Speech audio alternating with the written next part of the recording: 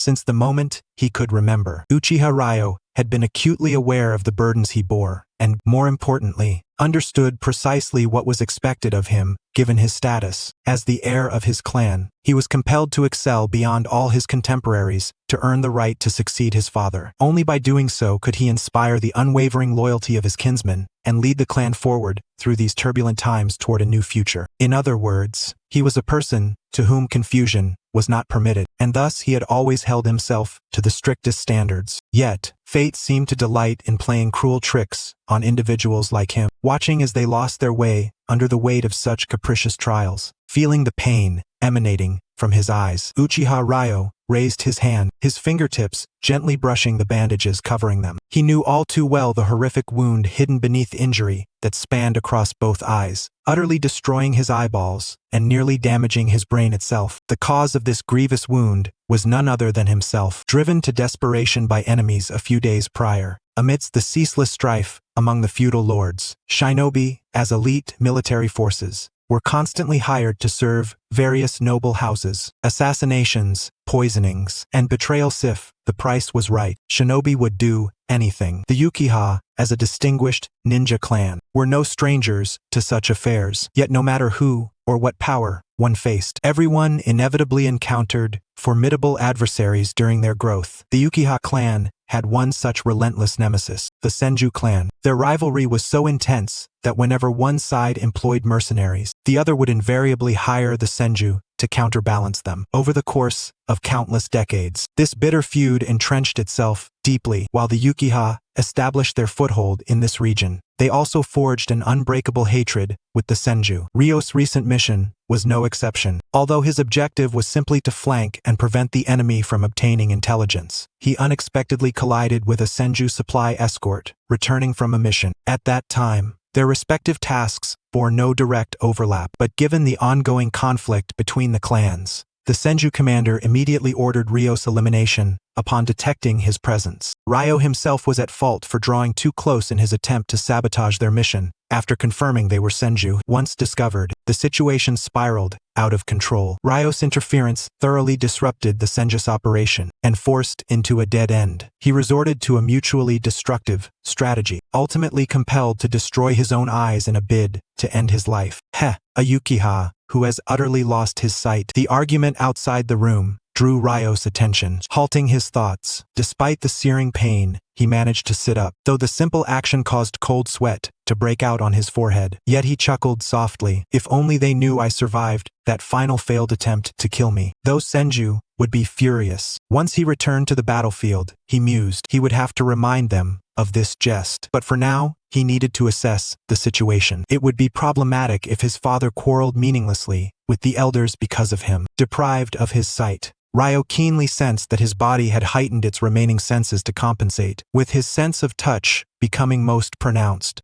Is tatami supposed to feel this rough? This is a wall. It should be fine if I keep close to it. Ouch. Was there something here before? His hands moved downward, eventually encountering the cool wooden surface of a table at about mid-thigh height. Is this a low cabinet for ninja tools? To have it here, I must be cautious as I maneuver around. Before Ryo could encounter further trouble, the distinct sound of a sliding paper door scraping along its wooden frame echoed, accompanied by hurried footsteps and a worried male voice. Ryo, you're gravely injured. If you need anything, just call out. Why are you trying to get up on your own? Father. Ryo ceased his movements and turned toward the voice, falling silent as he struggled to find words. After all, this accident was a consequence of his unauthorized deviation from the mission, which led to his discovery. Though both the original assignment and the extra objective were ultimately accomplished, and despite his grievous wounds, he had survived it at the cost of losing the eyes so vital to the Uchiha, destroyed by his own hand. In the midst of his confusion and unease, he heard footsteps approaching, followed by broad, warm hands resting gently on his shoulders. His father's voice resonated once more. Don't overthink things. What you need now is rest. For both me and the clan, your survival is paramount. That's right, Ryo. What you should focus on now is recovery. A stern voice added, and though you acted without permission, you did not disgrace the Uchiha name. You successfully sabotaged the enemy's supply convoy, gaining an advantage for our front lines. Your mission was not a failure, and you returned alive. Even the veterans wouldn't have done better. Ryo strained to recognize the voice. Is that the great elder? Yes, it is. In any case, you must recover fully. We will find a way regarding your eyes after all. You are the heir. No. Ryo lifted his head. His fist clenched slightly within his sleeve as he faced the source of the voice. Please, father and elder, seek another to inherit the position. Ryo, don't say that you. Father, I know my injuries best. When I acted, I was cornered and intended to end my own life, even to the point of destroying my brain. Surviving is mere luck, perhaps owing to an unconscious cowardice at the brink of death, given the extent of damage to bones and nerves. With our clan's current medical capabilities, recovery is impossible. There is no need for you or the elder to trouble yourselves over my eyes. Ryo shook his head slightly, wincing as the movement stirred his wounds. The urgent matter now is to stabilize the clan's emotions. We must prevent rash vengeance against the Senju. While passion can grant us great strength, it also risks clouding judgment and leading to poor decisions. I hope everyone can remain calm. Even if we seek retribution against the Senju, it should not be now, but at a more opportune moment with a coordinated counterattack to secure victory and avoid needless losses. The priority is to stay vigilant against their inevitable, furious retaliation. Though it was a desperate act, I did destroy their supply route and the large quantities of materiel being transported. I ask both of you not to hesitate in directing the clan's anger onto me. Having a target for their venting will calm them swiftly and encourage a more cautious approach toward the Senju. If I can contribute to the clan in this state, I am content. Ryo, you are truly a worthy heir. If not for this incident, the great elder sighed softly. In any case, I will discuss the aftermath with Tajima. You need not worry further. Your condition is still uncertain. For now, stay home and recuperate. Other matters can wait until you have healed. Hearing the elder's words, Ryo could not help but reveal a bitter smile. If I were truly a worthy heir, I would not have been so arrogant as to believe I could evade the Senju sensory ninja and escape unscathed by relying solely on my current strength. Unfortunately, this realization has come far too late. It is never too late to recognize one's mistakes. Rin, you have done exceptionally well. You are only 13 years old, and compared to us, you still have an infinite future ahead. Do not define your destiny at this very moment. Tajima Uchiha's countenance was solemn as he raised his hand to gently stroke his eldest son's hair. His voice grew increasingly low and tender, yet his expression betrayed an unmistakable sorrow that he struggled to conceal. If anyone must apologize, it should be me. As a father who has been too powerless to protect his own child from our adversaries, the fault lies with me, not you, and certainly never with you. Feeling the warmth emanating from his father's palm, Rin's nose tingled with emotion. However, the wound on his face, which had damaged not only his eye, but also his tear glands, prevented him from shedding tears even as it healed. Lowering his head, he smiled softly and said, "No, Father, you have always protected us. It was I who failed to understand my own capabilities and made a wrong decision, leading to this predicament. But please, rest assured, as you said, I still have an infinite future. Even if I cannot regain my sight, I will continue to hone myself and will never allow the name of Uchiha to be tarnished. The name of Rin Uchiha will once again reverberate across the lands." Upon hearing this, Tajima Uchiha finally revealed the first smile of the day. He reached out to support Rin's arm and helped him slowly toward the bed. "Well said. You truly are my proudest son.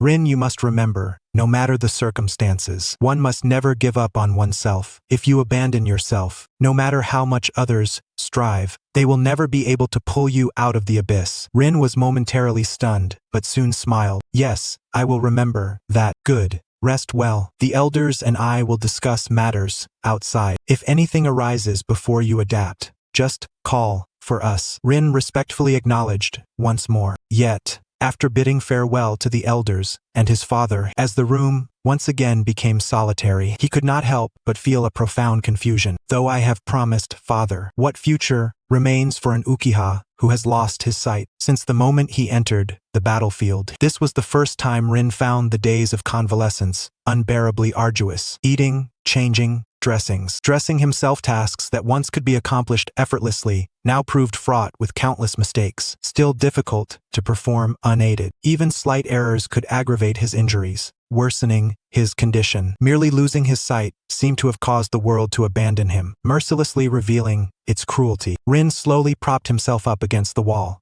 replaying the events of that day in his mind. A torrent of negative emotions surged from the depths of his heart. Do not speak of battle after losing my sight. Even normal life has become a formidable challenge. Though I told father I would regain my spirit, can I truly do so? Moreover, can an Uchiha without the Sharingan still be called an Uchiha? Despite the turmoil of thoughts, when he heard the sliding of the paper door, all the resentment and bitterness on his face dissolved, leaving only a faint, warm smile. At this hour, could it be Madara? At the sound of his voice, a deliberately composed yet youthful voice responded, "Yes, it is I. Brother, has your condition improved at all?" Listening to footsteps approaching him, Rin smiled. "Of course, brother is recovering well. The pain has mostly subsided, and in a few days, I should be able to move normally." Madara knelt beside Rin, carrying a medicine box. "Father summoned me yesterday to discuss a new heir selection process. Is that so? That's excellent. After all, Madara, your talents are exceptional. I believe you will do better than I ever did. But doesn't brother find the elder's actions excessive?" Madara pursed his lips, furrowing his brow. "They did not even wait for your recovery to attend the meetings. They intend to revoke your position as heir through a so-called vote." Rin was taken aback. Reaching toward the source of the voice, he soon felt his brother's hand grasp his own. He held Madara's hand firmly and lowered his voice. "Madara, some matters cannot be judged by appearances alone." Hearing this, Madara's anger flared. "Then, at least wait until brother recovers and can participate in the meetings. To exclude brother entirely and strip away all his rightful powers is simply too much. Not to mention the baseless rumors they spread within the clan." Feeling the pressure through their joined hands, Rin smiled wryly. "It is not as you think, Madara. The elder has already explained this to me. This was a decision made after careful discussion, and in fact, it was my own. The situation is rather complicated." "What's so complicated about it?" "This is nothing but a distortion of the truth. Brother accomplished the mission brilliantly, successfully disrupting the Senju's supply lines, securing an advantage for our battle. The clan's criticisms are pure slander." Though warmed by Madara's defense, Rin softened his tone to explain, "While our clan gained an advantage through my actions, it undoubtedly enraged the Senju clan. Naturally, emotions on both sides shifted. Our clan wishes to press the advantage, but the Senju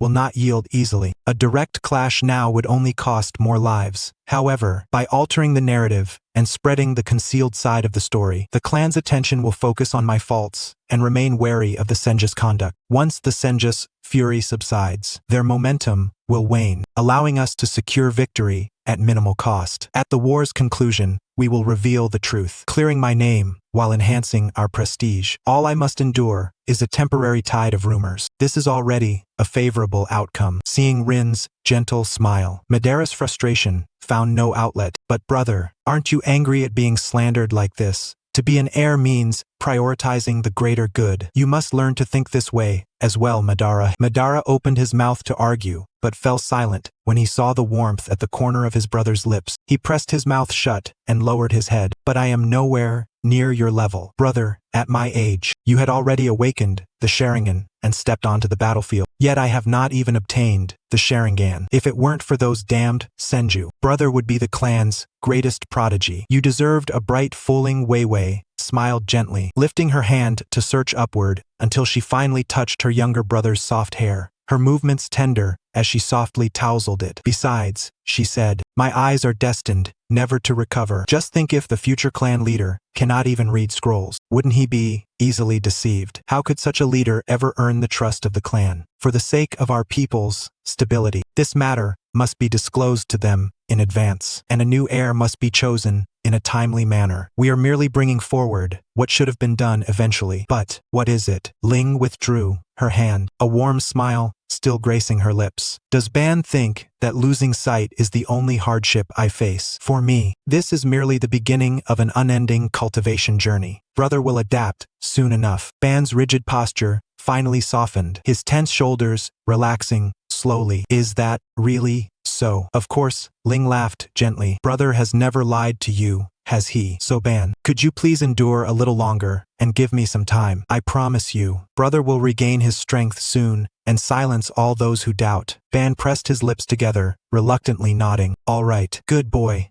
Ling couldn't help but reach out again to ruffle her brother's hair. How about, when brother recovers, I'll take you out for some bean curd sushi. Ban puffed out his cheeks, but did not pull away, allowing Ling to mess up his hair. Really, big brother, I'm not a child anymore. Yes, Ling chuckled, withdrawing her hand. Even though you are only 7 now, with Ban's growth rate, you will soon be a worthy heir. I must be mindful of my conduct. Big brother, Ban's hair bristled once more. Honestly, nagging me like this makes me forget I'm here to help change your bandages. Enough laughing. Lie down now. Haha. Ling laughed loudly, but a sharp intake of breath followed as the movement tugged at her wound. Still, she did not forget to tease her brother. Indeed, Ban, your personality is truly endearing. Big brother. Although he had uttered some striking words while conversing with his younger brother, claiming that this was merely the commencement of an unending journey of cultivation, Ling's heart remained fraught with uncertainty. His declarations were essentially a means to soothe the unease lingering within his family, even though he himself was equally unsettled. Being unable to see, even if the physical wounds had mostly healed, still presented numerous inconveniences. Ling, barefoot, groped along the walls as he progressed through the room, simultaneously committing to memory the path he had traveled. Relying solely on physical senses makes it exceedingly difficult to perceive the surroundings clearly. Perhaps I should consider employing sensory ninjutsu. That hurts. Ling crouched down, clutching his knees as he massaged the bruised areas to alleviate the pain. It seems that until I fully acclimate to the darkness, I cannot afford to be distracted while walking. I must diligently train both my chakra and sensory ninjutsu. Once the discomfort subsided, Ling resumed walking, this time directing his entire focus to his senses. After circling the room several times and feeling confident that he had memorized the interior's layout, he finally released his grip from the wall and strode boldly across the chamber. Yet matters were far from as simple as he had imagined. Following a series of mishaps, falling, stubbing his toes and striking his forehead, Ling once again reached out to the wall for support and sat down, rubbing his forehead. Indeed, it was naive to rely solely on memory without expending chakra. Perhaps I ought to consider summoning a spirit beast. But within the clan, securing a spirit beast requires passing a trial alone. Truly, I must first overcome the hindrance caused by my lack of sight. After all, the fluctuations of sensory ninjutsu are too conspicuous, and sustaining chakra for extended periods is arduous. If I were to face combat, Ling was still pondering how to surmount his visual impairment when, in another room of the manor, Uchiha Madara was also lost in thought. However, Madara's reflections differed. He was contemplating the events he had encountered at the clan academy yesterday. After class ended, as he was about to begin training, he overheard some peers gathering to slander Ling, their remarks growing increasingly excessive. Unable to restrain himself, Madara struck the slanderers until they wept. When one of them attempted to escalate the conflict by summoning his older brother, 2 or 3 years his senior, to retaliate, Madara, undeterred, boldly faced the two opponents single-handedly. At the cost of a bruised left eye socket, he defeated them both, striking with even greater severity than before. The two brothers, having failed to provoke Madara, sought reinforcements and confronted him outside the academy that very morning. Just as Madara braced himself for a 3-against-1 brawl, the newcomers refrained from immediate violence and instead earnestly inquired about the cause of the dispute. Madara recognized the speaker as Uchiha Akihiko, son of a pro-war elder within the clan and one of Ling's formidable rivals vying for the position of heir. It is worth noting that the Uchiha clan's succession contests are held among peers based on the age of the clan leader's son. If the leader's son cannot decisively surpass his contemporaries, the heirship is transferred to the strongest among them. Following Ling's recent misfortune, Akihiko should have assumed the role of heir, yet all their peers had chosen to forego the opportunity. Coupled with Ling's successful sabotage of the Senju's supply lines, a new heir selection process was initiated, allowing Madara to participate.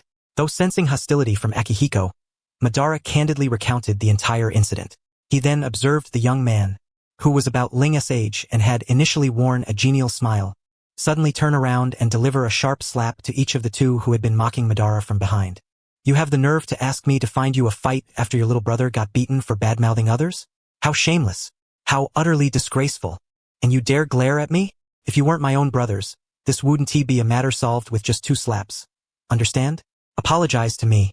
Even Madara himself could not deny the Uchiha clan's sometimes near-ridiculous protective instincts.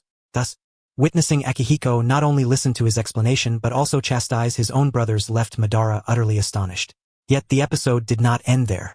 After compelling his brothers to apologize, Akihiko discreetly pulled Madara aside, his expression somewhat bashful as he spoke. Ahem, Madara, you know your elder brother has encountered quite a few troubles lately. My father is staunchly pro-war, and upon receiving orders to hold position, he inevitably grumbles on his way home. My brothers are mere imitators. They don't truly comprehend the situation, so please don't blame them too harshly. Madara lifted his gaze, his face a mask of incomprehension. Ahem, in any case, please tell Brother Ling that regardless of what the clan members say, we peers stand firmly by his side. Tell him to rest and recover well, we're all awaiting his return. As for my brother's slander, don't mention it. I will make sure to reprimand them when I return. I owe you this favor. Madara was left puzzled, wondering why. However, Akihiko showed no intention of further explanation. He grabbed one brother by the arm, grumbling as he hastened away, evidently preparing to deliver a stern lesson upon returning home. After absorbing this information, Madara's expression was one of utter bewilderment.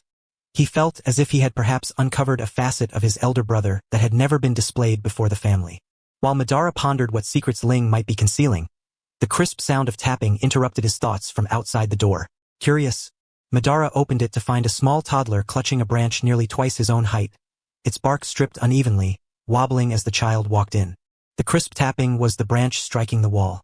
Madara hurried forward and grasped the stick the toddler was wielding as he moved about. Izuna, what are you doing? Is there something you wish to accomplish?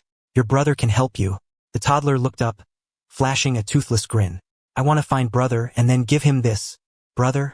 Madara tilted his head and smiled, taking the boy's hand. Let us go together.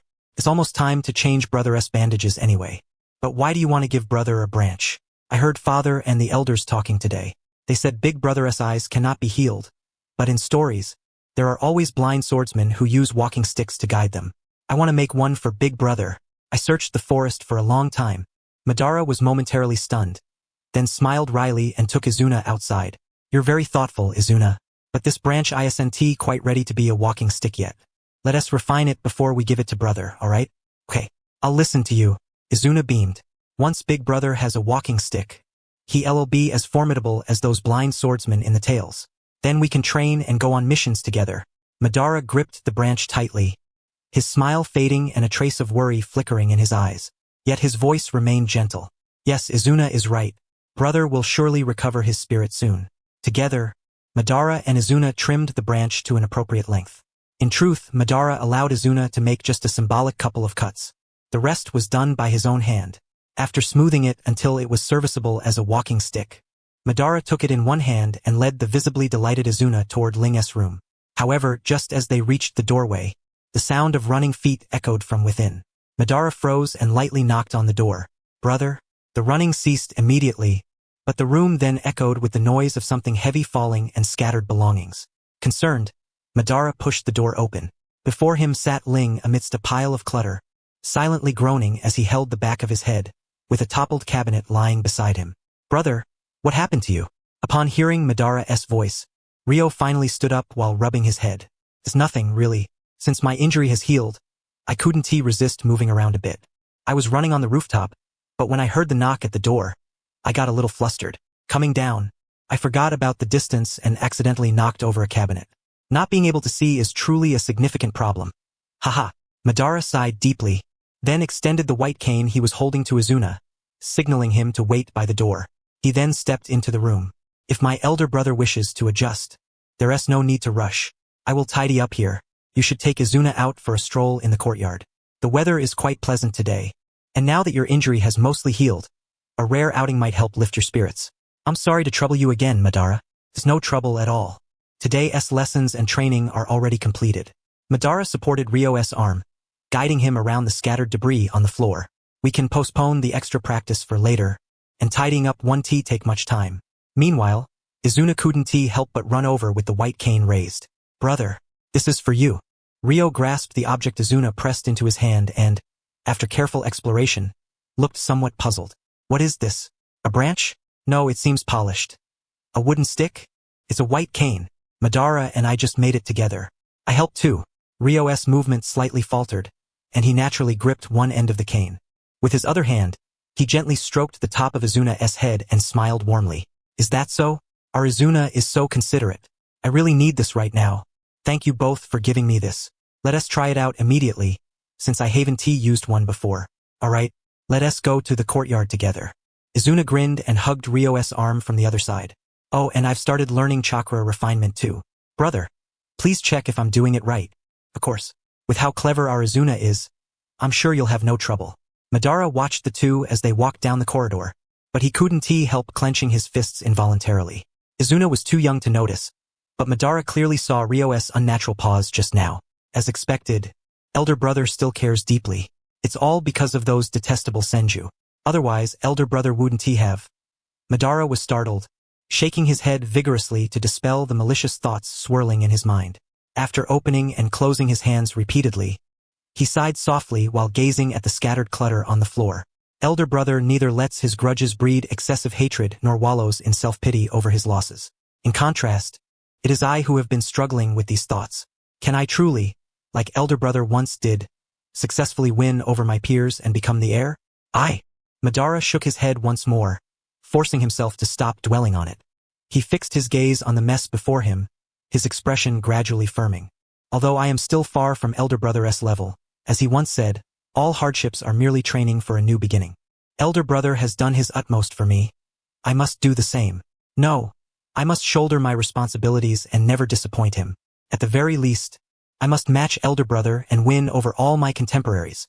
Having spoken these words within himself, Madara clenched his fists anew and, after repeatedly affirming his resolve, began tidying the room. Yet, the overwhelming intensity emanating from him suggested he might be overexerting himself.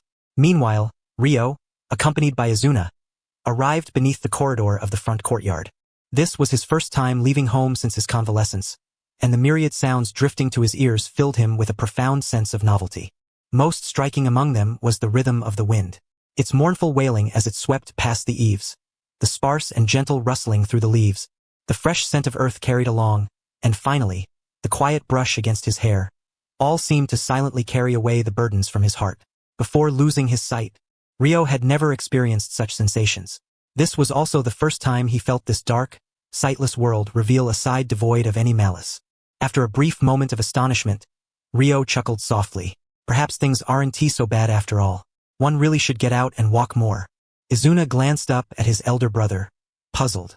He couldn't quite understand why a mere breeze would evoke such a gentle smile. Yet he liked the smile from his brother. During the time spent healing after their mission, although Ryo smiled, it always felt distant. None of those smiles warmed his heart like this one did. As expected, brother is just like the blind swordsman from the stories, only missing a white cane. When I grow stronger, I'll definitely give brother an even better one. Unaware that his younger brother had quietly labeled him thus, Ryo was indeed in good spirits. He lowered his gaze slightly. Didn't Izuna say he wanted to show me something new he's learning? What is it? Chakra refinement. The clan teacher said I'm the fastest in progress. Is that so? Our Izuna is truly remarkable. Ryo reached out to ruffle Izuna's hair. Brother will pay close attention. Izuna, why don't you try refining your chakra now? Izuna nodded vigorously, then took Ryo's hand and sat down at the edge of the corridor. Closing his eyes, he concentrated, beginning to refine his chakra just as the teacher had instructed a few days prior. Ryo placed his hand on Izuna's shoulder, attentively feeling the flow of energy within him. After a moment, he smiled gently and withdrew his hand. It seems we have a little prodigy in the family. Really? Izuna immediately stopped refining his chakra, looking elated. Then teach me a bit more. That lightning style you used before was so cool. Teach me that one. Ryo shook his head slightly. That one do. Hey brother, please teach me.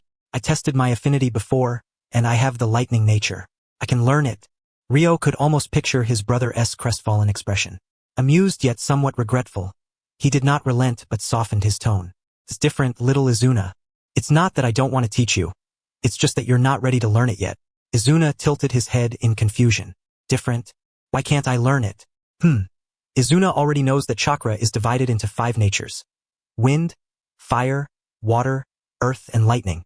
If your body does not contain chakra of the corresponding nature, you cannot learn ninjutsu of that nature.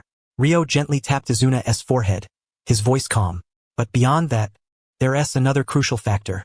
The amount of chakra you possess. Given a fixed ninjutsu power, Lightning style consumes more chakra and demands greater physical strength. Right now, your chakra reserves are insufficient to perform that technique. Izuna was not one to throw tantrums when denied something. After understanding the explanation, he felt a bit disappointed but did not persist. Instead, he shifted his attention to another question. Then how much chakra do I need to learn that super cool ninjutsu? For safety's sake, you'd need at least 20 times your current amount. Plus, you must master nature transformation and rapid hand seals. Your physical constitution also needs to improve. With your current body, you can't use it smoothly. After all, that technique is something I developed further myself, so it suits me better. For others, the requirements are more stringent. Izuna's feline eyes widened. 20 times? Yes, lightning style demands a lot from the body. You see how quickly I recover after missions? That's thanks to my constant training. A strong body is indispensable to wielding such a stylish fighting style. Just beginning to explore chakra, Izuna found himself overwhelmed, lowering his head to count his fingers. His voice carried a hint of existential doubt. 20 times the chakra, more physical training, mastering nature transformation, and rapid hand seals. Is it really this hard to fight coolly? Well, Izuna, there is no need to be anxious. As you grow older, your body will more effortlessly refine chakra. For now, it is better to focus your main efforts on enhancing your physical fitness and practicing hand seals. Ling chuckled softly, reaching out to touzle his younger brother's hair. But there are things you can learn even now, you know? If you apply yourself diligently, you will one day surpass your peers by a great margin. Izuna immediately perked up, gripping Ling's arm eagerly. What is it? Is it something cool too? Ling lifted his head, his voice tinged with hesitation. Well, probably. After all, this is a technique usually learned after mastering hand seals. Then I want to learn it. Haha, alright, but remember to be careful while practicing.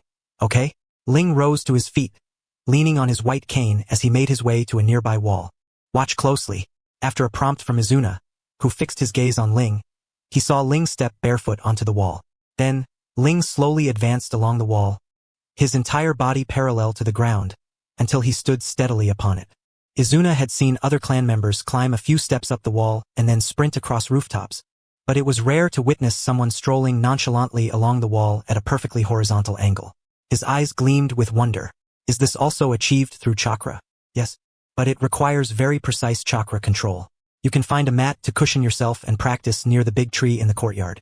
Ling turned around, descending the wall slowly and sitting beside Izuna once more. When undertaking missions, we often encounter harsh environments. The ground beneath us is not always solid earth. Muddy swamps, slippery moss, or unstable water surfaces.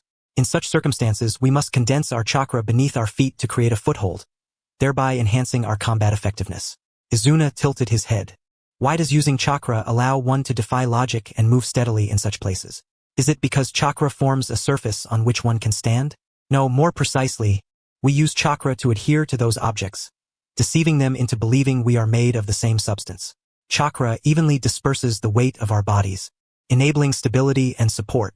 Different surfaces require different chakra applications. The more unstable the ground beneath our feet, the greater the chakra expenditure. Timely adjustments are necessary to move freely. However, the chakra consumed in such movement is negligible compared to that used in releasing ninjutsu, so there is no need to worry about exhausting chakra. Therefore, at your age, when your chakra reserves are relatively limited, training like this will develop you more effectively than practicing ninjutsu. I will share some key points with you now. If anything is unclear, ask at any time. Do not keep it to yourself, alright? Yes. I will listen carefully and ask whenever I don't understand. When Madara finished tidying the house and stepped outside, he saw his elder brother barefoot in the courtyard, raising his hand protectively as he guided his younger brother step by step up the tree. A smile crept to his lips as he raised his voice slightly. Is the elder brother instructing Izuna in the arts of climbing trees and walking on water? Yes. Ling maintained a half-squat posture, keeping his arms suspended about a hand's distance from Izuna. Izuna is quite talented. He can now walk steadily 7 or 8 steps. Hey! Izuna is doing great. Madara smiled as he entered the courtyard. At my age, I could only manage 3 or 4 steps. While Madara spoke, Izuna's foot slipped, and he fell. Ling caught him in his arms smoothly. Not bad, this time Izuna managed 10 steps. How exactly do you release chakra under your feet? Izuna's small face looked frustrated. If you use too little, you cannot stand. Too much and you stick and cannot lift your foot or you get repelled. Standing also feels unbalanced. This is so difficult. Haha, that's perfectly normal. Took me an entire day to learn it. Madara chuckled. But there is a trick. Start by using your hands to feel it out. Once you roughly master how much chakra to release, switch to your feet. That way, even if you're unsteady, you 1T fall easily. Izuna's eyes sparkled, about to speak. But Ling smiled and said, Madara, you originally learned this because you fell from a tree into water, couldn't swim, and the adults weren't around, right? Madara's face flushed. Elder brother, you don't have to say that. Ah, it is a no big deal. I learned it because I climbed too high and couldn't get down. I had to learn quickly to get home on time. Ling laughed heartily, holding Izuna close. The first time I used this technique, I was clumsy, using both hands and feet. What you're doing now is nothing. After that day's walk with Izuna, Ling's mindset began to shift. No longer confining himself indoors to familiarize himself with his body. He started wandering the clan grounds, cane in hand, gifted by his brothers. The clan's reactions to Ling's behavior were mixed. This division was peculiar. Those who criticized Ling were mostly seasoned veterans and the older generation, as well as the youth and children who experienced a generation gap with him. Meanwhile, those who had recently entered the battlefield, led by Uchiha Akihiko, the youth cohort, almost unconditionally supported him. To outsiders, this meant that whenever Ling left his home, he was invariably accompanied by a peer with no mission. Sorry for putting you in a difficult position. Uchiha Akihiko looked somewhat awkward but, seeing the scar across Ling's face, refrained from saying anything harsh. If you truly feel burdened, then pull yourself together quickly. Our duel is far from over. Akihiko, you really don't give up easily, do you? Ling chuckled softly. How about practicing with me now? Uchiha Akihiko first glared at the child who was about to speak, pointing to Ling's scar, then revealed a disdainful expression. You want me to bully a blind man? Do I have no pride? Ling was unbothered. My taijutsu is still fine. I've recently resumed training. Akihiko stroked his chin and said, Then let us go to the back mountain. It's less crowded there. Let us go to the training ground. Ling shook his head slightly, a faint, helpless smile on his lips. You don't have to protect me so much anymore. After all, in a few days, when this war ends, things should settle down. Hearing this, Akihiko turned to appraise Ling's attire once more, finally resting his gaze on the scar across his face. His expression changed to one of realization, but he couldn't help clicking his tongue and shaking his head. You're a filthy one inside. No wonder you didn't cover your eyes. Ling smiled lightly, raising a finger before his face. You have to leave some clues for what comes next. Even a performance must be done fully, right? TSK wasting my goodwill. Uchiha Akihiko hooked his arm around Ling's neck. Come on, training ground. If I don't thrash you rotten today, I won't be able to ease this grudge in my heart. Then I'll have to beg you to go easy on me. Hey, slow down, slow down. I still need to count my steps. Akihiko slowed his pace, but hearing the crisp tapping of Ling's cane on the ground, he couldn't help but admire him once again. Since Ling had become one of the strongest contenders for the airship, he naturally had his own strategy. Upon hearing Ling's words, coupled with recent clan rumors and the battlefield's developments, Akihiko knew exactly what was going on. Ling had set a trap using the conditions at hand and outmaneuvered them. First came the rumor that Ling failed a mission and lost his eyes, prompting the clan to contract their front lines and avoid the wrath of the Senju clan's fury. Then, by pretending to be recuperating from his injuries to avoid conflict, he allowed the clan members to vent their grievances towards him while simultaneously focusing on selecting the next generation's heir. When the Senju clan began to lose their advantage on the battlefield, Rin once again ventured out, making no effort to conceal his injuries. As one of the strongest clans in the ninja world, how could the Uchiha not discern the true nature of Rin's wounds? Whenever doubt arose, most Uchiha, by their very nature, would investigate on their own. Once they unearthed the hidden truth, their guilt and inner turmoil would inevitably direct their attention toward Rin and Madara. This, in turn, would be an ineffable boon for Rin's restoration of reputation as well as for Madara's involvement in selecting the next heir. This stratagem not only safeguarded the clan's interests but also enhanced its cohesion. Ultimately, Rin himself suffered no further losses beyond a brief period of criticism. Yet, words can be perilous. Even when aware of this, how many could truly bear such pressure? Contemplating this, Uchiha Akihiko could not help but shake his head silently. He asked himself honestly, if he were to encounter a misfortune like Rin's, it would be impossible for him to immediately suppress his own feelings and, with a cold calculation, use his pain to pave the way for his brother and the clan. Rin Uchiha was truly a madman who could maintain composure at all times. Having once competed alongside him and thus knowing Rin's temperament, when rumors spread within the clan that Rin had lost an eye due to a failed mission, Akihiko's first reaction was disbelief. Unless one betrayed the clan, The punishment for mission failure was at most a deduction from the mission reward to compensate the clan's losses, or at worst, being sent to the clan archives to copy ninja techniques and history. The Uchiha, renowned for their dojutsu, regarded their eyes as the very foundation of their identity. Therefore, unless the crime was unforgivable, the clan would never gouge out a member's eyes. Akihiko thus concluded that there was more beneath the surface. After some brief discussions with a few former rivals, he grew even more certain. This was why, upon meeting Madara that day, he spoke those words to him. He wished to use Madara's voice to convey some internal clan movements to Rin. Seeing the scars on Rin's face, Akihiko was even more convinced that the clan's current atmosphere was deliberately stirred up. Empathizing, he and a few others gathered their peers to stay close to Rin during off-mission times, hoping to shield him from gossip. But in reality, Rin had already planned everything. He was simply a meddler meddling in others' affairs. Hearing the snort beside him, Rin could not help but defend himself, saying, "This matter is not entirely my doing. After all, you've seen my current condition. The progress we've made so far is largely thanks to the elders and father's efforts. That must have been your idea first, right?" Uchiha Akihiko clicked his tongue. "Even with wounds like these, you're still scheming. You really are a madman. Heck, with this broken body, I probably won't be able to contribute much more to the clan. So it's necessary to do what I can now while I still have influence. Besides, as the previous heir, since I've managed to survive this time, I can't afford to become a burden to the clan, can I? Otherwise, the clan members would question the judgment of father and the elders." Upon hearing this, Akihiko sighed softly in his heart, but couldn't help muttering aloud, "Wait, does Madara know you're this ruthless?" Rin did not answer but smiled instead. "Madara is talented and hardworking. He will only do better than me in the future. That kid?" Akihiko scoffed, waving his hand. "That's only because you're still alive. If you were dead, never mind the clan's reaction. Few of our generation would accept that kid as clan leader. Madara may be responsible and talented, but the head of the clan doesn't need someone with his kind of stubborn idealism." "Stubborn idealism, huh?" Rin chuckled softly. "But if one day, someone truly manages to convince Madara, they must share some grand dream, right? One tree doesn't make a forest. One flower can't herald spring. If you find someone with shared ideals and work together, advancing both clans in unison would be a promising future."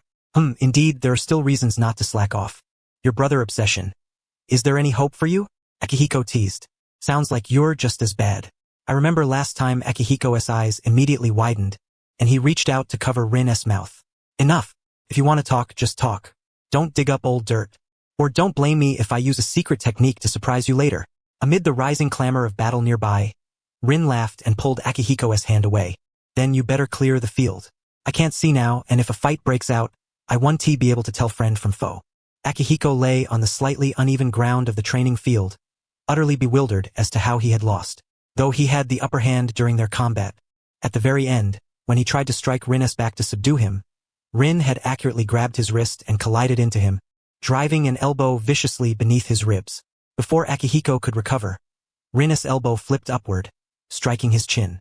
In a pure taijutsu exchange, where genjutsu and ninjutsu were forbidden, the outcome was self-evident.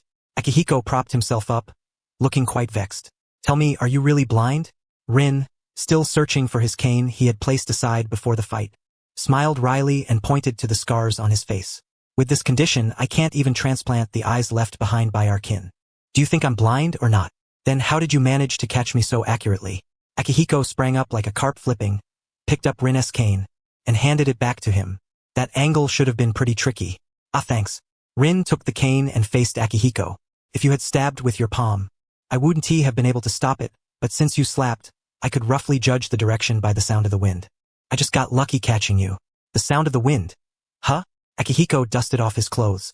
"Are you training your hearing?" "Yeah, I've done sound localization exercises before. It's a quicker way to adapt." Rin nodded slightly, a faint smile playing on his lips. "Besides, without sight, the world feels very strange. Many things I hadn't noticed before are magnified infinitely. Maybe I should start some anti-darkness training too?" Akihiko looked quite gloomy. "Why do I feel like we've drifted apart since you went blind?" "Ha ha ha, be confident. At least in genjutsu, I'll never catch up to you. Your genjutsu was never as good as mine. Even if you weren't blind, you still couldn't beat me." Akihiko scoffed. "But you, just wait until I surpass you in ninjutsu." Rin stood still for a moment, nodding in agreement. "Makes sense. I already expend a lot of chakra sensing the environment during battle. I shouldn't divide my focus on ninjutsu. Akihiko muttered, keep grinding. Then but these words he kept to himself. Instead, when he saw Rin struggle and finally choose a wrong path, he reached out and pulled him back. You took a wrong turn. Honestly, why don't you apply for a summoning beast? You have talent in combat and managed to catch up with the team on your own, but given your current state, you can't just rely on yourself to find the right route. Even on missions with partners, there are times when you have to split up. Rin fell silent again upon hearing this. Akihiko was right. Even though Rin could still fight and carry out missions, the pressing matter was to overcome the visual obstacle as soon as possible. However, Rin offered a helpless smile. Maybe some more time. Right now, if I want to fight, I don't even have enough chakra to maintain my strength. Also, our clan has only had diplomatic relations with the Nico clan for a little over a decade. The bond is not deep. I'm afraid it will be difficult to pass the Nico clan's test. You must have money, though? Last time I went, I met a greedy cat who accepted all summons. Highest bidder wins, starting at 1,000 yen per hour. No matter what, accepting all summons and highest bidder wins is just too better than nothing. By the way, Yugu, that fellow, has recently been raising crows because of his allergy to cat fur. You might want to consult him about this matter sometime. Crows?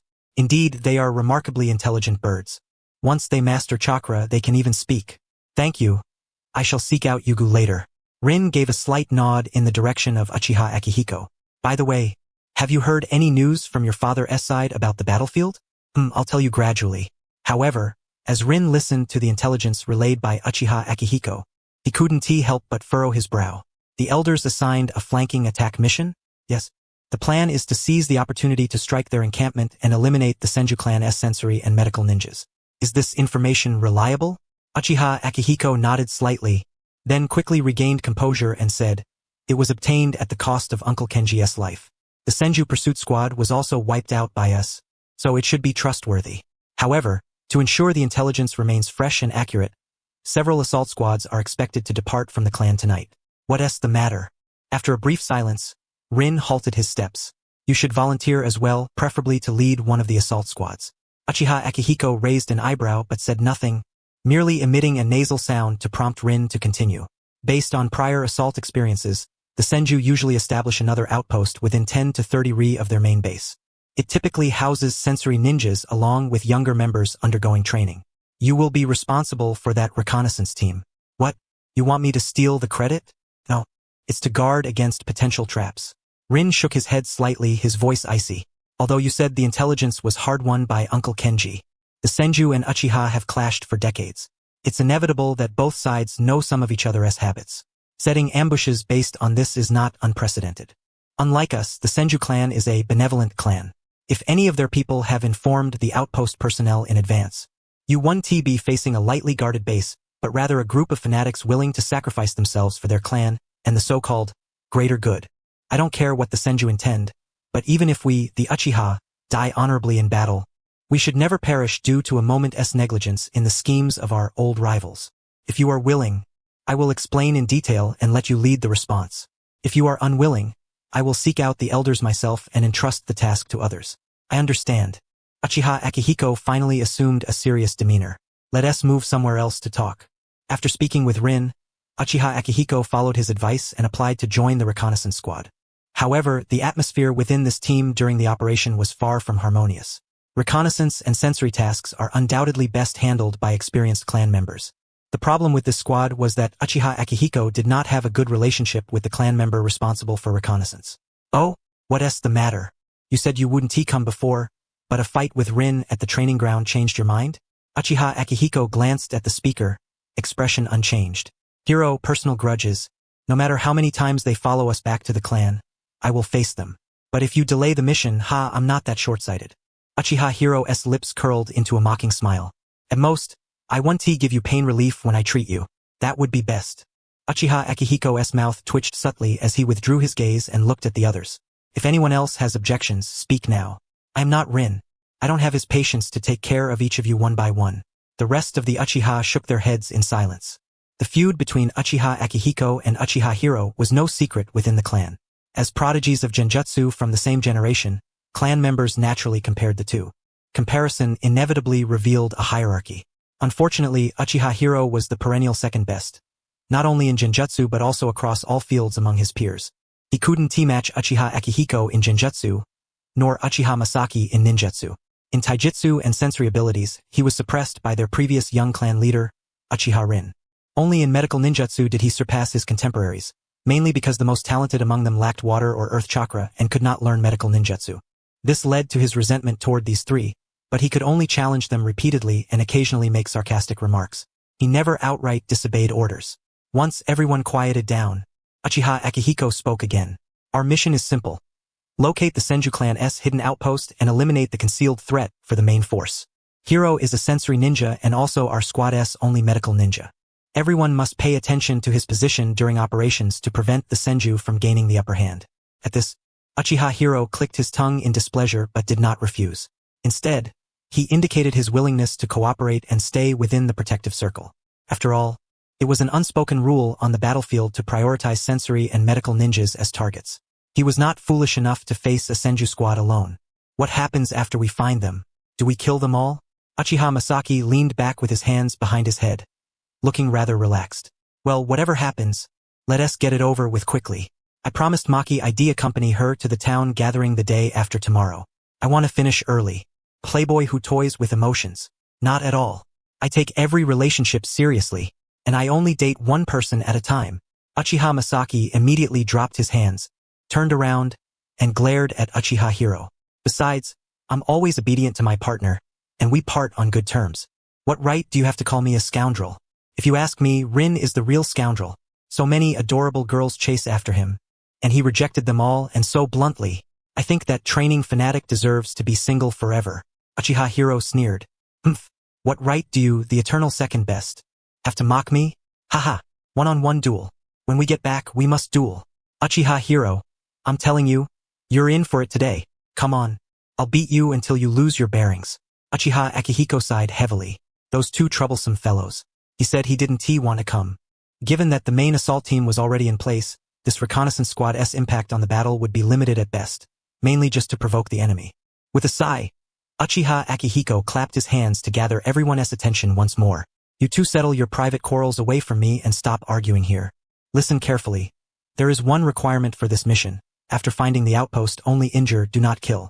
Also, Masaki, Hiro, you must be ready to use sealing techniques at any time. Mentioning the matter at hand, the two ceased their bickering. But after Uchiha Akihiko finished speaking, Uchiha Hiro frowned. Only injure, not kill? Since when have you been so kind to the Senju? Fool, this is clearly Akihiko's plan to restrain the Senju on the main battlefield. Uchiha Masaki laughed. Hey, such a cautious method doesn't sound like your style. Is this Rin-s doing that training fanatic? Uchiha Akihiko nodded, his expression one of disdain. If it weren't for Rin suggesting it, do you think I'd want to do a mission with you two troublesome guys? If Rin says so, then so be it, though it complicates things a bit. Uchiha Hiro frowned. Only injure, not kill? Torturing them half to death is fine, right? Or should we just break their limbs? That way they can't cause any more trouble. Hey Akihiko, what exactly did Rin say? Just that the operation must be swift and that the Senju should look pitiful enough but absolutely must not be killed. It's best if they have just enough strength left to limp back to the main battlefield but are powerless to fight back. That's easy. Once Hiro finds the outpost, leave it to me to command. Okay? Uchiha Masaki licked his lips, clasping his hands together with eyes full of intrigue. I'm best at playing cat and mouse games. Then it's yours. But watch the distance. Don't press too hard. Uchiha Akihiko took out a map. Rin told me about several suspicious areas earlier. I've marked them. Hiro, take a look and decide which direction we should set out from first. Shall we commence from this point in the east? Hiro extended his hand, tapping the map. Coincidentally, it was the area I harbored the most doubts about. Very well. You're more adept in this matter. I shall heed your judgment. Everyone memorize the route. As we advance, take turns employing the Sharingan to survey our surroundings. Uchiha Akihiko took up his pen and meticulously charted the course Hiro indicated on the map, then passed it to the clan members beside him. Everyone double-checked their assigned equipment, and 10 minutes later they set forth. Once officially underway, the squad fell into silence. Aside from the occasional low-toned exchanges between Uchiha Akihiko and Hiro, no other sounds disturbed the stillness. After 2 hours of reconnaissance, the squad finally made a breakthrough. Akihiko halted his steps, gazing at an entrance concealed in the darkness not far ahead. Without glancing back, Akihiko made several hand signs. Upon noticing his gestures, Uchiha Masaki's lips curved slowly into a smile before he vanished in an instant via body flicker technique.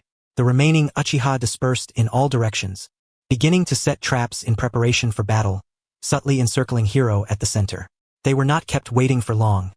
Dazzling flames erupted from the stronghold before them, and several unfamiliar figures sprang forth in an instant, scattering as they fled outward.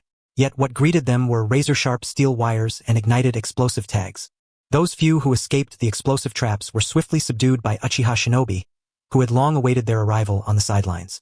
Is this the catch already? Where did you emerge from, Masaki? I've only triggered less than half of my traps. Ling really is overcautious, I sentihi. Hiro approached. I finished my inspection here. No explosive tags on them. Seems they're merely here for training. Let us interrogate them with genjutsu. Akihiko nodded, grabbing the leader by the collar and pulling him aside. His crimson three-tomo Sharingan eyes slowly rotated as he stared into the man's gaze. Yet, in the next moment, he abruptly flung the captive away and retreated. Fall back. Almost instantly, all the Uchiha shinobi ceased their tasks and withdrew. In the very next second, the ninja Akihiko had held exploded, his skin bursting apart on the spot. The shattered flesh and blood, along with the surging shockwave, hurled Akihiko over 10 meters, finally slamming him against a tree. He remained dazed for a long while. Hey, you still alive? With Hiro's assistance, Akihiko rose, clutching his forehead and cursing under his breath. A bunch of lunatics. What happened? Masaki's expression grew grim as he observed the green glow emanating from Hiro's hand. His scarlet three-tomo Sharingan spun slowly, alert to the surroundings while directing the clan to disperse and investigate. That person's mind is sealed? Même, à Genjutsu trigger de sealing technique. Akihiko frowned deeply. If the sealing in the brain is activated by genjutsu, it will detonate the explosive tags inside immediately. Those Senju maniacs are willing to risk their lives just for intel. Ugh, nothing serious, just forcibly interrupting the genjutsu caused chakra backlash. Hiro withdrew his hand. Don't use your dojutsu. It'll pass with time. Since you at least pulled the captive away before interrogation, I won't scold you. Can't guarantee all the Senju here aren't sacrificial pawns. Might as well kill them all. Masaki's crimson three-tomo eyes spun faster and faster. We're merely here to support the main battlefield. We aren't pushovers. Killing is possible, but we must retreat and bypass the main battlefield. Akihiko lowered his voice. I have a bad feeling, a very strong one. Hiro, I recall your elder brother is at the main battlefield. You have a summoning beast. Have them withdraw immediately as well. If there are any subsequent responsibilities, let them come to me. I will bear it alone. Hiro was momentarily stunned, his expression sour. Then what do you want me to say?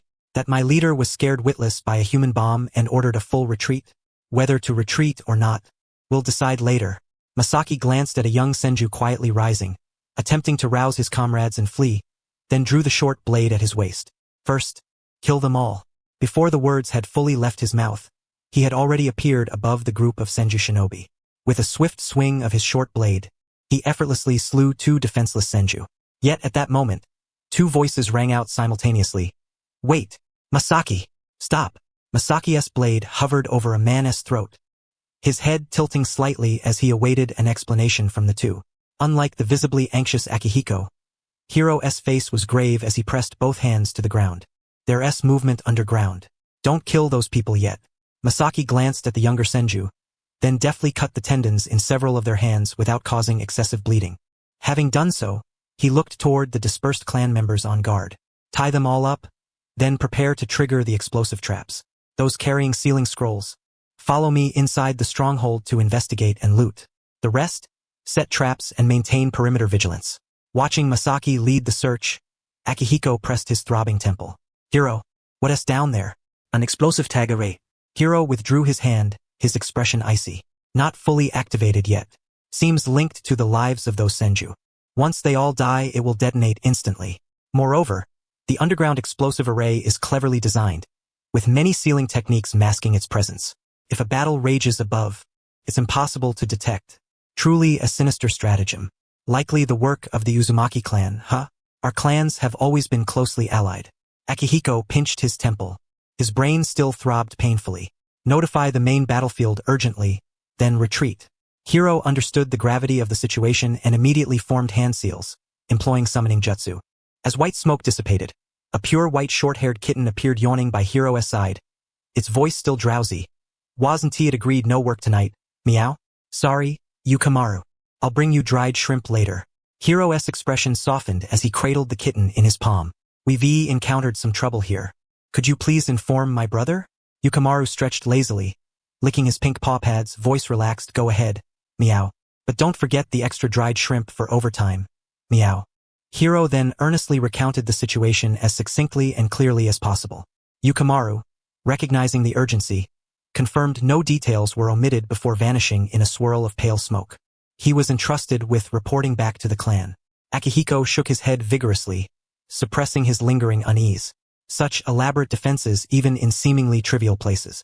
Those Senju bastards haven't given up. Hiro nodded slightly, glancing at Masaki leading the clan members out of the stronghold. How's it on your side? Absolutely clean. Even a mouse would cry leaving no trace. Masaki shrugged. Looks like they prepared to withdraw early. Or perhaps this wasn't a real stronghold at all. Just a decoy to mislead us. Let us evacuate quickly. Though I suspect the underground explosive array is linked to their lives, no one can guarantee it won't trigger something else. Hiro frowned deeply. For safety, we'll continue to probe along the route Ling provided. Akihiko, how are you holding up? Yeah, me fine. Let Masaki take command from here. Akihiko shook his head vigorously. Ling really is overly sensitive. Agreed. Masaki signaled the clan to cleanse the battlefield traces. Though his caution was rarely necessary, he was indeed a reliable comrade. Hey Akihiko, didn't you two fight before? How's Ling's recovery? Go ask him yourself when we return. No way. That guy only ever trains, and trains. Now that he is blind, it'll only get worse. I refuse to waste all my time training. Hiro, go duel him when we get back. Duel. Rookie. Uchiha Akihiko listened to the two of them whispering heatedly, feeling a sharp pain throb in his head. Those two troublesome creatures. Anyway, that's how it is, meow. Is that so? Thank you for coming to tell me so late. Rin let out a soft laugh, curling her fingers gently to stroke the chin of the fluffy ball. Your name is Yukamaru, right? You're Hiro's summoned beast. That's me. Meow. Yukamaru obviously relished Rin's touch, wriggling to expose his belly, then clasping her hand with his front paws. I haven't seen you in the cat village, otherwise I would have definitely sought a contract with you. Meow. Haha. Forming a contract with me is quite arduous. Would you like something to eat? I get my meals from Hiro during the day, meow. Yukamaru glanced up at the scar on Rin's face, purring softly in his throat. Then I shall go rest now. If you have anything, ask Hiro tomorrow, meow. Alright. As the words fell, Yukamaru transformed into a wisp of white smoke and vanished. Rin lightly rubbed the fingers that had just caressed the soft fur, sighing helplessly. If I had known it would come to this, I would have gone to the cat village to sign a contract with a summoned beast earlier. Hopefully, I'll have some luck when I visit Yugu tomorrow. Before Rin could even make her way to Yugu to see if she could find a crow as her summoned beast, the group led by Uchiha Akihiko arrived at her doorstep. Looks like last night's operation went smoothly. Rin waved to Madara, who had escorted her out. Madara, you should go train as well. Akihiko and the others will be taking me to Yugu. Madara glanced at the three men wrapped in bandages, a doubtful expression crossing his face, but in the end, he reluctantly nodded. Very well, elder brother. Take care on your journey.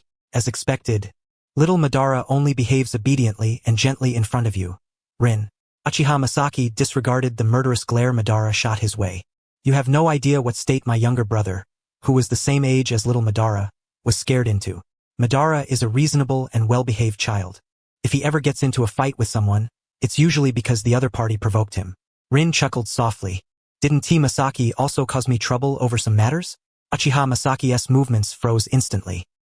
He clenched his fists and coughed to cover it before speaking. I was pursuing Chihiro back then, youthful folly, youthful folly. What's there to hide? I sent it just because Chihiro liked Rin, and you liked Chihiro, so you recklessly challenged her and ended up bedridden for 3 days? Uchiha Hiro sneered. I think you'll die sooner or later because of women. Uchiha Masaki growled. Uchiha Hiro, I'll fight you. Hearing the sounds of their scuffle nearby, Rin smiled faintly.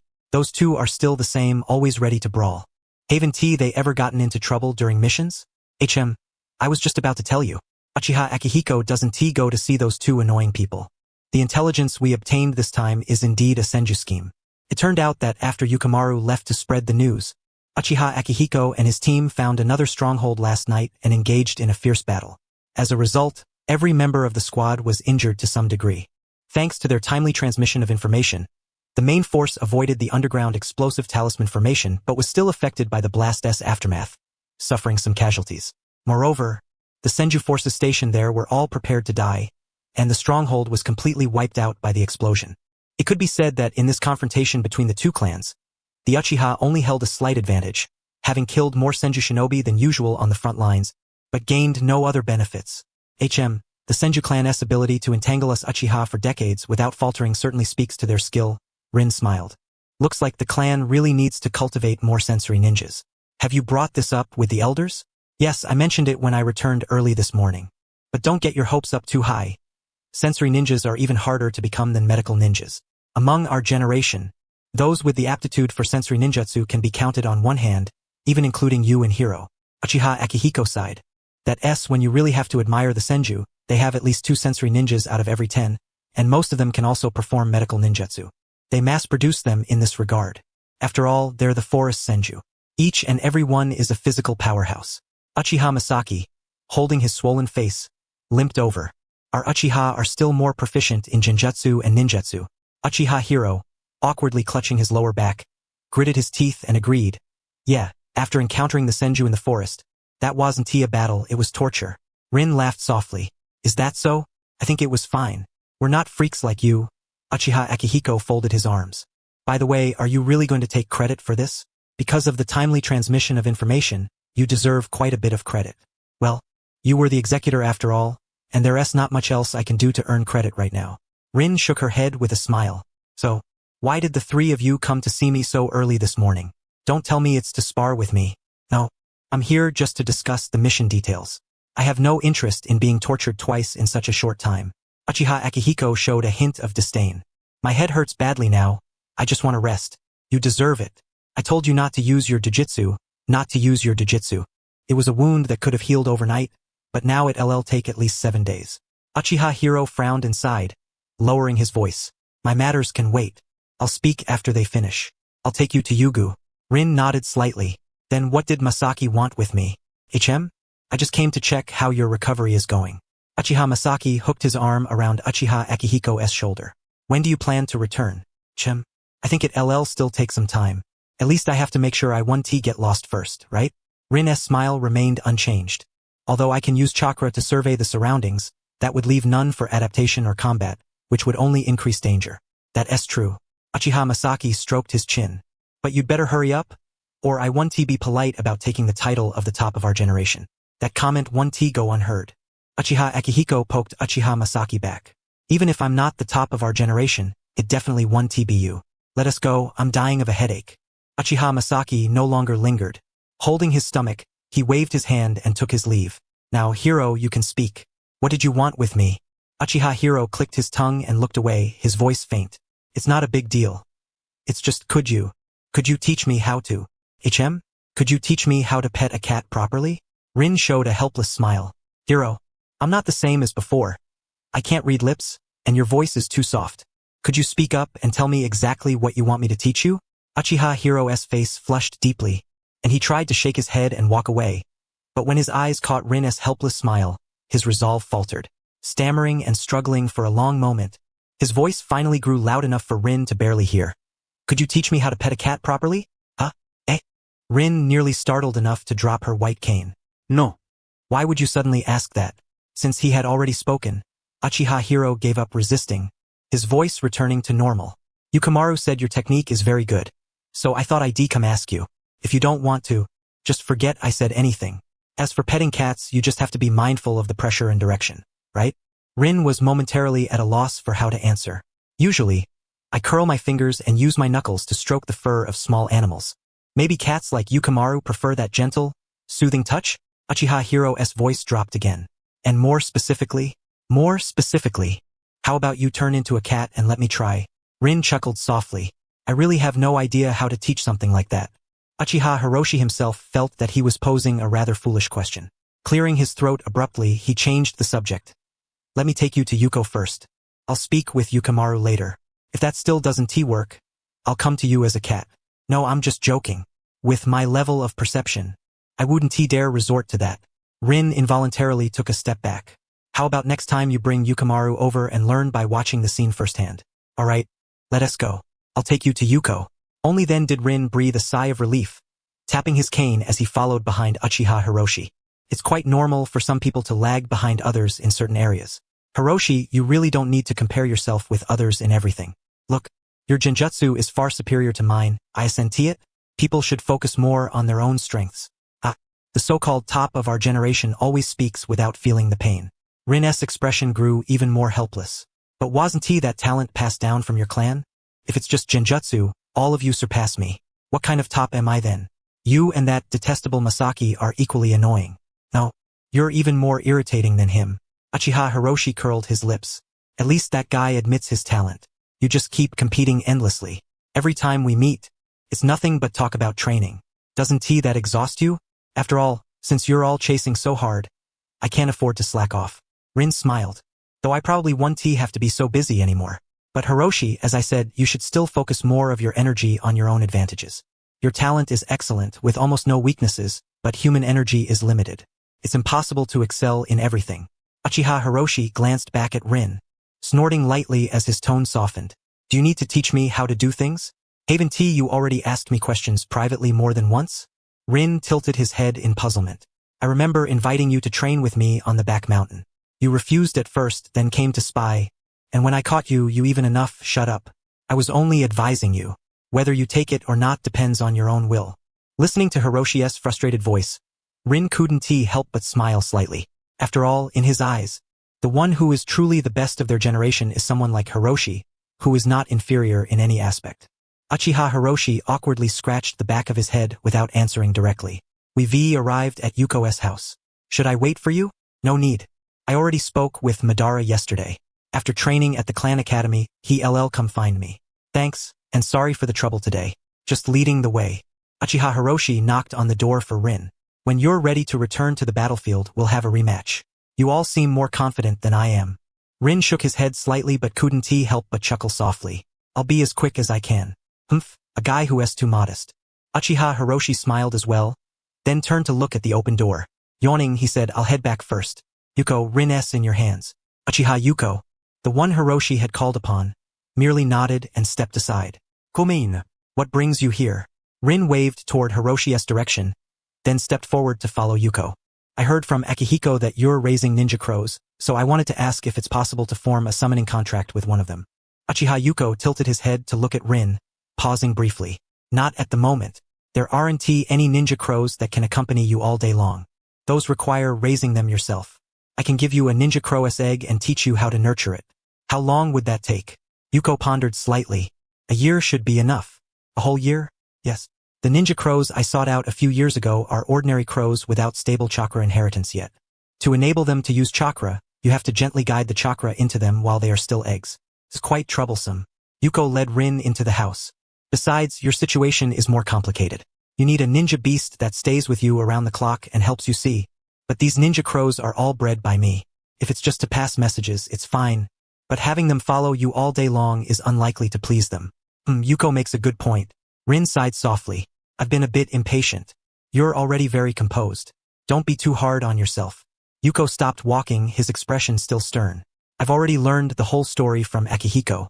I'm not good at fighting and don't have your level of calculation, but if this had been me, I would have given up and wasted the rest of my life. Rin, my father told me that the current clan leader was originally even more gifted than the son of the previous leader. Yet, even though he ultimately succeeded in taking the position, he never managed to win the respect of all his peers. But you did. Akihiko, Masaki, Hiroshi, they all possess outstanding talent but willingly follow you. Do you know what that means? Haha. Yuko, you suddenly saying that makes me a bit embarrassed. Rin awkwardly scratched the back of his neck. But I appreciate your kindness. Thank you. Yes, and you should replace that cane of yours. You'll probably continue specializing in taijutsu, and you can't go without a handy weapon. Your achievements should be enough to apply for chakra steel, right? You can apply for it. I'm just about to head to the land of iron to help with material procurement. I can find a reliable blacksmith for you then. Watching Yuko begin to ramble on about clan affairs, big and small, Rin didn't interrupt, only occasionally responding to show he was listening. Yet the smile never left the corner of his mouth. Looks like I'll have to work even harder. Madara still couldn't understand why his brother had spent most of the day outside only to return with 2 strangely colored eggs, and asked him to help make 2 cloth pouches for easy carrying. Even after Rin explained that they were important summoning beasts, Madara found it hard to grasp. To him, summoning beasts were merely aids. If needed, just catch them and use them. Spending time and effort to nurture them went completely against the original purpose. But when he voiced this thought, Rin reached out to rub the top of his head. That is not quite right, Madara. Summoning beasts are both power and companions. Would you say to a comrade, you're just a tool? No, I wouldn't. Madara still looked somewhat confused. But isn't the summoning contract just to borrow their strength? More than gaining power, isn't it about compensating for one's own shortcomings? Rin chuckled softly. Actually, my brother didn't even consider summoning beasts at first. After all, I can do everything they can, and even better. Besides, once you sign the contract, you have responsibilities. I was afraid it would delay my training, so the plan to go to the cat village kept getting postponed. Now, after suffering an accident myself, it's quite a headache. This shows that everything in this world has its irreplaceable role. Underestimating it will inevitably come at a cost.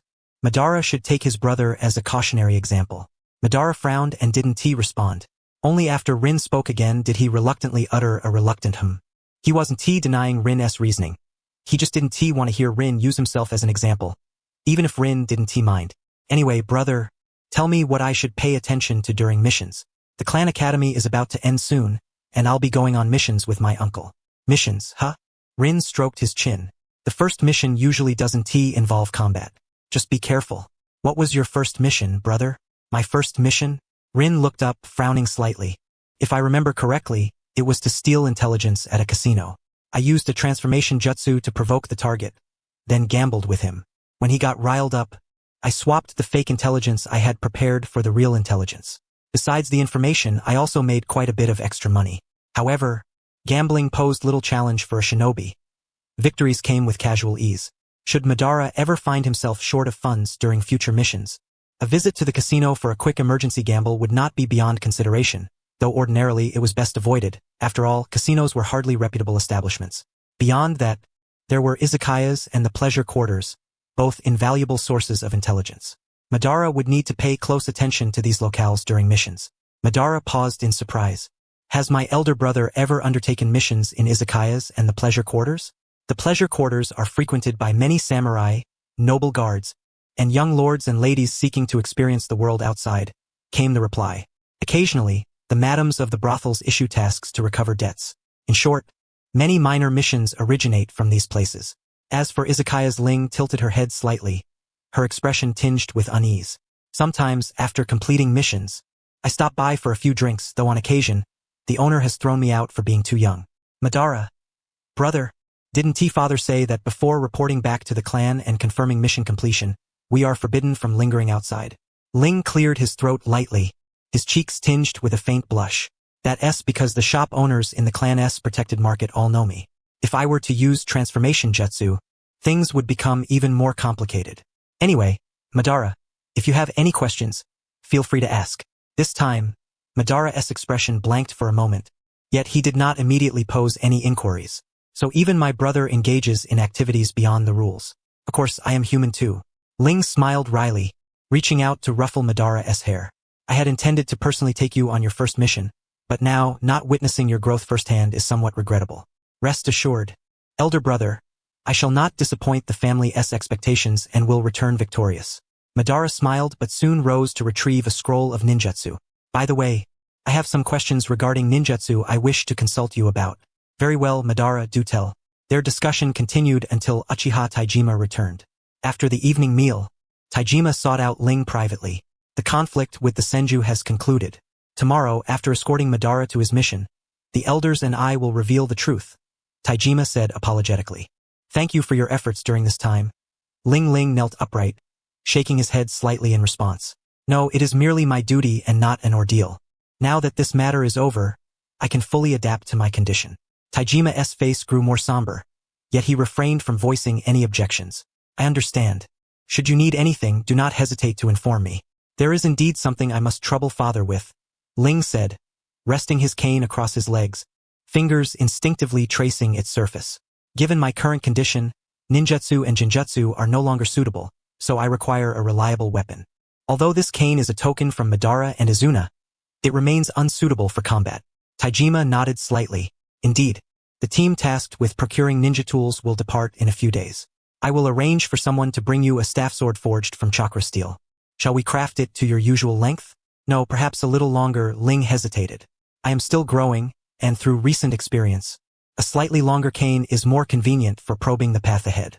If conditions permit, I would also like a small chakra steel piece affixed to the cane's tip, connected to the blade, and preferably a protruding chakra steel section on the handle. This would enable me to sense the surroundings with chakra without physical contact. Although I have yet to discover a chakra-conserving method for sensing, this remains the most practical approach. Understood. I will instruct the clan accordingly, though this may extend the crafting period. This order will likely be fulfilled with the next batch of ninja tools. Besides that, I have another matter. Ling fell silent for a moment before speaking with resolve. I wish to undertake a period of isolated training in the mountains behind the village. Could father prepare the necessary supplies for me? Very well, I shall depart shortly. Madara arranged his gear. Rest assured, I will complete the mission successfully and return. Of course, it is Madara, Ling said with a smile, ruffling his hair. Take care. Taijima nodded gently. If an accident occurs, abandoning the mission is permissible. What matters most is returning alive. Izuna clung to Taijima's heir hem, looking reluctant. Brother Madara, please come back soon. You promised to teach me the art of throwing. Madara reached out, gently ruffling Izuna's hair as Ling had done moments before, his smile tender to the utmost. Yes, rest assured. But Izuna, you must not neglect your own practice. Okay. After bidding farewell once more, Madara did not linger but hurried after the waiting team by the gate. When his figure vanished from sight, Taijima turned and produced a prepared ninja tool pack from behind the door. Ling, this is for you. Izuna's eyes widened instantly, voice quivering as if on the verge of tears. Brother is leaving too. Ling first expressed gratitude and took the pack, securing it behind his back. Then he turned toward Izuna, gently ruffling the boy's hair. Well, brother has healed his wounds and must now begin rehabilitation training. Izuna still held onto Taijima's heir hem, though his cheeks gradually puffed out. Brother Madara left, and now brother is leaving too, without taking me along. Ling stifled a laugh. Izuna, brother is in the mountains behind the village. If you want to see him, you can always ask someone to take you. Izuna merely puffed his cheeks and turned his head away. But they still want to take me. Taijima chuckled softly, bending down to lift the sulking child. Then, shall we escort Ling to the mountain? Izuna's eyes lit up instantly. Really? Father, you're the best. Ling, however, felt concern. Father, the recent battle has just ended, and affairs must be busy. You do not worry, Ling, Taijima said, patting his eldest son's shoulder with his free hand, his smile gentle. As a father, I always have time to see my son off to his training. Knowing your location also allows me to have Madara take Izuna to visit you. So please don't refuse. Let us go. Ling sighed in resignation, but as he tapped his cane and followed Taijima's steps, a smile involuntarily crossed his lips, and his previously tense shoulders relaxed. Yes, sorry for troubling you. Izuna clung to his father's shoulder, glancing toward Ling. After a while he asked, brother has already adapted, hasn't he? Why does he still need training? This is only the initial stage of adaptation, Ling said, looking toward Izuna. To truly acclimate, there is still a long way to go. The most fundamental step is to distance oneself from the crowd and rely solely on one's own strength to survive. Only by leaving the comfort zone provided by family and friends can I truly reacquaint myself with my body's condition. Izuna nodded, half understanding. Will I need this kind of training someday? No, neither Izuna nor Madara will require it, Ling said, his smile fading but his tone remaining gentle. If possible, I hope neither of you will ever have to undergo such adaptation. Izuna fixed his gaze on the scar on Ling's face and instinctively raised a hand to his own eye socket. After a brief silence, tears began to trickle down, and he buried his face in his father's shoulder, quietly sobbing. Izuna, Ling grew anxious. Are you crying? Brother is fine. You see, even without an eye, it hardly affects brother's daily life now. This training is merely to prepare for a return to the battlefield. I do not blame you. I simply do not want you or Madara to get hurt. Izuna, please stop crying, alright? Brother is very worried about you. Uchiha Taijima sighed softly and patted the young boy's back. It's alright. Ling Izuna was likely frightened by his own imagination. I will comfort him. Shall we quicken our pace along the mountain path? Ling, hearing Izuna's soft sobs, looked concerned but respectfully responded to Taijima. Yes, I am fine with that. Taijima Uchiha shielded the back of his young son's head with a protective hand, nodding slightly toward Ling Weiwei. I will gradually increase the pace. As the group's pace quickened, Taijima observed Ling's movements shift from initially smooth and effortless to increasingly strained and faltering. The rugged mountain path often caused him to lose balance upon stepping down. Yet, each time he faltered, Ling reacted swiftly, lightly placing his palm on the ground, then promptly adjusted his posture to rise with the aid of his white cane. He never missed a step, but this constant readiness to adapt clearly taxed him greatly. Soon, a thin sheen of sweat appeared on his brow, and his breathing grew labored as the distance lengthened. Taijima took note of all this but refrained from assisting Ling, maintaining a rhythm that was challenging yet manageable. One that left Ling exhausted but not falling behind. Eventually, they halted at a clearing near a water source, suitable for setting up camp. However, Ling did not immediately stop. After several more steps, he finally halted and straightened his posture. Despite his deliberate efforts to regulate his breathing, it remained ragged and heavy. Taijima lowered his gaze to his eldest son, whose figure remained upright even in utter exhaustion, and sighed softly. Then I will see you off here. Will you be able to find your way back? Yes. Ling exhaled deeply, suppressing the discomfort caused by uneven breathing, and smiled. Don't worry. Truly my son, Taijima said, reaching out to tousle Ling's now slightly sweat-dampened hair. Come, Izuna, say goodbye to your brother. Only then did Izuna lift his reddened eyes, waving his hand toward Ling. His voice was thick with nasal congestion. Farewell, elder brother. Please be safe. I will. Ling took a few steps toward the voice, groping to grasp Izuna's hand. When Ban and I are not around, Izuna, you are the man of the house. A man cannot cry on a whim. You are a strong child, right? Yes, I won't cry anymore. Though he said this, Izuna still puckered his lips and couldn't help but wipe away tears. When you return, I will multiply my chakra many times over. Then, brother, you will teach me ninjutsu, and I will fight as handsomely as you do. Ling finally smiled. Elder brother will complete his training and return as soon as possible. After all, I want to take my Izuna on his first battlefield mission. Izuna pouted in grievance and extended his pinky. Then will pinky swear. All right. Ling's smile deepened as he stretched out his finger in return. We pinky swear. On the way back, Izuna nestled gloomily in their father's arms. Only upon seeing their home courtyard again did he lift his head and look toward Taijima. Father, elder brother's eyes. It seemed Izuna had understood. Taijima's expression was sorrowful and resigned, yet he did not conceal the truth from his youngest son. Yes, Ling does not wish to remain blind, but he cannot regain his sight. His remaining life is destined to be spent in darkness. Then did I do something wrong? Izuna clutched tightly at the front of his father's Haori. Brother is so sad, yet I said things like the blind swordsman is amazing. No, quite the opposite. Taijima slowed his pace. Ling is a child who excels at hard work and possesses great talent, but he tends to be overly harsh with himself and weighs others' expectations too heavily, neglecting his own needs. Under normal circumstances, these expectations might be invisible pressures slowly driving him to despair. But now they are his motivation to get back on track. Ling needs a reason to break free from the knot that invisibly yet tightly binds his heart. The more expectations he has, the faster he will recover. So there is no need for you to blame yourself. Izuna didn't quite grasp his father's words and remained downcast. But, there is no but, Taijima said, stroking his youngest son's hair. If you truly want to help Ling, then become stronger. After all, Ling's only wish now is to protect you and Ban. Izuna clenched his fists. I will become very, very strong. Strong enough to fight alongside my brother. Then I will be the one to guard his back. Taijima chuckled softly. Well said. Truly my son. As Taijima departed with Izuna, the voices around Ling fell silent, leaving only the gentle murmur of mountain streams and the rustling whispers of the breeze. Yet, amid this natural symphony capable of washing away the world's troubles, Ling's smile gradually faded. After an unknown length of time standing in place, Ling crouched down, fingers threading through his hair, his voice revealing a despondency never before shown to others. Is it really this difficult now, even for something like this? This melancholy did not linger long. Ling soon slapped his cheeks vigorously, smiling as he rose. All right, Uchiha Ling, don't get discouraged over something so trivial. You are an Uchiha after all. It's only blindness. It's only blindness. Honestly, it's fortunate that my tear ducts were destroyed along with my eyes. Otherwise, sitting here alone crying would be far too pathetic. Look on the bright side. At least from now on, my life will have no more tears. That's not so bad. There is still much to prepare for training. Save your despondency for after missions. There is no time to slack off now. After several deep breaths, Ling calmed his mind and focused on discerning the surrounding sounds. Once he confirmed his orientation, he began tapping his white cane to explore the nearby terrain.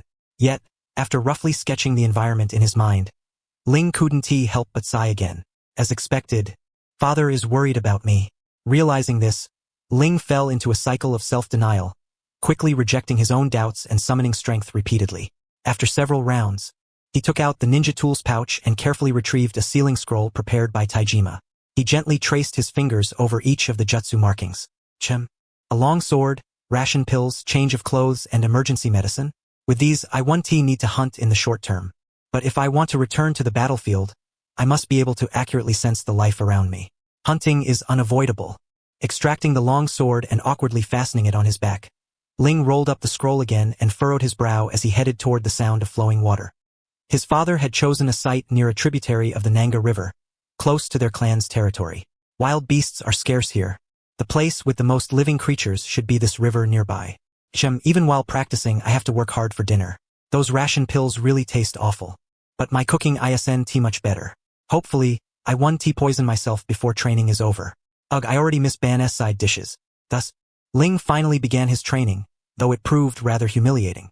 First, while attempting to spear fish in the river, he stepped on a moss-covered rock, failing to react quickly enough and fell fully into the water, drenched from head to toe. Then, upon reaching the shore, he took a wrong direction and nearly got lost, only finding his way back after expending a large amount of chakra to sense the surroundings, an effort that left him utterly exhausted. When he finally caught a fish and tried to start a fire to cook and warm himself, he almost set the ninja tools pouch and firewood ablaze. By the time he clumsily and disheveledly arranged everything, the sun had long since set. Ling sat wearily on a flat stone, feeling the warmth radiating from the fire before him, finally exhaling deeply. Without sight, life is truly inconvenient. When training is over, I must remind Ban and Izuna to take good care of their eyes. Judging from today's performance, what I most urgently require is guidance in action. Releasing chakra to sense the surroundings is indeed one method, yet it consumes too much energy. Should an emergency truly arise, I would find myself lacking an effective response. However, if I use chakra too sparingly, it would be no better than relying solely on a blind cane to tap and infer the environment. A sudden burst followed by withdrawal lacks stealth entirely and is utterly unfit for practical combat. Ling proceeded to propose one hypothesis after another, only to negate each, before beginning to finalize tomorrow's training regimen. It was not until a faint scent of burning reached his nostrils that he suddenly snapped back to reality, momentarily stunned before falling into a state of panic once more. My grilled fish. As Ling had said, the initial missions assigned within the clan were never overly difficult.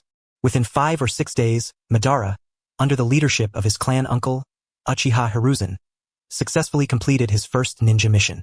The delay had been due to Hiruzen's meticulous efforts to thoroughly explain the mission procedures to the youngsters. If he himself had undertaken the task, including travel time, it would not have exceeded a single day. Madara also learned from Hiruzen about the subsequent mission system, a one-leads-two approach, where one elder mentors 2 novices, with teams of at least 3 undertaking missions. Only after the leader acknowledges the individual's strength through continuous missions may the team disband and the individual commence solo assignments. Naturally, Madara could not resist inquiring about Ling Ling. That boy is a genuine prodigy, Hiruzen said, stroking his chin with a smile. Few earn the privilege to act alone within 10 missions, but he is one of them. Among his peers, only Hong achieved solo status after 17 missions. How many missions did your elder brother complete? Madara asked. Hiruzen raised 3 fingers, not counting the very first novice mission 3 times. I'm not exaggerating when I say this is rare among our clan. Though Ling was a novice, his cautious approach to missions is seldom seen even in our generation, allowing him to pass the clan's assessments with ease. Unlike that stubborn youngster Hong, even after earning his solo qualification, Ling chose to continue leading teams. That boy has won much loyalty this way. Madara, you're now vying for the position of young clan leader. Learn from Ling, there is no harm in that. Indeed, my elder brother is the strongest. Madara clenched his fists and smiled. Yes, thank you for your guidance. I'll head home now. Thank you, Uncle Hiruzen, for your care this time. Go on, go on. Give my regards to that fellow Taijima, Hiruzen called after him. Yes, sir, Madara replied, Only when Madara returned home with gifts purchased from his first mission as reward did he find that only Izuna was practicing shuriken throwing in the small courtyard. Not wanting to disturb, Madara quietly stood aside and watched until Izuna had thrown all his shuriken. Then Madara spoke. Izuna, brother Madara. Izuna immediately abandoned his practice and ran over, embracing Madara warmly. Welcome home, HM. I'm back. Madara smiled, ruffling his younger brother's hair. Has Izuna been behaving well? Yes. I've been very good. Izuna lifted his head, eyes sparkling. Even when I'm alone at home, I practice diligently. Upon hearing this, Madara was momentarily taken aback. Father aside, was elder brother not at home either? Yeah, just on the day you left for your mission, elder brother went to train in the back mountains. Izuna's mood visibly darkened. Brother Madara? Madara, pondering a visit to the back mountains later, looked down at his brother upon hearing the hesitant tone. HM? What is it? Oh right, I promised to teach Izuna throwing techniques, and since Izuna's practicing throwing now, how about we start right away? Well, brother Madara. Izuna clutched Madara's sleeve, his cheeks puffed slightly. Can we go see elder brother first? Well, I know you just came back and must be very tired, but ever since elder brother left for training, there's been no news. Father and Akihiko are both busy. So, Izuna lowered his head, stammering. Madara couldn't help but laugh. Izuna was right. Having just completed my mission, the first priority should be to notify family of my safety. It would be inappropriate to disturb father, but as the eldest brother is like a father, I ought to take the initiative to find him and talk. Yes. Izuna nodded vigorously, eyes shining. I can lead the way for you. Alright, then I'll leave it to you, Izuna. Let us go. Izuna grabbed Madara's hand. By the way, how was your first mission? Was it difficult? Where did you go? Can you tell me? Madara was in no rush either, and the two brothers slowly made their way along the path toward the back mountains.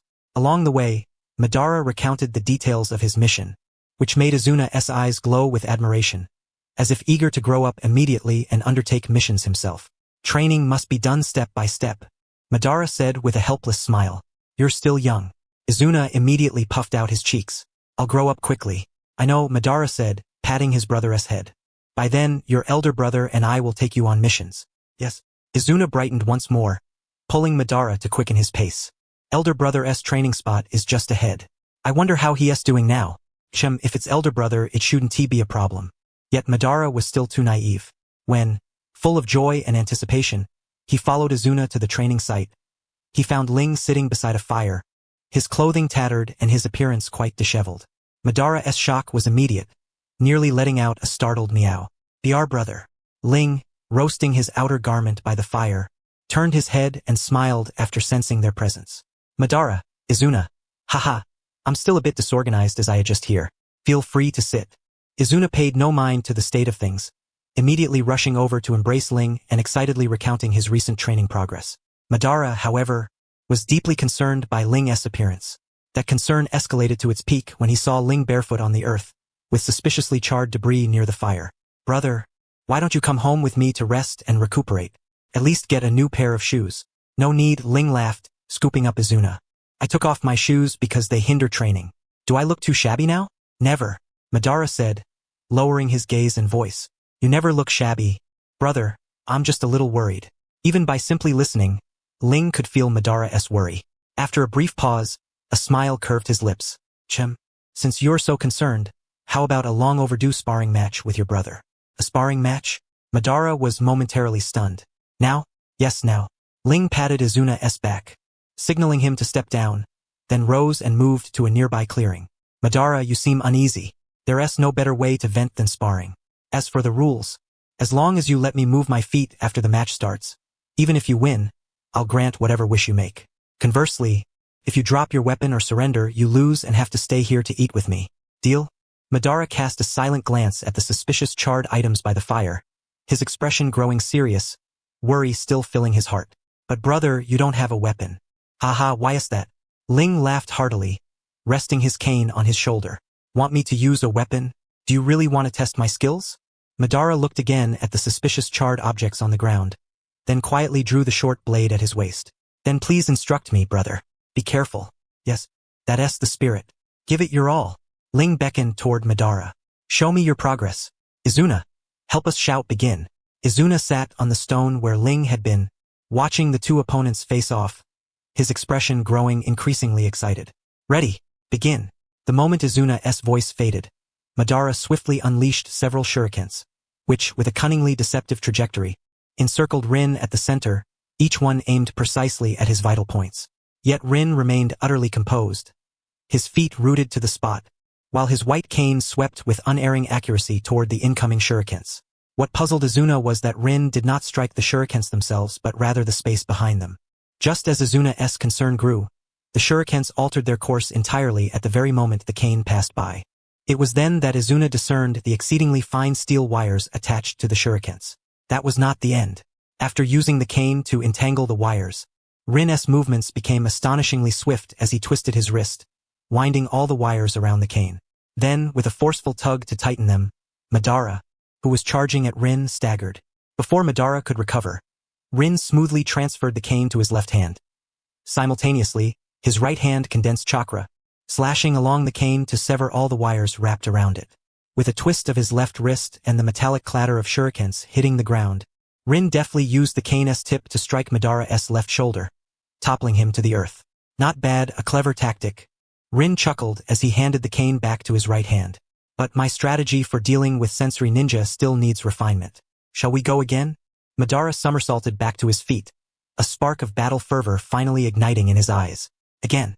Izuna, watching the spectacle, began to witness Madara's repeated defeats.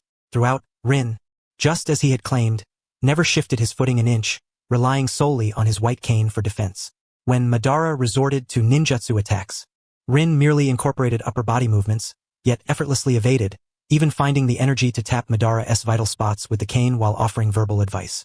On Madara's 30th charge, which Rin once again easily deflected and seized an opening to send Madara's weapon flying, Madara finally covered the back of his head, where he had just been struck, wearing a look of utter frustration. What the heck, you've done well, Rin whispered with a smile, remaining unmoved. But those little tricks of hiding kunai for ambush 1T work on me. Madara muttered softly, withdrawing a kunai concealed in his sleeve, looking even more dejected. I lost. Amazing. Truly worthy of my elder brother. Izuna's eyes sparkled. Brother, how did you discover Madara still had kunai hidden? I didn't notice at all. By understanding Madara and with a bit of skill as a sensory ninja in manipulating chakra, Rin replied with a grin, walking over to ruffle Madara's hair. Alright, don't be downhearted. Madara is still young.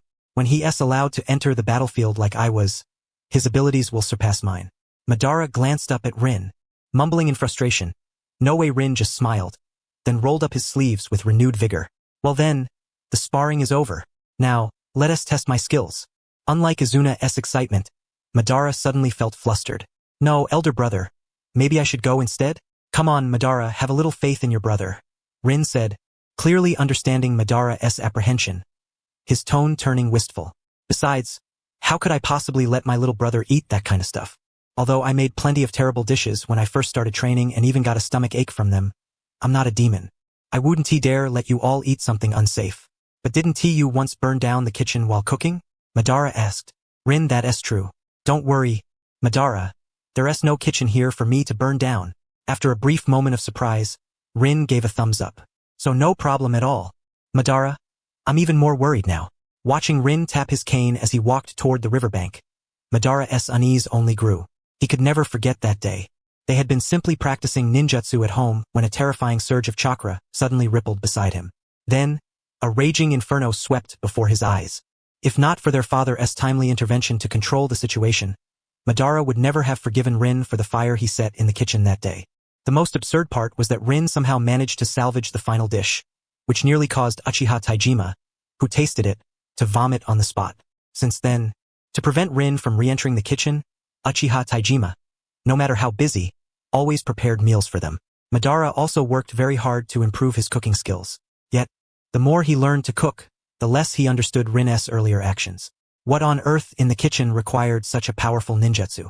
From a distance, Madara watched Rin standing in the river, spearing fish with a long fork, his expression inscrutable. Anyway, let us wait and see.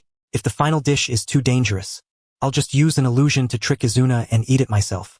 Hopefully, after eating, I'll still have time to escort Izuna back before holding out until the medical unit arrives. In the end, Rin did not unleash any bizarre, dark culinary experiments to poison his brother's stomachs. The grilled fish, though somewhat bland and slightly charred, was otherwise perfectly normal, which finally eased Madara's worries. Yet, observing Rin's precise movements as he helped Izuna pick fish bones, Madara grew curious. Brother, is that also done using chakra sensing? Yes, Rin replied, handing the deboned fish to Izuna.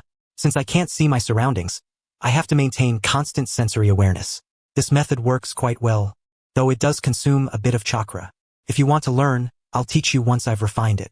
I'm just not sure if you have the aptitude for sensory ninjutsu. It might be difficult otherwise. Sensory ninjutsu, huh? Madara bit into the fish. Then wouldn't it be better for Hiro to learn it too? Ha ha ha, even if I didn't mention it, Hiro would come looking to learn from me eventually. He never misses a chance to get stronger, Rin laughed. After all, Hiro often spied on him during training. At Rin's words, Madara recalled the clan's frequent rumors about Hiro's 3-day minor fights and 5-day major brawls, falling silent once again. Just as Uncle Satoshi said, there's still so much I can learn from brother, he thought, tossing the leftover fish bones and the branch used for grilling into the fire.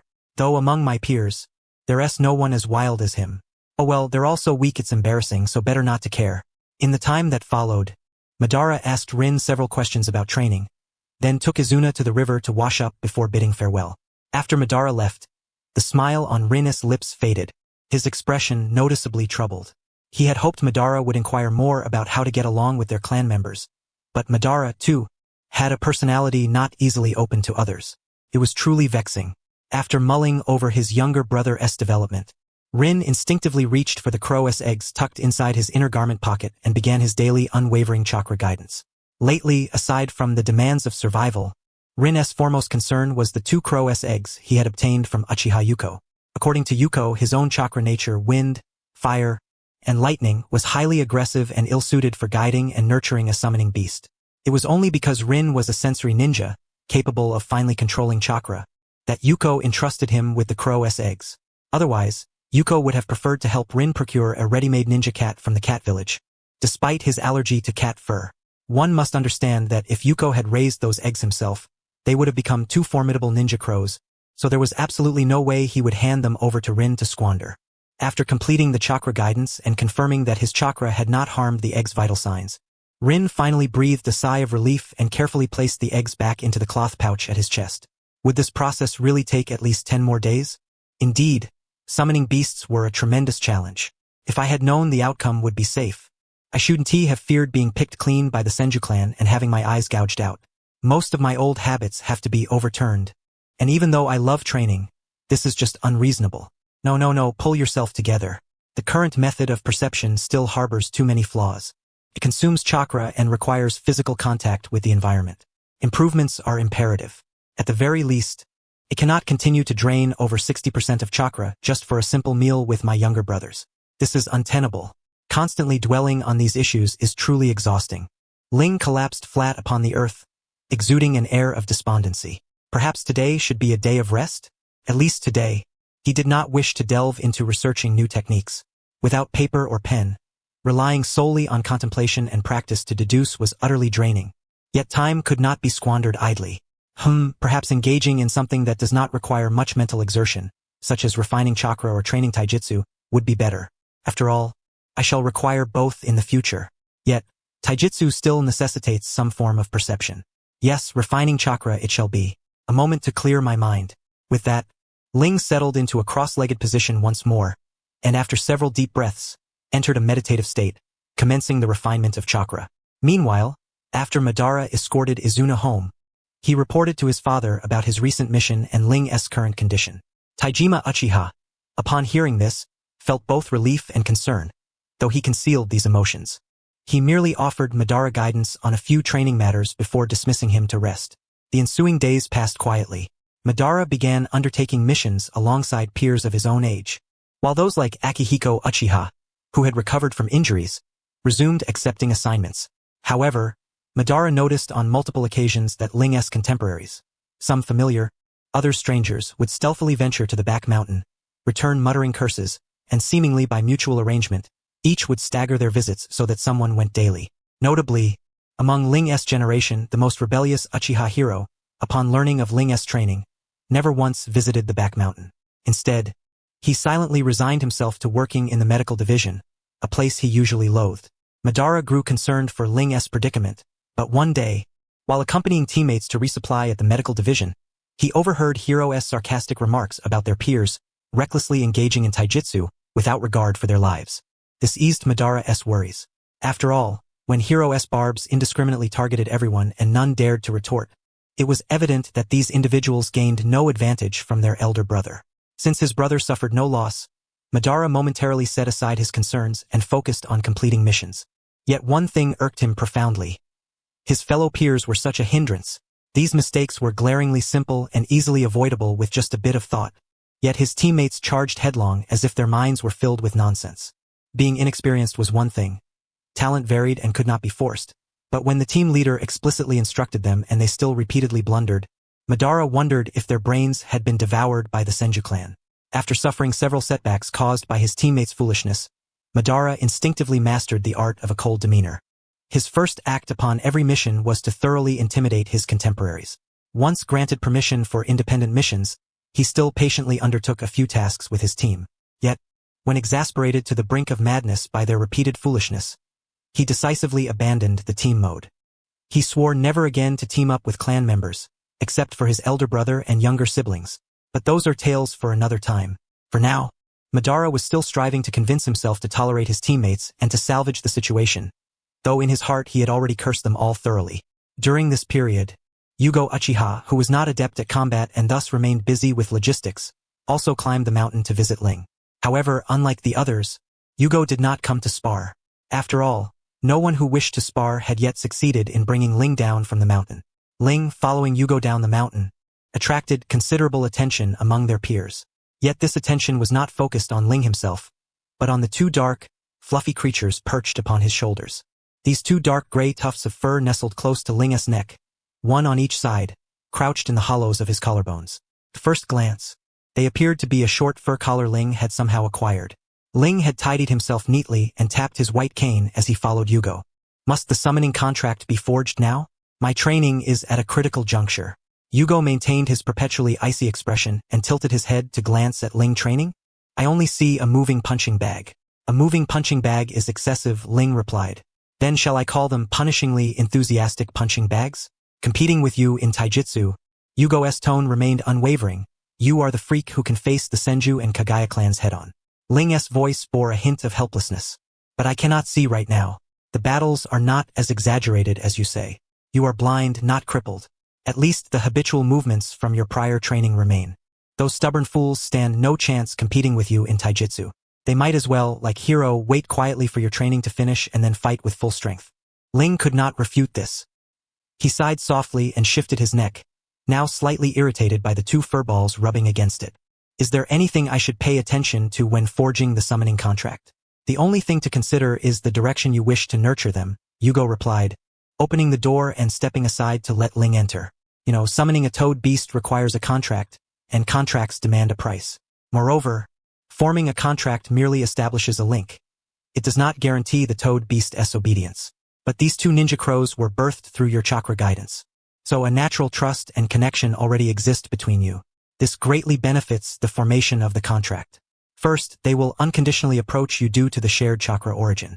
Second, after establishing the contract, you need not expend much effort for their service. Lastly, as newly born ninja beasts, you can cultivate them according to your own ideas, tailoring them to your fighting style. That is the advantage of personally nurturing summoned beasts. However, the downside is also clear. Such self-cultivated summoned beasts lack inheritance and accumulation.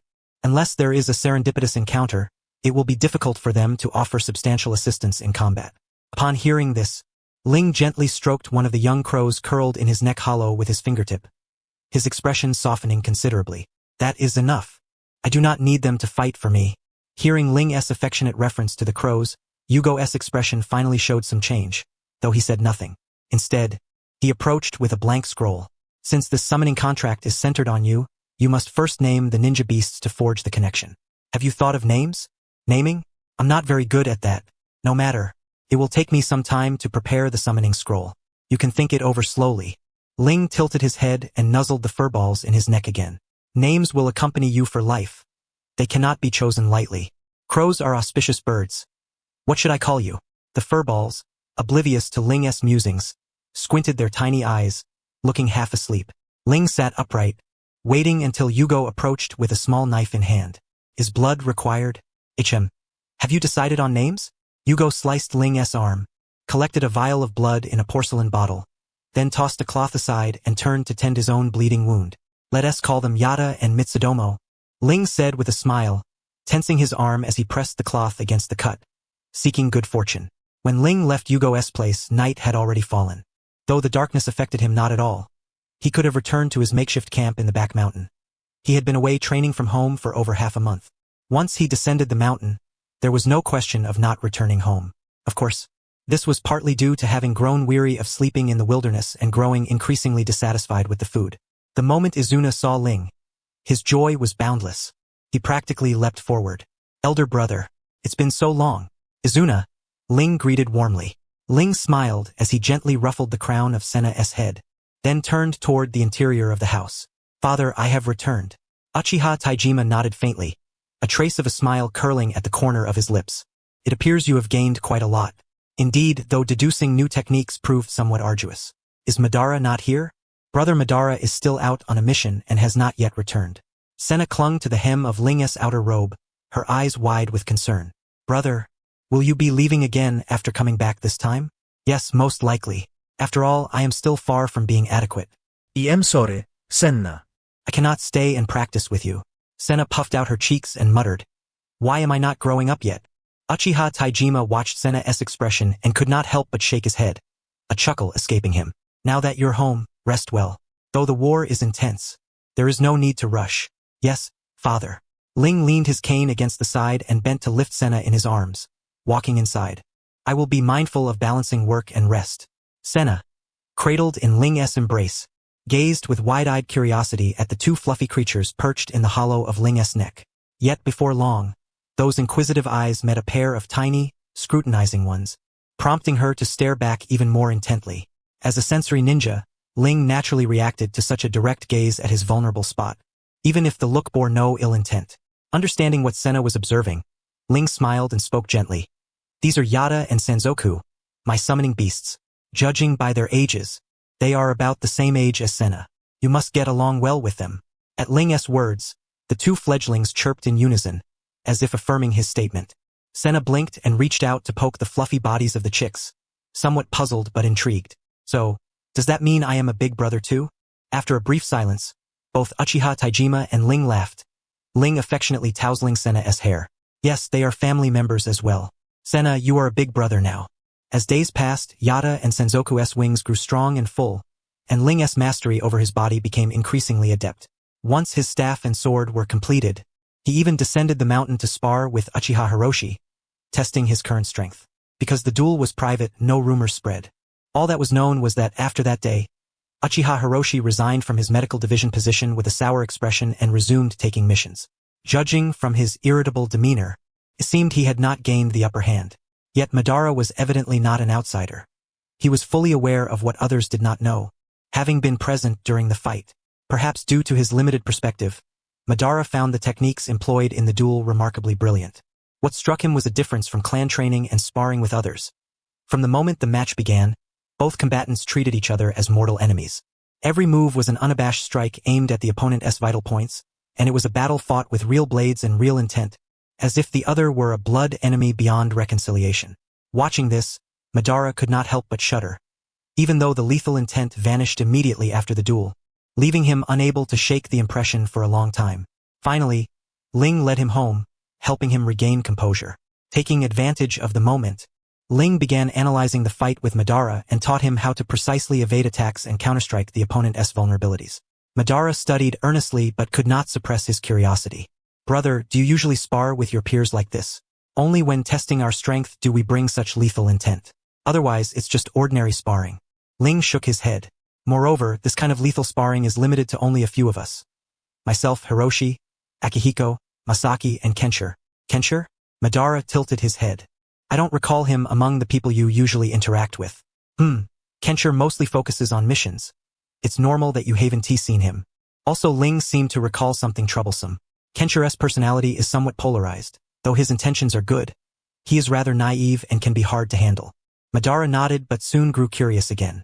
Are there others you find difficult to deal with? Not exactly difficult to deal with, more like unsure how to approach. Ling chuckled awkwardly, turning his head away. Ahem, never mind me. Madara, how have you been getting along with our clan lately? Madara thought of those frustrating clan members, rolling his eyes several times when he thought Ling wasn't looking, but his tone remained calm. Not bad, though disagreements often arise during missions. Yes, disagreements during missions are normal. Not everyone thinks alike. Ling turned his head back. If time permits, we let everyone voice their opinions and discuss. But when time is tight, decisions must be firm and resolute. Gaining the consensus of the group is not simple. Your accumulated reputation, personal strength, and the respect of your team all influence this. You must not focus solely on improving your own abilities. Yes, I will keep that in mind. How do you usually resolve such issues, brother? Me? When I lead, everyone follows my orders. We haven't had any fierce quarrels. Even if there are disagreements, they mostly happen after missions, when we decide where to relax. After all, I'm always the only one wanting to go to the tavern, so I have no say then. Madara, putting aside how you command the clan, is it customary for you to let loose after missions, brother? Mentioning missions seemed to invigorate Ling. By the way, Madara, have you ever killed anyone? Madara snapped out of his thoughts. No, not yet. Well, then you must be careful. Ling lifted his chin. Many hesitate when it comes to killing during missions. Even those who force themselves to act often end up vomiting violently afterward. And you, brother? Me? Ling stroked his chin thoughtfully. I feel nothing. If I don't kill them, I will die.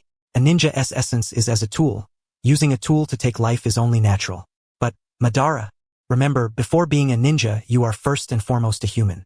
Humans inevitably have emotions. Even if we are called killing tools, we must not truly treat ourselves or others as mere tools. Understand? Not quite, but I will remember.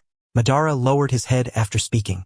After a brief silence, he asked, Brother, are you planning to end your training?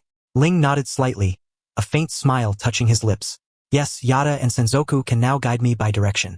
It's time for me to return to missions. Then team up with me. Let us go on missions together, and you can teach me even more.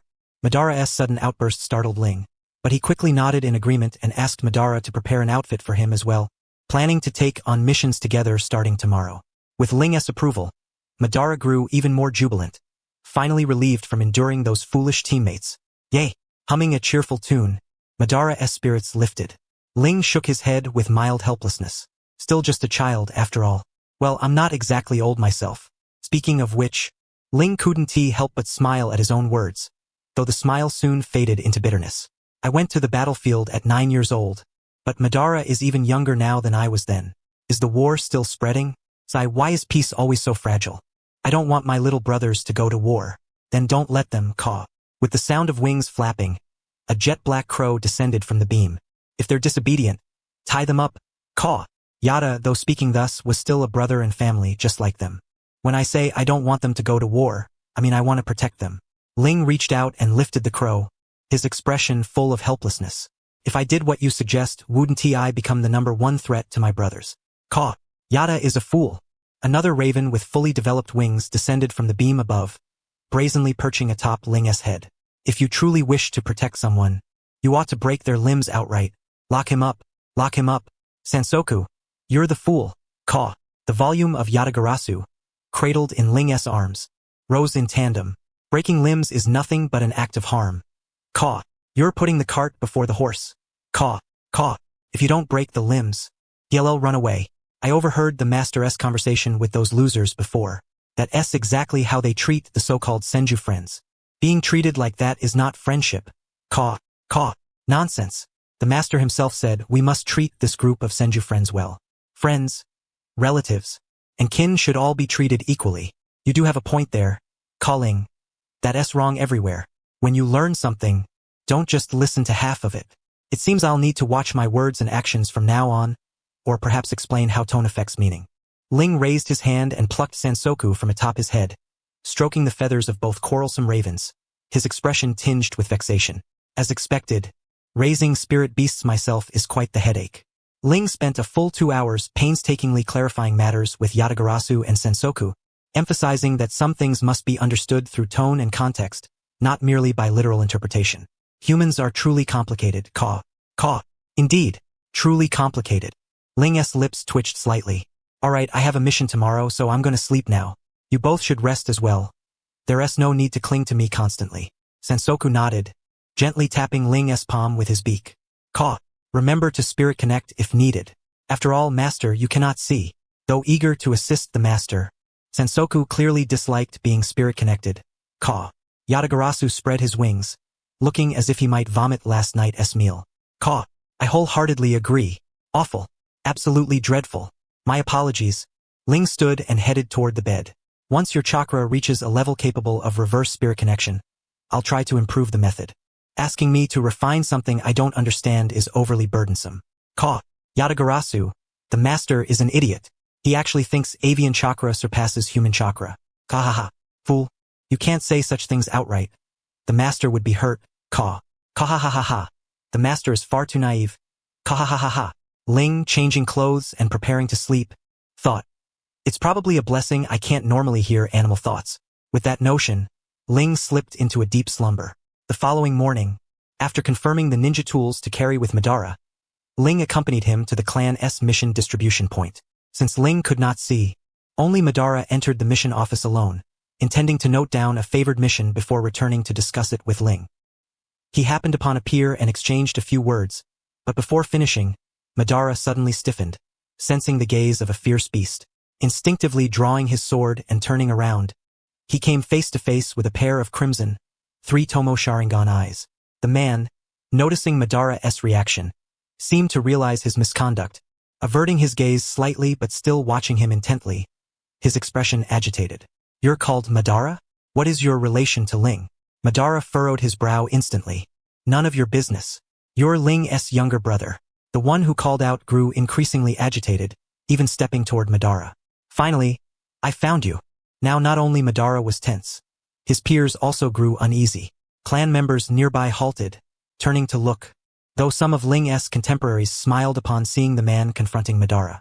One even shouted, hey, no way, Kenshir? Ling's already healed. You still haven't found his place? Madara was momentarily taken aback, his gaze turning suspicious toward the person before him. The one named Kenshir flushed but dared not look away from Madara. Shut up. You're so noisy. I just haven't been searching seriously. A mocking laugh came from the previous speaker. Alright, no need to fuss. If you're looking for Ling, no problem. Hey, Madara. Just take this guy to find your brother. Madara? Who calls me Madara like that? We're not close enough for such nicknames. He clicked his tongue, signaling to his peers behind him that he could handle things here. Yet he couldn't help but scrutinize the young man named Uchiha Kenshir. Before him stood a fair-skinned youth of striking beauty, with gently curled black hair cascading down both sides of his face. Even the dangerous aura radiating from his rotating Sharingan eyes failed to divert attention from that visage. Such looks were rare even among the many beauties of the Uchiha clan. No matter how handsome, you shouldn't openly stare at others with your Sharingan. So impolite. Madara's expression darkened. What do you want with my brother? Before Kenshir could answer, a voice came from the doorway. Hey, Kenshir. Ling is right outside. What? Who? Uchiha Kenshir appeared delighted, stepping quickly outside, but his pace soon faltered, his movements stiffening as he looked back at the similarly dressed crowd, his expression falling. It's over. Madara, observing Kenshir's bewildered gaze, twitched his mouth and raised a hand. You're not looking for me, are you? Instead of a response, Kenshir regarded Madara with suspicion. You're Madara? Really? What's with this person? Face blind to this extent? Madara stared at Kenshir's increasingly blank expression. Everyone's dressed similarly for missions, but even so, you shouldn't fail to recognize someone after just turning your head at this close range. Meeting Madara's gaze, which was like that of one observing an odd creature, Kenshir's face reddened again. He turned and resumed walking outside. If you don't say anything, fine. Ling is right outside. I'll find him. Madara did not rush to choose a mission either. He followed Kenshir's pace, intending to discern what this fellow was up to. Is that so? Kenshir is still looking for me? Ling's smile was tinged with helplessness. You're truly malicious. When I was training behind the southern mountain of Nanka River, you could have brought him along, knowing full well he is face-blind and directionally challenged. Don't say that. Watching Kenshir search for someone is quite amusing. Besides, with Ling's bipolar personality, he probably couldn't handle it while injured, right? An Uchiha peer conversing with Ling chuckled. Oh, here he comes. Hey Kenshir, over here. The one with the blindfold is Ling. I say Ling, you better step up. I'm still waiting for you to lead so I can slack off behind you. You don't know how many meals I've missed handling squad disputes while you rested. Thanks, Isai. Ling smiled. But please spare me. I'm already expending all my energy developing jutsu suitable for myself. Oh, don't be so absolute. Uchiha Isai patted Ling's shoulder. Well then, I'm off on a mission. Farewell. Ling nodded. Yeah, stay safe. Wishing you success in battle. Hey, you too. Wishing you success in battle. Listening to Uchiha Isai's footsteps fade away, Ling smiled and sighed. Still the same as ever before he could reflect further. Uchiha Kenshin suddenly grabbed him by the collar. Uchiha Ling, you wretched bastard who deserves 1,000 curses. Ling raised a hand. Now Kenshin, calm down. How am I supposed to calm down? Don't you realize your behavior is despicable? Uchiha Kenshin yanked Ling close, his voice laden with fury. I told you I used false intelligence to lure the enemy away. So what were you doing? Why did the real intel end up in my hands? And you've gotten yourself into this state. Does this make sense? For someone like me who can't perform missions without the team, compared to the current top ninja, everyone knows who should be sacrificed, right? Can't you make the right choice? Actually, I escaped back then. This injury happened later when I ran into the Senju squad again and couldn't hold back. Shut up. You bastard. Kenji Uchiha nearly lifted Ling off the ground. Wasn't that an even more foolish act? Do you realize how many Senju you could have slain on the battlefield if you had grown stronger smoothly? If back then you had let me draw the enemy's attention, you wouldn't be in trouble now. Perhaps you would have already avenged me by cutting down a dozen Senju. Why be so stupid as to risk your own future for those worthless Senju and a useless person like me? Moreover, I heard they said you couldn't even transplant the eyes preserved within the clan. How can I ever repay you? Wah!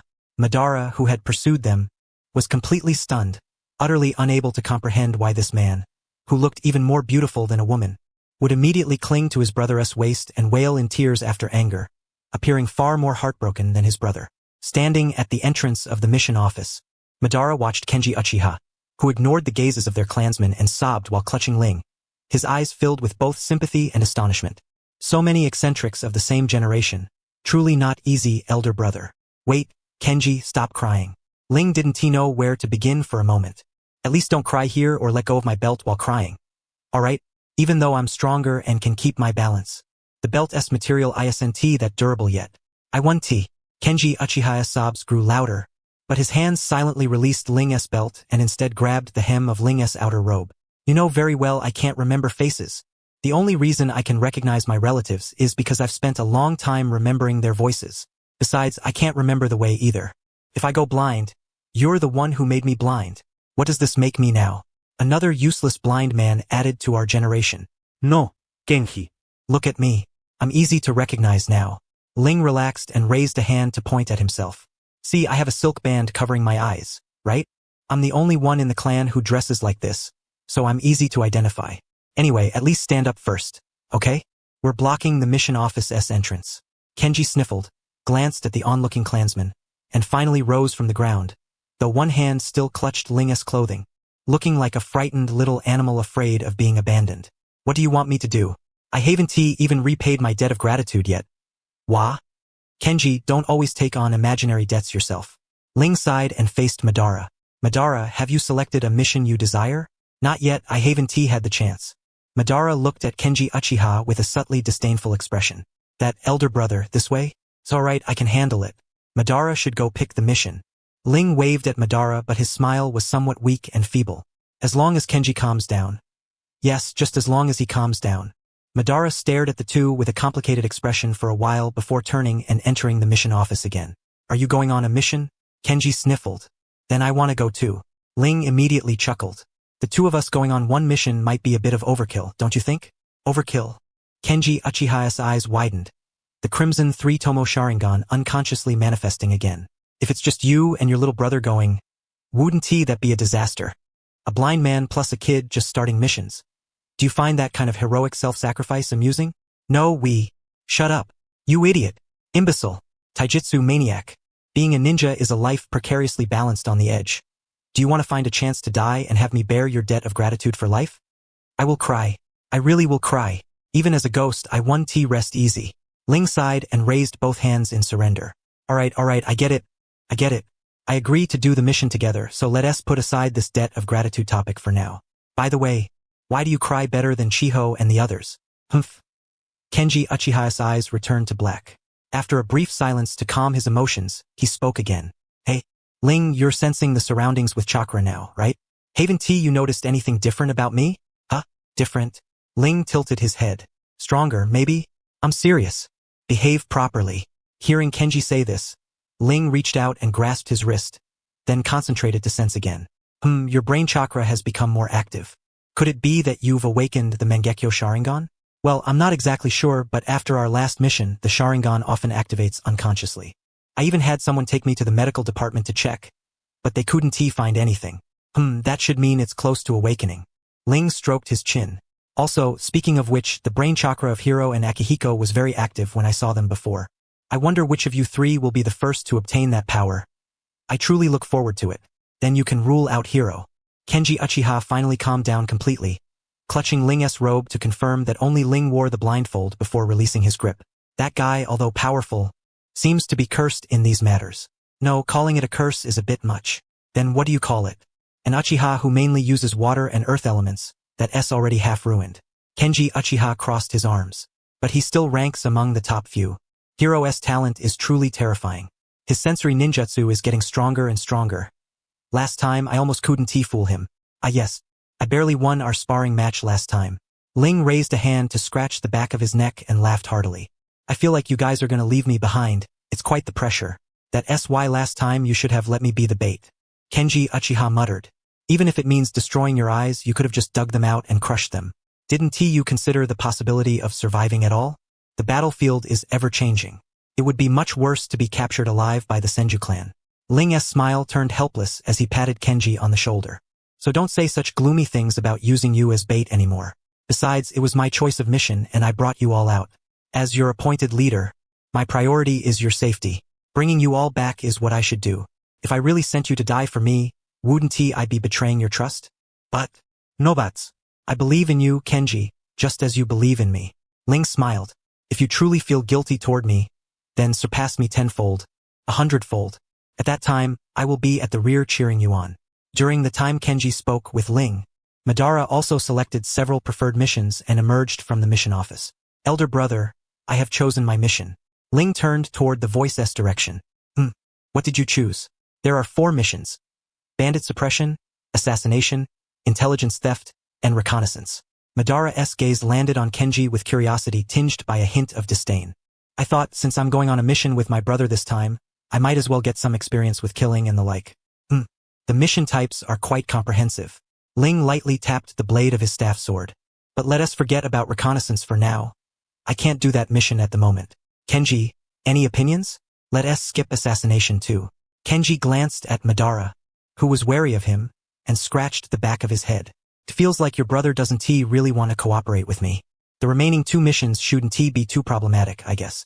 Madara's disdainful expression deepened as he looked at Kenji. You want to act with us? You're face blind, aren't you? How can you do missions if you can't even distinguish targets? It's simple. Once we leave the clan grounds, just treat everyone without the clan crest as enemies. Kenji Uchiha crossed his arms. I'm only face blind and directionally challenged. Not an idiot. Ling's mouth twitched slightly. Then how did you manage to lead the Senju to the camp last time? I never imagined anyone would actually strip the clothes off a corpse, and moreover, to maintain consistency in the wounds, even slash themselves with a knife. Such injuries within our clan would undoubtedly be considered grievous, near-fatal wounds. Uchiha Kenji grew excited once again, though he kept his voice low. Isn't it true you didn't recognize him because that person slashed his face? That's indeed the case. Luckily, we didn't suffer much loss that time. Afterward, Hong and I dared not rest for a single moment, came the reply. Who says otherwise?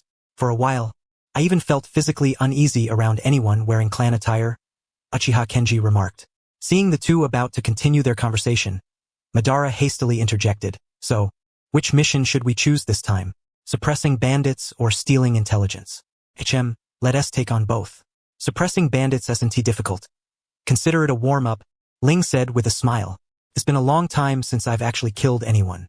It's only fitting to test my skills first with a simpler task. Hey Kenji, don't try to outdo me, alright? Heh, I won T. Let us see who kills more then. What if I win? You'd be lucky not to get lost.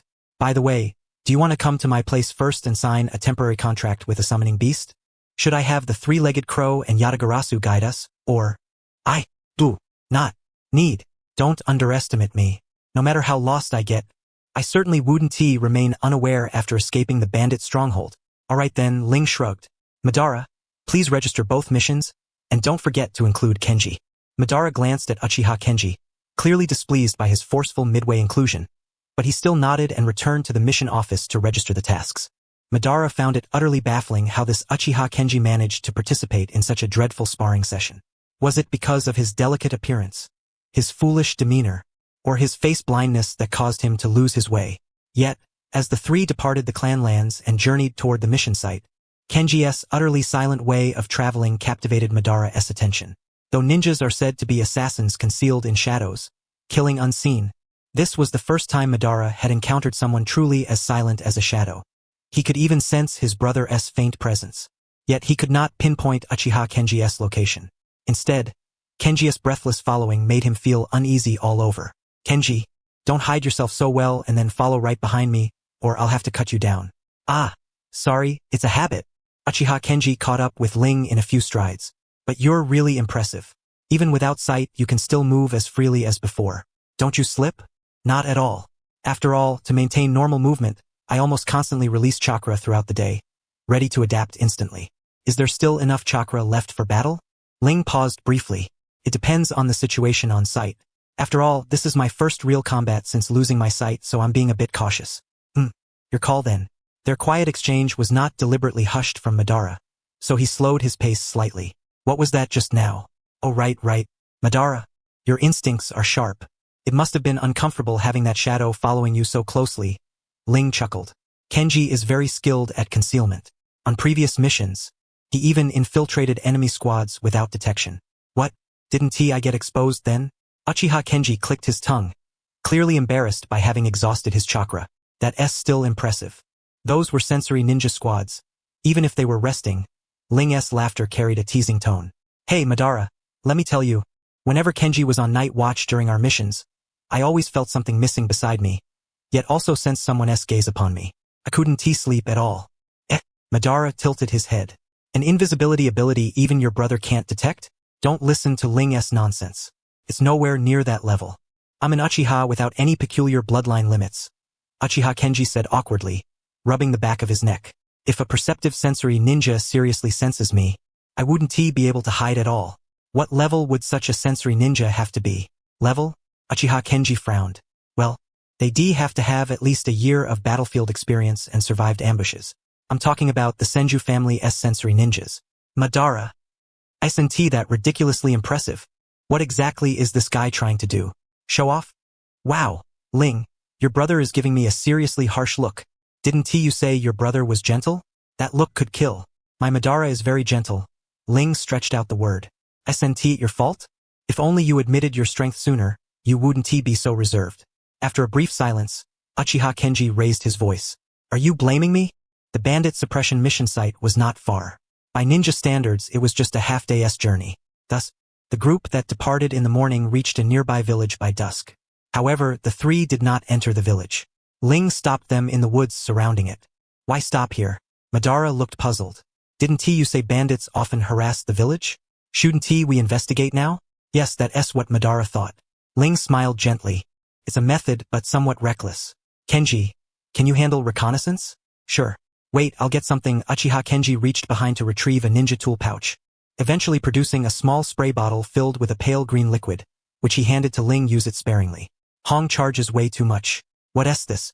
A reagent that only shows up in a cat's eye, Uchiha Kenji explained without hesitation.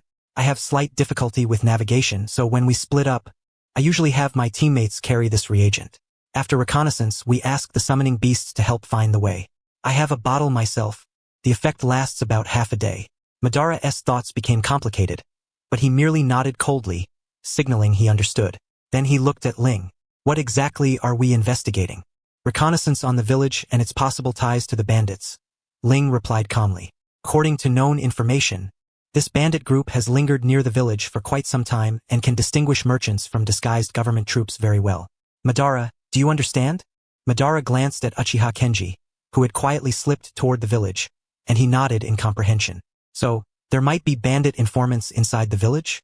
That's why we send someone ahead to gather intelligence, to avoid alerting them? Half right, Ling nodded with a faint smile. The other possibility is that the entire village is bandits. Madara was puzzled and asked straightforwardly, why would you say that?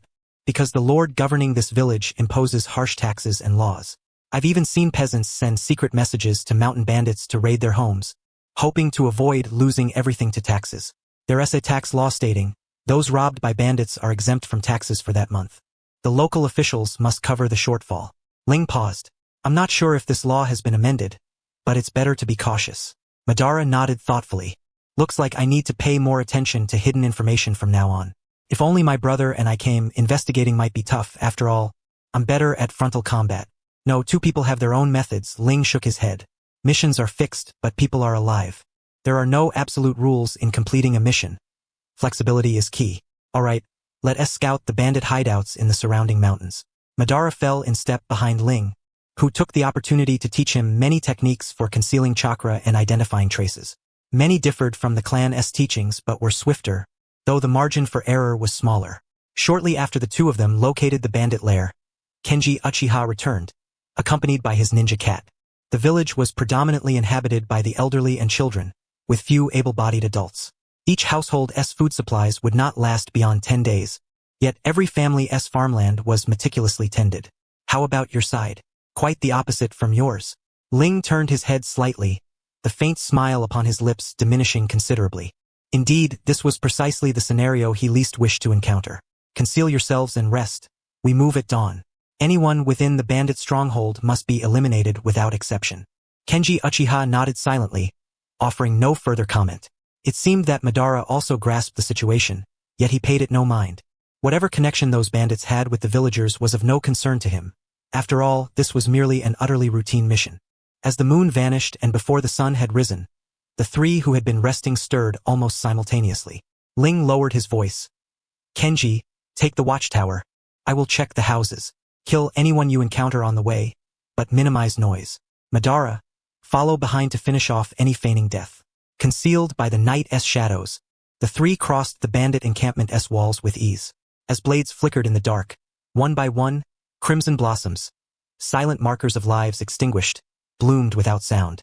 A massacre, overwhelmingly one-sided, unfolded within this village. During the carnage, Madara forcefully plunged his dagger into the neck of a man before him. The sensation of blades slicing through flesh, coupled with the contorted expressions of hatred and despair on their dying faces, filled him with profound discomfort. After sweeping broadly through the village, the three ceased moving together, dispersing to hunt survivors individually. Madara chose a direction and searched house by house, yet he could not help but recall the sticky warmth of fresh blood spilled on his hands, quickly cooling to a chilling coldness. Stopping again in front of a door, Madara frowned at the heavy breathing behind it. Gathering his chakra beneath his feet, he kicked the door open with force. The wooden boards shattered instantly, and the person hiding within fell to the ground with a pained cry. Madara stepped inside, drawing the dagger at his waist, intending to end this man's life swiftly before moving on to the next house. But at that moment, a tender voice rang out, "Villain, don't you dare harm my father." Following the voice, Madara saw a young girl, her youthful face burning with fury. Behind her, a woman gripped the child in terror, her eyes filled with despair as they met Madara's gaze. "Please, I beg you, spare the child.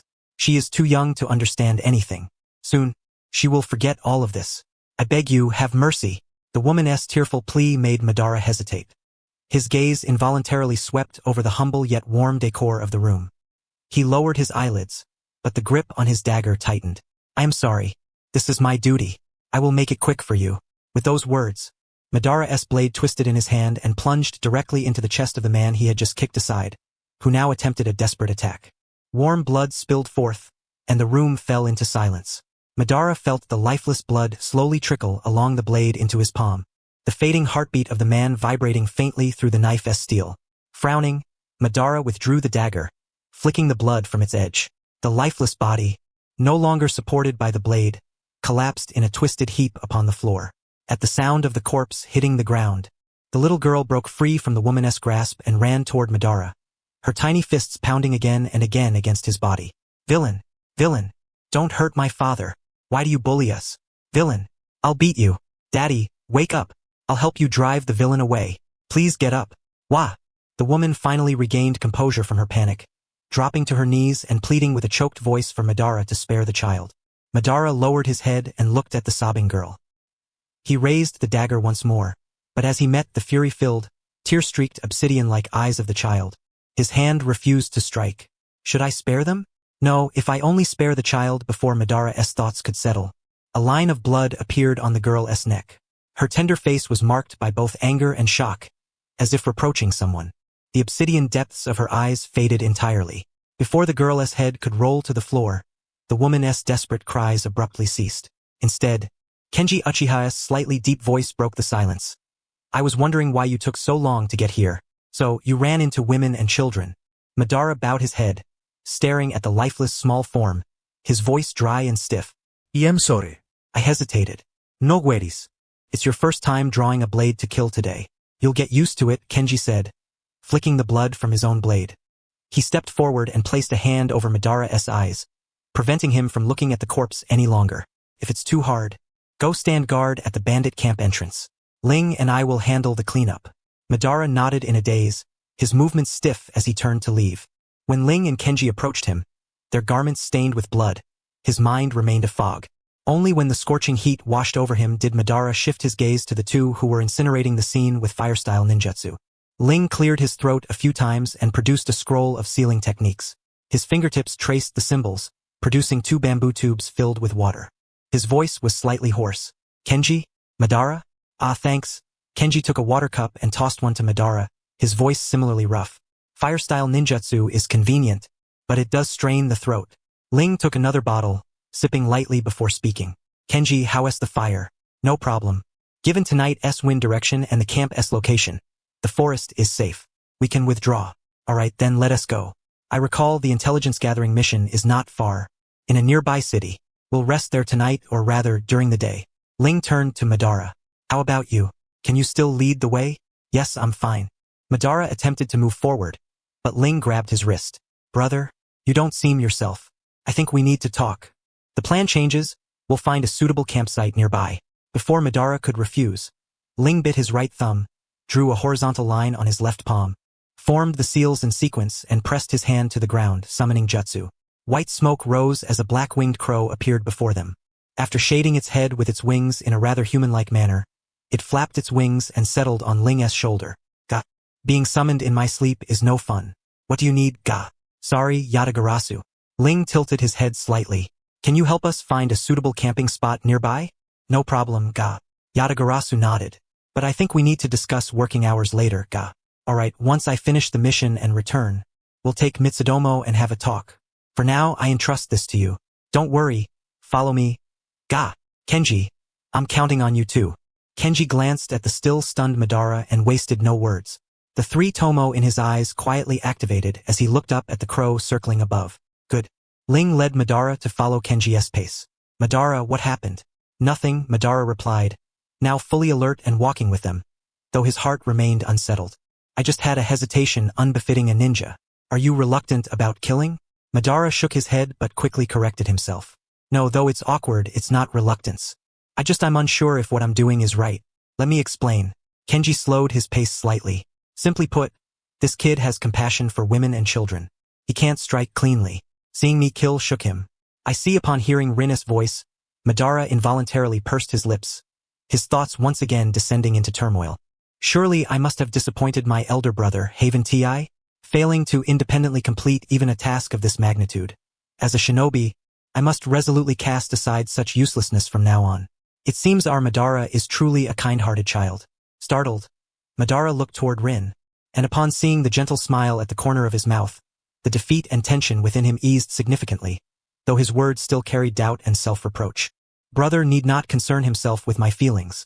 A mistake is a mistake. Had it not been for Uchiha Kenji, I might very well have let that mother and daughter escape, and the mission would likely have been deemed a failure. Such behavior deserves punishment. I am not trying to shield you. Rin's voice bore a hint of amusement. But truly, there is no need. Madara's performance was already commendable. No vomiting, no crying, and the ability to promptly reflect on himself. For a first mission involving assassination, that is quite impressive. Moreover, in my eyes, Madara's act of sparing women and children precisely indicates his potential to become a genuine strong warrior. A genuine strong warrior? Yes, because a true strong warrior scorns striking down the weak. Rin's expression remained gentle. There is a saying, the strong strike at the stronger, the weak strike at the weaker. I find it admirable that Madara harbors compassion for the weak. Before Madara could respond, Uchiha Kenji interjected, keep spinning your tales, but your little brother will soon see through your stories. What do you mean by spinning tales? I am serious. Kenji curled his lips. Then why Yasuki? Or perhaps Eiji? Never mind, I can't recall the face clearly. But last time, when that fellow spared a woman, you punched him and broke his nasal bone. You mean Yasuki? Rin scoffed lightly, frowning. That fool was easily swayed by a few words from the mission's target. Madara. Am I not also a mission target? Seemingly aware of Madara's thoughts, Rin turned his head. Yasuki's case is different. That time we had a protective mission. Yasuki sympathized with a scout who came to gather intelligence and had already shown hostility and force. Feeling sympathy was one thing, but he even tried to help the person escape. I was being lenient by merely breaking his nose. That's true, Uchiha Kenji sighed, gazing at the clearing near the brook, his pace slowing. I remember Rin said something both cool and terrifying back then. Let me see. I do not wish to strike my clanmates, but that does not mean I cannot. Save your pointless pity for others until after the mission. If anyone makes such a rookie mistake again, I will break their limbs and drag them back to the clan. You don't know, Madara. Rin once came back carrying a person drenched in blood, his expression terrifying.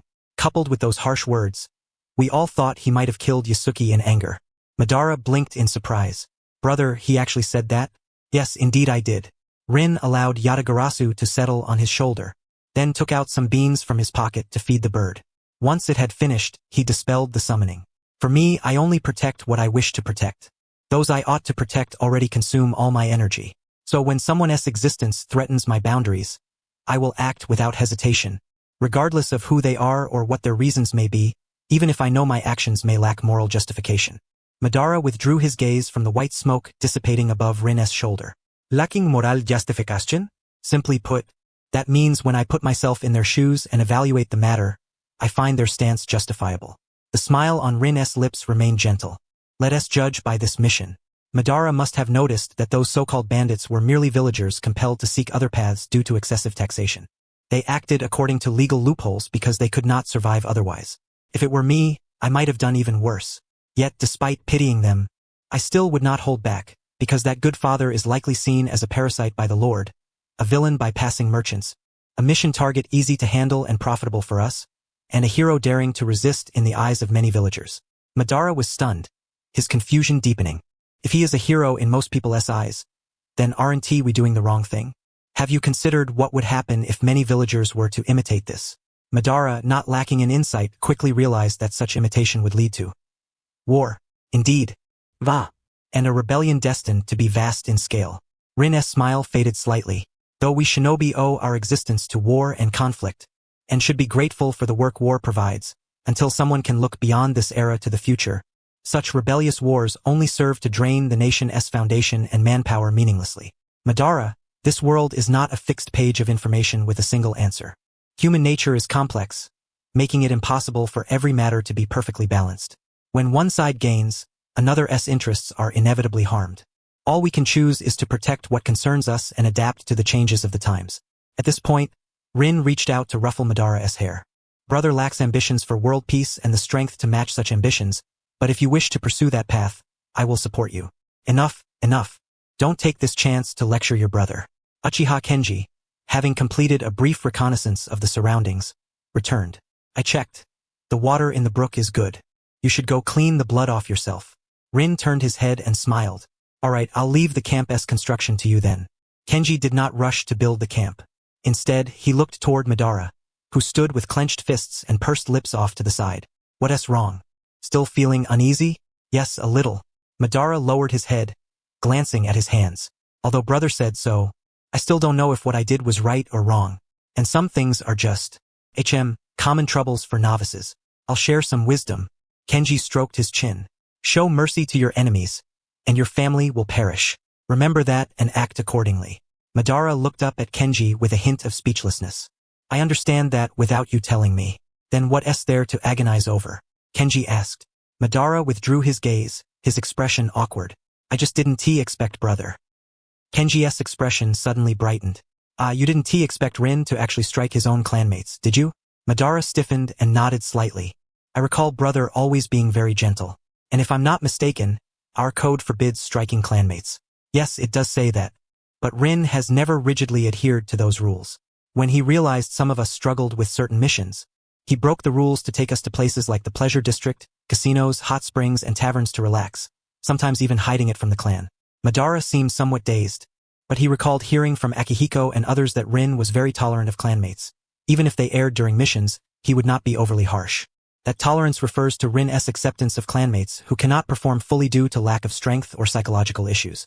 He tries his best to help them overcome their shortcomings and maximize their value. Kenji's expression turned strange.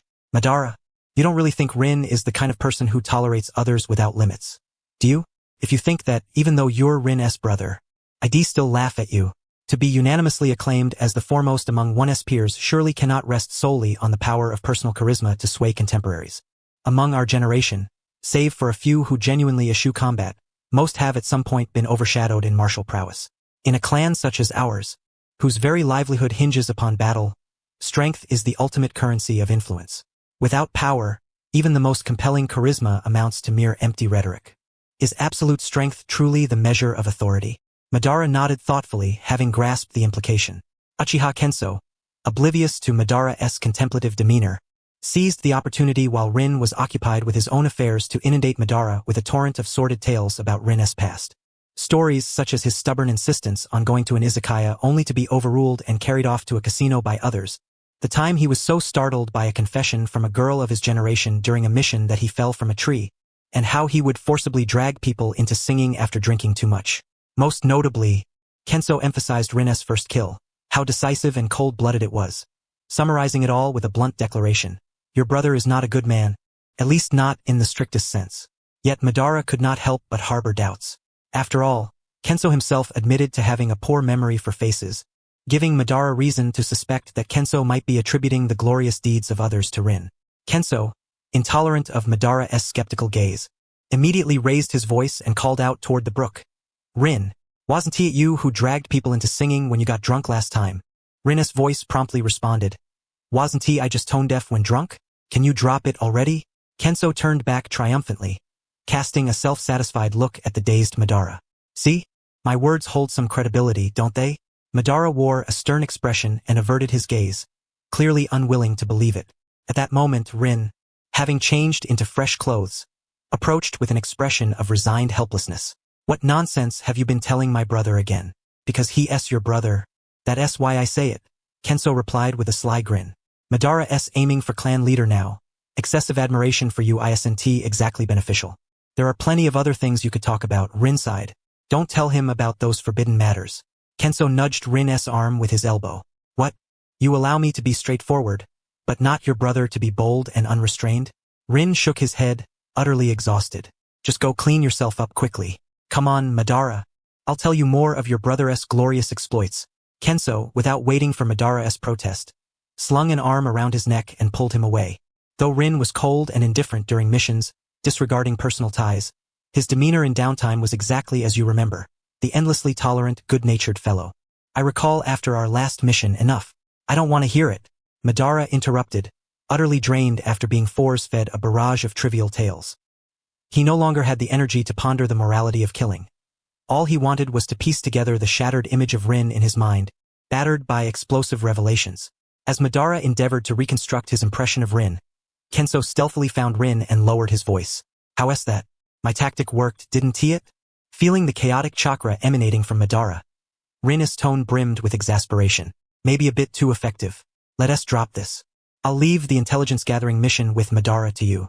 Understood. But how much he learns from me depends on himself. Kenso nodded. The target is a samurai clan, right? How much do you know about them? If I recall correctly. Their faces grew solemn at the mention of the mission, the previous warmth replaced by a stark chill. Having labored through half the night, the pair kept their exchange brief before retiring to rest and recover their strength. By afternoon, the restored party set out for the town. Rin entered directly clad in garments emblazoned with the clan insignia, while Kenso, after agreeing on a secret signal with Madara, changed out of his clan-marked attire and used transformation jutsu to blend into the crowd before entering the town separately. Shortly after arrival, Rin sensed someone tailing him, though he made no attempt to confront the follower. Instead, he openly began probing for information concerning the mission's target in front of the very people following him. Unsurprisingly, he was soon cornered in an alleyway. Such an outcome was anticipated, so Rin remained unperturbed, leaning on his cane sword with an air of composure. What is the meaning of this? You are a ninja of the Uchiha clan, are you not? A deep male voice demanded. Spying on our clan's secrets, what are your intentions? Rin smiled lightly and nodded toward the man. I bear no ill will. I have heard your noble family is skilled in kenjutsu, so I wish to come and learn from you. I hope you will grant me this courtesy. Clearly, the man did not believe Rin's candid explanation. He raised a hand to signal his clansmen, who began to slowly encircle Rin. Oh dear, so this is how you prefer to exchange techniques? Rin tapped the cane sword gently with his finger, a smile still gracing his lips. It seems I shall have a fine opportunity to train. If you don't wish to suffer, it's best to surrender quietly, the man warned. Once we confirm your purpose, we will release you, but if you resist, do not blame us for being ruthless. The man's expression grew grave and wary. After all, chakra users were not limited to ninjas, and Rin was a blind Uchiha lacking the troublesome genjutsu. Without that, Uchiha were little more than ordinary folk skilled in assorted tricks. Moreover, even the Uchiha clan would never dare to oppose us on account of a single blind member, would they? I advise you to be sensible and come with us. You truly underestimate me, Rin said, shifting the cane sword to his left hand while rubbing his nose with the right. Well then, I shall first thank you for that cutting remark. Relieved by Rin's tone, the man exhaled. The Uchiha and other dojutsu clans were known for their fierce vendettas. Avoiding conflict was preferable. Yet before he could fully relax, Rin's gentle voice resounded again. Secondly, how dare a mere samurai clan provoke the Uchiha thus? The man's pupils contracted sharply, about to command his clansmen to strike, when a flash of brilliant steel illuminated the scene. Blood bubbled in his throat, choking off his words. Nonetheless, he still heard Rin's unfinished sentence. I must admire your ignorance. Rin wiped the blood from his blade. His smile still mild, though he did not sheath the sword. Perhaps now you wish to reconsider your words? Soon, surrounded by the sound of blades drawn from scabbards, Rin gave a resigned smile. You treat your guests rather rudely, but that makes things easier for me. While Rin and his companions proceeded with calm efficiency, another group of ninjas arrived in this somewhat remote town. Their leader was a tall, robust man with sun-kissed skin and a dignified yet kindly countenance, inspiring immediate trust. Yet when passers-by caught sight of the clan emblem on his forehead protector, they hastened to avoid him, lest they inadvertently invite a fatal misfortune. Though they recognized the symbol as belonging to the reputedly gentle Senju clan, who could say whether these formidable warriors might suddenly concoct some pretext to unleash violence? The young Senju leader was well accustomed to such reactions and paid them no mind, leading the half-grown youths behind him into a street-side eatery and seating them in a vantage point near a corner. After ordering food from the proprietor, the leader turned to one child in the group sporting a watermelon-style haircut. To be honest, this mission has left me quite disappointed, especially you, Hashirama. The boy named Hashirama pressed his lips together and looked away, remaining silent. Upon witnessing the scene, the young man sighed once more. Hashirama, you undoubtedly possess great prowess. Yet I must make it clear to you that you cannot afford to harbor mercy towards those suspicious targets who might jeopardize the completion of our mission. But they were merely passing civilians. The half-grown youth known as Hashirama suddenly slammed his hand upon the table, his eyes blazing with fury. There was simply no need to go to such lengths. The young man, appearing visibly weary, massaged his temples. Such a level of genjutsu would hardly inflict any harm upon them, and it serves to eliminate any instability that might compromise the mission. In any case, if you wish to qualify for independent assignments, this is an absolute necessity. So, at that moment, Hashirama looked apologetically at the frightened shopkeeper, smiled faintly, then lowered his voice as he returned to his seat. Didn't I tell you? They were ordinary people without even a trace of chakra. Hashirama, not everyone possesses your intuition, and moreover, intuition cannot be right every single time. The young man covered his head with his hands, his voice tinged with despair. Even sensory ninjas cannot guarantee the accuracy of every perception, let alone those devoid of chakra, who may sometimes, intentionally or otherwise, leak our intelligence. My goodness, I'd rather face an Uchiha in battle than take you on a mission, one that decides victory and death alike. The accompanying youths nudged Hashirama, signaling him not to be so headstrong. Hashirama remained unconvinced, about to retort, when the wind chimes at the shop's entrance tinkled once more. A gentle voice followed. "Excuse me, might you have any alcohol for sale here?" Initially indifferent, Hashirama's attention was abruptly drawn by the young man's sudden surge of hostility. Curious, he turned to look, and his gaze fell upon the striking crimson fan emblazoned upon the visitor's chest, the mark of the Uchiha clan. "Why yes, we do have alcohol," the shopkeeper stammered, glancing nervously at the group seated in the corner. "But that's wonderful. Please, may I have a cup of barley ale mixed with tea? With extra tea, if you please? Given my current appearance, it's rather difficult to find a shop. I'd be most grateful." Hashirama could not help but scrutinize the young Uchiha before him. Clad in light-colored attire that accentuated his sharpness, his black hair was neatly combed back, save for a few defiant strands that curled playfully atop his head. This slight unruliness did not detract from his image. Rather, it softened the aloofness his flawless features might have otherwise conveyed. What puzzled Hashirama most was the silk blindfold covering the youth's eyes. It was common knowledge throughout the ninja world that the Uchiha excelled in ocular jutsu. Why, then, would this young man choose to conceal his eyes? Could he be in training? Hashirama wondered, his curiosity deepening as he continued to observe him. "Is there something wrong with me? Your gazes are rather intense." The young man's voice drew Hashirama's attention back, and he looked up to meet the visitor's face. Though the eyes remained unseen, Hashirama felt unmistakably scrutinized, accompanied by a prickling sense of danger that made his hairs stand on end. Instinctively, he responded, "No. It's just that there's quite a bit of blood on my clothes, so I'm a little self-conscious." The youth blinked in surprise. "Blood? Whereabouts?" "On the right sleeve and the right side of my clothing. This is my only clean outfit." "What a headache. Looks like I should start wearing darker clothes from now on." The young man sighed, a smile playing at the corners of his lips as he turned towards Hashirama. "Thank you for pointing that out." Hashirama remained momentarily stunned, never expecting to receive gratitude from an Uchiha. He instinctively shook his head, but upon seeing the blindfold again, he recovered and said, "No, it's nothing. After all, it's only proper to support one another when out in the world." "Pfft. Ha ha ha. You're quite amusing, aren't you? But you're right. When out in the world, we ought to look out for each other." The youth's laughter was infectious, and as it echoed, the oppressive sense of threat that had clung to Hashirama ebbed away. Yet his curiosity only grew. Why did this Uchiha differ so much from what the elders in his family had described? "Curious, are you?" The youth propped his chin on his hand, a gentle smile lingering on his face. "Why do you think I'm different from the Uchiha your elders spoke of?" Before Hashirama could respond, the young leader beside him interjected, "Shopkeeper, why are our dishes taking so long? Isn't this a bit slow?" Coming right up, coming right up." The shopkeeper smiled politely, though inwardly cursing. Everyone knows the Senju and Uchiha don't get along. After that atmosphere just now, who dare approach? After hastily serving the dishes to both parties, the shopkeeper and his assistant retreated to a corner, striving to minimize their presence. Under the leader's menacing gaze, Hashirama refrained from commenting further, though his eyes involuntarily drifted back to the Uchiha seated in the center of the hall. He watched as the youth gallantly downed a large cup of barley ale mixed with tea. Delicious. Nothing beats a drink after a mission. The Uchiha exhaled deeply. "Boss, the bill, please." No need. It's on me," the shopkeeper insisted. "That one tea do." The youth shook his head slightly, the smile at his lips now tinged with resignation. He placed money on the table.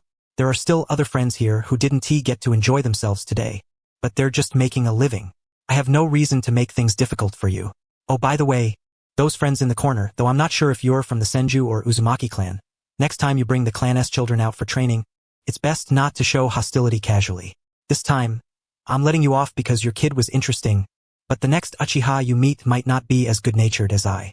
Having his identity revealed, the Senju leader no longer remained silent, his words dripping with sarcasm. If I weren't accompanied by clan members, do you really think I'd hold back against you, blind man? Care to give a name? We can settle it on the battlefield." "A name? Huh?" The youth, leaning on his cane sword, rose to his feet. The smile on his lips curved distinctly upward. "My name is Uchiha Ryo." Hashirama, observing his own leader fall silent after exchanging names with this Ryo, could no longer contain his curiosity. "Makoto, does this Uchiha named Ryo have anything special about him?" The leader sighed. "Special? He's just a troublesome foe." Yet, as he spoke, the other young Senju, who had been suppressing their curiosity, could no longer hold back and urged him to recount tales about this Uchiha. "There's not much to say. He's slightly younger than me, and our mission areas rarely overlapped, so we haven't actually clashed. What I know is mostly hearsay. Makoto exhaled deeply. You're probably aware of the battle our clan recently ended with the Uchiha, right? Hashirama nodded. Yes. According to my father, it was the first time in nearly 10 years that we suffered such a heavy defeat at the hands of the Uchiha, and also the fastest war conclusion in nearly a decade. Indeed, the one who brought that swift end was Uchiha Ryo. Makoto's expression grew more troubled. Nobody knows where he learned our supply routes, but he infiltrated alone, destroyed a batch of supplies and blew up the mountain path, causing delayed reinforcements and a disadvantage in that war zone. That alone wouldn't be so problematic. The issue arose when we attempted to encircle him. That madman used himself as bait, dispersing our pursuers one by one, delaying our reinforcements. Cornered and desperate, he fought with his life, sacrificing several pursuers before blinding himself and triggering preset traps that shattered the entire cliff. Afterward, due to the fierce Uchiha assault, we only had time for a cursory search and rescue of our clan members, paying little heed to his survival. If he is still alive with all limbs intact, it would be nothing short of a miracle. At this juncture, Senju Makoto cast his gaze around the half-grown youths surrounding him. Were it not for your presence today, I would have surely had to confront him once his name was announced. I can understand a confrontation, but Hashirama furrowed his brow. Does an Uchiha bereft of his Sharingan truly warrant such caution? Moreover, how should I put it? I sense that, beneath it all, he is a decent person. This time, Senju Makoto's countenance grew markedly solemn. Listen closely, Hashirama. I care not how you normally treat commoners or other clans shinobi, but when it comes to the Uchiha you must never extend them trust. No matter how much they feign normalcy, the Uchiha are nothing but a band of irrational lunatics. You can never anticipate the mad measures they might take the very next moment to kill you. The enmity between the Senju and Uchiha is both a blood feud and an ancestral grudge. Reconciliation is utterly impossible. Hashirama merely pressed his lips together, offering no reply. Seeing Hashirama in such a state, Senju Makoto sighed deeply. I am not afraid to tell you, Uchiha Ryo is the Uchiha clan's originally designated successor as clan head. According to the known mission records, this man has not only achieved a 100% completion rate but also ensured 0 casualties within his team. Indeed, since he made a name for himself, he has been the one most grievously injured. From now on, when you encounter him, keep your distance. Even if he is now blind, he is not someone you fledgling novices can contend with, especially you, Senju Hashirama. Do not treat my words as mere wind in your ears. I understand, Hashirama said, eyes fixed on the still swaying wind chime, a thoughtful expression upon his face. After all, that man is kind-hearted. Yet there is an unmistakable sense of peril about him, one far beyond my current ability to match. What is that supposed to mean? Senju Makoto's lips twitched, his expression darkening. Are you implying that once you grow stronger, you intend to try to approach that man? Hashirama paid no heed to Makoto's expression, continuing to speak to himself.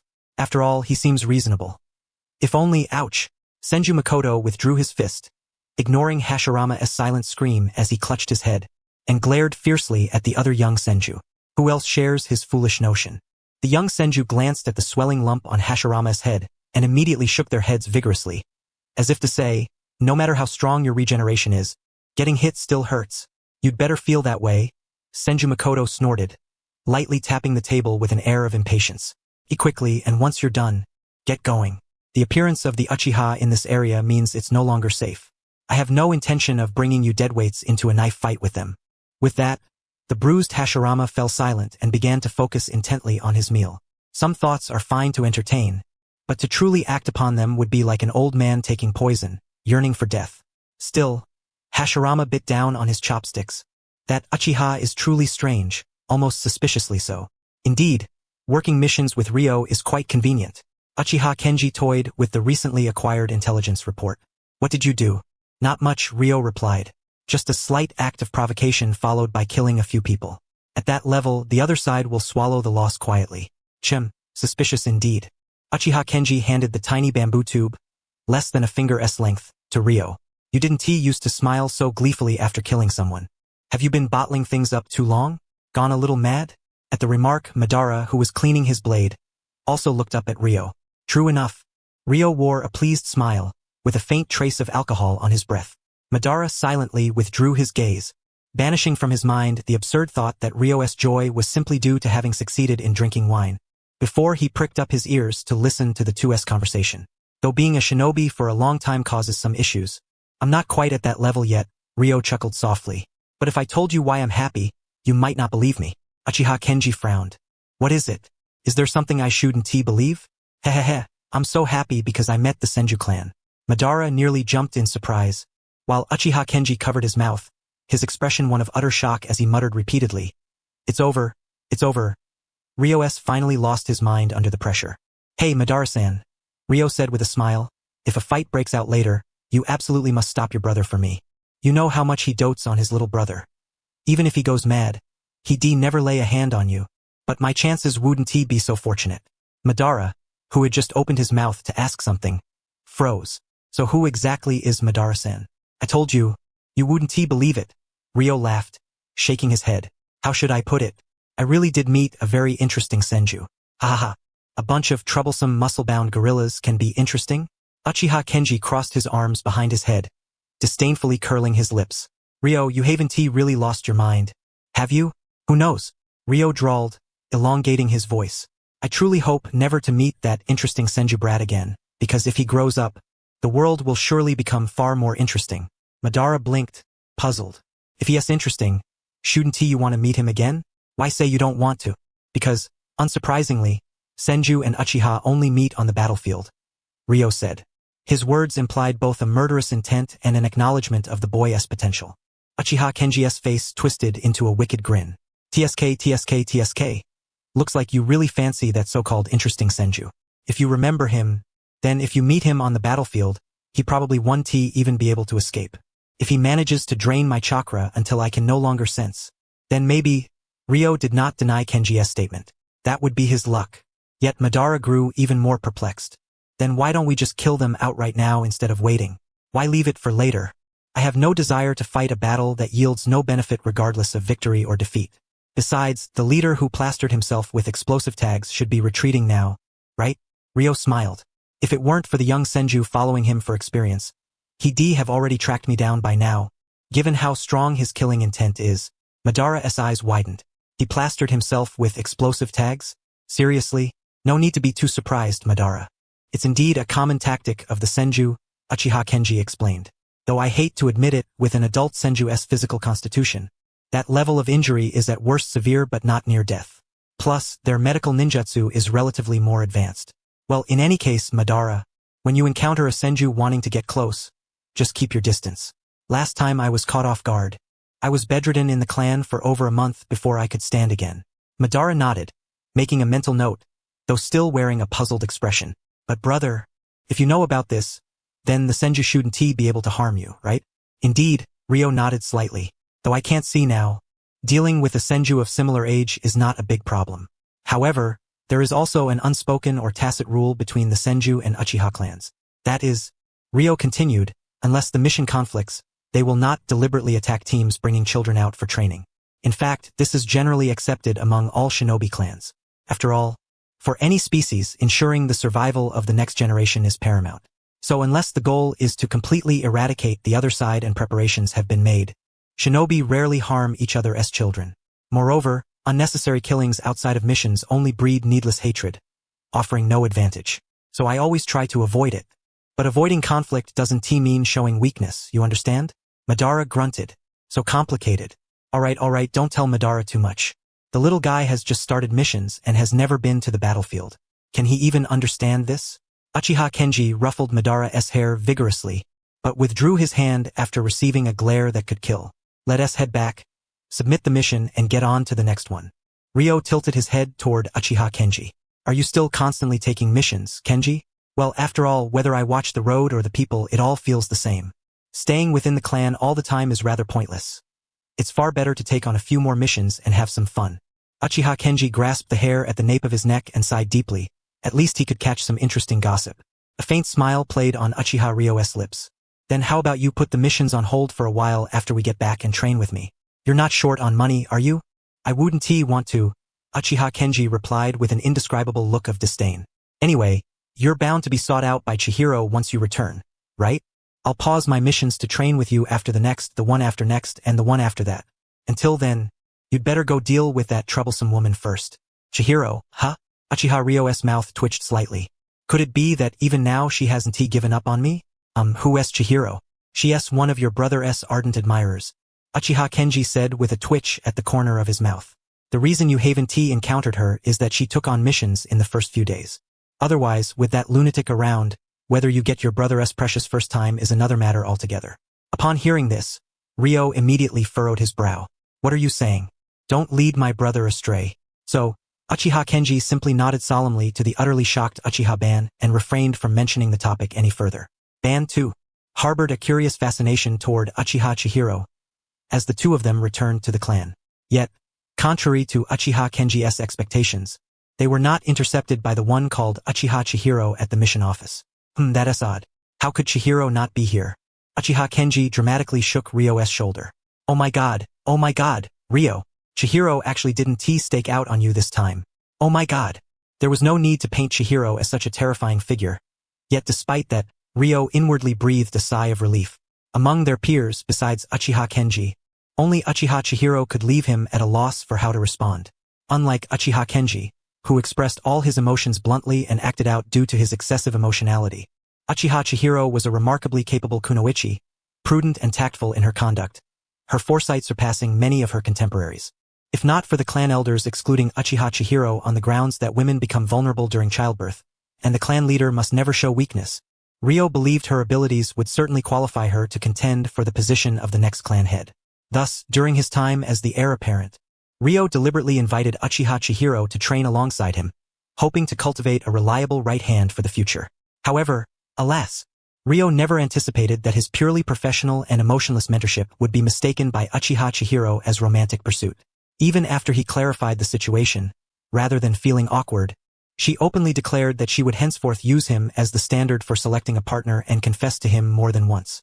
It was precisely due to Uchiha Chihiro's proactive courtship that Ryo attracted numerous unnecessary enemies. His first direct confrontation with Uchiha Masaki began here. Therefore, upon hearing that Uchiha Chihiro was not present, Ryo truly felt relieved. He honestly had no idea how to handle her. At the very least, this granted him some breathing room. Yet this mingling of relief and heaviness swiftly transformed into weighty concern upon reaching their doorstep, triggered by Ban's puzzled remark, "Elder brother, there is a very beautiful female clan member waving at us at our doorstep." A beautiful female clan member? Ryo's mouth twitched slightly as he slowed his pace. Bon. What does she look like? Ban glanced once more at the enchanting figure standing at their gate.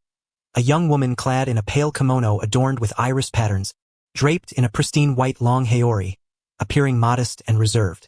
At that moment, she smiled softly, waving at them. Yet Ban felt something was amiss. The exquisite woman before him wore her hair in a neat, wavy high ponytail, and judging by her stance and position, she was clearly no delicate, demure lady. Mulling this over, Ban candidly relayed what he had observed. What? Why no description of her appearance?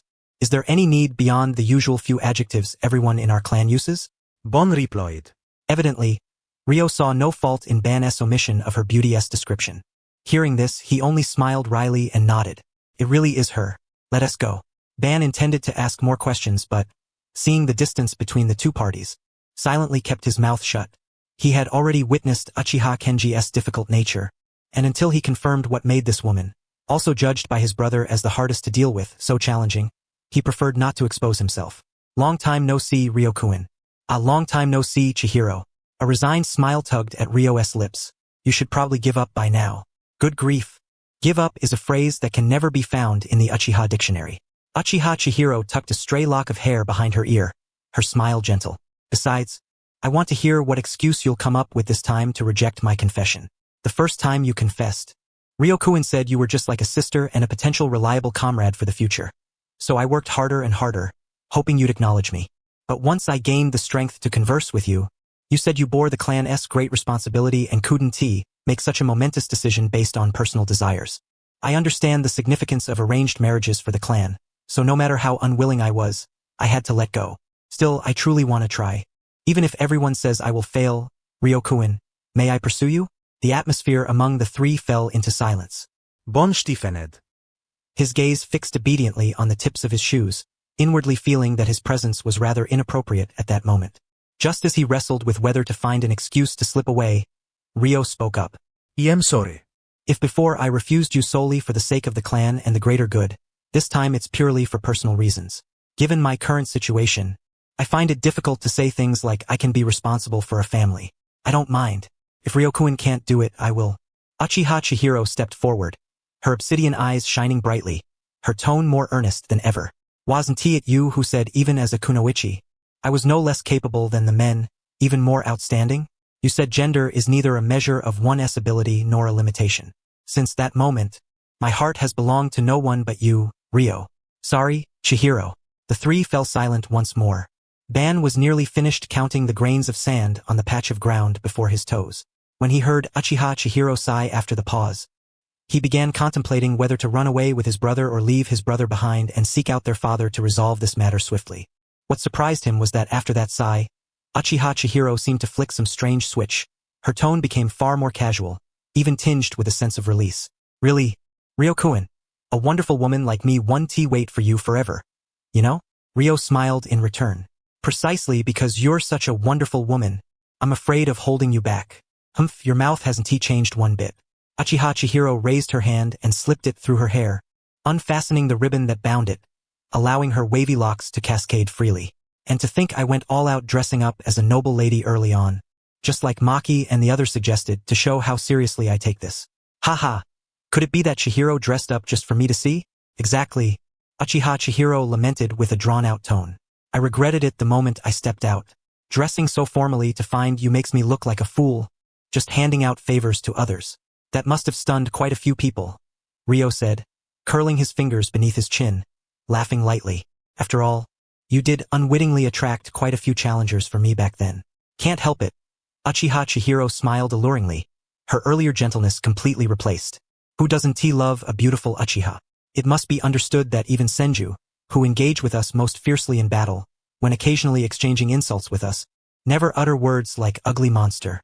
Given their limited vocabulary, they merely hurl a couple of curses like madman. Ha ha ha. Quite right. Who doesn't appreciate a handsome Uchiha? Observing the light-hearted atmosphere between the two as they laughed and chatted, Madara felt an inexplicable sense of relief, yet his curiosity about why this Uchiha Chiho was deemed difficult to handle by his elder brother only deepened. All right, I've finished my business. Now it's your turn, Chiho said, her smile slightly retreating. Ling, are you going to train or undertake a mission next? Madara distinctly sensed his elder brother's body tense. Yet Ling's voice remained calm. I have gained considerable insight from the recent outing. I suppose I will be training for some time. In that case, you must need someone to assist you by reading and recording the ninjutsu scrolls, right? How about I help? Besides, Ling isn't good at cooking, so I could assist with that as well. No, actually, I can manage such training myself. Ling, are you going to refuse me? I'll cry. You know? Chiho's face bore a mischievous grin as she slowed her speech. You wouldn't want to see such a delicate, fragile girl crying loudly right at your front gate. Would you? No, would you? Be troubled? This time, Ling froze completely. Looks like there's no choice then. How pitiful I am, after all we've done. Chiho laughed, waving at Madara before squatting down. Looks like I can only stand at Ling's doorstep and lament your heartlessness, your coldness and callousness, your cruelty and abandonment, in front of your little brother. All right, I get it. Ling raised both hands in complete surrender. But for this training, Chiho, you absolutely cannot secretly slip drugs into my meals again. Chiho covered her face, her small fists tapping Ling's shoulder lightly. After eliciting a muffled groan, she laughed coquettishly. I'm past the age of naively believing that a simple sleep can lead to a child. I'm not that childish anymore. Well then, see you tomorrow. Ling, don't you dare avoid me. Madara watched Chiho skip away joyfully before looking up at Ling's elder brother. Just now. It's nothing. Ling felt the lingering soreness radiating from his shoulder and twitched the corner of his mouth. She's just strong, that's all. Although Madara was supposed to accompany Ling in training, after resting well and preparing for another mission, he encountered Uchiha Kenji and Uchiha Chiho again at the mission office. Before he could bypass them, Chiho raised her hand. Isn't this Ling's little brother?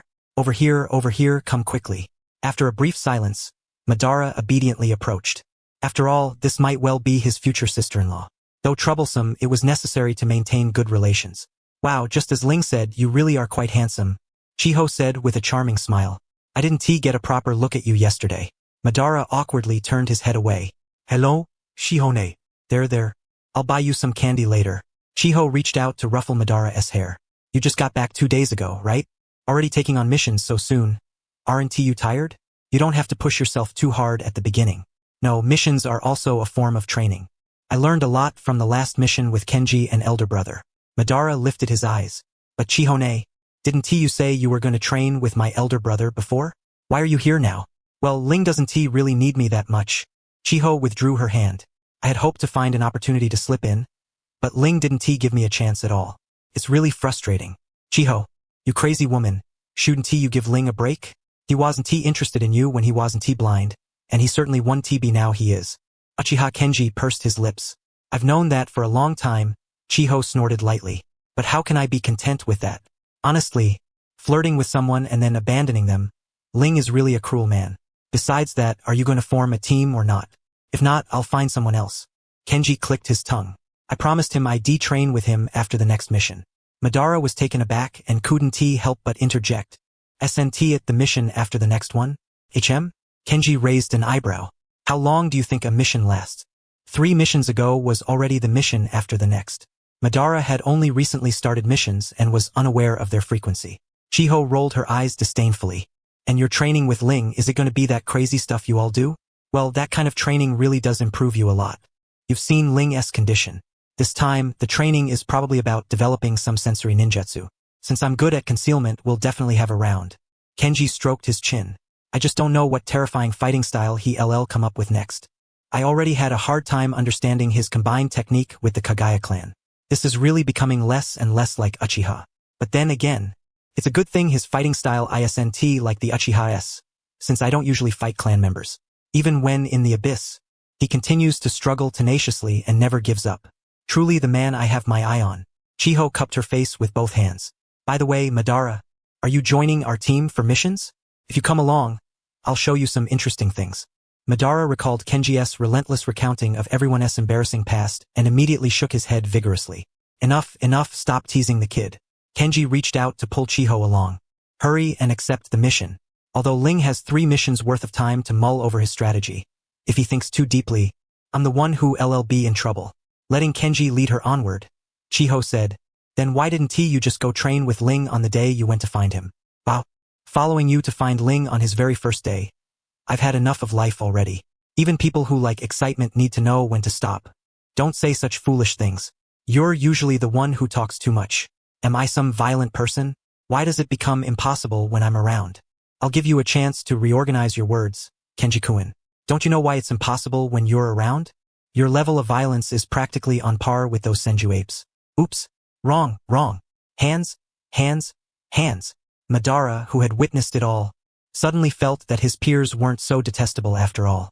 However, after reassembling the team for missions, Madara cast aside any sympathy he had felt for his contemporaries. They were a bunch of useless people, especially after experiencing missions where both Ling and Kenji carried him entirely. Madara became even more convinced that peers are all useless. Still, considering the age and experience gap, he decided to observe a while longer. Compared to Madara's fulfilling life, Izuna, who was always training alone at home, was unbearably lonely. Yet he understood that his 2 elder brothers did not remain at home out of a desire to distance themselves from him, but because they each had their own reasons. Thus, apart from occasionally inwardly pouting about why he wasn't growing up faster, he remained obedient. Uchiha Taijima had also noticed this and always tried to finish clan affairs early to come home and accompany his youngest son in training and ninjutsu instruction. Beyond this, Taijima worried about Ling and Madara, but since both children had their own ways of doing things, any attempt at consolation would only produce undesired effects. Sighing at this thought, Taijima immediately caught Izuna's attention. The boy lifted his head, his round, cat-like eyes fixed on his father, voice tinged with unease. Father, have I done something wrong? No. Izuna, you're doing very well. Taijima Uchiha reached out to lift his young son into his arms, his smile tinged with a trace of melancholy.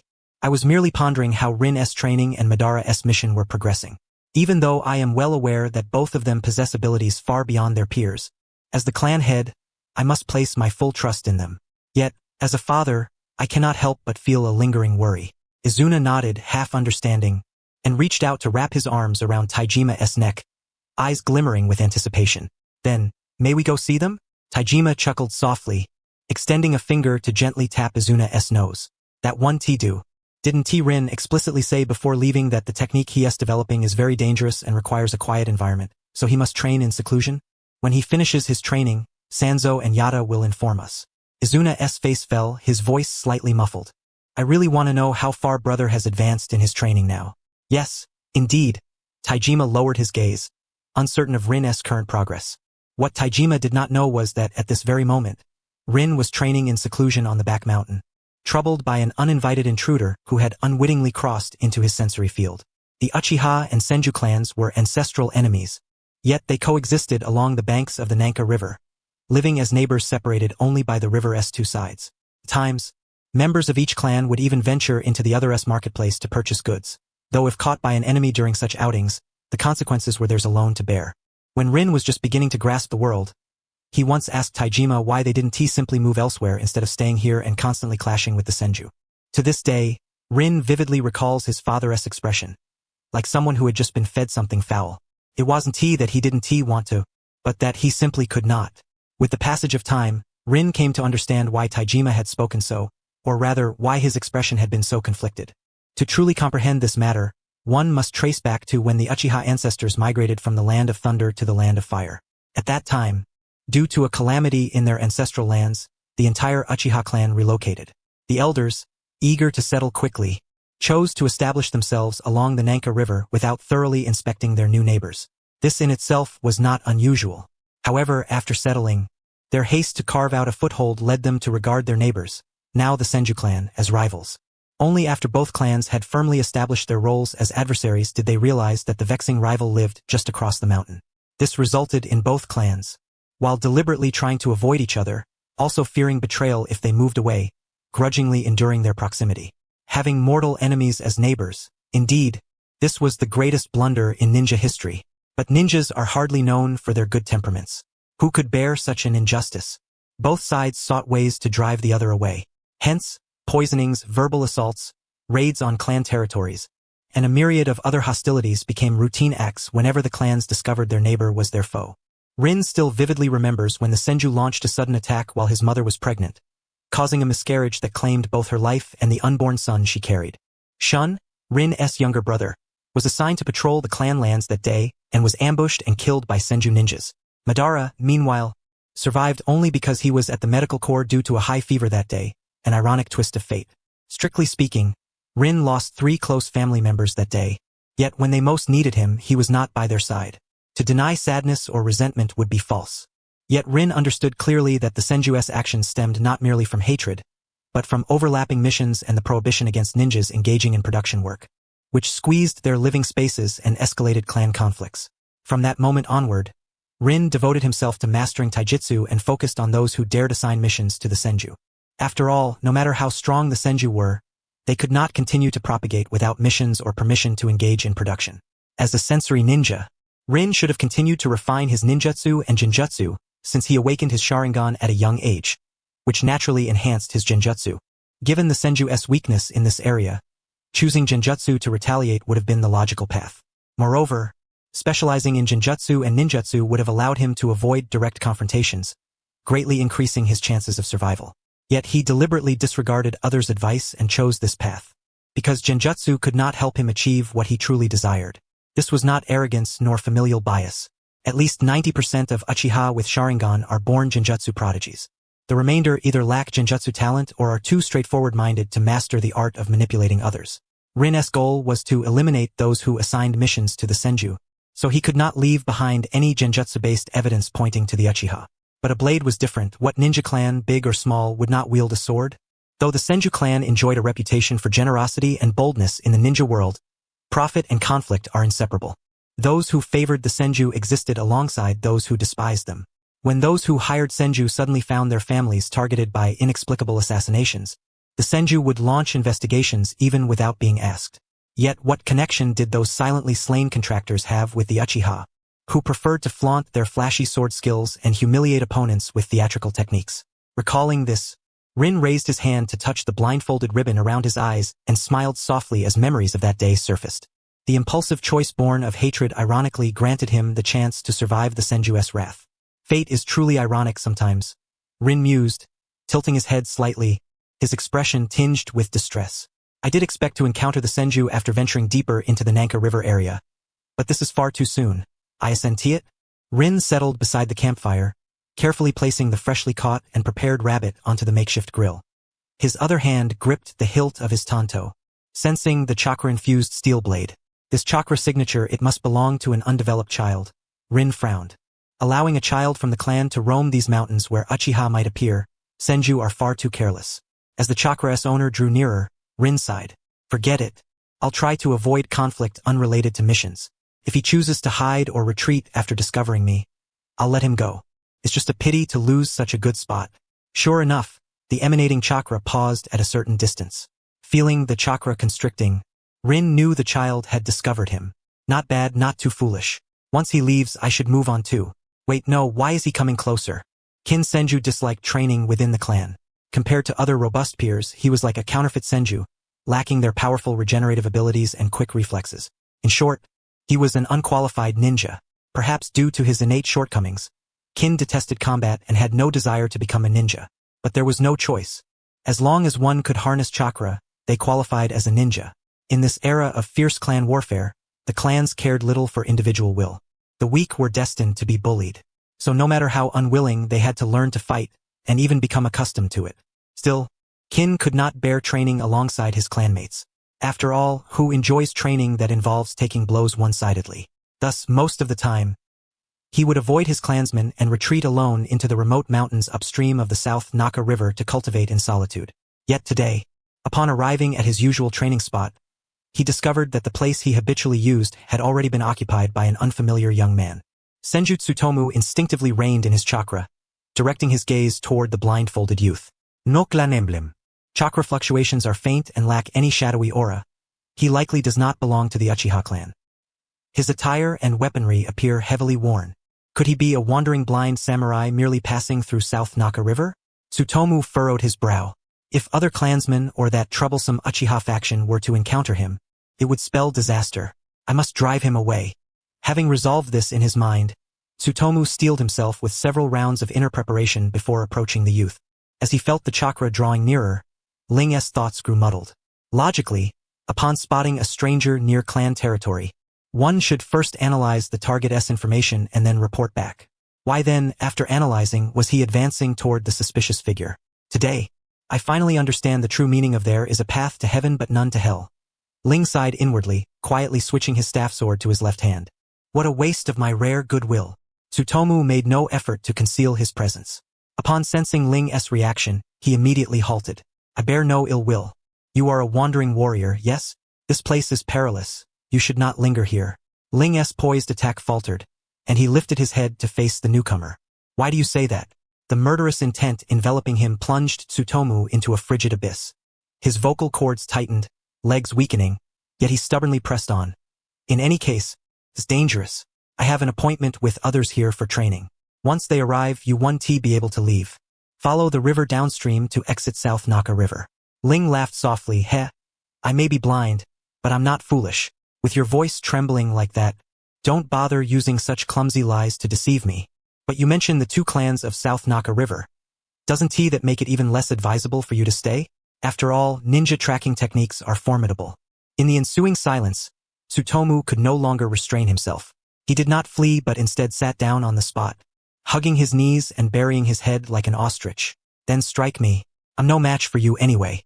Yet, upon uttering these words, Tsutomu noticed the murderous intent in the other's body diminish abruptly.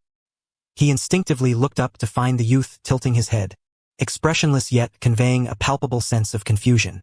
At that thought, Tsutomu felt a measure of calm, though his words remained laced with self-mockery. I have no family left, few friends, and my combat ability is woefully weak. On the battlefield, death is inevitable. Hearing this, Ling was somewhat amused. Can't you struggle a bit more? What if I soften at your pleas? Such feeble fighting spirit is unbecoming of a ninja. My teacher said the most useless thing in the face of an enemy is to beg for mercy. Tsutomu glanced at Ling, then quickly buried his head again, voice heavy with despair. I don't want to die so uselessly, though I am indeed quite useless. This world is truly loathsome. I have no desire to fight. Why can't everyone live together peacefully? Surviving alone is so arduous. If I could, I would have sought out everyone much earlier. Listening to the sobs near his ear, Ling, after a brief silence, flipped the roasted rabbit he was cooking. Honestly, I don't much like this world either, but not to the extent of despising it so deeply as to want to abandon life itself. After all, there are too many things I cherish and wish to accomplish. Well, then you truly are admirably resilient, Tsutomu sniffled, his gaze falling on the yellowed, oil-seeping roasted rabbit. Say, may I be a glutton and eat my fill? At that, Tsutomu's stomach growled in perfect timing. Pfft. Ha ha ha ha. That's an unexpectedly candid remark. Not pleading for mercy but just wanting a good meal? Ling placed his staff sword across his lap. Fine, fine, today I shall play the hypocritical executioner and spare you. Seeing Ling's cheerful smile and sudden absence of hostility, Tsutomu felt his mind turn to mush. Just as he was about to speak, his stomach growled even louder. After a brief pause, Tsutomu heard Ling's hearty laughter and lowered his head further. What's this? Could it be that the food I made smells delicious? Ling's casual posture, accompanied by the crackling of burning firewood, carried a gentle, playful tone that was strangely soothing. You guys are quite endearing when you're not opposing me. Opposing you? Tsutomu pondered. Ling stroked his chin. That fellow named Makoto should have finished his mission and returned by now. Could it be he didn't bring back news of me? Tsutomu's eyes widened abruptly, pupils shrinking. Uchiha Ling? Ling neither confirmed nor denied, only chuckling softly, looking unusually pleased. How about this? When you return, you can boast among your clansmen that I am the one who walked away unscathed from that demon and even forced him to cook for me. Pretty impressive, right? Yet Tsutomu flushed crimson at Ling's words. I do not want the pity of the Uchiha. Is that so? Still eating the roasted rabbit? It's almost done. You know. Don't think you can bribe me. You sly, but Tsutomu's stomach clearly lacked his pride. Before his words had fully left his mouth, it growled loudly, as if demanding, feed me or I one tea stop. Ha ha ha, I can't take it anymore. Really can't, Ling said, raising a hand to his forehead. You guys are too amusing when you're not opponents. In just a few days, I've met two such entertaining little fellows.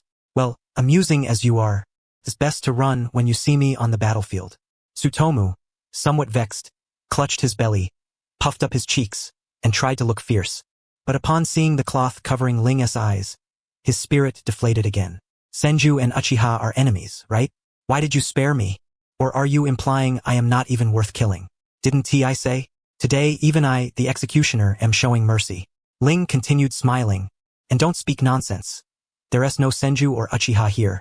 Just a naive, almost foolish child and a wandering youth. Tsutomu was taken aback, suddenly recalling that Ling had never uttered any words about the Senju or Uchiha clans. All those thoughts had been his own. The roasted rabbit should be done. Eat up and then go home. Even if no one awaits you there, it still holds beautiful memories of your family. You mustn't give up so easily. Ling rose, gathered his belongings, waved at the stunned Tsutomu, and added, and don't say things like it wouldn't matter if I died early. Your kin fought desperately, not to have you join them so soon. Besides, young one, life is not something cheap. Once lost, it cannot be reclaimed. Especially now, all alone. You must at least be kinder to yourself. Tsutomu did not dare touch the roasted rabbit, but every word Ling spoke left an indelible mark on his heart. Yet the greatest mystery remained. Knowing he was Senju, why had Ling chosen to spare him? An existence destined to become an enemy should be decisively slain. Shouldn't he it? Why spare me? Is he trying to shake my resolve as a ninja? Reflecting thus, Tsutomu could only smile bitterly. No, that's overestimating myself. Judging by his demeanor, he probably spared me because my despondent remarks amused him. Even so, he is Uchiha, so why, Tsutomu, there you are. Senjukin was nearly startled out of his skin by the sudden sound ringing in his ear, yet a palm about his own size pressed him firmly back into place. The voice came again soothingly, don't get worked up, don't get worked up. It's me, Hashirama, Hashirama. Kin covered his chest where his heart was pounding so fiercely it felt ready to burst forth. The voice carried a hint of reproach. Really, Lord Hashirama? You mustn't scare me like that. I'm quite timid. No need to call me Lord Hashirama anymore. Just Hashirama is fine, Hashirama. The boy with the watermelon-shaped hairstyle smiled brightly. The clan just gathered everyone earlier to talk about those dangerous individuals to watch out for during missions. It's a pity you missed it. By the way, where were you this afternoon? Huh? I went to train on the southern slope of Nanka River. Kin's gaze dropped. What did the clan say? Not much, just some warnings about formidable figures who, if encountered, allow you to abandon the mission and flee. Hashirama rested his hands behind his head. But I really didn't expect that Uchiha Ryo we met on the last mission was unanimously labeled as a dangerous person by the elders.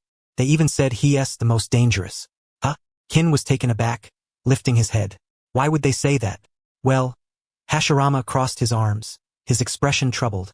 I'm confused precisely because no one elaborated. Everyone just kept repeating how dangerous he is, but when asked for specifics, all they could offer were words like cunning and deceptive. But haven't you met him? Kin scratched the back of his neck, somewhat uneasy. Even so, they can't give a clear judgment? How should I put it? He's just a very strange Uchiha, I suppose. But when it comes to being enigmatic and mysterious, I feel all Uchiha are somewhat alike. Didn't the clan also say? Never try to fathom the actions of madmen. Hashirama turned his head. Anyway, Kin, do you have time tonight? If so, I'll tell you about what I heard this afternoon. What's wrong? You look pale. Did I really scare you that badly earlier? If so, I apologize. Shall I accompany you to the medical division? Seeing Hashirama's apologetic expression, Kin stiffened and shook his head. No, it's not you. It's my own problem. Did something happen? I'm sorry. It's alright, Kin. You don't have to say anything if you don't want to. No need to force yourself. Hashirama gently patted Kin's back. But if you ever want to talk, come find me anytime. As long as I can help, I will. Kin's face grew even paler. He opened his mouth several times but couldn't utter a word. Hashirama quietly stayed by his side, patiently waiting. Just as Kin was about to change the subject, he spoke. I actually saw Uchiha Ryo just now in a clearing upstream of Nanka River. Hashirama's casual demeanor finally faded, his breath growing steady and solemn. Just now? Yeah. He was occupying my usual training spot. Kin nodded slightly. His presence was well concealed, and he wasn't wearing any clothing bearing the clan emblem. I thought he might have been a wandering ninja, so I approached to warn him to leave. But as I got closer, I felt his murderous intent lock onto me. I didn't even dare to run. Hashirama's hand tightened slightly on Kin's shoulder, his expression grave. I understand. I was locked onto by his killing intent too. Then he said many things that made no sense. But he's truly strange. Despite the killing intent, there was no hostility. Kin lowered his head, unconsciously rubbing the back of his neck. For some inexplicable reason, he let me go and even told me to run if I ever met him on the battlefield. Before leaving, he helped me resolve some mental knots. I really don't understand him now. Hey Hashirama, what do you think that Uchiha is trying to do? He didn't kill me but let me go. Does that mean he thought I was too weak to be worth killing? Don't say that. Hashirama turned to look at his peer. People aren't objects. The idea of someone's value is a measure for things, not human beings. As for what Uchiha Ryo said, Kin looked up, catching Hashirama's twitching lips in a faint smile and tilted his head in puzzlement. What did Uchiha say? Let us just disregard that for now. Hashirama's gaze shifted toward the direction of the Uchiha clan's territory, his expression darkening. One day, I will confront him face to face and find out clearly. Hey Kin, I have a very, very strong intuition that Uchiha Ryo isn't the uncommunicative type. If our two clans could speak honestly, maybe we could open the first chapter of peace. Then people wouldn't have to. That's too far-fetched. Kin interrupted. Even if, as you say, peace comes to the ninja world, it won't be through cooperation between Senju and Uchiha first, right? Given the current situation, one clan would have to wipe out the other before peace is considered. How do you know unless you try? Hashirama smiled, his eyes full of hope for the future. Then, children could grow up safely, without prematurely shouldering heavy weapons for survival. Everyone could live to a ripe old age. No one would be caught in wars without reason, nor would anyone grieve endlessly over lost loved ones. Each person could pursue what they love. Even those who cherish battle and conflict would have an untouchable peaceful harbor in their hearts. Doesn't that show that deep down, everyone longs for peace? If someone can step forward, open their heart, and accept everyone equally, an era where all live in safety and prosperity will surely come. If no one is willing to take the first step, then let me be the one. I will prove to all that world peace is not just empty words. I have always believed this. Kin looked at Hashirama's resolute expression and couldn't help but laugh. Haha, your wish is grand indeed. Sounds wonderful, but more than that, Hashirama, you should be careful. If the clan leader hears this, he'll probably chase you around with a stick again. At these words, Hashirama suddenly shivered, quickly turning his head to look around. The brilliance he had when proclaiming his lofty ideals vanished, replaced by a furtive demeanor. Well, I'm still gathering strength. Ahem. Let me tell you about those dangerous individuals to watch out for first. Thanks. Kin nodded, but then recalled his recent encounter with Uchiha Ryo. Hashirama, before that, shall we report to the clan? Yeah, you're right. Let us go. We should inform the clan about that lunatic Uchiha. After releasing Senju-kin, Ryo did not seek another training spot but returned to the clan territory to find the elders. He briefly mentioned discovering Kin's whereabouts on the mountainous rear slope and asked them to send summoning beasts to notify those scattered in training to gather toward the clan's direction. Were there many people? No, just a child. After recognizing me, he was terribly frightened. Ryo recalled with a thoughtful expression. Although I could have killed him, I ultimately let him go. After all, that forest area borders the Senju territory. I feared any sealing jutsu might draw a swarm of Senju, inevitably leading to conflict. Besides, last time I also let the Senju clan bring back fresh intelligence about me. When that child reports back, they should recognize me. Knowing I occasionally train there, they naturally keep an eye on their own. Still, I can't be sure if they choose to withdraw or probe further. Perhaps it's better to have the clan pull back a bit. After all, the two clans just ended a war and need rest and recovery. I want to avoid conflicts beyond missions as much as possible. Your concerns are not without merit. I'll dispatch someone to notify them. After recording the matter, the clan elder's tone grew concerned. By the way, how is Ryo's recovery? Ryo chuckled, rubbing the back of his neck, looking somewhat embarrassed. And me? I am deeply grateful, Uncle Wazuru, for your concern. The injury is no longer of great consequence. After allowing my body a little more time to adjust, I should be able to return to the battlefield. Ha ha ha. Truly worthy of being recognized by the clan as the foremost of your generation. However, do not provoke the youngsters in the clan too much. Not long ago, the medical department was overwhelmed because of you. Uchiha Wazuru laughed heartily and said, my dear hero has quite a few complaints about that. Haha, it certainly caused some trouble for Hiro at the time. Ryo also chuckled, but since that sparring match, I have not seen Hiro again, nor have I noticed him sneaking over to watch me train. Uncle Wazuru, do you know what happened? That kid, Uchiha Wazuru laughed aloud. After last time sparring and reporting the results to me, he took on a long-term escort mission, saying he needed to calm himself down. Uchiha Wazuru burst into laughter. My boy has that stubborn temperament. Ryo, you need not worry too much about him. He will come around in his own time. Then I am relieved. Ryo nodded gently to Uchiha Wazuru, a warm smile gracing his lips. I entrust you with informing the clan members.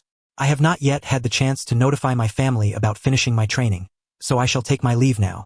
Uchiha Wazuru glanced at the crow quietly perched on Ryo's shoulder and nodded.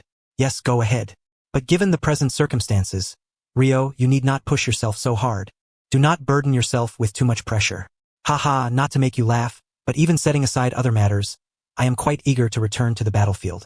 When fighting alongside clan members, we always hold back somewhat, which leaves me a little unsatisfied. Ha ha ha.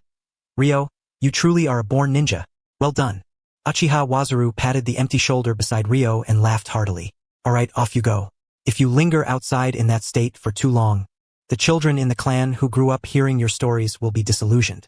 After all, who would have thought the invincible senior from the tales would look like this? Ryo was well aware that his appearance just after finishing training was less than graceful. Without lingering further, he gave a few awkward chuckles and allowed Yatagarasu, standing on his shoulder, to guide him in the direction of home.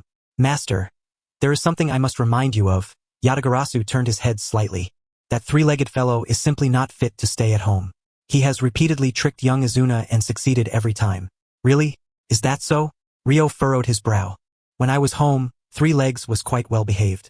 When Lord Taijima and young Madara were around, that one did follow the rules, but ultimately, it is because young Izuna is too gullible, Yatagarasu replied, preening his feathers. Being tricked into exchanging lunch is already the mildest offense. Master, you really ought to keep an eye on that Three Legs. Exchanging lunch? Is it all right for Three Legs to eat human food? Izuna asked, tilting his head. Ryo rummaged through the ninja tool pouch at his waist and took out a bag of birdseed. Wait a moment, let me try it first. Yatagarasu nodded, savoring the distinctive aroma of nuts spreading in his mouth. Ryo then handed a few pieces of birdseed to Yatagarasu. You need not worry too much. I guess Three Legs only swindled some food from Izuna using birdseed. This batch is made with high-quality nuts, so it's not a problem if Izuna eats a little.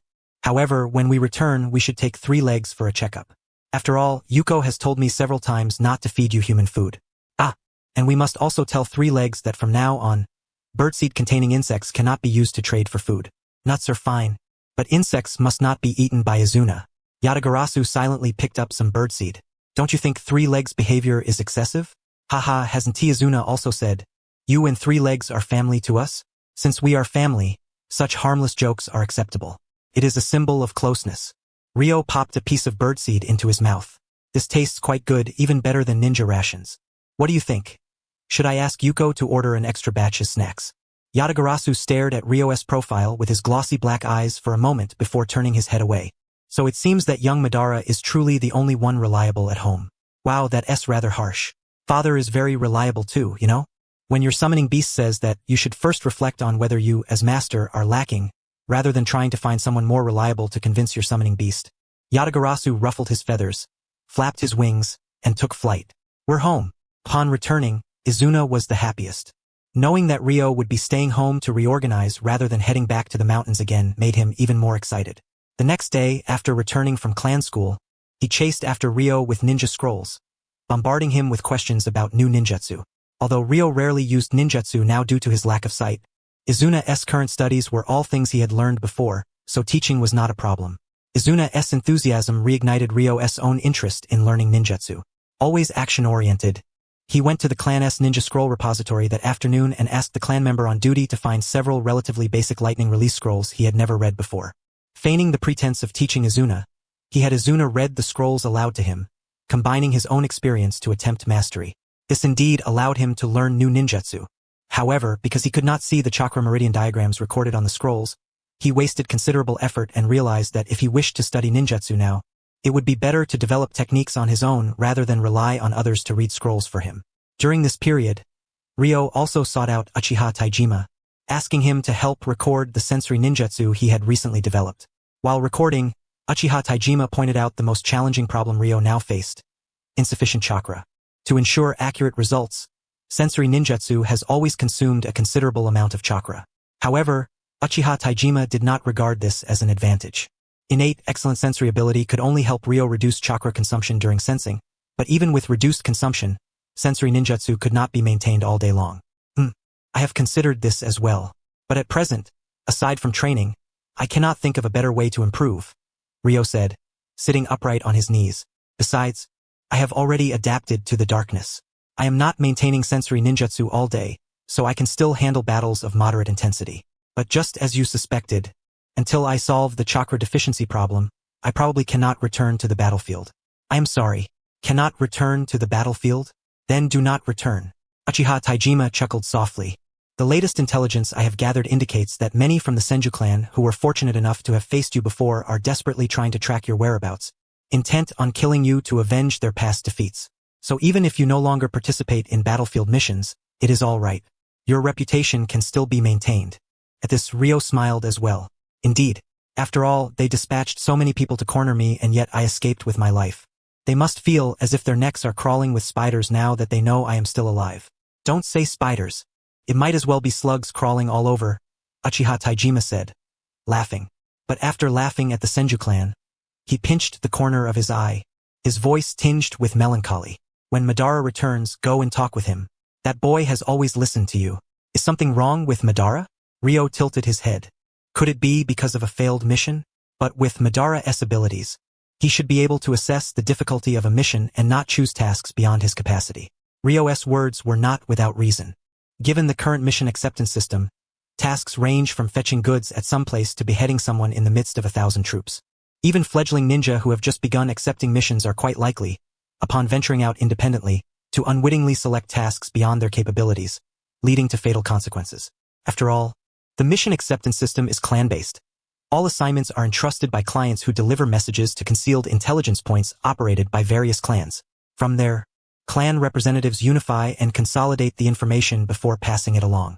Faced with such a multitude of missions, the clan's role in merely aggregating and tallying mission rewards, schedules, and categories already constitutes a considerable burden. This is precisely why the Uchiha clan instituted independent mission licensing examinations. Not only to prevent the rookie generation of ninja from making fatal errors born of inexperience with killing, but also to instruct them on how to select missions commensurate with their own abilities. It's not about that. Taijima Uchiha set down his hand, his expression growing increasingly troubled. Someone reported to me that the juniors teamed with Madara have clashed with him verbally more than once during missions. In other words, Madara is somewhat unpopular among his peers. It's not that I insist on keeping the position of clan leader within our family. After all, with great power comes great responsibility. The role of clan head should naturally belong to the most capable. But whether leader or clan member, communication is indispensable. Madara cannot continue like this. I understand. After Madara returns this time, I will find a way to address this. Ling's smile turned rueful. But to be frank, compared to my generation, Madara's peers do not have any particularly outstanding individuals. Perhaps that is why he often clashes with those of his own age. After all, Madara is a genius, and geniuses always find it difficult to relate to ordinary people. Taijima Uchiha merely shook his head. Being the youngest son of the family, he found it difficult to comprehend his eldest son's almost unconditional indulgence and fondness for his younger brothers. Yet he could well understand the youngest son's admiration for his elder brothers, for he had once admired them himself. Reflecting on this, a helpless smile crept to Taijima Uchiha's lips. That is all I have to say. If you have any questions about your training, do not hesitate to come to me. While I do not specialize in taijutsu, I can still offer guidance. Yes, I will trouble you then, father. Ling replied with a light laugh, slowly rising to his feet. It's about time. I shall go to the clan academy to fetch Senna. Is there anything you wish to eat tonight? I should be able to finish clan matters earlier than usual. Whatever father arranges is fine. Ling smiled gently. But it's difficult to find suitable plain vegetables during training, so I would prefer something light and refreshing. That is an easily fulfilled request. Taijima Uchiha also stood, his expression softening. Yet his words bore a teasing undertone. I thought you would order something more suitable for drinking, then invite me to share a cup. Ling paused, coughing lightly.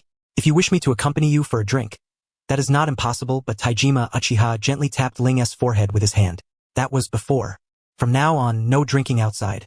You must understand, alcohol dulls the nerves, and for a ninja, numbing your senses can be fatal. For you now, dulled perception is tantamount to inviting death. Ling sheepishly raised his hand to the back of his neck. Yes, I will be careful from now on.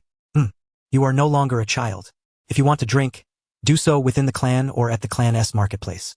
But do not overindulge, and avoid strong liquor. Simply put, your tolerance is still too immature. Taijima Uchiha patted his eldest son's shoulder. Also, when you take Senna to buy hishimachi, remember to bring some back for him to eat after meals.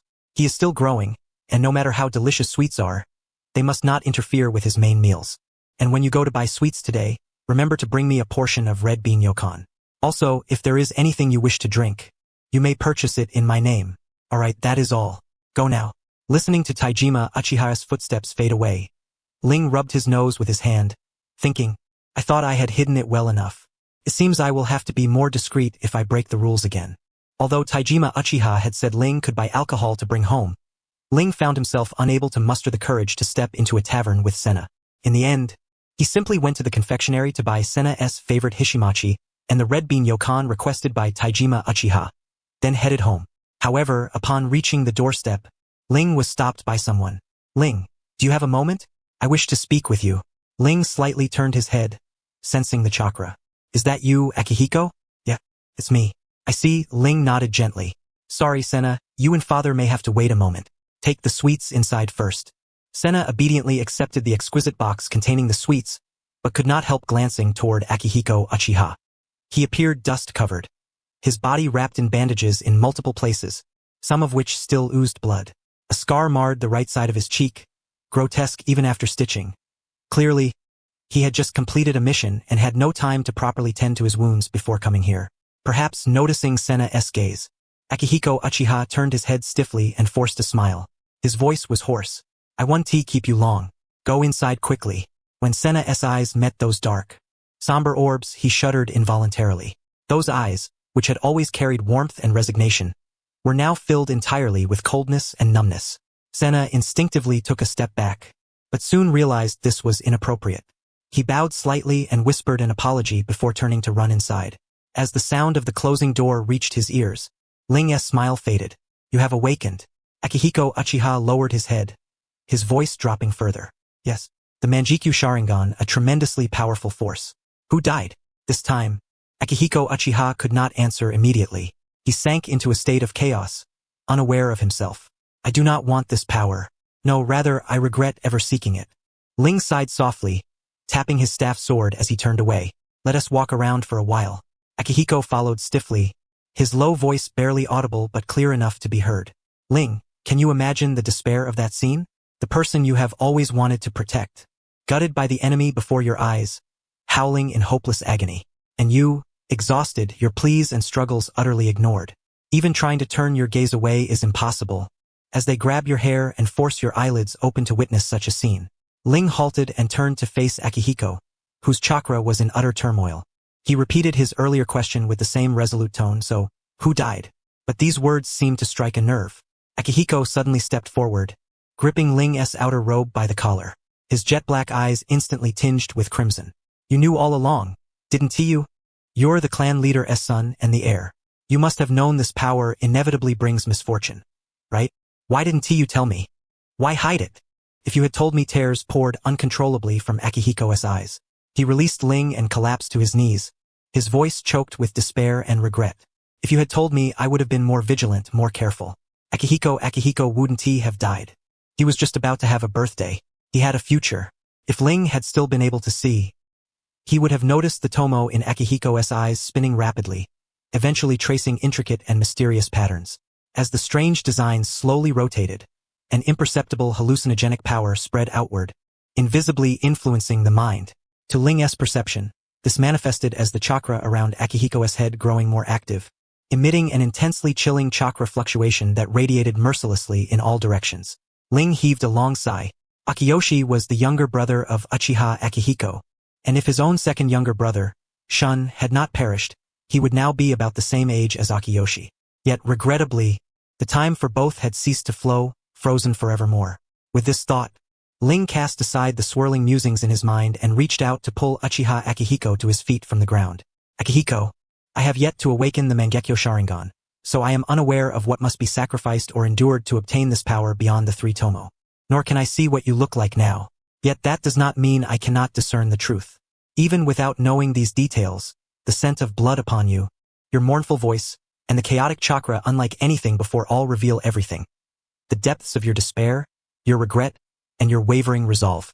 But Akihiko, you must remember, we live in this era. Even if our dearest kin have passed, we cannot drown ourselves in sorrow. What we must contemplate is how to make those who have harmed our beloved kin pay an unforgettable price, how to ensure they never again oppose the Uchiha clan.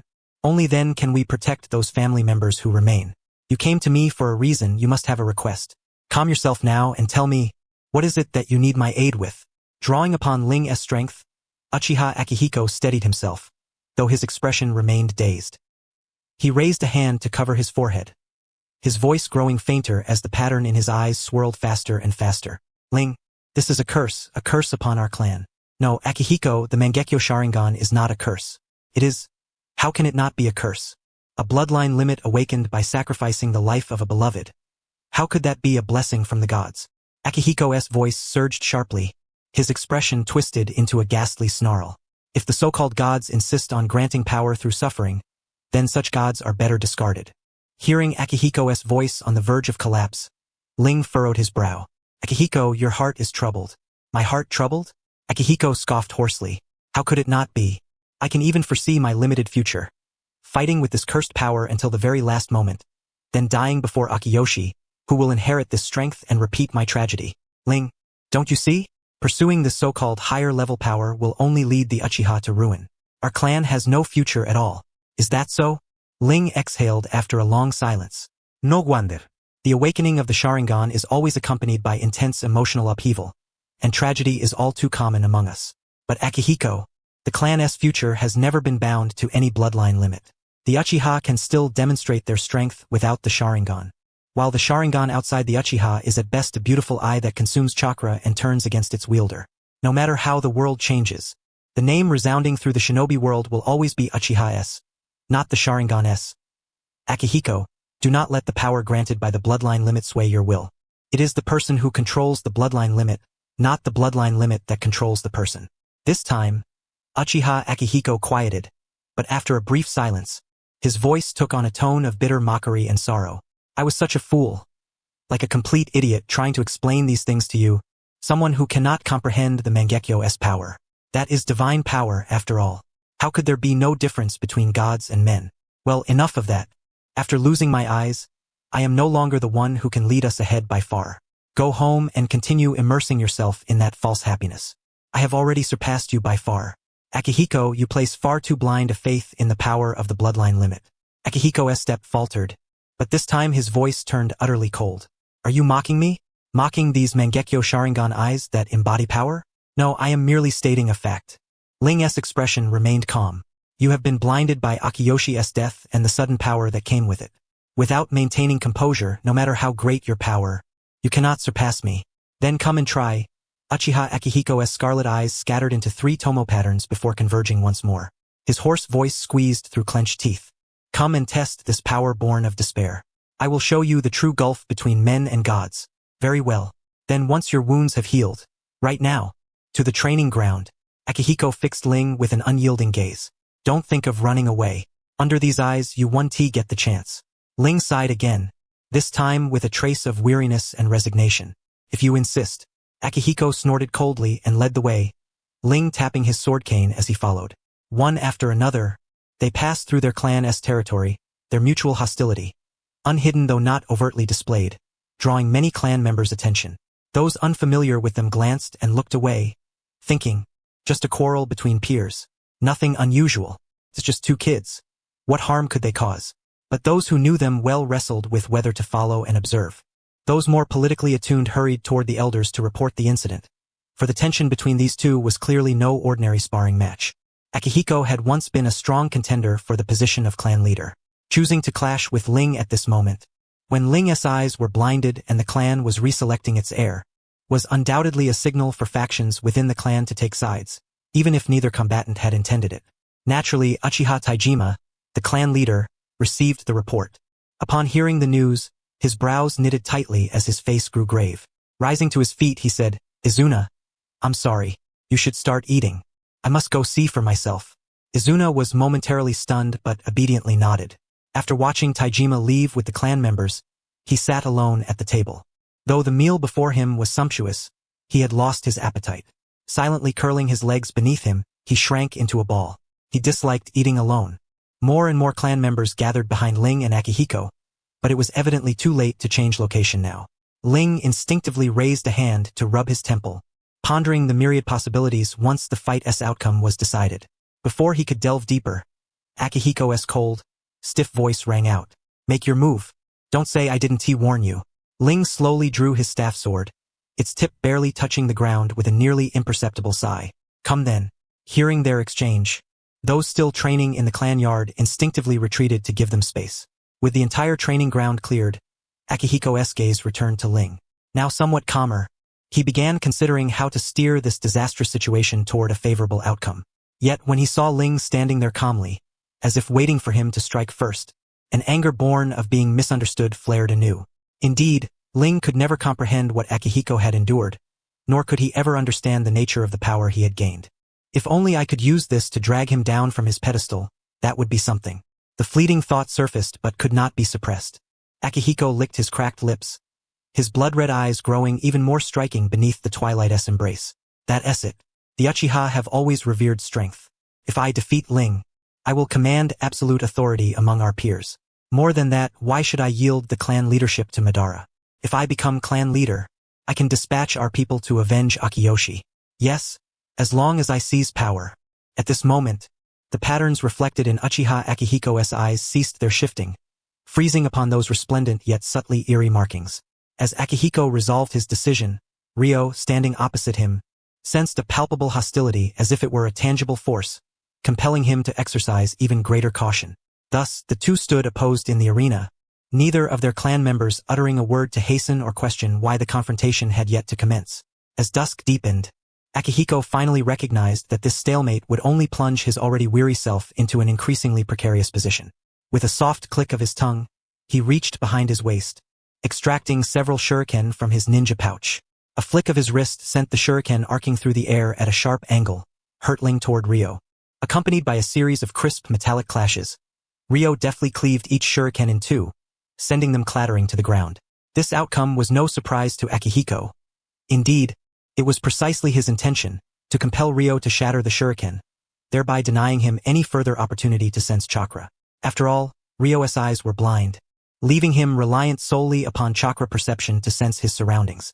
By depriving him of this chance, forcing him onto the defensive and exhausting his responses, Akihiko would secure an invincible position. Though he felt a pang of self-reproach for the underhandedness of his tactics, Akihiko struck with ruthless resolve. His gaze unwavering, he rapidly formed hand seals, channeling chakra into his chest and compressing it intensely before expelling it entirely through his mouth. The fire-natured chakra instantly transformed into a fierce and menacing dragon of flame, roaring with relentless, unyielding ferocity as it charged toward Ryo. Fire release. Majestic dragon flame technique. Even before the fire dragon closed in, the searing heat it carried swept over Ryo, singeing the hair upon his brow. Yet his expression remained utterly unmoved.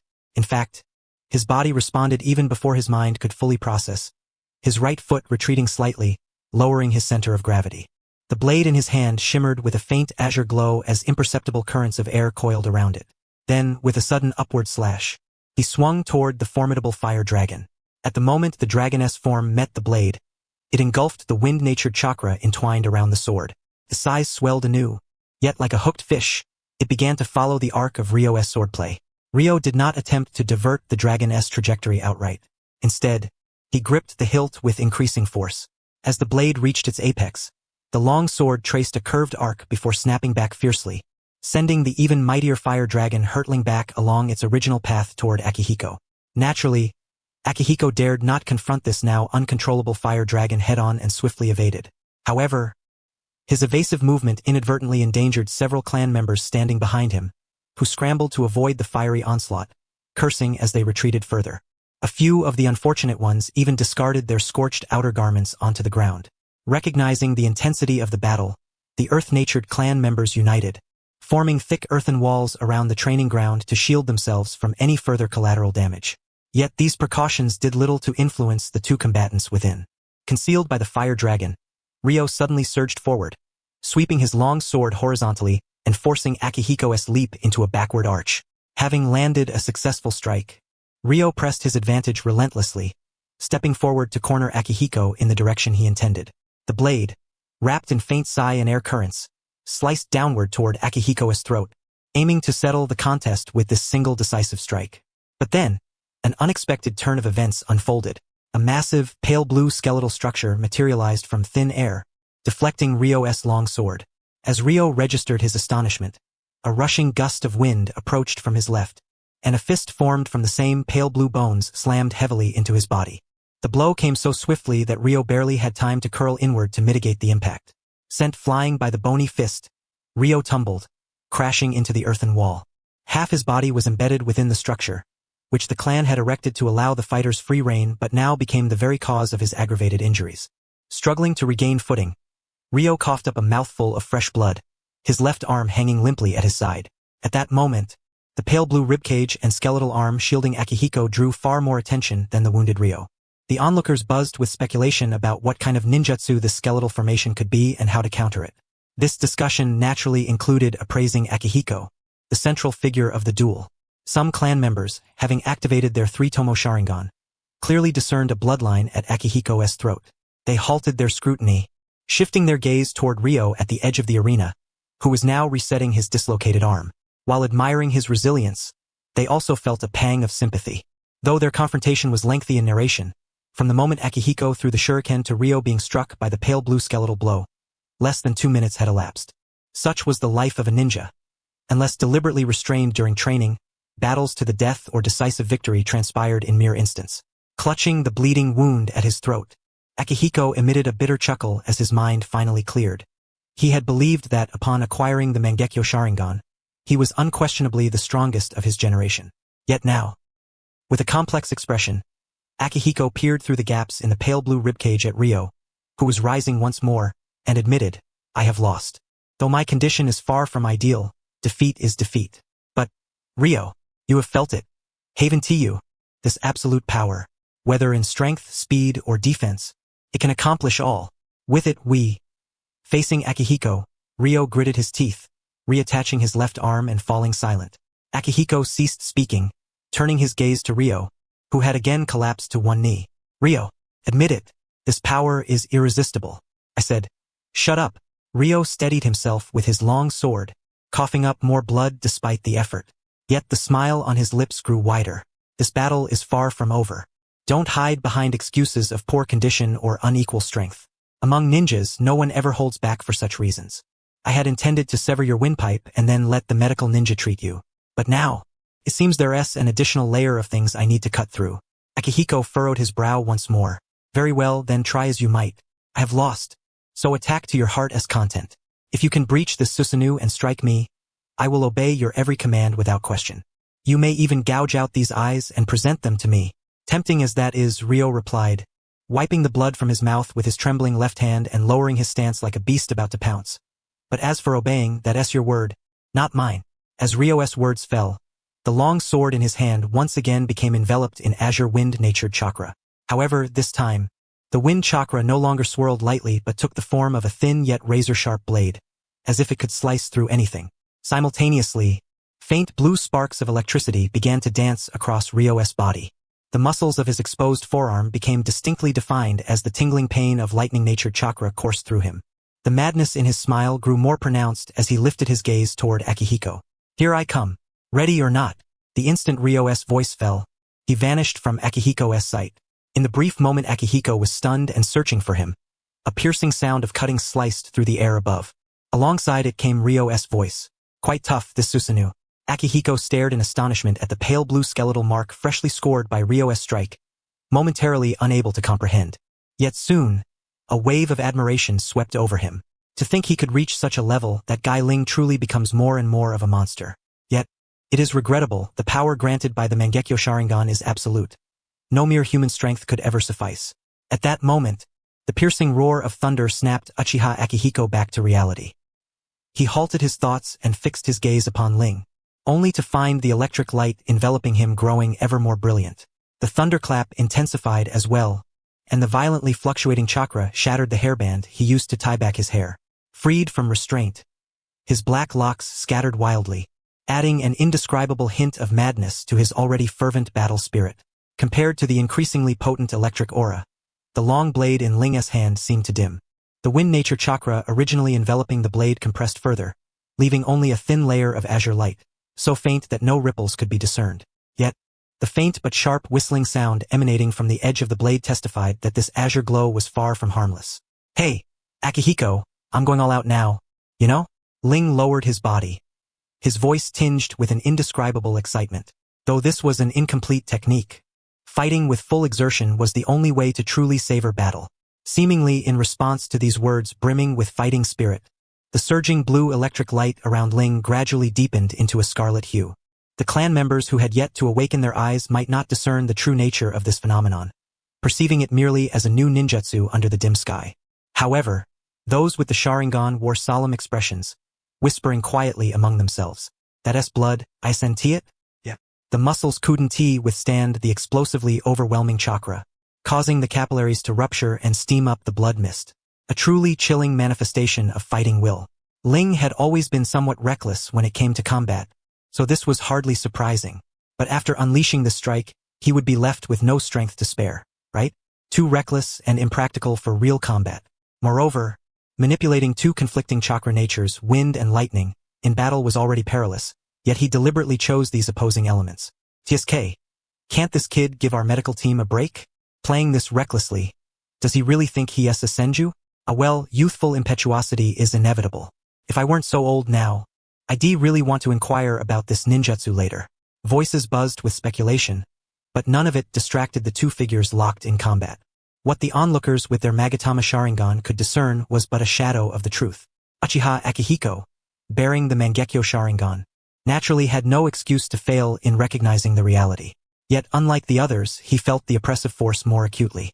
That sensation was as if a swarm of invisible, cold, spineless creatures crawled from your tailbone towards the crown of your head, obstructing your vision, suffocating your nose and mouth, numbing your body, stealing every inch of air from your chest, and then dragging your defenseless self utterly into a dark abyss to be devoured. This madman. Ling did not allow Uchiha Akihiko long to brood. The muscles in his calves tensed suddenly, and he transformed into a bolt of pale red lightning, rushing to the front of the pale blue skeleton in an instant. The long blade in his hand, shimmering with azure light, struck precisely at the same spot once more. Akihiko instinctively raised his eyes to the junction between the azure blade and the pale blue skeleton. Accompanied by a grating, ear-piercing cutting sound, the azure blade plunged straight into the bone, but it was not an immediate success. It sank halfway before halting, unable to advance further. Ling, give it up. The Mangekyo Sharingan in Akihiko's eyes rotated once again. This power was simply beyond. Hey, wait, are you crazy? Ling did not choose to surrender as Akihiko suggested. On the contrary, the chakra fluctuations on Ling grew even more intense the moment Akihiko's words fell. At this very instant, Ling's lightning, originally a pale red, turned a dazzling scarlet. Numerous fine blood wounds burst open across his exposed skin. Yet he appeared utterly impervious to the pain, still wearing a reckless smile. He withdrew the long blade stuck in the pale blue skeleton, flipping his wrist to invert the blade's tip downward. Really, what nonsense are you talking? I'm feeling better than ever right now. The azure blade descended along with his words. This time, the pale blue skeleton failed to block the blade. With the azure blade piercing downward, the bone structure, formed by the projection of his IS power, finally shattered. Akihiko's pupils dilated slightly as he stared at the blade aimed at him, disbelief filling his mind. But in the next moment, the blade slashed across his cheek, and he was pressed down to the ground by Ling, who grasped his face from above. This outcome was clearly unforeseen by the onlookers, especially the elders and Uchiha Taijima, those who understood the true nature of the Mangekyo Sharingan, who had rushed here upon receiving notice. Yet now was evidently not the time to debate this matter. Taijima, looking at his eldest son covered in wounds, furrowed his brows, immediately began dispersing the clan members and summoned medical ninja to tend to the two. At this moment, the clan's busy activity was of no concern to the two combatants.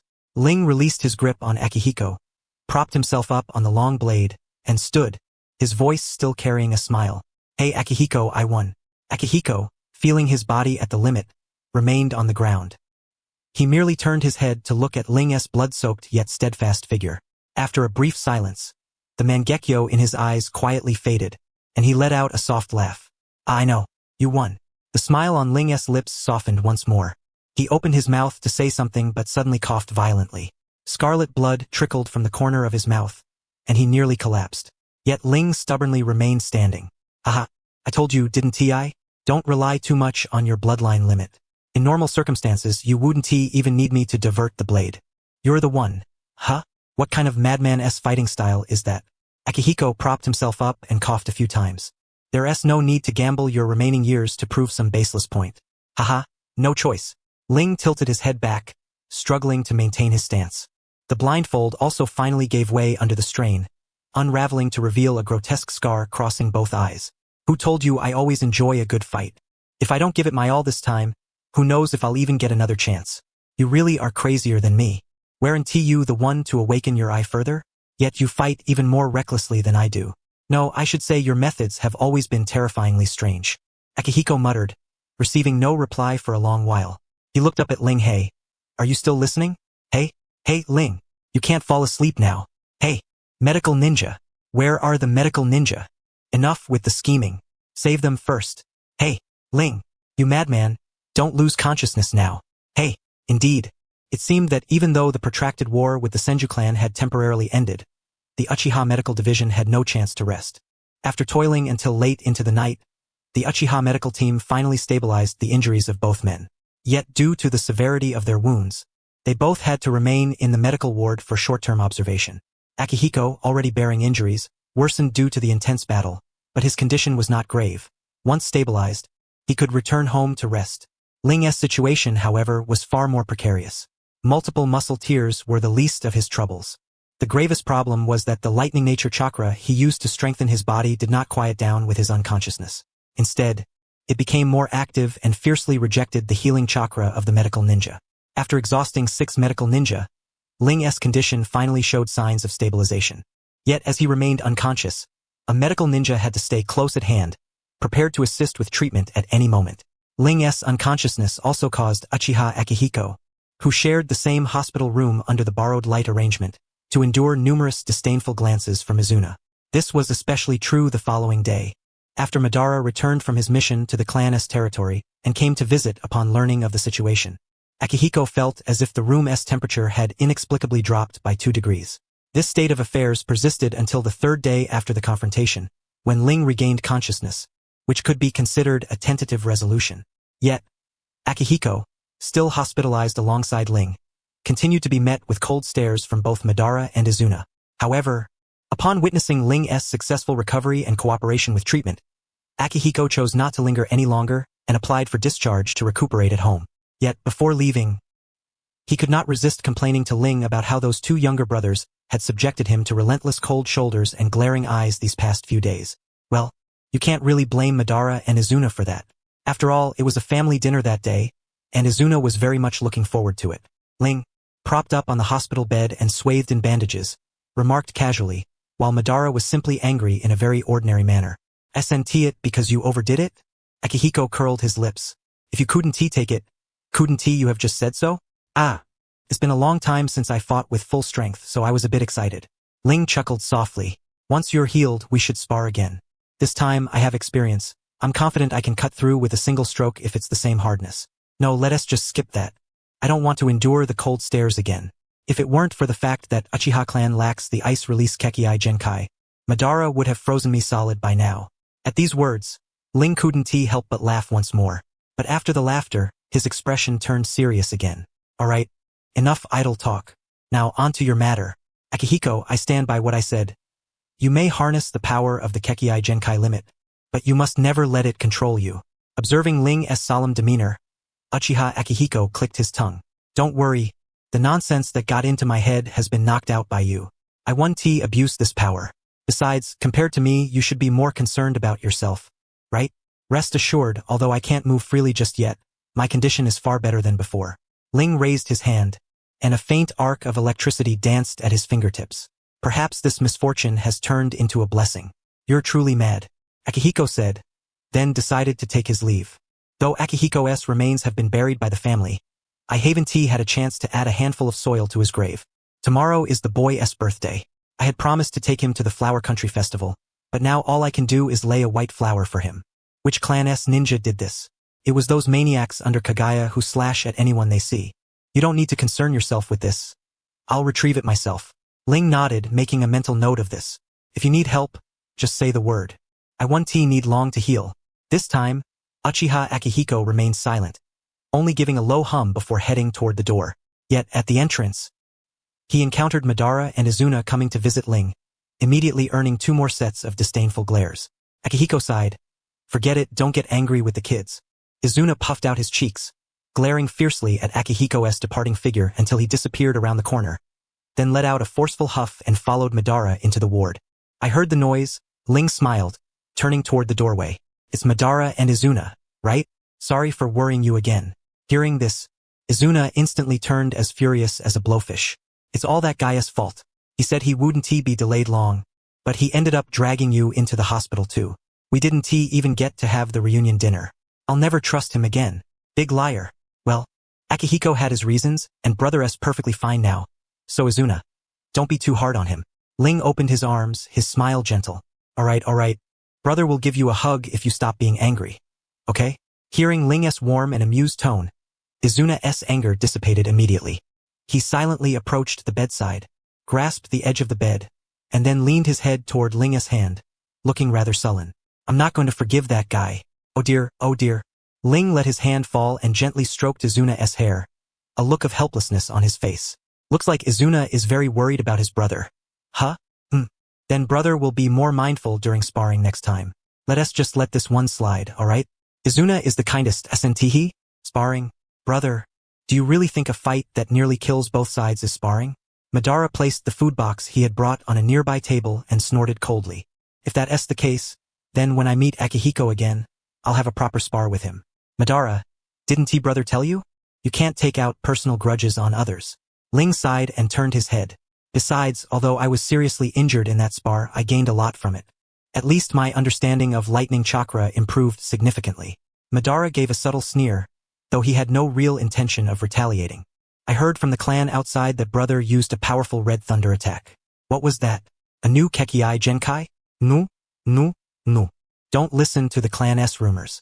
That was just me losing control of my own chakra and injuring myself." Ling gave an awkward chuckle, looking somewhat embarrassed. "In my original plan, chakra should leak out discreetly. After all, we're ninjas. I imagined a silent enhancement, but who knew it would backfire and hurt me instead?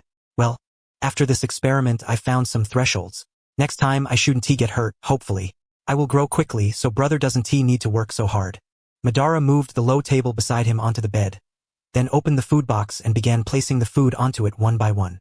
When I came this morning, I asked and they said you can eat some light food now. I made some simple dishes. Ah, thank you. I am starving. Madara is really considerate. Izuna also climbed onto the bed and obediently sat beside Ling. I helped too. The rice balls inside are seasoned by me. Really? Ling stretched out his hand, gently shielding Izuna's back to prevent him from falling, a warm smile spreading across his face. Which ones? Can Izuna feed brother himself? Sure. Izuna's eyes scanned the small table for a moment, then used chopsticks to pick up a small piece of rice ball. The seasoning is just right. The chopped pickled plum and little celery inside are refreshing. And there's also the fragrance of roasted seaweed and sesame. Izuna's skills are really good. Maybe it's because Izuna is feeding me personally, but the flavors are even more delicious than usual. Really? Izuna's eyes sparkled. Then I'll feed brother. Really? Then I'll leave it to you. My arm's pretty weak now, thanks. Ling simply scooped Izuna into his arms and opened his mouth contentedly to enjoy his brother's feeding. These utensils are much heavier than Izuna. Watching Ling so quickly appease Izuna, Madara's expression softened. By the way, father said you wanted to see me. What's the matter? That it's nothing serious. Ling swallowed the food in his mouth. I just wanted to take on missions with you and teach you some precautions. But now I'm covered in injuries, so it'll have to wait. I'll be more careful in this regard. Madara's expression showed clear irritation, though his voice remained steady.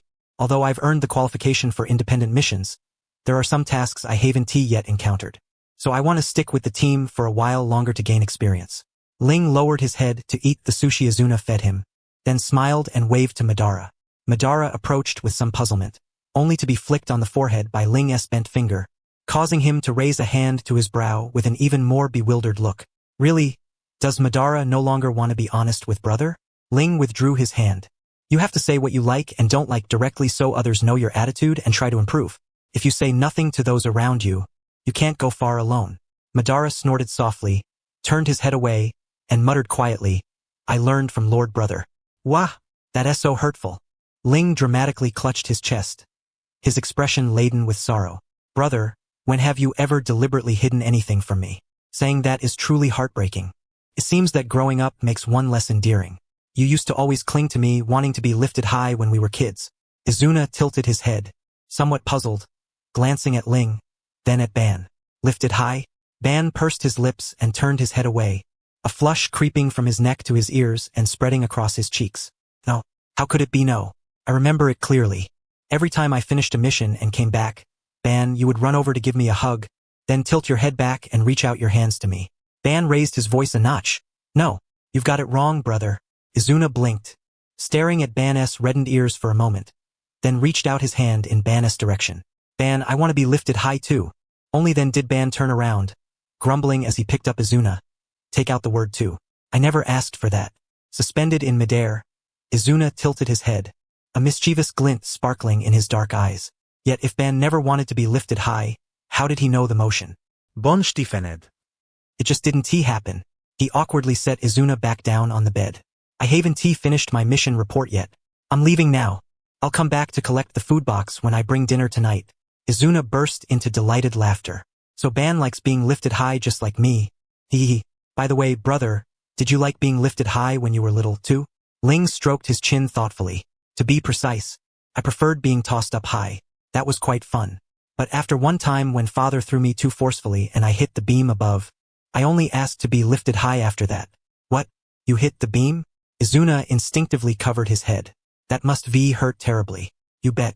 I actually cried from the pain. Ling wrapped his arms around himself. That was the first time I cried so badly since I can remember. But if it happened now, I probably wouldn't cry anymore. Izuna nodded, half understanding, but soon recalling Ban's rather reserved way of expressing emotions. Smiling, he began chatting nonstop with Ling, solemnly promising to always be a straightforward person in the future. Ling merely chuckled and ruffled Izuna's hair, saying nothing. After all, Ban had made the same vow to him once upon a time. Oh dear. Thinking about it, it seems everyone around me is rather reserved. Because Ling was injured, Ban postponed accepting new missions for the time being. He visited Ling punctually at mealtimes every day, having learned from past experience to avoid discussing anything unrelated to training. Izuna longed to stay by Ling's side, with endless topics to talk about, but clan studies only granted him one day off. Therefore, he could only accompany Ban for a short while each evening. Uchiha Taijima, busy with clan affairs, sent his regards through Ban and arranged to pick up his eldest son on the day Ling was discharged. Yes, discharged. Ling's recovery astonished all the medical ninja. Despite suffering severe injuries involving torn muscles throughout his body, he was running and jumping again in less than a week, already planning to resume training. Meanwhile, Uchiha Akihiko, who had sustained milder wounds, still struggled to move due to pain. This baffled Uchiha Hiroshi, who had just returned from a long mission and learned of the situation. But what infuriated him even more was that Akihiko had obtained the Mangekyo Sharingan before him. Still, this time he only bottled up his frustration. Unfortunately, he hadn't claimed first place either. There was no way he could grab Akihiko by the collar and demand to know how he got the eyes before his younger brother died. That would be utterly disgraceful. Moreover, after learning about Akihiko's awakening process, Hiroshi's desire for the power waned considerably. Although he was the youngest in the family and had no younger brothers to lose, the thought of trading a sibling for strength made him feel sick. However, Ling's method of enhancing himself by manipulating chakra nature transformation was worth studying. Even though Ling lacked lightning affinity, earth and water elements could be employed just as well. With this in mind, ever the man of action, Hiroshi immediately sought out Ling. After hesitating for a while upon meeting, he finally made his purpose clear. Ling, however, felt deeply troubled, his face clouded. Hiroshi, this time it's really not that I don't want to teach you. Let alone the fact that no one besides you in our generation has both water and earth chakra. I myself don't possess either element. I simply don't understand those aspects. I can't just make things up to teach you, can I? Besides, you don't have wind or lightning chakra either. Learning this wouldn't help you. Enough with the nagging. You teach me, and I'll figure it out myself.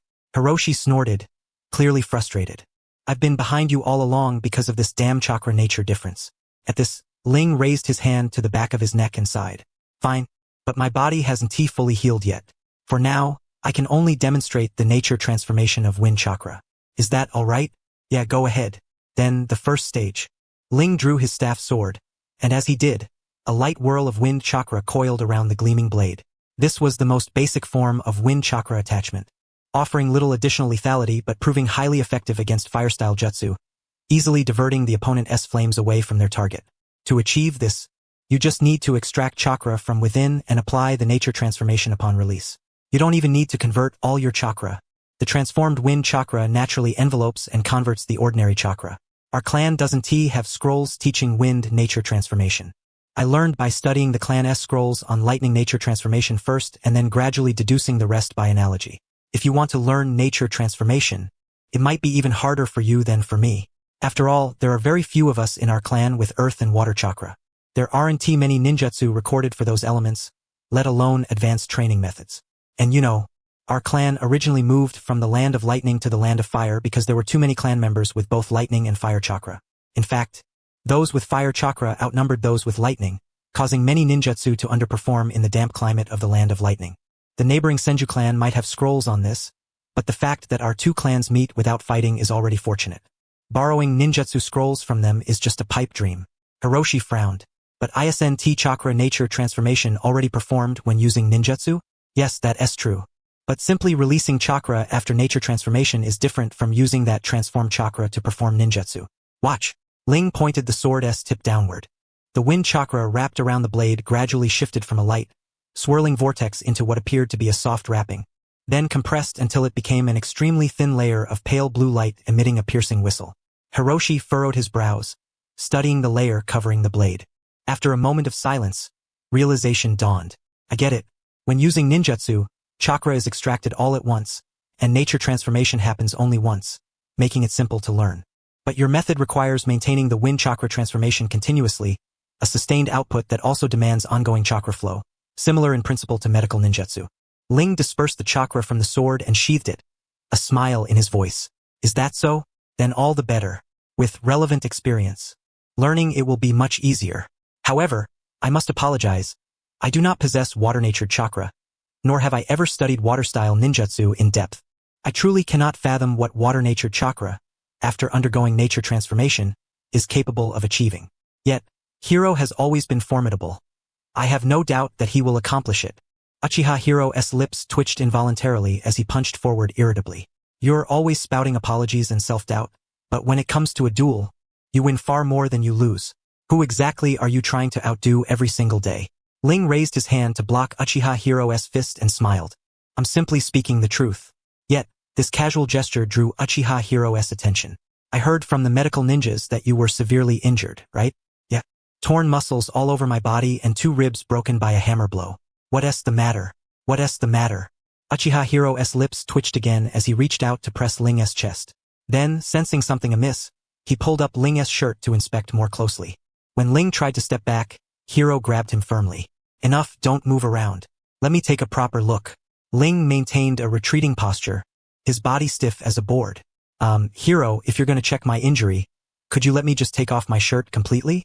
Halfway like this feels really awkward. Afraid of what? I'm not gonna get any ideas about you. Relax, if your muscles stay too tense, it'll affect my assessment. Ling sighed deeply, resigned to his fate, and reluctantly lifted his shirt. Really, shouldn't we go inside? This is way too weird. Cut the nonsense. One checkup, one tea take long. Before Uchiha Hiro could finish, an exasperated voice rang out. You bastard. Stay away from my brother. You bastard. Stay away from my brother. Hearing this, Ling lowered his head and whispered anxiously, Hey Hiro, are you done yet? I told you to wait until we're inside. How am I supposed to explain this afterward?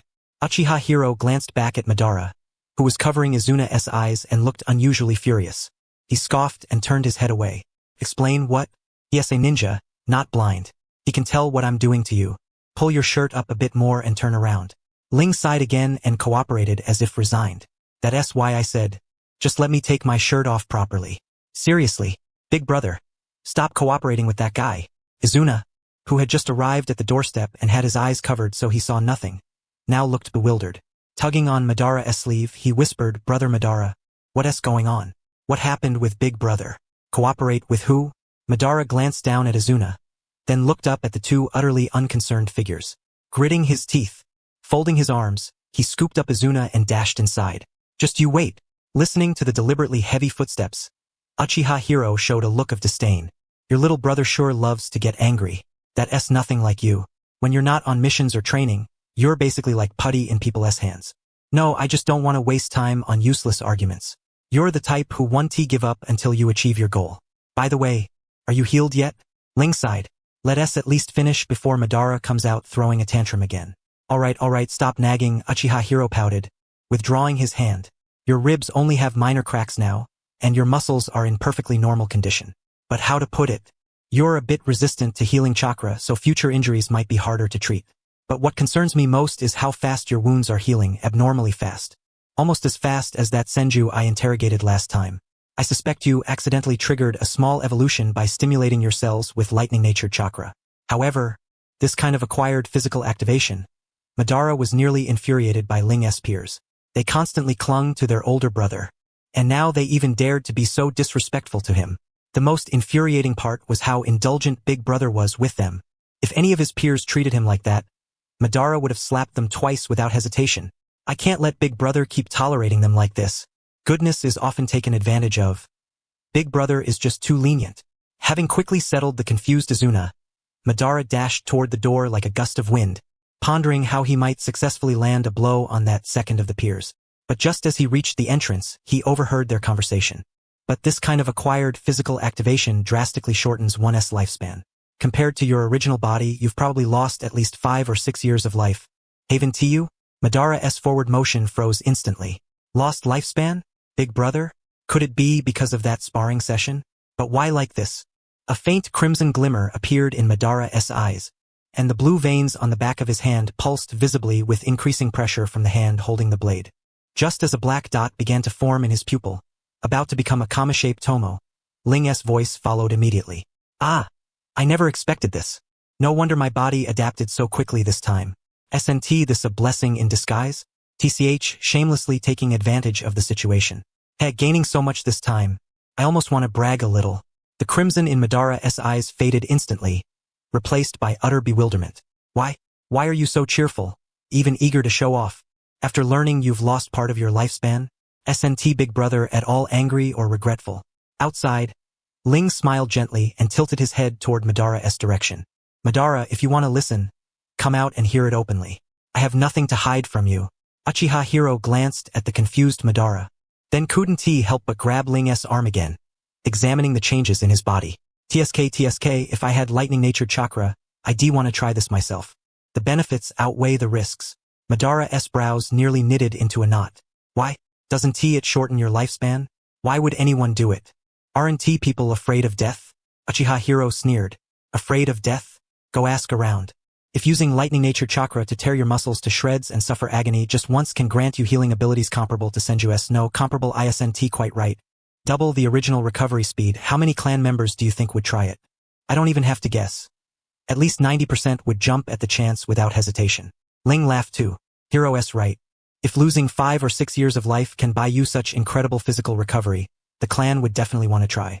Madara walked beside Ling and slapped away Uchiha Hiro's still probing hand.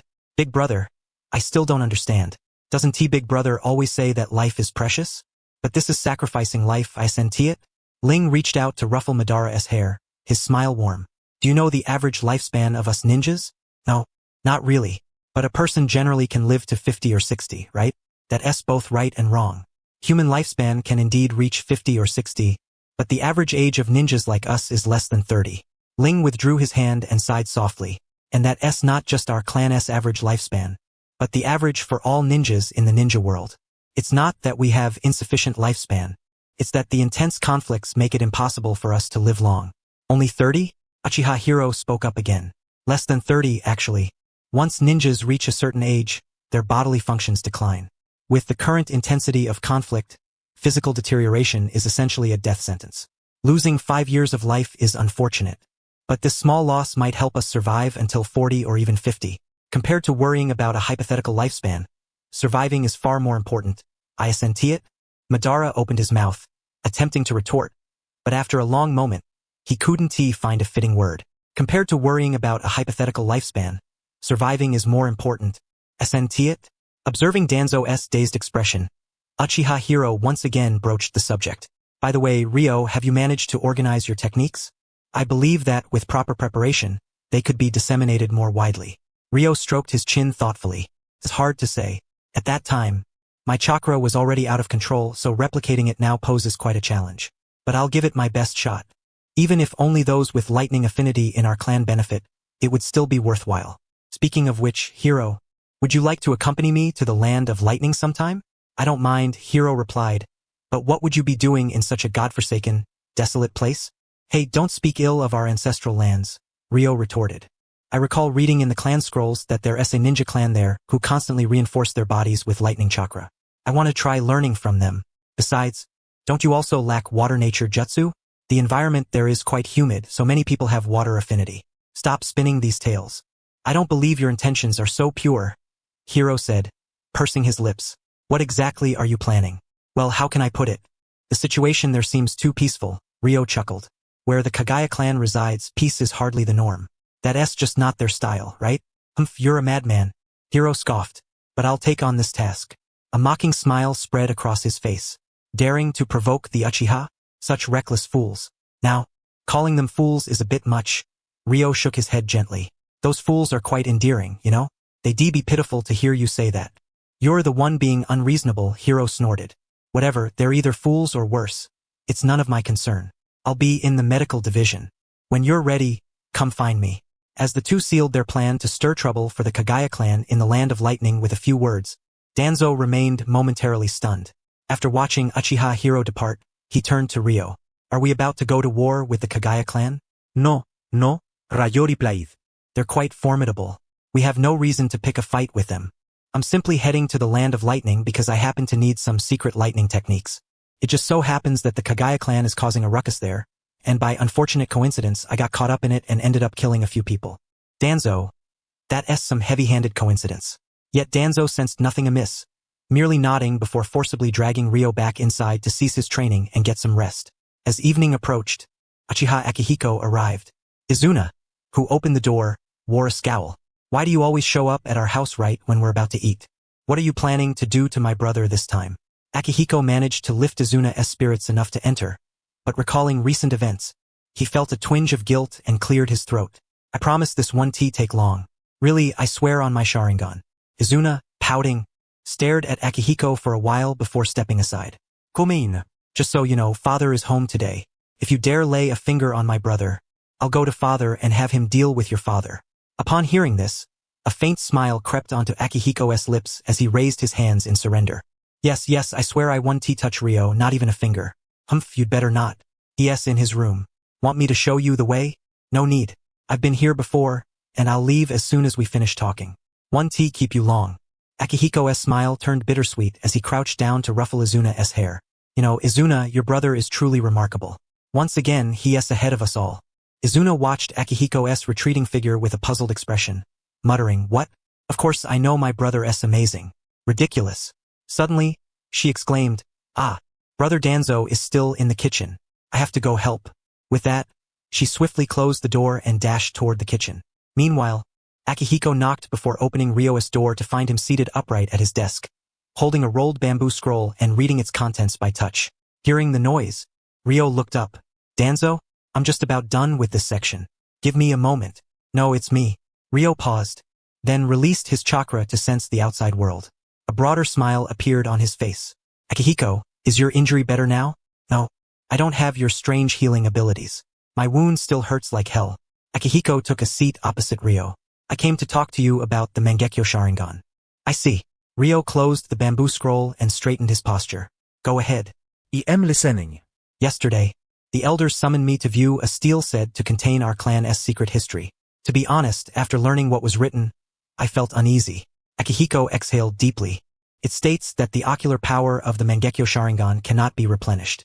Each use brings the wielder closer to blindness. It also describes how to evolve the Mangekyo Sharingan into the eternal Mangekyo Sharingan, allowing unlimited use of its ocular powers and complete mastery over that force. Ryo's smile faded slightly as he absorbed Akihiko's silence. Is it a terrible method of evolution? Yes. To evolve the Mangekyo into the eternal Mangekyo, one must obtain a second pair of Mangekyo Sharingan with the same bloodline, then extract one eye and transplant it into the other person's eye socket. Through chakra guided along specific pathways by the recipient, the two pairs of eyes merge, resulting in the eternal Mangekyo Sharingan. Akihiko lowered his gaze to his hands. How ironic, this power was awakened to protect one's closest kin, yet to wield it without restraint, another beloved must be sacrificed. That does seem wrong. Ryo appeared troubled, though the concept sounded plausible. Akihiko's expression turned bitterly sarcastic. I'm curious how many brothers our ancestor lost before discovering this, and what mindset he had. Trading kin for power, what a load of nonsense. I've seen that stele too, but it only mentioned that the Uchiha clan would gain stronger powers by chance. Ryo frowned deeply. Is it because the ocular powers of the Tomo Sharingan and the Mangekyo Sharingan differ? Akihiko nodded, his mood low. Yes. The Tomo and Mangekyo Sharingan perceive entirely different things. The stele also lists numerous ocular jutsu available to the Mangekyo and chronicles all known Mangekyo users. It's unlikely to be fabricated. I see. Ryo folded his arms, pondering briefly before looking up at Akihiko. So what is your decision? Or rather, after learning about the Mangekyo Sharingan, what do you intend to do?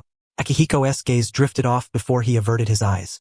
I plan to find a chance to die before Kazuhiko, to spur him into awakening the Mangekyo, then transplant my eyes to him. That way, Kazuhiko gains greater power, and the clan retains a pair of eternal Mangekyo Sharingan. It's the best solution I can think of. I told you, don't let the bloodline limit control you. Ryo sighed, shaking his head. Things haven't even gotten that far, and you've already chosen the worst-case scenario and sentenced yourself to death. You've got some nerve calling me extreme. Akihiko curled his lips in disdain. Then what do you suggest?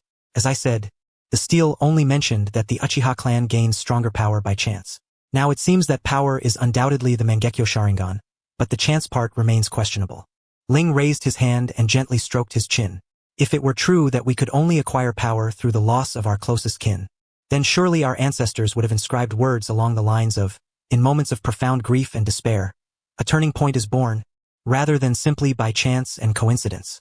Unless, of course, the chance of that era differed in nature from the chance we speak of now. Moreover, the emphasis on sacrificing blood relatives invites suspicion. Even if the final record had stated something like, desiring the deceased to remain by our side, we gouged out our eyes to fuse them, ultimately discovering a method of evolution, I would have accepted it without hesitation. But as it stands, too many doubts linger. Regardless of the truth, the facts lie plainly before us. Not only my own Mangekyo Sharingan, but all clan members who have awakened their eyes have endured immeasurable despair. These are all things I have witnessed firsthand through the various ocular powers etched upon the stone tablet. Ling, sometimes one truly must accept fate. There is no need to persuade me further. I am calm and have already made my decision. Stop right there. Ling raised his hand, his expression indescribably complex. Yet upon closer inspection, it revealed a profound sense of helplessness. You're not like me, having utterly destroyed your eye sockets with no hope of transplantation. At worst, you could remove your eyes and give them to Akihiko, then transplant a new pair afterward. Why seek death so desperately? More important than that is to find a way for Akihiko to open his eyes without suffering. Asenti it? Uchiha Akihiko replied. Indeed, TCH, those old, stubborn elders have truly driven us mad. He raised his hand to cover his forehead, his face tinged with a faint flush. And for you to say it so bluntly, damn it, I wish I could crawl into a hole and disappear. Hey, show some respect to the elders. Ling sighed deeply. You used to be very thorough in your considerations, yet now your judgment has deteriorated so much. It seems I must reevaluate the effects of awakening the Mangekyo Sharingan on the individual, Ling continued. Though it is somewhat troublesome, could I trouble Akihiko to inscribe a copy of the information from the stone tablet, the details you can see? I wish to study it a little. Very well. Uchiha Akihiko's gaze swept over the bamboo-engraved book Ling had placed aside. Once my injuries heal, I will help you carve a copy when we next record the Mangekyo information on the stone tablet. Much appreciated. I can't shake the feeling that something about this matter is off. Perhaps there exists a more peaceful method of awakening the eyes after all. Ling furrowed his brow. And to be frank, Akihiko, your chakra now differs greatly from before. It gives me a distinctly cold impression. Your pessimistic mindset may well be influenced by this chakra. You must be more mindful of this going forward. Uchiha Akihiko, realizing the foolishness of his earlier behavior, immediately covered his face. Understood. I will think things through more carefully before acting in the future. That's all I have to say. I'll be going now. Wait, I still have some questions. Akihiko lifted his head again. What is it? You said you would inscribe the ocular techniques after your injuries have healed, correct? Are these techniques unique to your Mangekyo Sharingan? Yes. Why do you ask? Besides the usage methods for the Mangekyo Sharingan, it does indeed record the unique ocular techniques of each Mangekyo Sharingan wielder. Ling lowered his head, contemplating for a moment before speaking. Then, Akihiko, how many unique ocular techniques have you awakened? I only have 2 eyes, so naturally 2 techniques. Uchiha Akihiko folded his arms. What, you want me to tell you what my techniques are? No, this time I want you to record only 1 technique on the tablet. After I have read the bamboo book you bring back and given it some thought, we will engage in a detailed discussion. Then, under the pretext of having awakened anew, you will inscribe the information on the stone tablet again. It must be completely consistent with the previous inscription, including the brush strokes. Uchiha Akihiko replied with a wry smile. Although it feels like you're simply looking for excuses to torment yourself, I won't argue. He nodded in agreement and, having promised to comply, stood and took his leave. Ling did not try to detain him, merely rising to accompany him to the door. Yet, observing Ling's movements, unhindered even without a white cane, Akihiko's expression grew curious. Have you developed some strange new ninjutsu? Ling tilted his head in response. What do you mean by developed strange ninjutsu? No, it's just that you're wondering why I'm not using a white cane, aren't you? Ling chuckled softly. Since our last spar, my sensory perception and physical condition have improved in all respects. Moreover, I have adapted to the darkness. It's only a short distance to escort you to the door and back. I don't need a cane to assist my perception. Uchiha Akihiko opened his mouth but ultimately could not find the words. Instead, he teased with a smile. You really have always been steps ahead of us. Haven't you? Both then and now. Ling replied. What s with that sudden, disgusting smile? Think about it. The end of the Mangekyo Sharingan is blindness, right? You've just leapt ahead of us all by a great margin. With you leading the way, who knows, maybe we could even form a special task force. Ling pondered seriously for a moment before responding. I don't think that's likely. From what I recall, among those capable of awakening the eyes, only Hiro is a perception type. The others, sorry, Akihiko, I don't mean to belittle you, but some things simply cannot be accomplished without being of the perception type. Uchiha Akihiko retorted. Are you allergic to jokes or something? Frustrated, he left in a huff, leaving Ling standing there, bewildered for a moment before shrugging with a smile and heading back. After dinner, Ling earnestly contemplated the matter of awakening the Mangekyo Sharingan. However, due to insufficient information, he repeatedly reasoned using the example of the 3-tomo Sharingan, concluding only that the awakening might be related to the individual's emotional fluctuations. Essentially, the more extreme, the stronger. The stronger, the more extreme, Ling mused, leaning against his bedding with a troubled expression. It is a power both vexing and irresistibly alluring. From Akihiko's description, the stone tablet's records on the Tomo Sharingan matched exactly what Ling had originally seen, which was somewhat reassuring. But the Mangekyo portion of the record was far too strange, even encouraging mutual slaughter. Could it be that ancient grammar differed so much from the present that we misinterpreted it? It was unsettling. It seemed necessary to find time to revisit the clan archives and examine older records for corroboration. Ling mulled over many thoughts but ultimately suppressed his suspicions for the time being, awaiting more detailed information from Uchiha Akihiko. Yet, before receiving further details about the Mangekyo Sharingan, Ling was approached with an invitation to join Uchiha Yuko's supply team. Looking for me as a guard for the supply team? Ling tilted his head, pausing his sword swing. You've taken over logistics now? Yes, just a small supply run. If it goes smoothly, I'll gradually take over everything. Do you have time? Yeah, I'm fine, Ling nodded in agreement. But if you want a sensory ninja on the team, Hiro, who is a medical ninja, would be more suitable than me. Given my current condition, are you sure it's okay? I asked him. He said he needs to practice chakra nature transformation and can't leave. So he told me to find you. He said you're ready to go on missions again. Alright then, no problem. When do we depart? The day after tomorrow. Bring your own supplies and gather at my doorstep. Uchiha Yuko glanced around and produced a sealed scroll. Last time you mentioned wanting extra bird feed, so I brought some over. But those 2 crows want to finish it before it spoils. Did they bring back a mate crow so you added more feed? No, actually, I just thought it tasted pretty good and wanted to snack on it. Besides, Izuna seems to like it too. Why not just buy some nuts? Then I'd have to shell them myself. Ling tilted his head. Also, the bird feed has flour and other ingredients added, so it can supplement their staple diet in small amounts. Isn't that much better than standard ration pills? Uchiha Yuko opened his mouth several times. Yet, in the end, he could not utter a single word. He merely reiterated the assembly time for the day after tomorrow before taking his leave. After Uchiha Yuko departed, Ryo summoned Mitsuashi and sent him separately to find Uchiha Hiroshi and Uchiha Akihiko, informing them that he would be embarking on a mission and that the previously arranged matters would need to be postponed by a few days. Uchiha Hiroshi had no objections. After all, it was he who had originally instructed Uchiha Yuko to seek out Ryo. Thus, he merely conducted another medical examination on Ryo, and upon confirming that his injuries had healed, he sent him back to where he had come from. However, with Uchiha Akihiko, the situation was far more complicated. He could neither bring himself to believe, nor did he wish to accept, that Ryo had recovered faster than he had and was already preparing to go on a mission.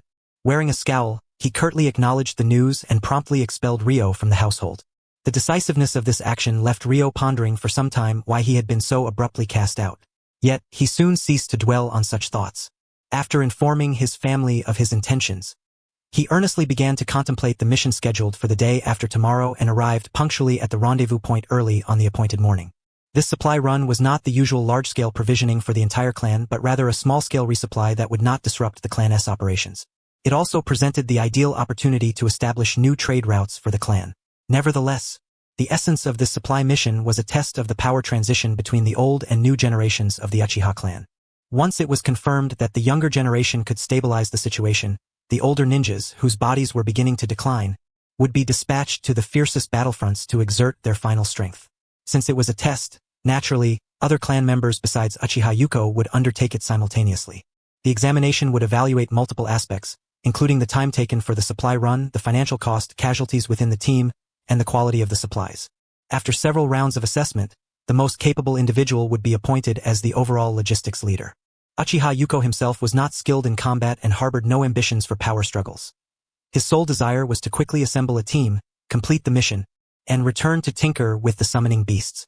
For this reason, when his contemporaries deliberated on whether to appoint Ryo as the team leader, he indifferently ceded the position. However, Ryo found himself quite helpless in this regard, as he had no intention of transferring to logistics. When Uchiha Yuko intended to be a hands-off manager, Ryo solemnly expounded on the stakes involved and expressed his willingness to obey orders, except in matters concerning combat. Only then did Uchiha Yuko reluctantly agree, producing the prepared sealing scrolls to distribute among the group. Our mission this time targets the ninja clan residing along the border between the Land of Fire and the Land of Tea, the Nara clan. Our objective is to establish long-term trade relations with them and obtain medical supplies from their territory. Does anyone have anything to say? Nara clan? I don't think I've heard much about them, said a boy with slightly curled hair, folding his arms. They probably aren't a clan that frequently engages in warfare, right? A girl standing beside him nodded slightly. Yes, their clan mainly survives by cultivating medicinal herbs, selling intelligence, and carrying out assassinations. They seldom participate in direct battlefield confrontations and usually retreat when their missions conflict with others. They can be considered a relatively peaceful ninja clan. The boy turned his head again and softly asked, "Hey, brother, is that really so?" Upon hearing this, Uchiha Yuko glanced at the boy and replied, "Yes, that is correct. The Nara are indeed a peaceful ninja clan." Seeing this, the boy poked the girl and said, "Hey, Rin, tell me more about the Nara clan, will you?" Uchiha Rin furrowed her brows impatiently and said, "I already told you all that. Why don't you ask Ryo?" "So cold," muttered the boy, but he obediently turned to Ryo and said, "Hey, Ryo, tell me about them, please." The Nara clan, huh?" Ryo stroked his chin, a faint smile playing at the corners of his mouth. "I encountered ninjas from the Nara clan on a previous mission. How should I put it? They are a somewhat lazy family." The boy was about to ask more, but Uchiha Yuko spoke first. "Uchiha Mori, bind the scroll properly. If you're that curious, read more books. Don't keep bothering others with endless questions every time we go on a mission." Uchiha Mori stuck out his tongue subtly but showed no fear of Uchiha Yuko's stern expression. "I won tea. Reading books is so boring. A ninja must always stay alert." Mori's stubborn declaration earned him another round of admonishment from Uchiha Yuko before departure. Yet, observing Mori persistently whispering questions to Ryo during breaks along the journey, it was clear he was not genuinely reflecting on the reprimand, much to Uchiha Yuko's exasperation. However, Ryo himself did not mind answering Mori's myriad questions. In fact, he seemed to enjoy it. It was only when Uchiha Yuko's patience wore thin, and he dispatched Uchiha Mori and Uchiha Rin to scout the surrounding area for dangers that the campsite finally quieted down. "Ryo, don't spoil Mori too much. He's the kind of person who, if you give him an inch, he'll take a mile and show you a dying workshop." Uchiha Yuko's usually calm voice now carried a barely concealed irritation. "And even if you tell him now, he won't take it seriously. Next time he'll ask the same questions again. It's just a waste of time." "Oh, come on, don't say that. Mori is just helping me deepen my memory," Ryo replied softly with a smile. "By the way, where are we now?" "We are currently on the border of the Land of Fire. I've already sent the ninja crows to deliver a message. Once we receive a reply from the Nara, we can set off again. At the latest, we should reach our destination by tomorrow afternoon." "I see. But honestly, I haven't had much to do along the way." Ryo chuckled and sighed. "Hopefully, the return trip will be just as peaceful." "Humph, don't be so sure." Uchiha Yuko sat beside Ryo. "There are plenty of people with eyes who can't use them properly. And don't change the subject. I'm serious, don't spoil Mori too much." "Geez, Yuko. Sometimes you could be a little more lenient with Mori. Even though we're the same age, you're still the older brother," Ryo teased. "I'm already very tolerant of Mori. He is different from me, he has combat talent. Compared to my potential, which is visible at a glance, he has far more possibilities. But that also means he'll face more dangers. If he continues to keep this personality because others indulge him, he'll die sooner. I'm doing this for his own good. So, Ryo sighed, you should tell him that yourself. How could saying it to me make any difference? Humph. That kid never listened to me since his father took him in. Uchiha Yuko lowered his eyes. But to outsiders, he's incredibly affectionate. Don't say that. Mori's cheerful and passionate personality is just like yours. Ryo smiled. How should I put it? Not brothers by blood, but better than brothers. Honestly, Yuko, you could smile more like Mori. You always wear a cold face, and many people get scared off before they even talk to you. Who would know you have such a warm heart?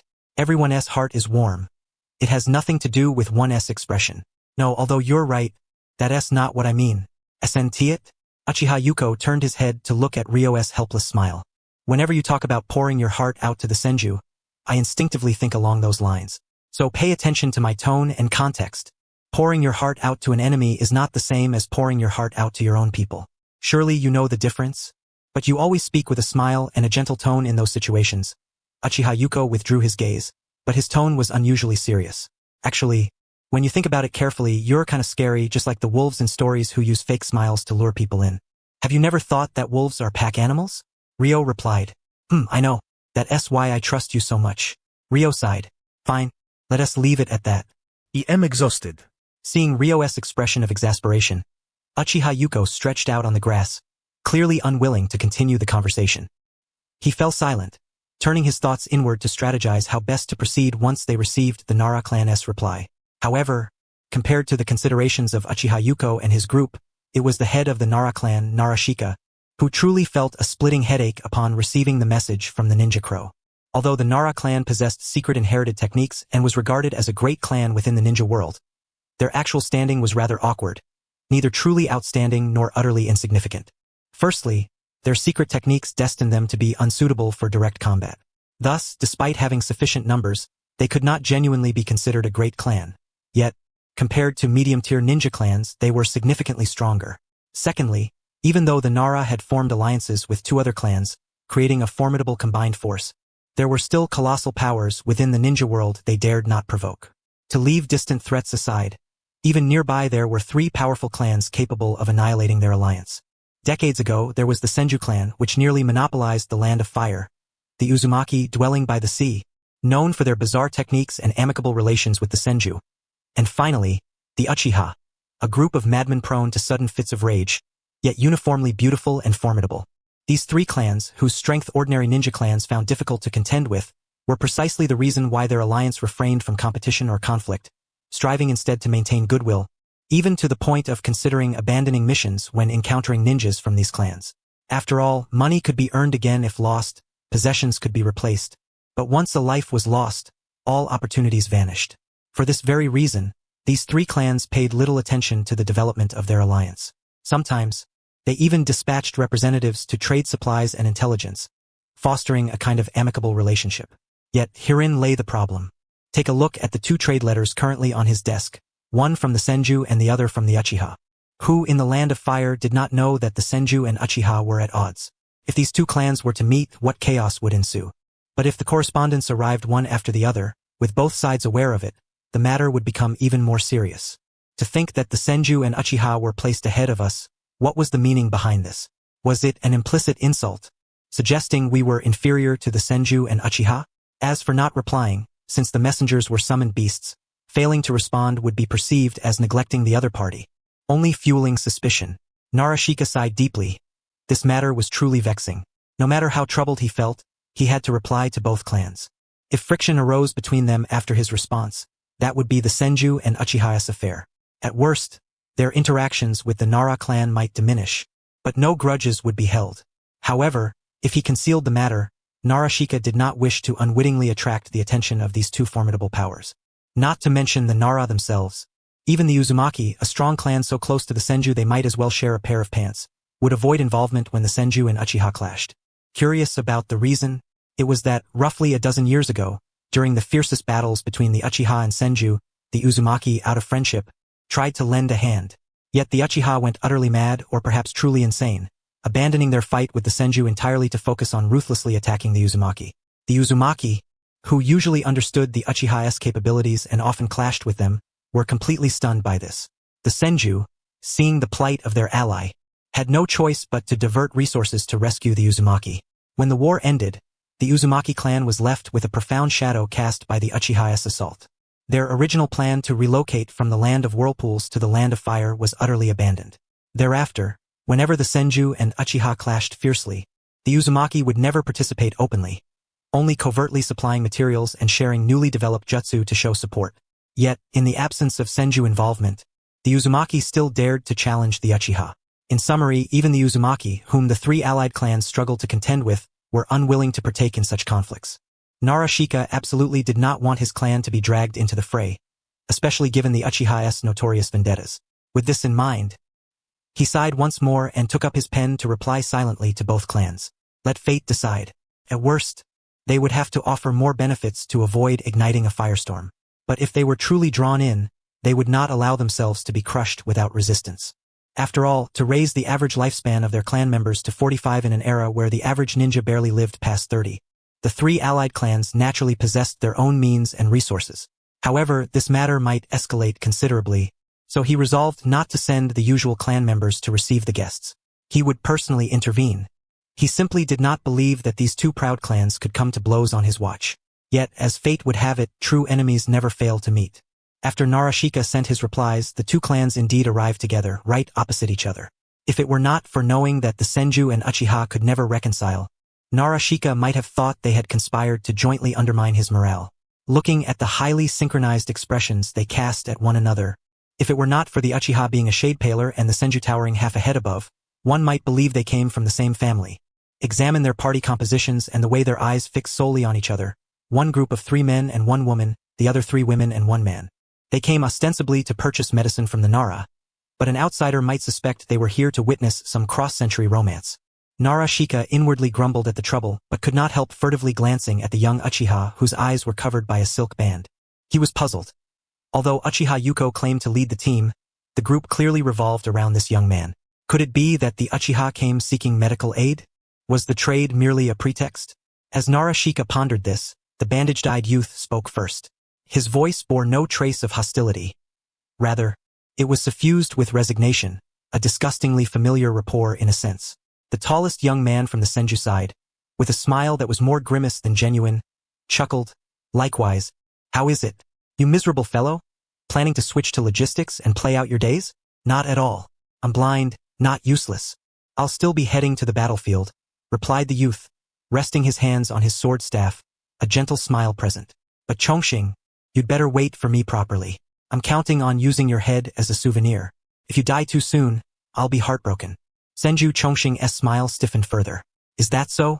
Then it seems we have a disagreement. If you die somewhere obscure, I'll definitely buy a string of firecrackers to send you off. 1 string only? How cold-hearted. I sigh lightly. After all, we're comrades who have shared life and death. If you die now, I won't just buy 1 string, I'll buy 10 and immediately.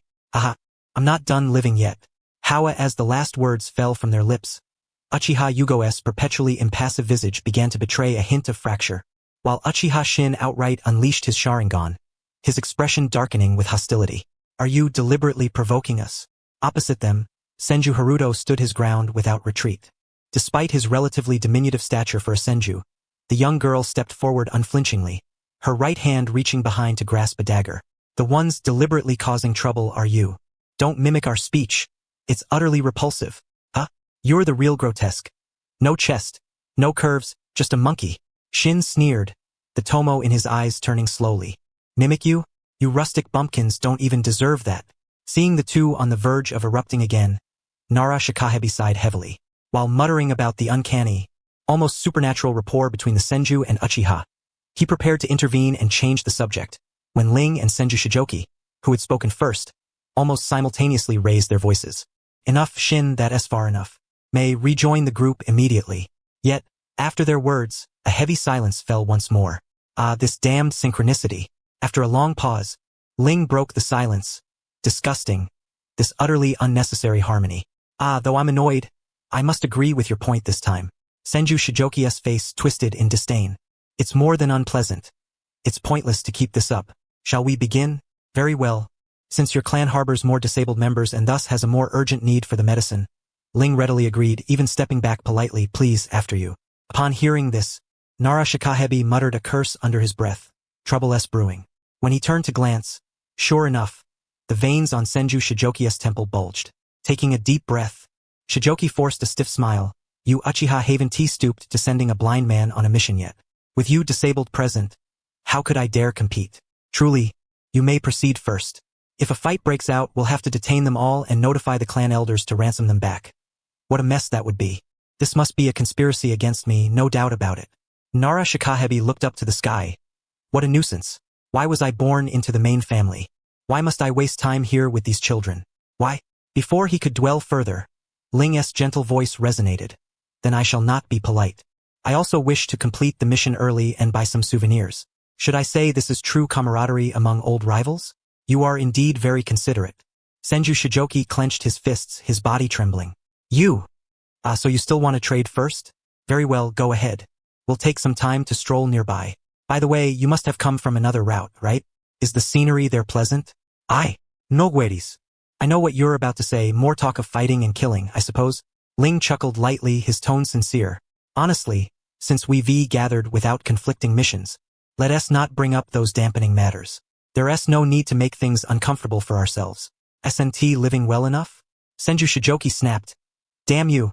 Let me speak. Alright, you go, the others have yielded the way. You may proceed with negotiations. They're being unusually magnanimous. Don't disappoint their goodwill. Uchiha Yugo glanced at Senju Shijoki's sullen face and couldn't help but emit a breathy laugh, articulating his words with clear disrespect. Meanwhile, Senju Ma, the team leader, raised his hand to halt the already pale Senju Shijoki, frowning slightly as he nodded, "Suit yourself, no escort."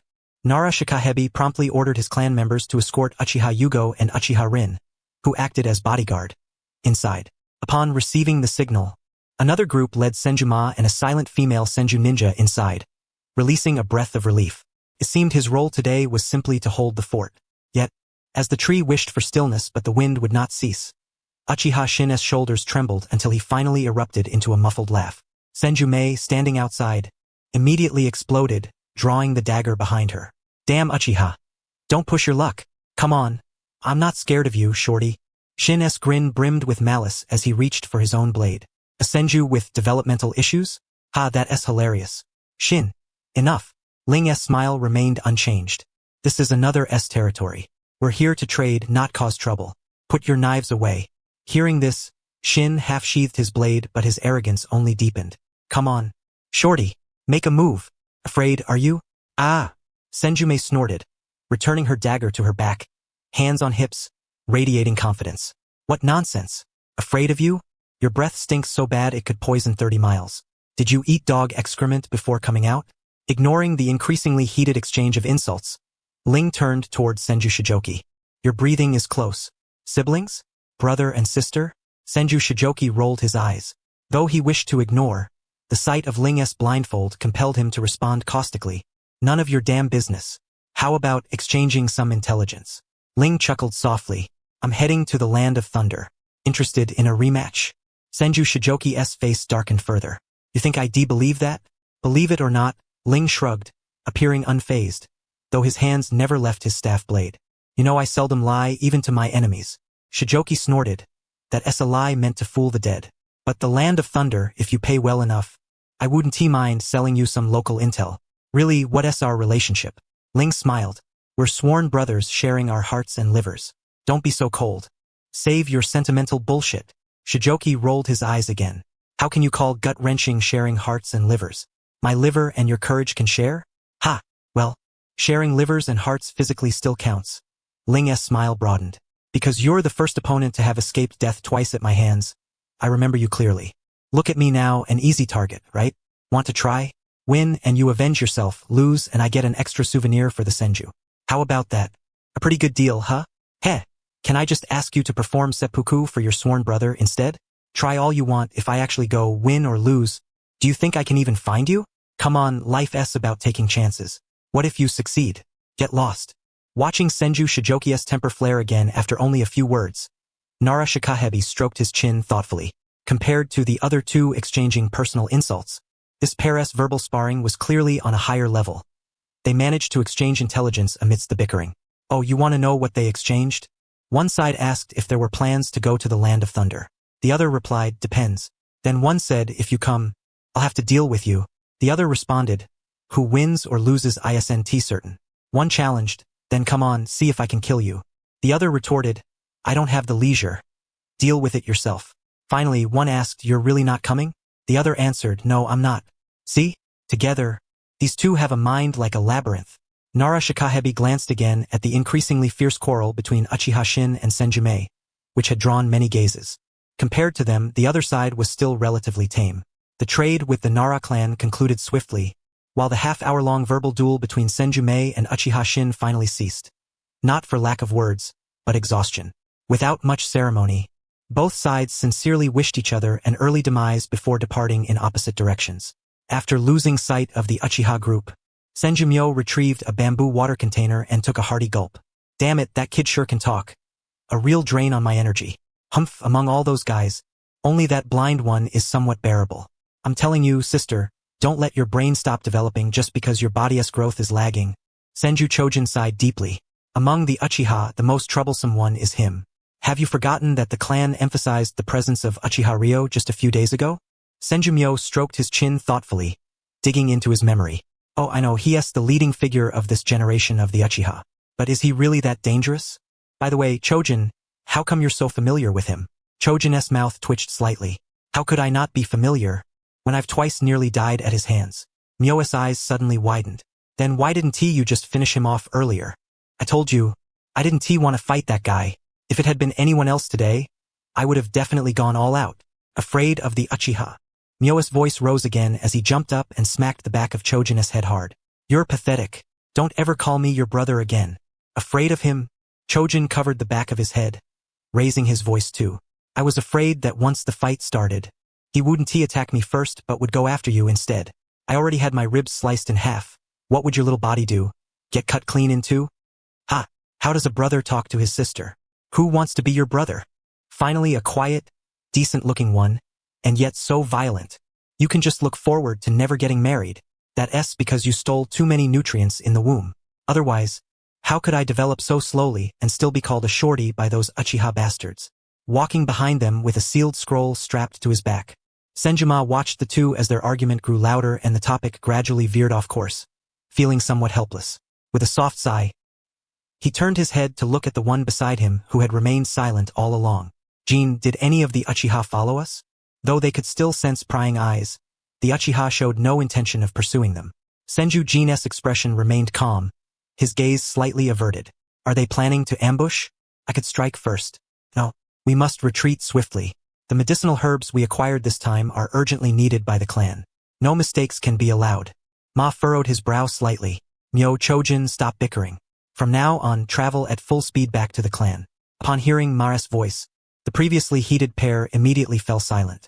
Myo took another sip of water and muttered softly, full speed again, so annoying. Chojin clicked his tongue and shifted his footsteps to Mara's other side. Stop complaining and finish the mission quickly. Then go find a temple and pray for good fortune. Why? Of course, to dispel bad luck. Running a transport mission and running into the Uchiha isn't unlucky enough? That's definitely unlucky. Meanwhile, as the Senju hastened their return, the Uchiha gathered elsewhere, engaged in their own conversation. So, Yugo, was the trade smooth? Uchiha Yugo nodded slightly to Ryo. Very smooth. The Nara clan conceded quite a bit. This time, we should thank those troublesome Senju. Indeed. I don't know what's going on lately, Ryo chuckled softly. Every time I meet the Senju, something good happens. Every time lately? Uchiha Mori tilted his head. Ryo, have you encountered the Senju many times recently? Yes. For some reason, even though I'm not on the battlefield, I seem to have a strong connection with the Senju. Oh, they're leaving already? Ryo turned his head toward the direction the Senju had departed. It really must be important supplies. Going to deal with an ambush? Uchiha Rin caressed the hilt of her blade. It should cause quite a bit of trouble. Hearing this, Mori's spirit lifted. Shall we go? Let us kill them all. And bring back their heads as souvenirs. Especially that foul-mouthed little shorty. I can't wait. No, better not. The Senju have already left the town and entered the forest. By the time we catch up, they'll likely be deep inside. Ryo shook his head. Engaging in a forest ambush against the Senju is unwise. Besides, there's no current conflict between our clans. Let us avoid it this time. I don't mind, Uchiha Yugo spoke up. The goods we traded can be gradually transported back by the ninja crows. The mission will not fail. Mori, who had been excited moments ago, suddenly froze. Ryo frowned slightly. If everyone thinks this way, no, on second thought, let us not fight. Mori interrupted Ryo's words and snatched the sealed scroll from behind Yugo. Besides, my brother is quite useless. If a fight breaks out, he'll just hold us back. No fighting. Yugo stumbled slightly, nearly falling. Uchiha Rin frowned. Didn't Yugo just agree? Mori immediately glanced at Rin. But don't you still want to bring souvenirs back to Kozu? The Kozu sees your wounds. How will you explain them? Upon hearing Mori mention his sister, Rin fell silent briefly and finally withdrew her hand from her weapon. Indeed, returning with injuries might frighten Kozu. But letting the Senju go so easily, isn't that too generous? What do you mean by letting them go? Ryo originally wanted to avoid this fight, right, Ryo? Ow, brother. Let go of my ear. It's falling off. It's falling off. Listening to Mori's strange cries, Ryo couldn't help but smile and nod. Indeed, this fight offers us no benefits. I'm not keen on battles that bring no gain and may spark major conflicts. Ah, that can't be right. Mori struggled with Yugo, turning his head to Ryo. I understand no benefit. After all, if they knew they couldn't win, they wouldn't leave anything behind to aid the enemy. But major conflicts. We've been fighting the Senju for a long time. They wouldn't start a large-scale war just because a transport team died, right? Haha, the major conflict I mentioned isn't with them, but the alliance formed by the Nara, Yamanaka, and Akimichi clans. Ryo chuckled softly. tilting his head toward the nearby trees. You can't ignore others' strength just because you're powerful yourself. They will teach us a lesson. As Ryo finished speaking, a sparrow that had been preening on a tree finally took flight. Meanwhile, in a nearby dark chamber, a middle-aged man with golden hair opened his eyes, his expression complicated as he glanced at the calm Nara Shikakazu beside him. As you said, that blind kid really is an unusual Uchiha. As you said, that blind kid really is an unusual Uchiha, right? Nara Shikakazu shifted his posture. Just being able to converse properly with the Senju sets him apart from normal Uchiha. Moreover, his sensory perception is outstanding for an Uchiha. The golden-haired man lifted his hand to pinch the corner of his eye, a slight smile curling his lips. In the end, those words were meant for me to hear. Oh, a burly, tall man sitting nearby straightened up, eyes glinting with interest. Did that kid finally notice you? His perception is indeed remarkable. But more importantly, it's his chakra, the golden-haired man chuckled. Perhaps because he lost his eyes. His chakra lacks the usual coldness of the Uchiha. How to put it, he is quite endearing. Hey, it's rare for someone with your temper, Bowen, to say that. The burly man laughed loudly. Hey, Shikakazu, although our three clans occasionally meet to discuss matters, you rarely choose the meeting room as the venue. What's this about? The golden-haired man nodded slightly. Yuko is right. Is there some sign of a great war that requires us to instruct our clans to consolidate forces? No. I called you here because of that Uchiha Ryo, the blind little Uchiha kid. Nara Shikakazu sat up straighter.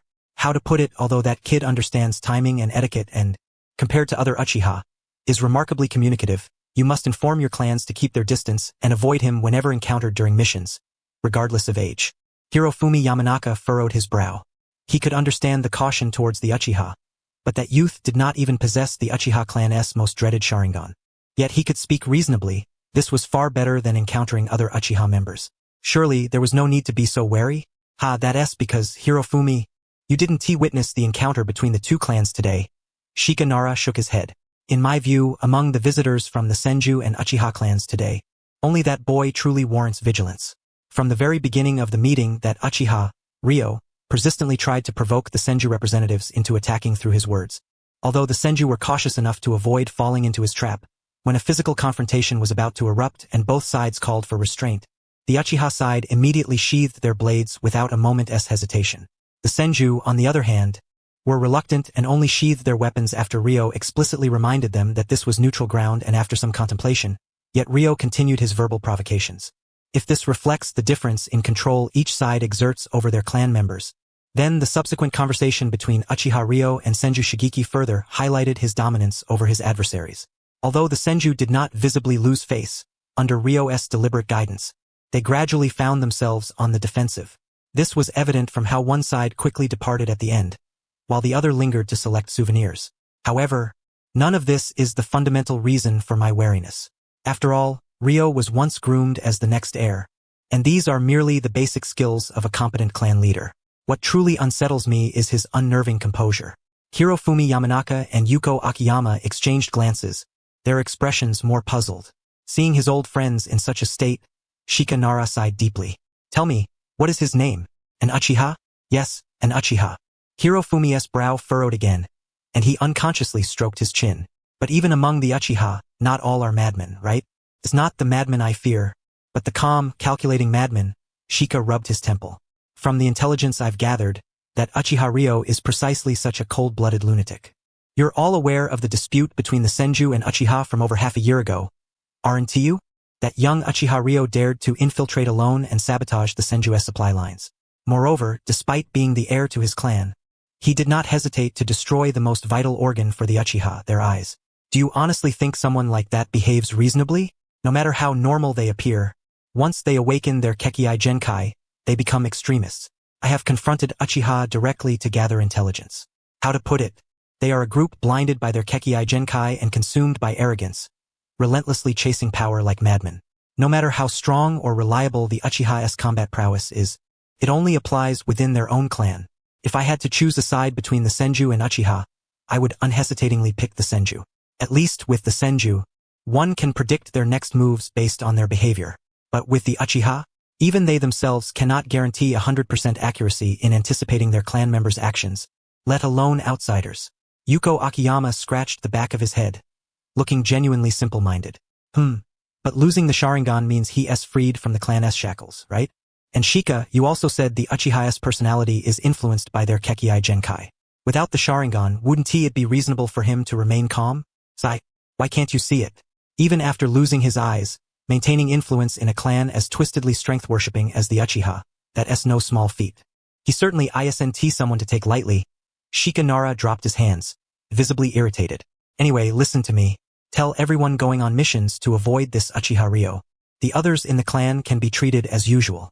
Most importantly, don't trust a single word he says.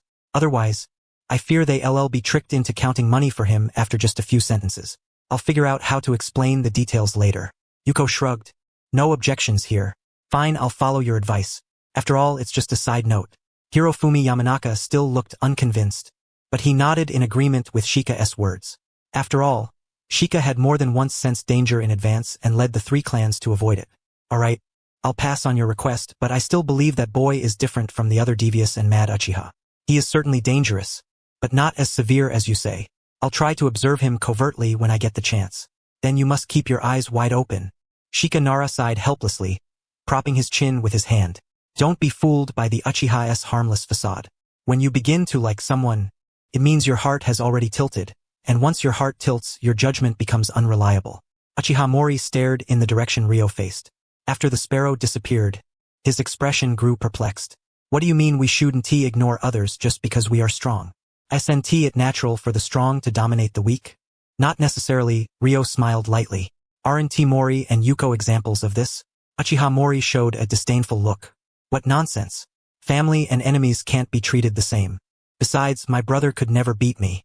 Oh, but in my opinion, in a genuine life or death contest, unless you face off head-on from the start, the winner would always be Yuko. Mori was taken aback, his grip on the wrestling hands relaxing. Immediately, Uchiha Yuko tightened his hold around Mori's neck, who struggled desperately like a fish out of water. Uchiha Yuko's face remained cold as he squeezed harder. Come on, stop being so unruly. You never learn. A faint smile spread across Ryo's lips. See? I told you Mori has a hard time beating Yuko. Only then was Mori released. After coughing violently a few times, he began to argue that if the one choking him hadn't been Yuko, he would have broken the other's arm and escaped long ago. But before he finished, Uchiha Yuko grabbed him by the collar and dragged him away. Uchiha Rin chuckled softly, averting her gaze. Truly foolish enough to be unbearable to watch. Well, don't say that. Mori's strength is still decent. Ryo chuckled quietly, then turned his head to glance at a nearby wall. Really? Let us hurry and finish shopping so we can head back. Uchiha Rin looked toward a stray cat scurrying past the wall. 3 Magatama marks briefly appeared before fading, leaving no trace of transformation. What is up with that cat? Nothing, just felt that the gaze of humans and animals really differ a lot. Ryo tapped his staff sword and walked forward. By the way, the dessert shop we passed earlier was quite good. Shall we go there? However, Uchiha Rin noticed that no matter where they went afterward, Ryo would unconsciously turn toward animals nearby. But sometimes, he wouldn't face the animal immediately as it passed. Instead, turning to look after it had gone by.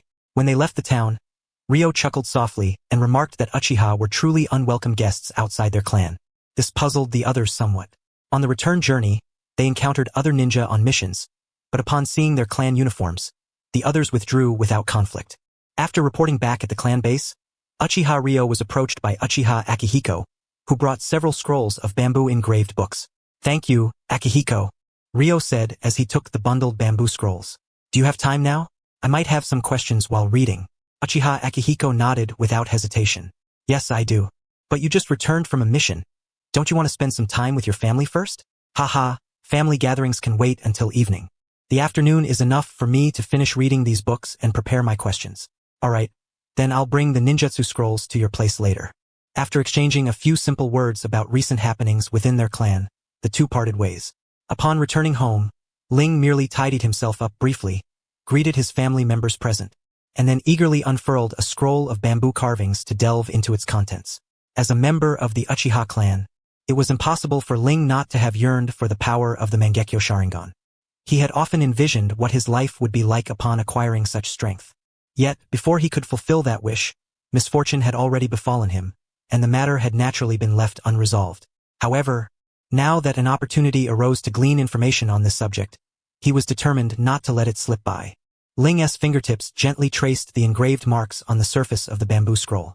After a moment of discerning the text, he selected the scroll marked with the character for 1 and opened it. Contrary to his expectations, the first volume did not contain stories related to the Mangekyo abilities, but rather a mythological tale concerning their ancestors. The text recounted that the Uchiha clan descended from the Sage of the Six Paths, which fundamentally explained why the Sharingan possessed powers rivaling those of the sage himself. Yet, upon finishing the story, Ling frowned and placed his hand back at the beginning of the tale. Something about this story felt profoundly off. According to the narrative inscribed on the bamboo scroll, the Sage of the Six Paths, unable to endure the suffering of all beings, taught humanity the method to cultivate chakra and thus founded the shinobi tradition. He had 2 sons, the elder, Indra, and the younger, Ashura. Indra was gifted with exceptional talent, the first human to wield chakra in battle and the pioneer of ninjutsu. His prodigious abilities rendered him independent and supremely capable of handling any task alone. Conversely, Ashura's talents were mediocre at best. He struggled to accomplish anything without assistance. Consequently, others paid more attention to Ashura, and even the sage ultimately chose to pass down the shinobi tradition to Ashura rather than to the more outstanding Indra. When Indra confronted the sage, feeling the decision was unjust, the sage merely praised his excellence and expressed hope that Indra would support Ashura in strengthening the shinobi tradition. Indra, unable to accept this, stormed away in anger and declared himself an enemy of the shinobi tradition. Throughout his life, he waged relentless battles against Ashura but was ultimately overwhelmed and died without obtaining the fairness he sought. Under Ashura's rule, the shinobi tradition gradually crumbled due to Indra's incessant attacks. The shinobi dispersed across the world, forming various ninja clans. What surprised Ling most was the bamboo scroll's assertion that the Uchiha clan descended from Indra and that they were tasked with striving to vindicate their ancestors' grievances. The simplest means to achieve this vindication was said to be by killing one's own kin and transplanting their eyes to acquire power. Only by possessing the eternal Mangekyo Sharingan could one truly be considered a member of the Uchiha. The extent to which sibling rivalry had devolved to this degree struck Ling as utterly absurd. Should not an elder brother rejoice in his younger brother's growth? To harbor jealousy and resentment, and then demand subsequent generations avenge him. The Sage of the Six Paths himself seemed equally unreasonable. Because the elder son was talented, he lavished all his love upon the younger. When the elder's sense of injustice erupted, the sage spoke of hoping he would assist his brother, as if that were sufficient. And Ashura, did your brother lack the shinobi tradition? What he lacked was love. Otherwise, given the disparity in strength, if he truly wished to kill you, wouldn't he have done so long ago? As the younger brother, could you not even express dependence or affection toward your elder sibling? None fulfilled their duties properly. No wonder your family was rife with conflict. And this wretched story requires the Mangekyo Sharingan to be read? Which unreliable ancestor recorded this? Did they think adding the Sage's title would beautify the tale? What a waste of time and a cause for nothing but frustration. Yet, at this moment, Ling had not realized that the story, which he perceived as riddled with flaws, was not a fabrication by their ancestors but a recorded historical truth. Convinced that the forefathers had spun fanciful tales, Ling rolled up the first bamboo scroll and set it aside, turning instead to the second volume, which he began to peruse carefully. Compared to the dubious story in the first scroll, the second was far more formal. It began by introducing the innate ability possessed by every pair of Mangekyo Sharingan. Susanoo. Susanoo was the ultimate power residing within the Mangekyo Sharingan. Strictly speaking, it was not the ocular power itself but a manifestation formed by channeling vast amounts of chakra through the IS power into a tangible form. Moreover, depending on an individual's personality and attributes, Susanoo would appear in different colors and wield varying chakra weapons, making it an indisputably formidable combat asset. One crucial point to note was that the Mangekyo Sharingan's ocular power reserves were limited, and the regeneration rate was staggeringly 1 to 10,000 compared to the rate of expenditure during ocular jutsu use. In other words, the ocular power expended to activate ocular jutsu would require 10,000 times that duration to replenish. To put it plainly, using the Mangekyo for 1 hour would consume ocular power, necessitating 417 days of non-usage to fully recover. As ocular power diminished, vision would also deteriorate. The high consumption, slow recovery, and severe consequences made blindness a looming threat to the Uchiha clan in this era of short lifespans and intense combat. So the need for a second pair of Mangekyo Sharingan was to offset this depletion? Ling stroked his chin thoughtfully. Additionally, fusion of both eyes should increase the total ocular power reserve. But why must the second pair come from a blood relative? Could it be that the eyes retain the original owner's will, thereby influencing fusion? Or is it impossible to fuse properly without shared bloodline? He should find an opportunity to ask Hiro about this. Let me see what follows. Bloodline disease? Early awakening of the Sharingan and Mangekyo Sharingan could lead to ocular power corroding the body.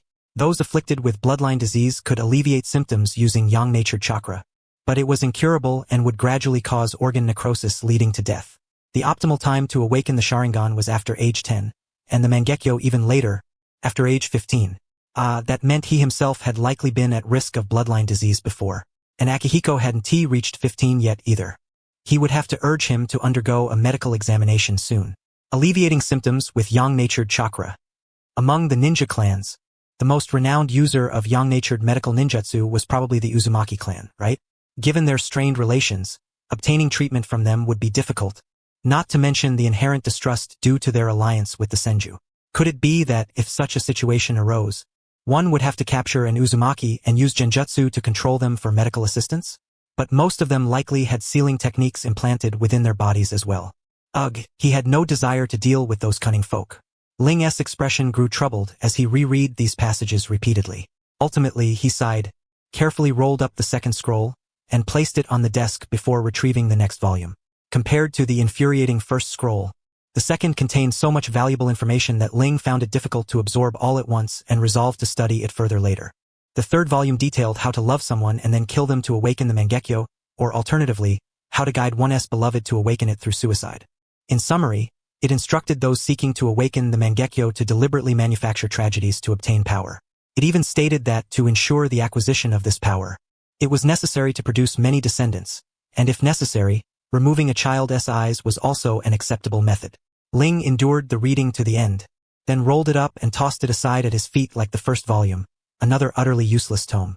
He wondered how Akihiko, originally so positive, had become so pessimistic, compounded by these unreliable ancestors' deliberate manipulations.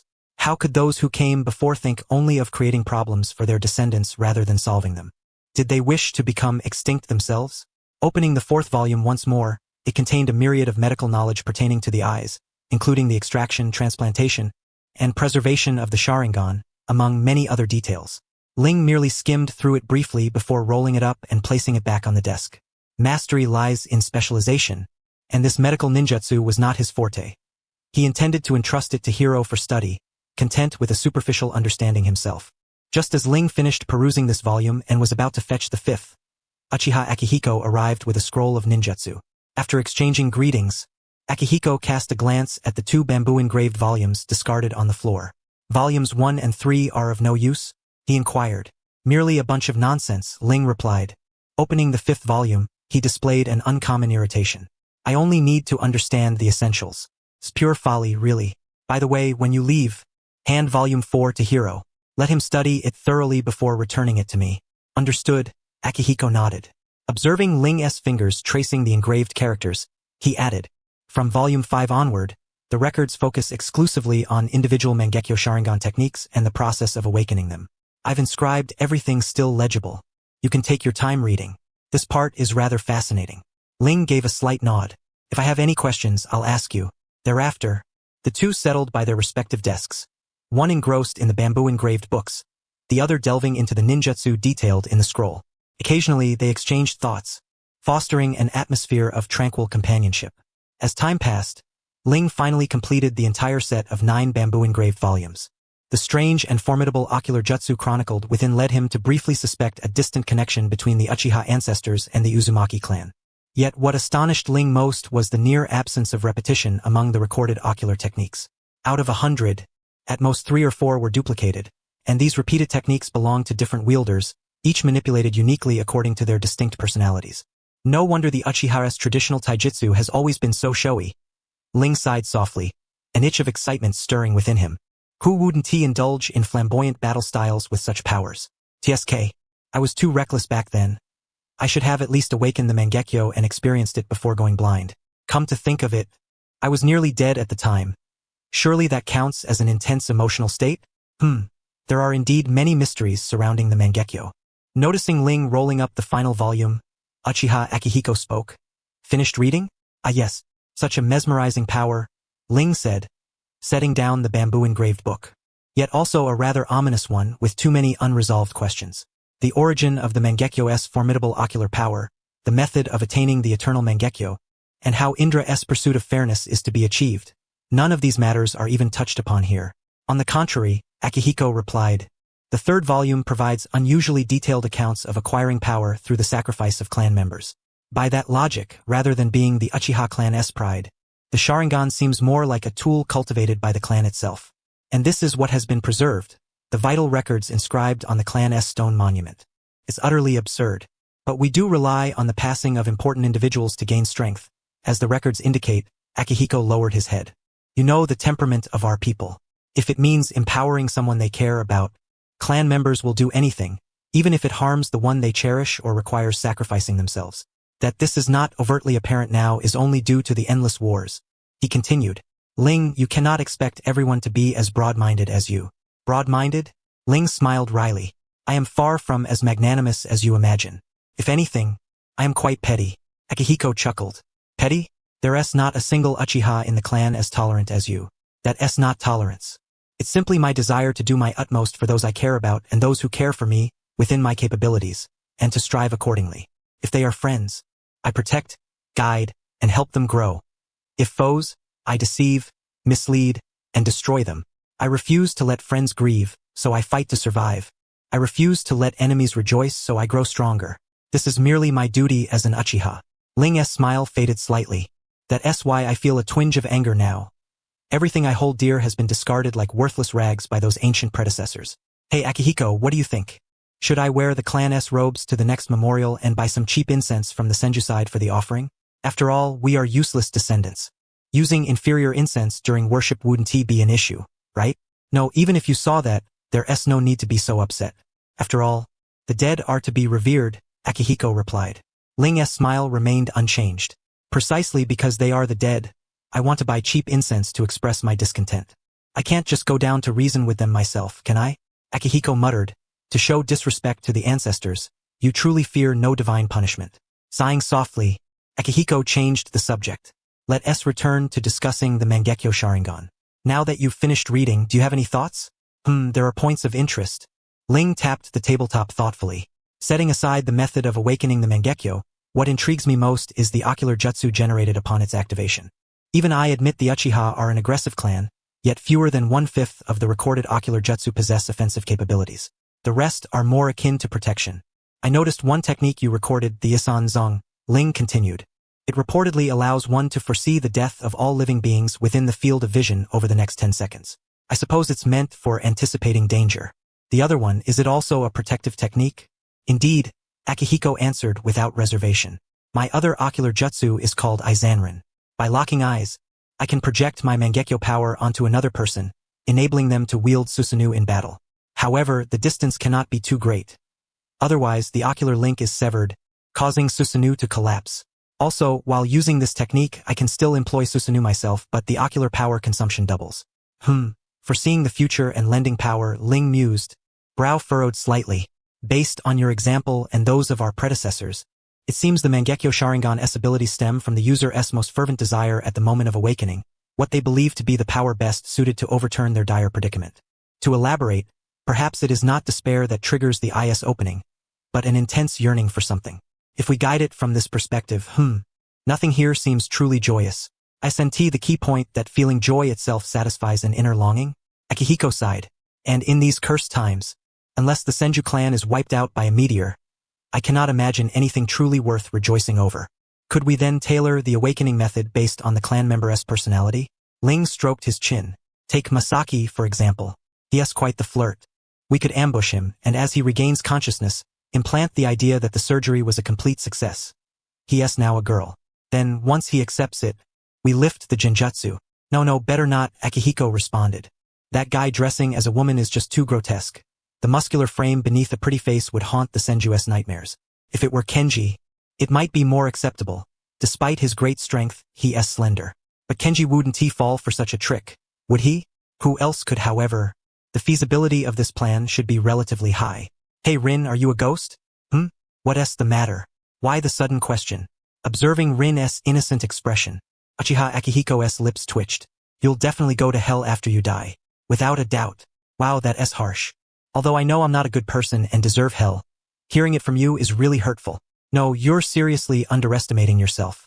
Your actions are so outrageous that even King Yama would lend you his seat for a couple of days upon seeing you. Uchiha Akihiko was momentarily speechless. Moreover, Rin's direct orchestration of a script for the clan was no different from the records inscribed on the stone tablets. Well, I'm only hypothesizing, just hypothesizing. When it comes to actual implementation, we have to consult the involved parties first and then use genjutsu to cover it up. After all, compared to passively embracing tragedy, such dramatic twists are somewhat preferable, aren't they? However, Rin's expression grew serious. Rin, can your dojutsu really only be activated through direct eye contact? Uchiha Akihiko immediately grasped what Rin wanted to imply and couldn't help but feel even more exasperated. Ah yes, that's right. Can only be used through eye contact. You can forget about it, and honestly, the last thing you should be messing with right now is yourself. Yeah, you have a point. From a certain perspective, I'm currently immune to visual genjutsu. Rin laughed heartily. Besides, surviving to continue narrating the story and experiencing more battles is already enough. I can't be too demanding. Witnessing Rin's rather hearty laughter, Uchiha Akihiko momentarily suspected that a Senju or a Uzumaki was sitting before him. Yet, he quickly discarded this implausible thought and refocused on the discussion of how to prevent more clan members from suffering tragic awakenings. Rin spread the bamboo-etched scrolls across the desk and, pointing to the cases, spoke with great enthusiasm. Look here, in the middle of Volume 6. It records non-lethal methods of awakening the Mangekyo Sharingan, and these techniques are powerful enough to affect time itself. Ah yes, but that's obviously because the individual was too ashamed to face reality and wanted to return to the past, which triggered the Mangekyo, right? Uchiha Akihiko's face showed disdain. And just because of a rejected confession. That's way too rash. How many people awaken their dojutsu just because their confession failed? Well, take a look at this, Rin said, pointing to the beginning of Volume 8. This senior also awakened without injury, and the Mangekyo is equally formidable, even capable of erasing all traces of one's presence. Uchiha Akihiko glanced over and his disdain deepened. Ah yes, drunkenly causing a ruckus in the pleasure district. Not being stopped due to high strength. Then waking up the next day naked and hanging upside down at a busy street corner. Anyone in that situation would want to disappear, right? But undeniably, this method allows clan members to awaken without injury. Reversing their own time and completely concealing their presence are very fitting skills for shinobi. Rin's finger slid along the scroll. And there's this one at the end of Volume 8. A dojutsu that directly attacks the enemy's spirit. Isn't that impressive? Because of pride. Participating in some test of courage, then fainting from a festival scare and awakening the Mangekyo? Rin, the clan members only want to grow stronger. You don't need to push them to the brink. It's just that there are a few non-lethal awakening methods, which is rare. Rin shook his head regretfully. Isn't it just a little embarrassing? If you ask me, you're all too constrained and not candid enough. In these cases, if you're not embarrassed, others will be the ones feeling awkward. Thanks for the advice, but I believe they still have people who care about them in this world. Uchiha Akihiko said expressionlessly. If they awaken this way, they'll probably be looking for an opportunity to die on the battlefield within a few years. They simply can't survive in the clan. But, Akihiko, don't you think this could be a good way to change the clan's image? Rin sighed lightly. If the situation changes later and the ninja clans need to unite, outsiders knowing that the Uchiha gain power this way might leave a better impression. No, this method is utterly awful. If you want to implement it, please don't count me in. I don't have that kind of resilience. Then it seems I can only experiment with Madara. What kind of emotional trigger should I use? That kid is very perceptive. It should be easy. How about pretending to be a Senju and confessing suddenly? That should scare him enough. No, Madara hasn't awakened the Sharingan yet.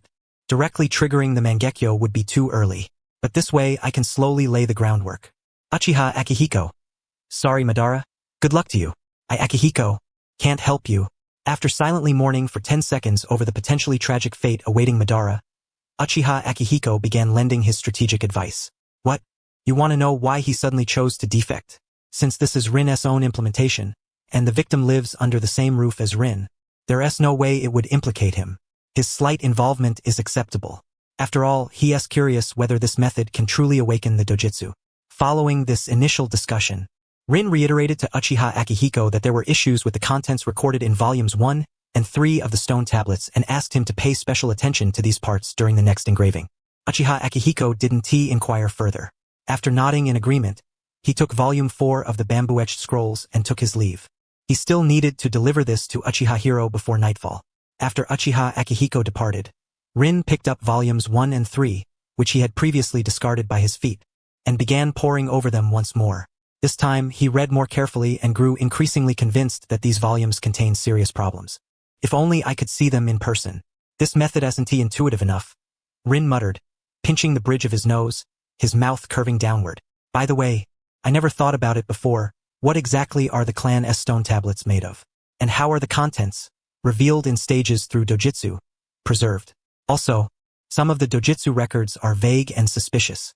The clan has had Mangekyo appearances before, so some of the stone tablet contents shouldn't be secret to the upper echelons. Hasn't anyone ever doubted the accuracy of these records? Then again, even if someone wanted to harm the Uchiha clan, what reason would they have? And possessing such elusive abilities, why focus solely on the stone tablets instead of directly attacking clan members? One question after another arose in Rin's mind, but in the end, they all dissolved into a long sigh. It seems I should find time to discuss this matter with father. Yes, I'll wait until Akihiko brings the next bamboo-etched scroll to consult with me. I need to think this through carefully. While Rin was tangled in various doubts and resolved to delve deeper, Uchiha Hiro pulled him back. Does what you said last time still stand? Rin naturally knew what Uchiha Hiro was referring to and nodded without hesitation. Of course, anyone who dares provoke the Uchiha must pay the price. What is it? Is there a good mission? It's a mission from the Miko of the Land of Demons. And it's not just one party. They seem to want to select candidates in person, Uchiha Hiro said, folding his arms. The Land of Demons borders the Land of Thunder. Recently, the only way to reasonably approach the Land of Thunder is through this mission. Rin was somewhat puzzled but nodded after a brief moment of thought. All right, then this it is. What are the mission requirements? Only 3. Arrive at the Miko's palace in the Land of Demons within 10 days, avoid conflicts with hostile ninja clans within their territory, and be prepared for potentially prolonged, intense combat. The mission rewards are quite generous. The chosen squad will receive the usual compensation plus a prophecy from the Miko of the Land of Demons. Those accompanying them will also be paid, but must leave the Land of Demons immediately after receiving payment. Hearing this, Rin was somewhat surprised. How did you manage to get such a good mission? How did I get it? Uchiha Hiro emitted a snort.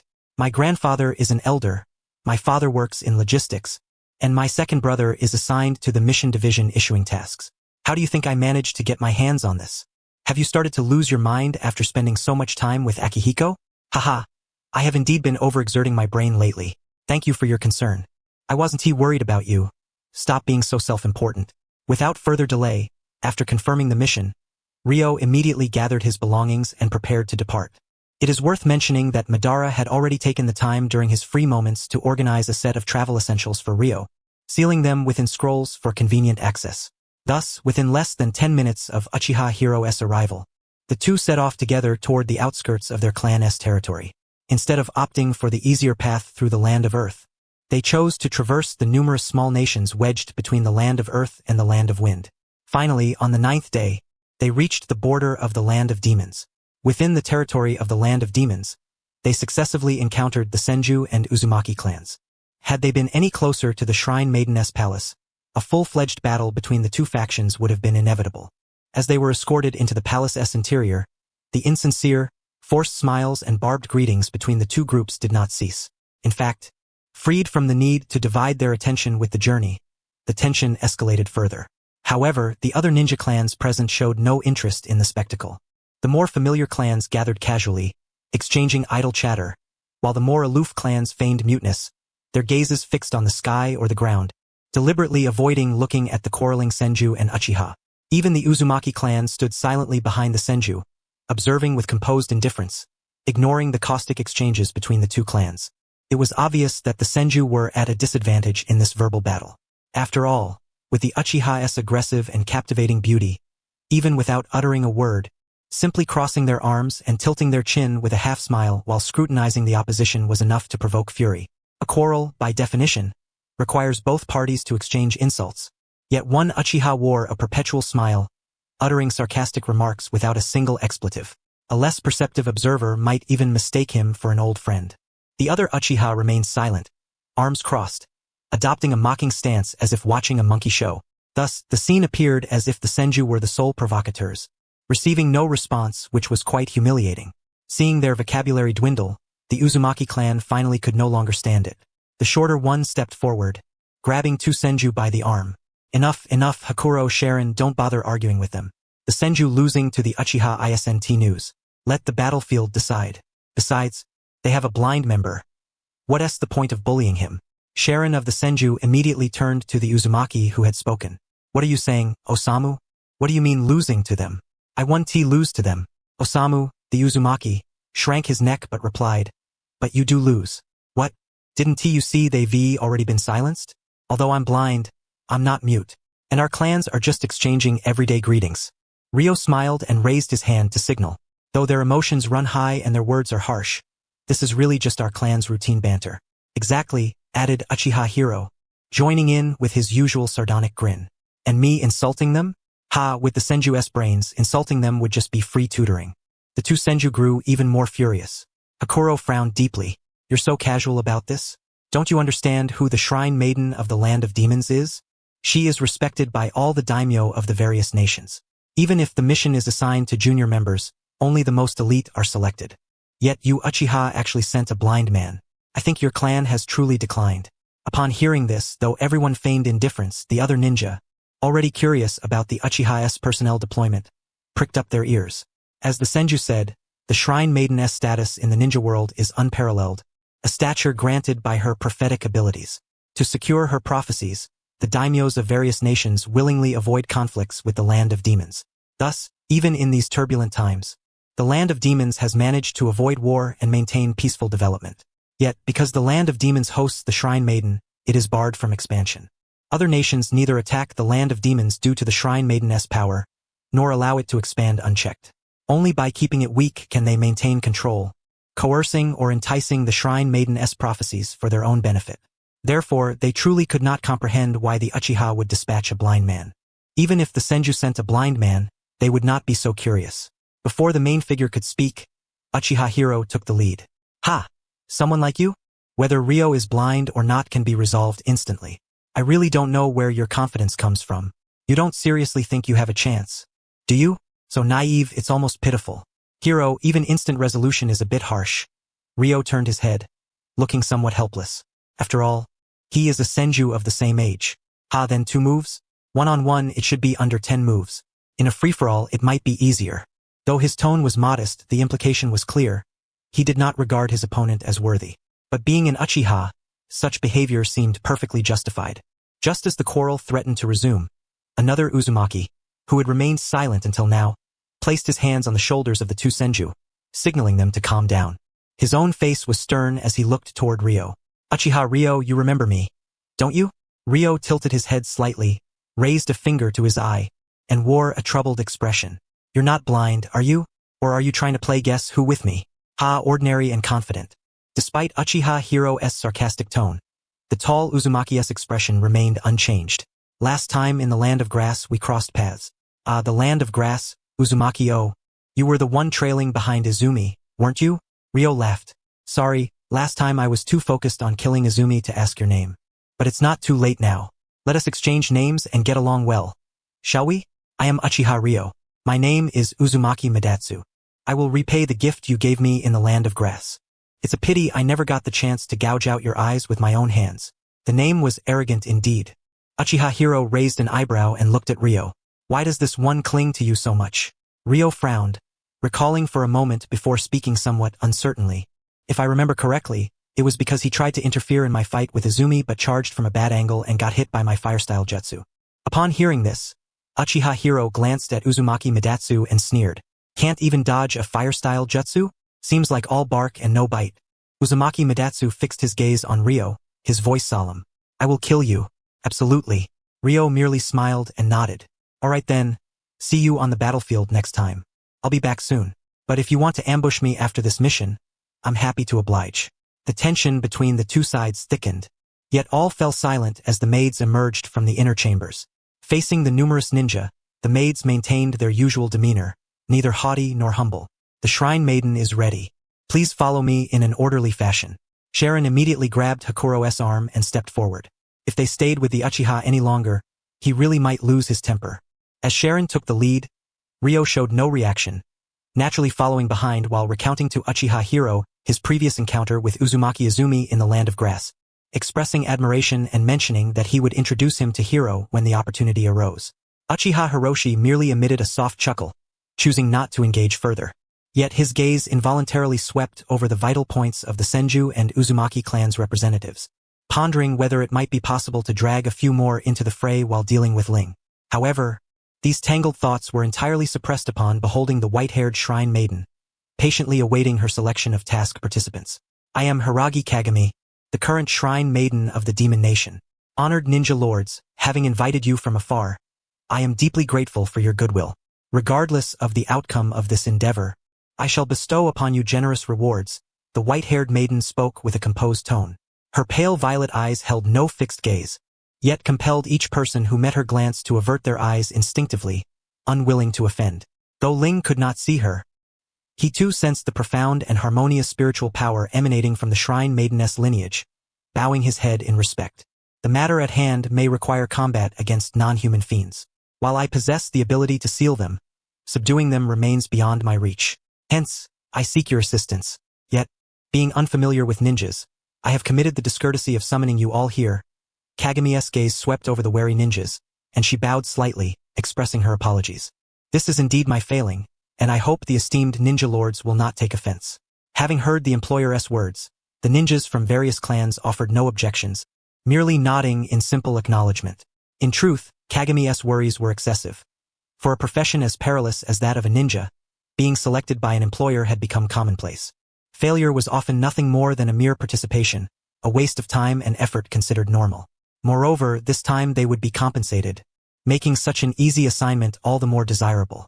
Seeing Kagami so approachable, some ninjas dared to speak up. Might the Shrine Maiden elaborate on the nature of the fiends you intend to confront? If permitted, I wish to find ninjas capable of engaging colossal beasts head-on. With steadfast minds impervious to illusion, Kagami straightened her posture. The fiends we face possess formidable regenerative abilities and the power to unsettle the mind. Those lacking mental fortitude risk becoming their puppets, suffering spiritual demise. I implore all esteemed ninja lords to consider carefully. It appeared the adversaries were large-scale shinobi beasts threatening a region, not difficult to handle.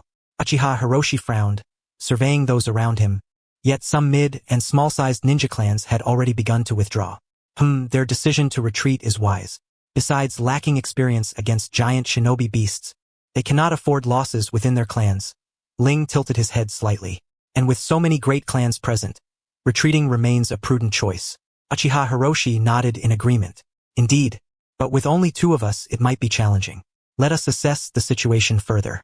Should we prove inadequate, withdrawing is not dishonorable. While Ling and Hiroshi conversed in low tones, numerous ninjas departed, leaving only representatives from the major ninja clans. Kagami regarded the remaining ninjas and spoke again.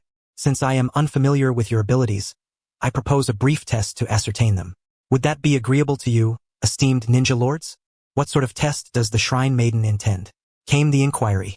In response, Kagami reached for a bead from a tray behind her attendant. It radiated an ominous purple-black aura. This is the Wraith Pearl, a fragment of the fiend we face.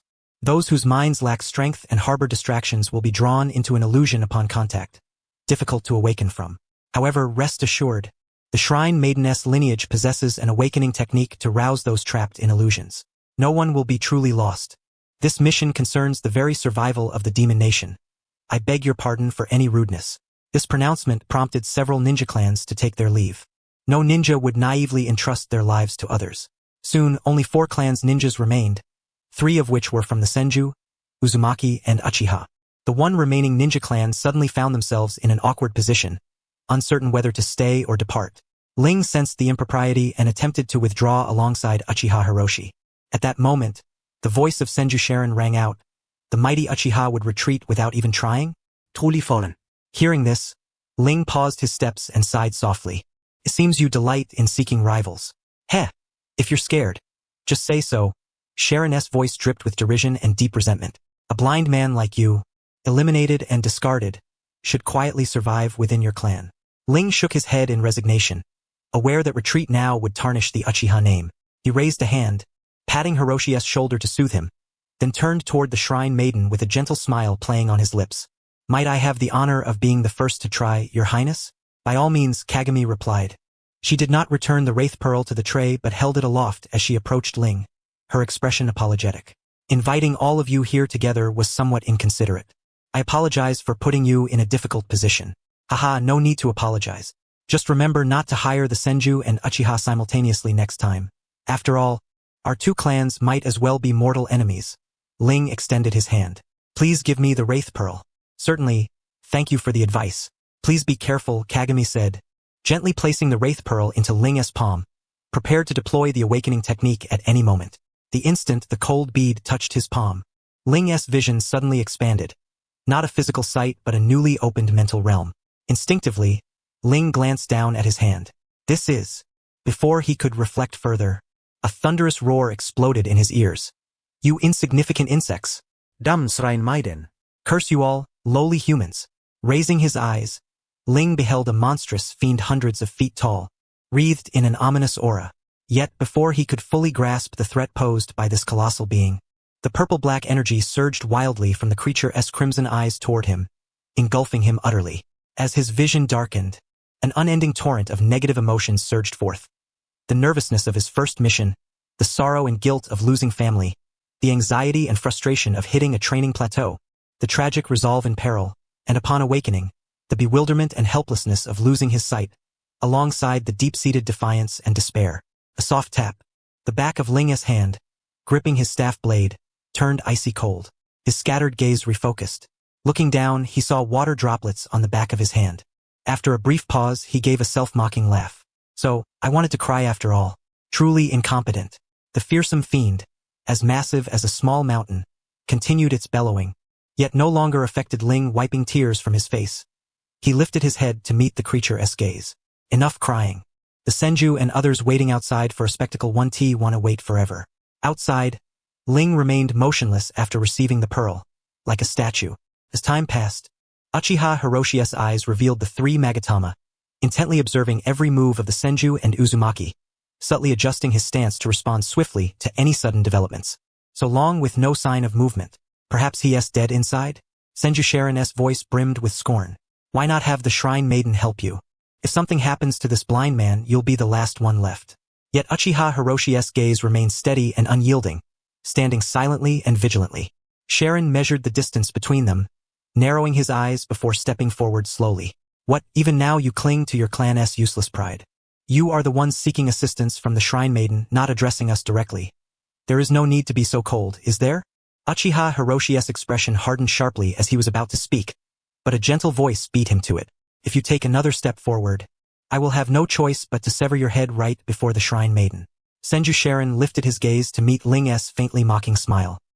He intended to provoke and enrage him once more, but just as he was about to speak, he felt a palpable aura of lethal intent descend upon him. Instinctively, he retreated and tensed up in response. Ling's voice rang out again. Retreating so soon? It seems your hatred for the Uchiha isn't all that fierce after all. With that, Ling twisted his wrist and handed a bead toward Uchiha Hiroshi. Have a go at it. It's quite intriguing. Remember to use your ocular power. The moment Uchiha Hiroshi accepted the bead, his previously closed Sharingan eyes flared open once more. He stared at the wraith bead in his hand with evident surprise. This is indeed fascinating. No wonder you spent so much time on it. Ling smiled lightly and then turned toward the Shrine Maiden, Hiragi-Q. If I hadn't tried to interact with this bead, I might have considered abandoning the mission. But now I would like to give it a try. However, could we perhaps alter the reward? Instead of the prophecy, may I receive this wraith bead? Hiragi-Q was momentarily taken aback, showing some surprise. That is not a problem, but although the wraith bead is difficult to craft, it is not particularly rare. Are you sure this is acceptable? Whether something is precious or not depends on one's needs. If I may speak boldly, for me, the utility of this wraith bead far surpasses your prophecy. I would be grateful if you could accommodate this request, and if possible, I would like as many as you can provide. Seeing Ling's resolute expression and noting that Uchiha Hiroshi made no objection, Hiragi-Q nodded slightly. She then took the wraith bead from Uchiha Hiroshi's palm and glanced at the other three clans. I wonder if any other shinobi would be willing to give it a try? I will. Uzumaki Makoto stepped forward 2 paces and took the wraith bead from the Shrine Maiden's hand. After a moment, he opened his eyes and clicked his tongue. En illusion projection technique? No, there must be something else. Osamu, you try. Uzumaki Osamu sighed and accepted the bead. After a short while, He couldn't help but gag. No, I'm feeling a bit nauseous. What kind of disgusting thing is this? Pathetic. If there's enough time, a few sealing jutsus can handle it. What's there to fear? Don't you find this bead interesting at all? Uzumaki Osamu looked listless. Isn't it just extracting monster chakra and remotely projecting a technique onto the spiritual body? We already have that technology. We do, but we lack a stable chakra source. Didn't you notice the monster in that illusionary space had a clear consciousness? Uzumaki Makoto stroked his chin thoughtfully. If only we could obtain a stable chakra source. You have a point. I can mention it to the elders when we return.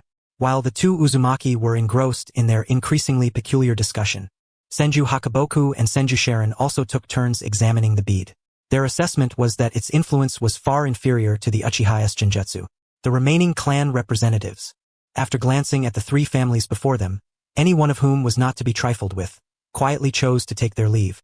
The crucial point was to withdraw before these individuals remembered that the two of them had merely been spectators throughout. As the spectator clans exited, the atmosphere in the room grew increasingly tense. Even Hiragi Q, not the least perceptive, noticed the mutual disdain between the parties. Her expression became more apologetic. But at this point, she had no grounds to expel anyone. You seem troubled. Ling faced Hiragi Q, his smile still gentle. I imagine you overheard the conversation between the two Uzumaki. If your aim is to seal that monster, the Uzumaki clan can surely assist you. The Senju and Uzumaki work well together. Since you are the one assigning the mission, you need only consider what suits your situation. There is no need to concern yourself with the two of us. Hiragi Q's gaze toward Ling grew more appreciative, and she finally made up her mind. But just then, the door on the inner side of the room was flung open abruptly, and a tender voice tinged with sobs rang out. Mother, I dreamed of that monster again. With the plaintive childish voice filling the air, all eyes naturally turned to the inner door. As their vision shifted, a delicate, snowy white-haired little girl appeared. The girl ran toward Hiragi Q, tears welling in her eyes as she looked up. Mother, can that monster still not be destroyed? Hiragi Q nodded apologetically to the group, then crouched down and half-kneeling, embraced the girl. Her voice was gentle. Don't worry, Hitomi, you won't have to dream of it much longer. Your mother has summoned formidable shinobi, so you just need to endure a little while longer. Soon, everything will be settled. Only then did Hitomi sniffle and raise her head. But as her gaze fell upon the unfamiliar shinobi in the room, she suddenly stiffened, clutching tightly at Hiragi Q's clothing with her small, dimpled hands. Her tear-streaked face gradually became expressionless. Sensing her daughter's calmness returning, Hiragi Q lifted her head and looked at the clearly divided two clans standing before her. If possible, I would like to begin the mission immediately. Do any of you require time to adjust your condition? This time, the shinobi from the three clans remained silent. After a long pause, Senju Hakaboku finally couldn't help but scratch his ear. Shrine Maiden, if I understand correctly, you intend for the six of us to undertake the mission together? Yes. The monster wraith has a profound impact on our lineage, so I wish to resolve it as swiftly as possible. Hiragi Q noticed their uneasy expressions and bowed her head slightly. I am aware of the irreconcilable conflicts among you, so I propose dividing into two teams. One will accompany me to seal the wraith, and the other will stay to protect my daughter. Because the Shrine Maiden's lineage has long battled the wraith. When the seal weakens, the young maidens who have yet to master their spiritual power are highly susceptible to the wraith's influence, and may even have their minds controlled by it. Uchiha, Uzumaki, and Senju undertaking the mission together. Uchiha Hiroshi's lips twitched. If this got out, it would terrify many. Senju Sharon, who always had a sharp remark ready for every Uchiha comment, fell silent. There was truly no argument to be made against that statement. The atmosphere fell into awkward silence for a moment before Ling sighed softly. Then we shall leave it to the Shrine Maiden's arrangement. As long as no Uchiha stabs us in the back, the Senju and Uzumaki have no objection. Thank you all for your care, Hiragi Q smiled, wiping the tears from her daughter's face. Hitomi, for the coming days, these two Uchiha shinobi will protect you. Their strength is formidable, and they will keep you safe. Your mother will seal the monster soon, so please don't worry about your dreams anymore. Alright? Hitomi glanced at Ling and Uchiha Hiroshi, then at the Senju and Uzumaki standing nearby. Only then did she speak in a very faint voice. I understand. Hiragi Q rose with a smile and took her daughter's hand. Please follow me, everyone. You Uchiha just hide behind us. It's been so easy this time. You've really gotten off lightly. Uchiha Hiroshi looked up at Senju Sharon with a teasing expression. Who do you think we owe our ease to? You! Alright, Hiroshi, don't tease him anymore. Ling's expression was one of helplessness. There are few Senju who are so wholeheartedly loyal to us Uchiha and maintain the same attitude. Besides, this time they are really working for us without pay. They are truly pitiable. Uchiha Hiroshi chuckled again. Yes, truly pitiable. They cried and threw a tantrum just because they wanted to kill us, but in the end, they failed and ended up working for us instead. We two clans have been at odds for so many years. It's rare to find someone so openly hostile yet always handing benefits to the enemy. Their earnestness and failure to reap rewards are honestly quite endearing to me. Senju Sharon. Damn it, today no matter what, I must kill this Uchiha hero. Uzumaki Haru immediately reached out to restrain the charging Senju Sharon. Calm down. The mission comes first, the mission comes first. How could a mere Uchiha be more important than the priestess's task? Stay composed. If you insist on fighting, at least wait until the priestess is not around. Don't you fear antagonizing the land of demons? Kagami Hiragi, noticing the scene, raised her hand to her forehead in resignation. It is my failure. Hataru, please take the Uchiha shinobi and Hitomi to the inner chamber first. No sooner had Kagami spoken than a slender figure appeared behind her, voice cold yet respectful. Yes, Lady Hiragi, Princess Hitomi, please come with me. However, Hitomi did not move as he suggested. Her small hand clutched Kagami's finger tightly, and she calmly looked up at Kagami. Yet, upon closer observation, beneath Hitomi's tranquil exterior lay a turmoil of confusion and uncertainty about what to do. Kagami sighed helplessly. Does Hitomi not recognize Hataru? Or is she unfamiliar with the shinobi? Rest assured they will protect you. Hearing this, Hataru stepped forward, half-crouched, and opened his arms toward Hitomi. Princess Hitomi, please come with me. Lady Hiragi must prepare for the exorcism. She will be very busy from now on. But Hitomi only pressed her lips together and, after a moment, turned her head to look at Ryo and Uchiha Hiro. Her voice was especially faint. But one of them is dead, Asantihi. No sooner had Hitomi spoken than Kagami's expression changed, and Uchiha Hiro furrowed his brows. Yet before anyone could respond, Ryo stepped forward, facing Hitomi, and spoke. Princess Hitomi, may I ask what the deceased looked like? Hitomi lowered her head, voice even softer. He had terrifying wounds over both eyes, was covered in blood, and buried beneath the ruins. Then what you saw must be my past. Ryo chuckled lightly, even letting out a slight sigh of relief. I indeed nearly died that time. You are quite accurate. Hitomi's face was still filled with unease. But, enough. Hitomi, Kagami said softly. Seeing that Ryo meant no offense, she breathed a sigh of relief and began to explain. When a priestess awakens her spiritual power, she sees glimpses of the past and future. Hitomi shows great talent as a priestess, but she is still too young to distinguish well between past and future. I apologize if this has offended you. It's all right, just experiences after all. There is nothing to be ashamed of. Ryo shook his head with a smile. Even if I were embarrassed or angry, the facts remain. It's better to face them openly. I just hope Princess Hitomi is not frightened. Hitomi still clung tightly to Kagami's hem, unwilling to follow Hataru away. But Hataru, having been indoctrinated from childhood with the sole command to protect the priestess, did not know how to coax a child gently.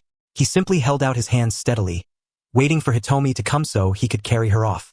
Hitomi pressed her lips firmly together, stubbornly clutching the small piece of fabric. She knew she should obediently leave now, but only when by her mother's side did that monster not appear, and only then did she not see those strange visions.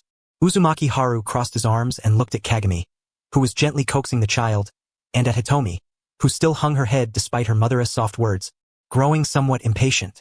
He understood a child's attachment to her mother, but such behavior during a mission was infuriating. Because she was so young, the child did not comprehend the troubles she caused others. She was solely focused on her own needs. Priestess, Master Hataru, if you don't mind, may I have a try? Kagami looked up and glanced apologetically at Ryo. My younger brother sometimes clings to me like this when I'm on missions. Being depended on by family is truly a sweet trouble. Isn't it? Ryo chuckled lightly, so I consider myself somewhat experienced in this. If you don't mind, please allow me to try. Kagami glanced at Uzumaki and Senju standing patiently nearby and sighed.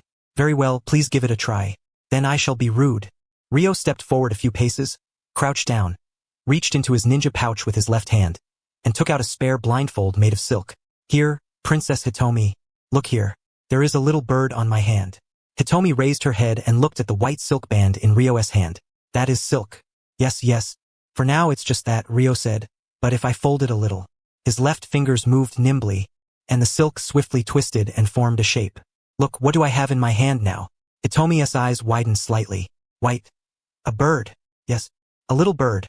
Ryo cradled the silk bird he had formed and extended it toward Hitomi. His voice was gentle. Birds are resilient creatures. They know the vastness and dangers of the sky, and they know the warmth and comfort of their nests. Yet they never shrink back because they understand these are challenges they must face. Princess, you are the same. Sealing dangerous demons is your duty, and correspondingly, you have your responsibilities as well. What do you think? Hitomi lowered her head again, but soon lifted it to look at Kagami. Will Mother return soon? Kagami smiled faintly. Yes, Mother will come back soon. We have an agreement. Hitomi loosened her grip, her voice finally a little louder. Please be careful. Only then did Kagami rise, giving Hataru a few more instructions before leading the shinobi of the Senju and Uzumaki clans away briskly. Listening to the fading footsteps of the priestess and her retinue, Ryo smiled and again offered the folded silk bird toward Hitomi. You did very well, Princess. Hitomi looked up at Ryo's gentle smile and reached out to take the soft fabric bird. Thank you. Now shall we go? Ryo kept his arm extended. May I carry you, Princess? Hitomi glanced at Kagami's retreating figure around the corner, nodded, and then stepped closer to Ryo. Please take care of me. Ryo wrapped his arms around the child firmly, then slowly stood. Then I will be in your care for the next few days, Princess. I look forward to it. Hitomi still wore a serious expression, and after examining Ryo for a moment, she carefully wiped away the traces of tears from her face and spoke. Yes, I look forward to it. Hataru, shall we go to the library? Hataru, who had been quietly standing like a decoration, nodded slightly and turned to lead the way. Meanwhile, Uzumaki Haru could not help but glance back at the smiling, softly coaxing blindfolded Uchiha. Hey, don't you think? Don't tell me you've been subdued by the Uchiha's tricks that only work on children? Senju Hakuro frowned slightly. Although operating with one hand was somewhat difficult, it was something easily mastered with practice. Not that. Uzumaki Haru withdrew his gaze. I just think that Uchiha seems a bit strange. Don't you? They are Uchiha. Nothing they do is strange. Senju Sharon's tone softened after Uzumaki Haru mentioned the absence of Uchiha nearby. This time they really got off easy. Not necessarily. Uzumaki Moku stroked his chin. Since it's a seal, you can't just keep layering seals on top of each other. That would only destabilize the technique. You need to consider every aspect carefully. To reinforce it properly, the previous seals must be completely overhauled. But that demon called Murio has the power to confuse minds, and the priestess has a spiritual connection with it. It's hard to say who has the easier time. This ninja's words are wise. Kagami nodded slightly, her expression filled with unspoken worry. I want to rearrange the seals so that future generations will find it easier, but Murio is adept at disrupting minds. Our priestess lineage is protected by spiritual power and will not be affected, but those around her. You need not worry about that. Senju Sharon now seemed a completely different person from earlier. Although I don't get along well with the Uchiha, their strength is reliable, and they take the mission seriously. You can trust them. Seeing Kagami's somewhat startled expression, Uzumaki Moku sighed. Please do not mind. Their two clans have always been like this. In any case, let us deliberate on the particulars of the sealing technique, shall we? Although the types of sealing arts employed differ, there ought to be elements from which we may mutually draw inspiration. I would greatly appreciate it if you could elucidate, in detail, the characteristics of that specter. Osamu Uzumaki observed Maiku Uzumaki hastening away, his expression still fraught with inner turmoil. By the way, am I truly the only one who finds that Uchiha peculiar? At that moment, Shurabe Senju and Hakaboku Senju simultaneously turned their heads, speaking in unison. Haven T, we already said? They are Uchiha. Nothing they do should be surprising. What exactly are you fretting over? No, that S Uchiha Ryo isn't it? The ominous star on the battlefield? Osamu appeared somewhat timid. Don't you find it odd how adept he is at handling children? Shurabe and Hakaboku exchanged a glance, with Shurabe speaking first. What is strange about that? That fellow is his elder brother. Indeed, Uchiha siblings, brothers or sisters, almost invariably take care of children. There's nothing unusual about that. Hakaboku nodded in agreement. If anything, I wish I had such elder siblings. My own brother and sister only blame me whenever they err. The Uchiha's attitude toward family is certainly worthy of emulation. Osamu Uzumaki found it utterly perplexing to comprehend the peculiar mindset of his dependable comrades from the Senju clan. They harbored an intense disdain for the Uchiha, yet simultaneously shielded them with equal fervor, and it was not just one or two of them.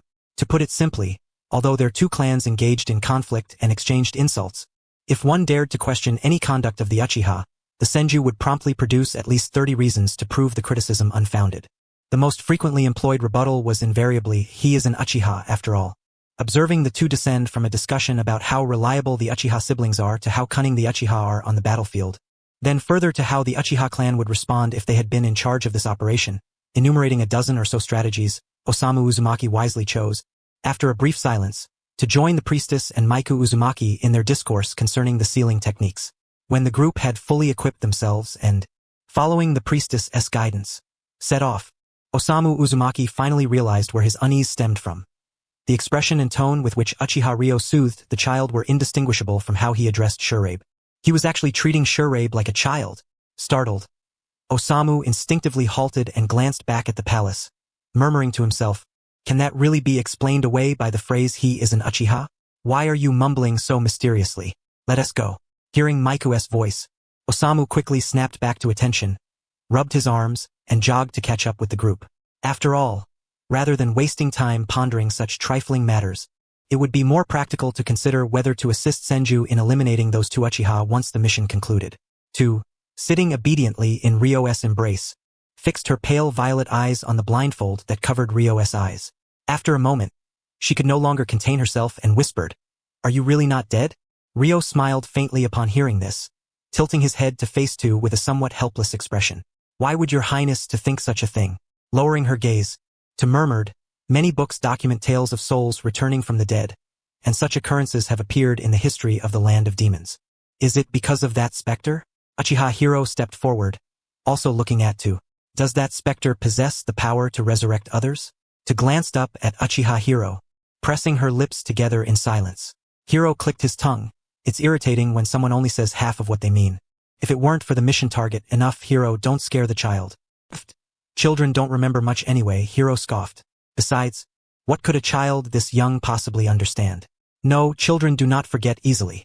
On the contrary, they are far more delicate and sensitive than we are. It's just that, having been born so recently, they have yet to learn how to express themselves or comprehend the actions of others, which leads to perplexing behavior. Ryo followed behind Hataru unhurriedly. Therefore, the wisest course is to never underestimate anyone at any time. Tu raised her eyes again to gaze at Ryo and, after a long pause, spoke once more, "I truly saw you die. I am not lying." Uchiha Hiro narrowed his eyes, growing increasingly displeased with the child. But Ryo seemed to be stirred by some memory. Although his expression remained unchanged, he spoke more slowly. "If I recall correctly, your highness said the person was buried in ruins, with both eyes destroyed and covered in blood. Could your highness please describe more precisely? For example, the attire, hairstyle, weapons, or the surrounding environment?" "I don't remember clearly, but I saw that the person's limbs and neck were contorted unnaturally." Tu lowered her eyes, staring at the vividly crafted origami in her hands. "No human could survive such injuries. If that was your past, it only means you ceased to be human from that moment onward. That's truly unbearable." Uchiha Hiro's expression turned hostile. Ryo was indeed gravely injured at the time, but his limbs were intact. There was no such condition as you described. Is this the priestess's prophetic power? Don't make a mockery of us. I am not lying. Tu's voice was faint but resolute. If it was not the past, then it must be the future. The priestess's lineage has never been wrong in their prophecies. You little brat. Hiro, I told you not to scare the child. Hiro paused, then raised his voice again. Don't you understand what this child is saying? Deciding someone's life or death by a mere touch of lips. You're cursed like this and still have the heart to soothe children? Well, after all, the priestess of the land of demons is renowned for her prophecies precisely because they have not erred in hundreds of years. Ryo's lips retained a gentle smile. But nothing in this world is absolute. Your highness too is confident in the prophecy you witnessed. I am equally confident that what I saw was the past. After all, if it were the future, I suppose I would have no need to destroy my eyes again. So perhaps your highness's prophecy is somewhat inaccurate. Tu stared at the corners of Ryo's mouth as they lifted, and her previously tense body relaxed slightly. But I truly saw it. I am not lying, and the priestess's power would not deceive me. I understand. I did not say you were deceiving me. Ryo chuckled softly. I only wish to say that perhaps what your highness saw was the me who should have died, not the me who is now. Tu tilted her head in confusion. I do not understand what you mean. In my view, A prophecy is merely the closest possible reality spoken according to the world's changes. Even an absolute truth prophecy contains slight deviations. Ryo's voice was gentle. For example, if I wish to go home and my home lies to the left, but at the crossroads, I am drawn to the dessert shop on the right, would I then go to the dessert shop or directly home? Perhaps even I would not know my next step at that moment. Your Highness, too. This world is not a book with a predetermined ending, where every page reveals only one outcome. The thoughts of every person in this world are not immutable, and even the slightest change can make the final result entirely different.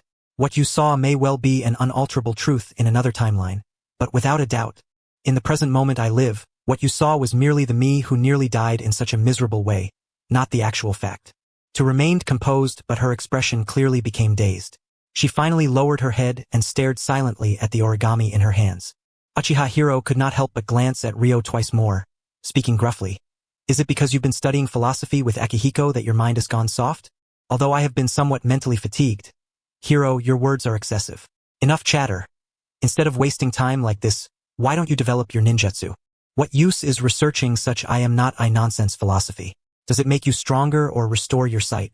It's a complete waste of time. If you ever truly die one day, it's only your own fault. Yet Ling Wen merely responded with a faint smile.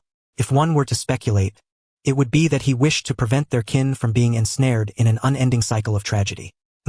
You intend to select the volcano as the site for the seal? Forgive my frankness, but that is hardly an auspicious location. I am well aware of that, Hiragi Kyo replied, his eyes clouded with concern as he gazed upon the dormant volcano before them. However, since the Morio are sinister and malevolent spirits, the volcanic environment will enable the seal to endure far longer. Naruto Madatsu extended his hand to caress the mountainous surface, scooping up a handful of earth and stone, frowning as he sifted through it. The soil and rock composing this mountain are of poor quality.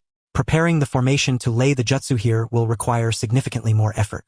Shall we then employ the four-symbol seal as our foundational technique? Naruto Osamu approached as well. We could use layered imprints to interlink the formations, thereby creating a larger and more resilient sealing array. Compared to layering, wouldn't a mortise and tenon framework be superior? Naruto Madatsu furrowed his brow. This type of soil is not conducive to constructing a stable formation. If we use layering, the mountain could collapse during battle with the Morio, causing the jutsu to fail. What are you afraid of? There is still Sharon and Hakaboku ISNT there? Let them reinforce the mountain. That Morio, after all, is a large chakra entity. The mortise and tenon structure fits the terrain perfectly, but I estimate that in less than a decade, this sealing technique won't be able to contain the foe. It might be shattered instantly. You do have a point. The layered structure is steadier. Very well, let it be so. Naruto Madatsu nodded and turned his gaze to the two Senju. Sharon, Hakaboku, I will draw up a plan for you both shortly. Use your chakra to reinforce the mountain and complete it as soon as possible. Then we shall finish the seal at noon, when the sun's flame is at its peak. Let me see, the next clear day is in 2 days. So that means we must transform the mountain within a limited time frame?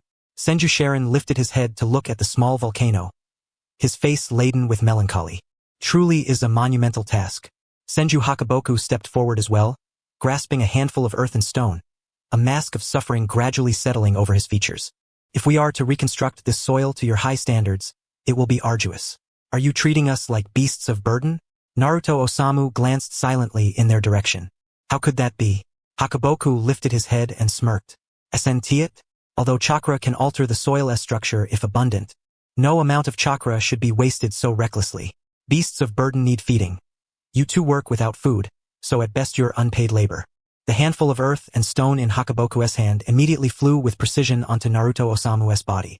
Despite their banter, upon receiving Naruto Madatsu's plan, the two Senju promptly set to work, using chakra to transform the loose soil and stones into a harder, more even surface. This made it far easier for the priestess and the two Narutos to arrange the sealing formations. Unlike the priestess's lineage, which primarily focused on spiritual entities and exorcism jutsu, the Uzumaki clan's sealing techniques are all-encompassing. From relocating mountains and filling seas to waterproofing eaves, the Uzumaki clan's sealing arts know no bounds. If you can imagine it, they can accomplish it. What? You say the XX has nothing to do with sealing techniques? Uzumaki clan. No, that's impossible. Sealing jutsu can do anything.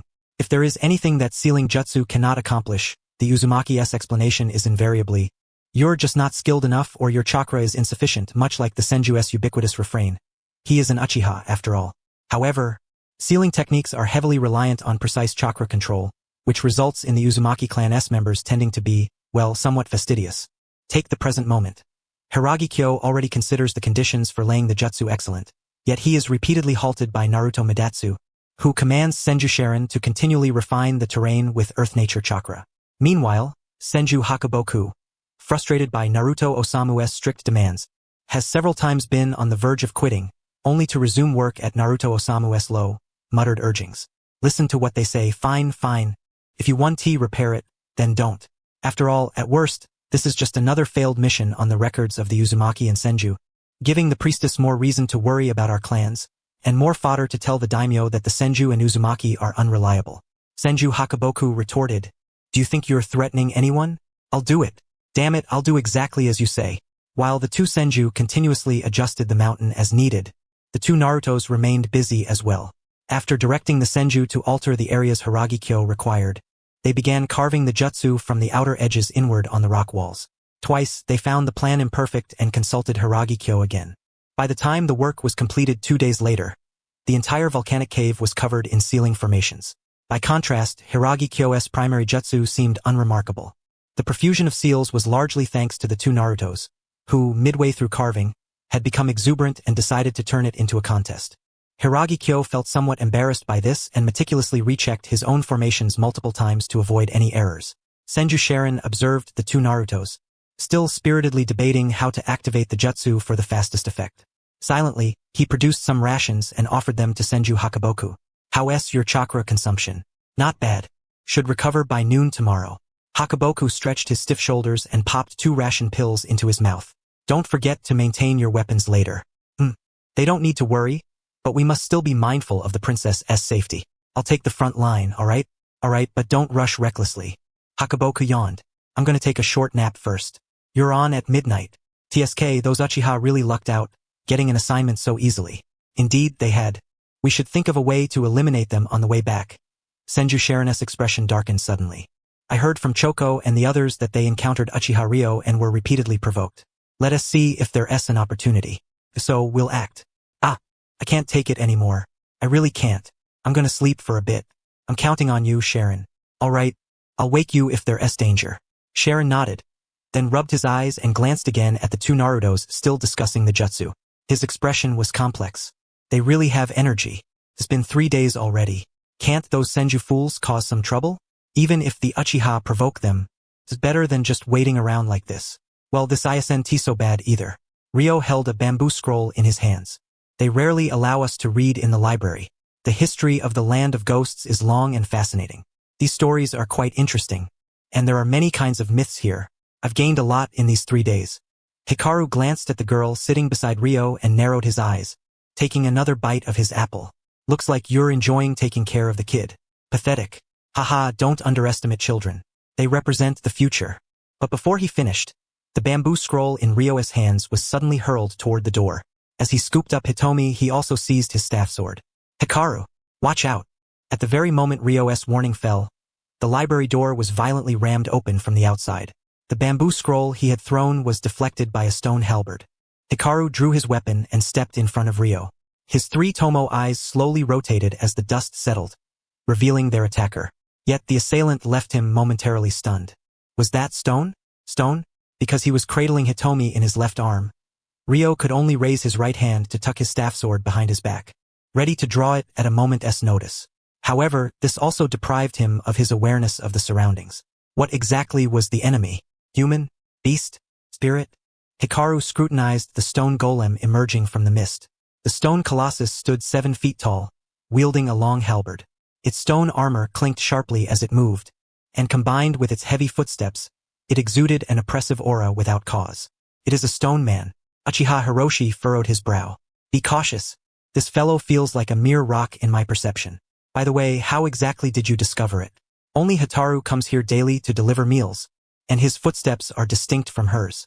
After adjusting his stance following the separation of his staff and blade, Ryo secured the trembling child in his arms more firmly. "Stop fighting here. Let us move outside." Understood. "You go ahead. I'll test this puppet," Uchiha Hiroshi said, drawing his weapon, his eyes glowing a deeper crimson. No chakra lines, No external energy source. It's quite remarkable that it can move at all. Alright, I'll wait for you above.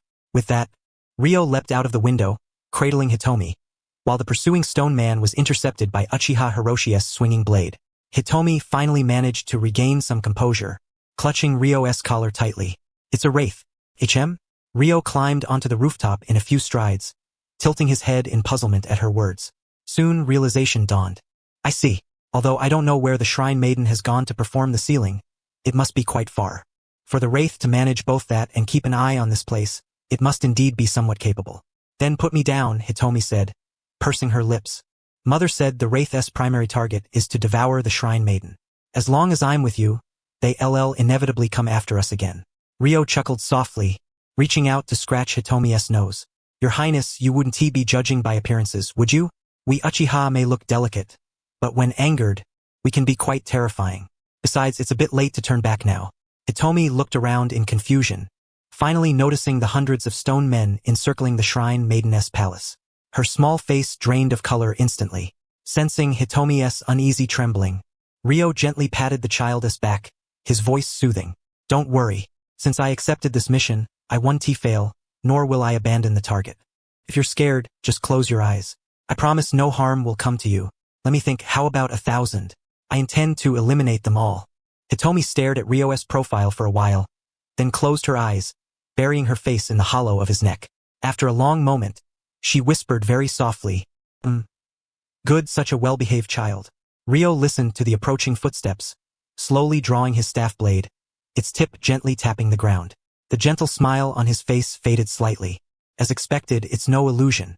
Objects without life signs or chakra cannot be detected through perception.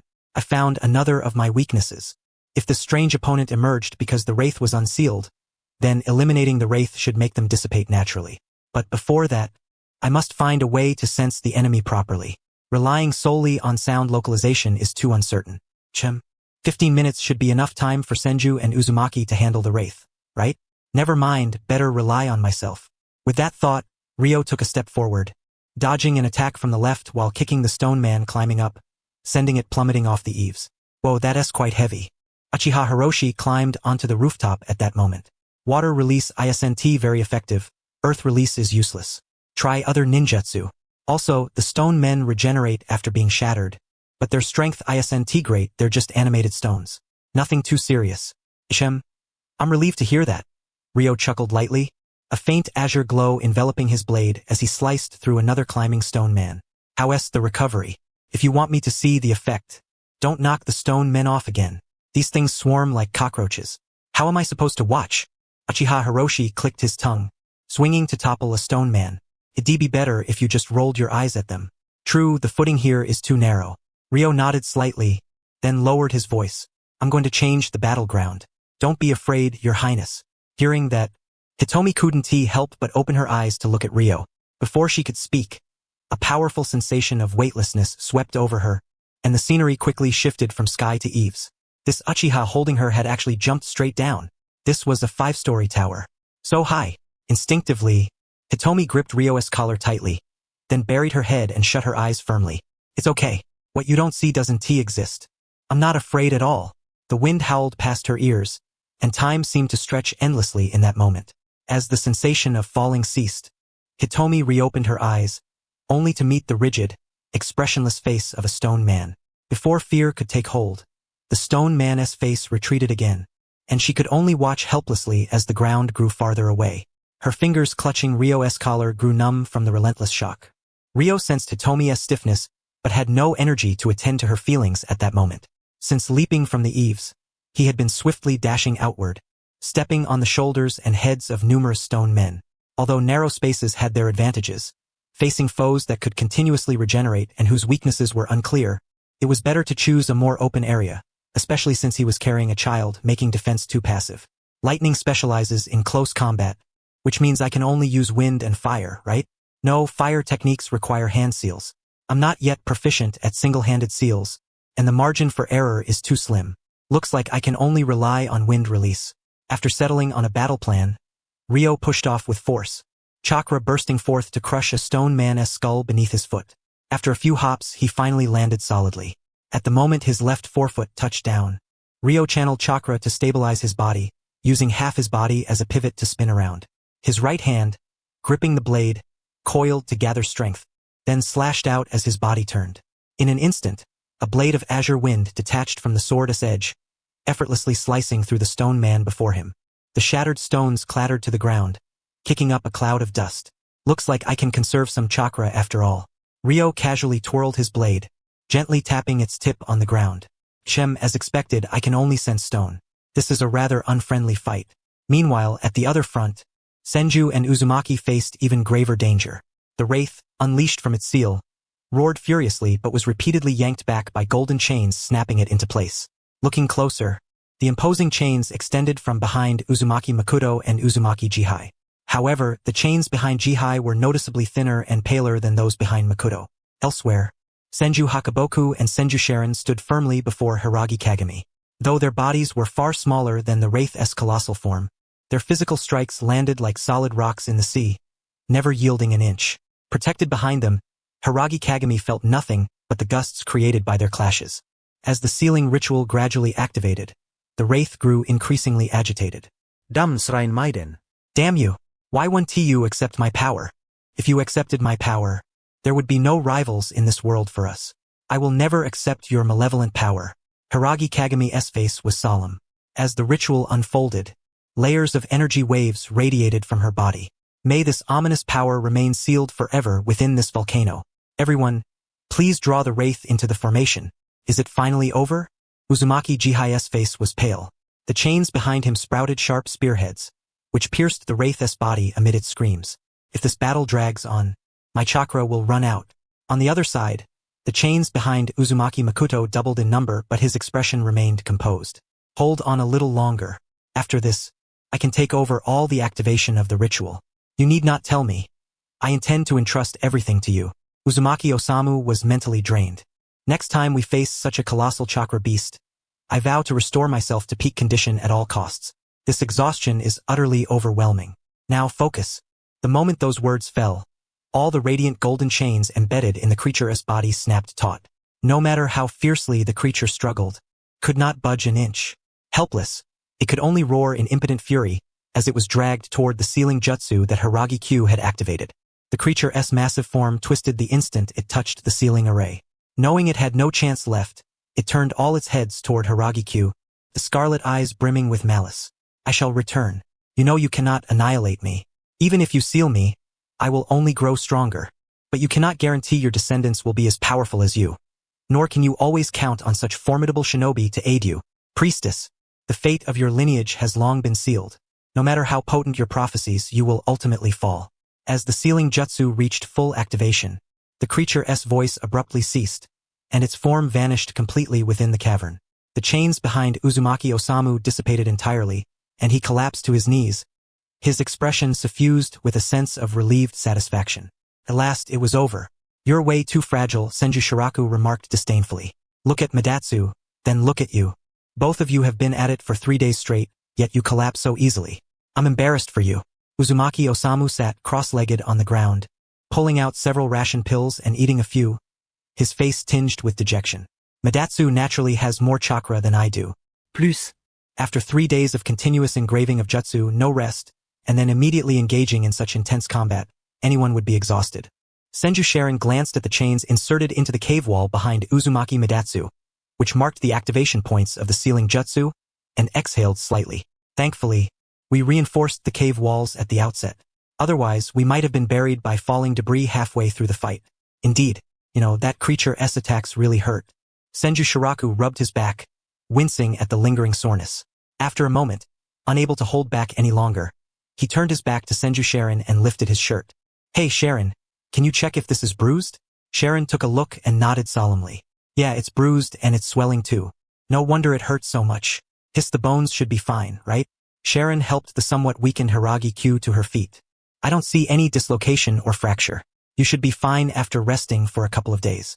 Senju Shiraku lowered his shirt and cast a glance at Uzumaki Madatsu, who was steadily activating the sealing jutsu. Now we just wait for Madatsu to finish. TCH, those two Uchiha got off easy. Maybe we should cause them some trouble on the way back. Though Senju Sharon despised the Uchiha, he did not share Shiraku's sentiment. You really think we, busy for several days, can easily deal with that troublesome blind guy and the other bitch? You're really confident in your own strength. TCH? Fair enough. Senju Shiraku scratched the back of his head irritably and muttered a curse under his breath. Annoying. Meanwhile, as the priestess successfully sealed the creature, far away at the priestess palace, Ryu also swung his blade through the air.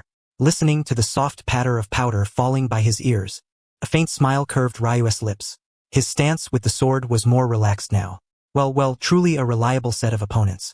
When Hiragi-Q saw the damage sustained by the priestess palace, her face immediately paled. It only brightened somewhat when she saw Ryu holding Hitomi and dining in a temporarily arranged shelter. The mission entrusted by the Demon Country's priestesses was thus concluded, but the three clans of shinobi gathered once more at the priestess palace harbored ill feelings toward each other. Senju Sharon, as if exploded by dynamite, began mocking the two Uchiha mercilessly upon seeing the ruin of the priestess palace. Yet Ryu, no matter what was said to him, maintained that same smile, inscrutable and unreadable. Uchiha Hiroshi responded with but a single heh, not even bothering to look Sharon directly, as if it were a luxury beyond his reach. Hiragi-Q, witnessing this, silently admonished herself once more never to assign missions to both the Senju and Uchiha simultaneously. Thank you all for your assistance. I have prepared the rewards for the Senju and Uzumaki clans, Hiragi-Q said, though her expression betrayed some difficulty. However, regarding the Uchiha's reward, I have expended considerable chakra in sealing the creature and cannot produce the creature's beads immediately. Might I pay you in installments? How long would that take exactly? After brief contemplation, Hiragi-Q looked toward Ryu. I believe it will take about half a month. I can then produce 10 of the creature's beads. Of course, if you're not in a hurry, I can take my time and pay you 15 beads in total after a month. Then your highness, take your time. The two of us have accepted more than one mission this trip. We will have to conduct operations within the Land of Lightning afterward, so the timing should be about right for our return. Ryu smiled and nodded at Hiragi-Q. Whatever you can prepare by then will be fine. Sorry for the trouble. Hiragi-Q nodded readily and immediately sent someone to prepare the rewards for the three clans. Seizing this opportunity, Ryu turned toward Uzumaki Madatsu, a gentle smile still playing on his lips. Oh, by the way, please pass a message to Uzumaki Madatsu looked up, brow furrowed. What? Tell him the last fight was unsatisfying. I hope to meet him on the battlefield next time. The curve of Ryu's smile broadened. If he can't wait, he can come find me in the Land of Lightning. We'll have a proper fight then. Uzumaki Madatsu raised an eyebrow, half smiling. Why not just come back to the Land of Whirlpools with us? The distance is about the same. About the same? Ryu blinked in surprise. Isn't the Land of Lightning adjacent to the Land of Demons? To go to the Land of Whirlpools, wouldn't you have to cross back through? But these words stunned the Senju and Uzumaki alike. Even Senju Sharon folded his arms. Did you cut into your brain when you blinded yourself? The Land of Demons lies northwest of the Land of Fire, while the Land of Lightning is northeast. What do you mean by adjacent? Ryu silently turned to Uchiha Hiroshi. Uchiha Hiroshi, who had opened a map the moment Uzumaki Madatsu mentioned about the same distance, stiffened as he rolled up the incorrectly copied map showing two lands of lightning at the top left and top right. Is that so? Did I say Land of Lightning? That must have been a slip of the tongue. I actually meant a mission to the Land of Snow. An Uchiha with 3 tomo still manages to misread a map? Senju Shiraku chuckled, gasping for breath. I'll remember that joke for a lifetime. No, for the next life. Ryu could only wear a helpless expression. Looks like I really have to get Yada and Mikazuki to start learning their characters. This is a tragic amount of deception. Uchiha Hiroshi's expression and tone remained unchanged.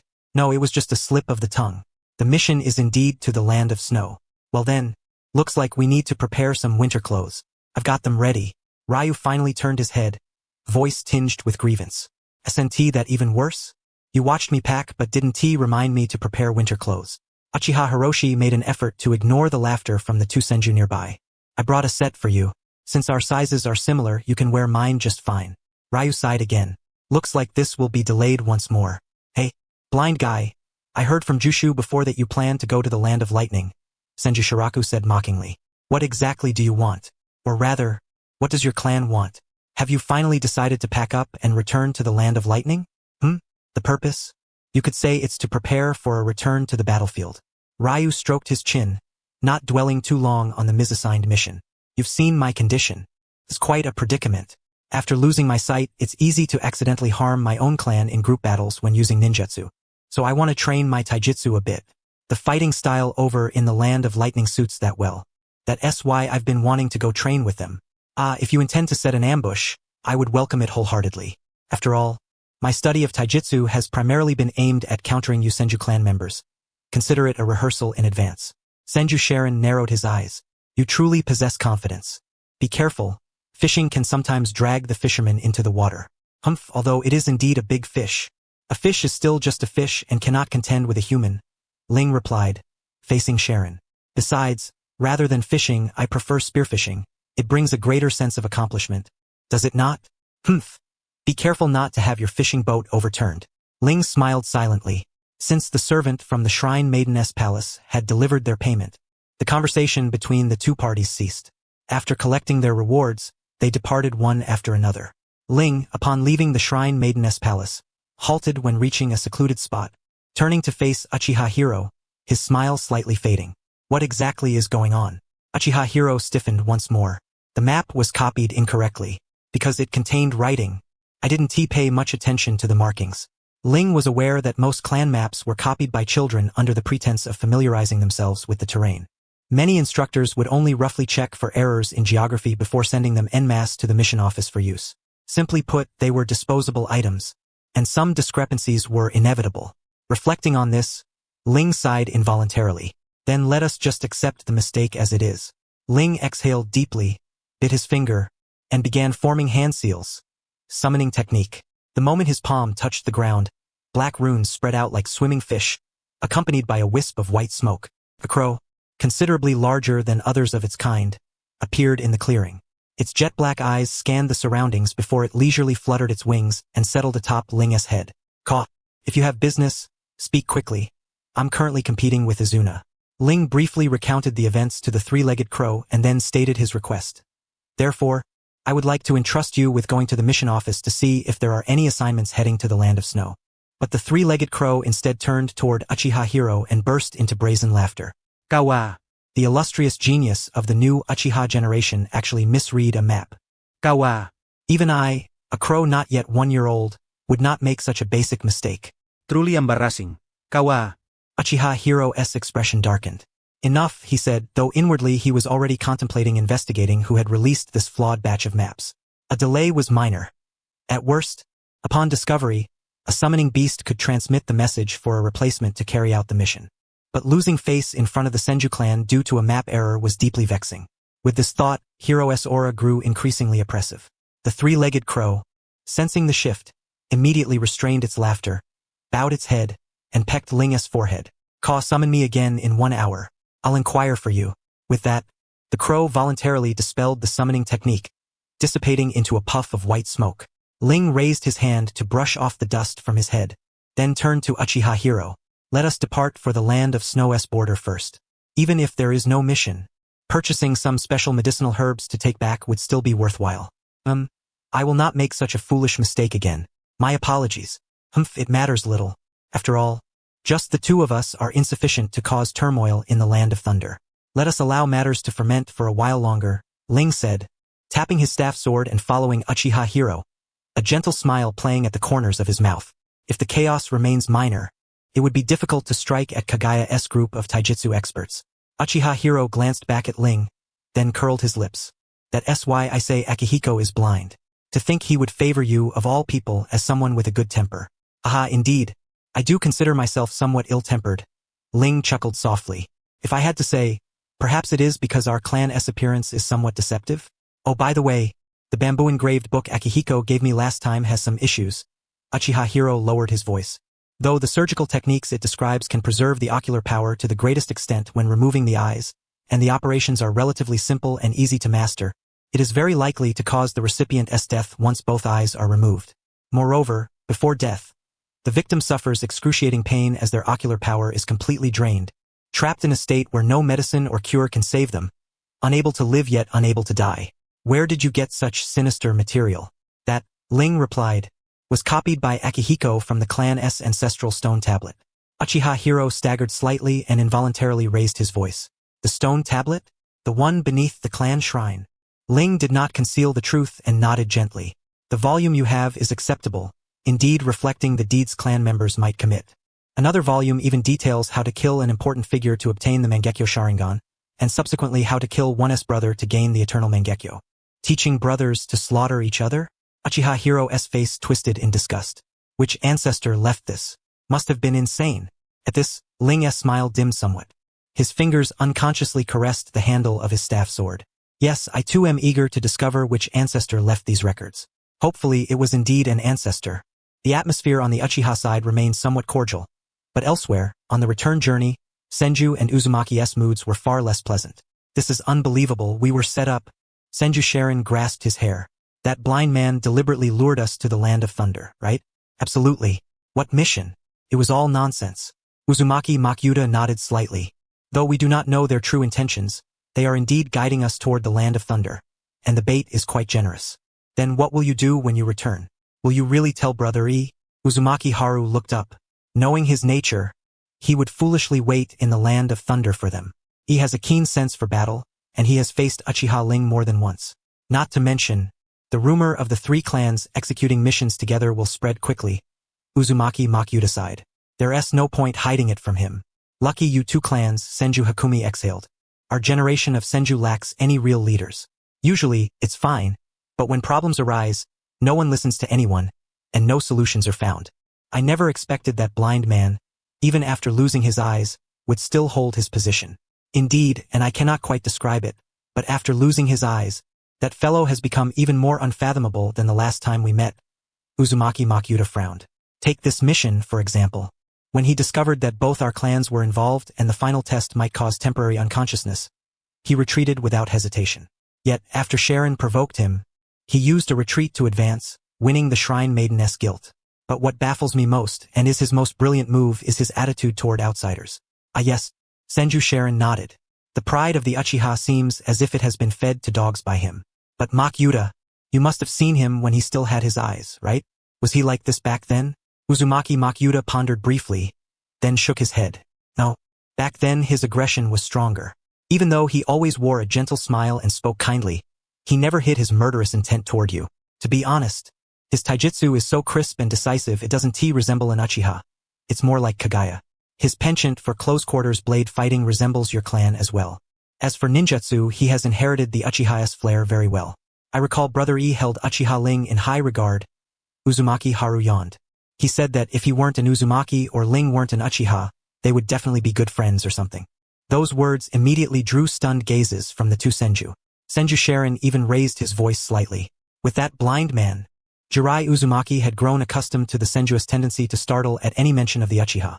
So he merely nodded calmly and said, yes.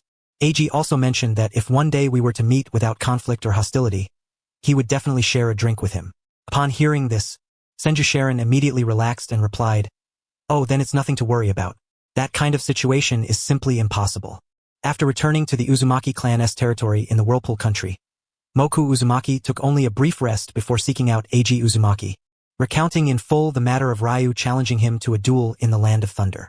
The young man before Moku had a darker complexion, striking short red hair neatly trimmed, and well-defined, broad features that gave him the appearance of a genuinely kind-hearted person. After hearing Moku's account, he smiled broadly, revealing a set of white teeth. Is that so? Ryu challenged me. Huh? That's truly delightful. I had heard he went blind and felt a bit sorrowful about it. Moku frowned deeply. It's not a joyous matter that such a dangerous individual has regained his combat strength. Moreover, I have a persistent feeling that Uchiha Ryu is scheming something. That's where you're mistaken, Moku, Eiji said, placing a hand on Moku's shoulder. If you have fought Ryu head-on, you would perceive his heart through his swordsmanship. There aren't many Uchiha who are so straightforward and honorable. Straightforward and honorable Uchiha. Moku muttered, a twitch at the corner of his mouth. I'm not sure whether you're praising or mocking him. There are some R&T there? Eiji stroked his chin thoughtfully. If you could set aside your preconceived notions about the Uchiha, you would grow fond of Ryu. He is the kind of person who is perfectly suited to be a friend, a lover, or even an enemy. A lover? Moku raised an eyebrow. Simply a suitable match for marriage, Eiji explained. After all, he has an immense sense of responsibility and is the type who cares for others and enjoys doing so. He patted Moku's shoulder. Anyway, I received the challenge. I'll make sure to take on more missions in the Land of Thunder from now on. You just got back. You should rest soon, Moku advised. Using sealing techniques like the Vajra lock exhausts one's physical and spiritual strength to an unimaginable degree. If you don't recover properly, you won't be able to sustain it as long the next time. Moku made a dismissive gesture and said no more, turning to leave. Eiji, after laughing heartily, unconsciously lowered his gaze to the scar on his left arm. You overcame the hardship so quickly and stood up again. Truly impressive, right? Meanwhile, back in the Senju territory, Senju Sharon and Senju Hakaboku compiled a brief report on the matter and submitted it to the clan. Then, they began rallying the clan members to discuss whether to ambush Ryu. However, as Senju Hakaboku had previously mentioned, although this generation of the Senju clan boasted many prodigies, none had managed to overpower their peers or seize control of the clan's discourse. This resulted in the Senju splitting into two factions after the news brought by Hakaboku and Sharon. One faction advocated calculating the timing to accept missions in the Land of Thunder and simply sabotaging Ryu's fishing boat to kill him there. The other faction deemed it unnecessary, believing that killing any Uchiha was the same and questioning why they should trouble themselves to pursue such a difficult target. After exchanging some intelligence about the Uchiha clan, the group dispersed, each planning to act according to their own views. Meanwhile, Senju Sharon and Senju Hakaboku, who had inadvertently teamed up with the Uchiha on a mission, became the most popular figures among the clan's youth during this period. They were often stopped and pestered with questions about the Uchiha. Unable to endure the constant harassment, Senju Hakaboku accepted a mission and left the territory soon after recovering from his injuries. In contrast, Senju Sharon, displaying remarkable patience, took on a patrol mission within the clan, answering the children's questions patiently and providing in-depth analyses on how to protect themselves when confronting Uchiha shinobi. Among those present were Senju Kin, who had once encountered Ryu by chance at the southern Nagawa River, and Hashirama, who was aware that Ryu had spared Senju Kin knowingly. Senju Kin looked at his peers gathered around Senju Sharon, scratching the back of his neck instinctively, but his eyes couldn't help glancing toward Hashirama. Hey, Hashirama, do we really have to ask him? Of course, Hashirama replied, turning his head. Although we are gradually becoming familiar with the battlefield, our current abilities are nowhere near sufficient to engage in battles where the Uchiha appear. This is a rare opportunity. He added, besides, aren't you at least a little curious? It's strange that Uchiha Ryu, after doing what he did to you, would still cooperate with our clan on a mission. Senju Kin wanted to say more but froze the moment he looked up. Senju Sharon had silently approached and was scrutinizing them intently. Unaware of this, Hashirama continued speculating about Uchiha Ryu. Senju Kin swallowed nervously and nudged Hashirama, signaling him to turn around. Suddenly pushed, Hashirama looked up and met Senju Sharon's piercing black eyes, causing him to hiccup in surprise. Senju Sharon's gaze softened slightly as he patted Hashirama's back to help him breathe easier. You just said Uchiha Ryu did something to you? Hashirama shook his head vigorously. No, he didn't do anything to us. Seeing Senju Sharon's furrowed brow, Hashirama hurriedly added, it's precisely because he didn't do anything that I'm curious about what kind of person he really is. Upon hearing this, Senju Sharon's frown eased further. Tell me in detail. Hashirama then quickly and quietly recounted the scenes of his initial encounter with Ryu and the time when Senju Kin met Ryu during their training in the rear mountains. Would a blind person really go to the southern Nagawa River to train? Senju Sharon lowered his gaze thoughtfully. Looking at it this way, there might be a chance.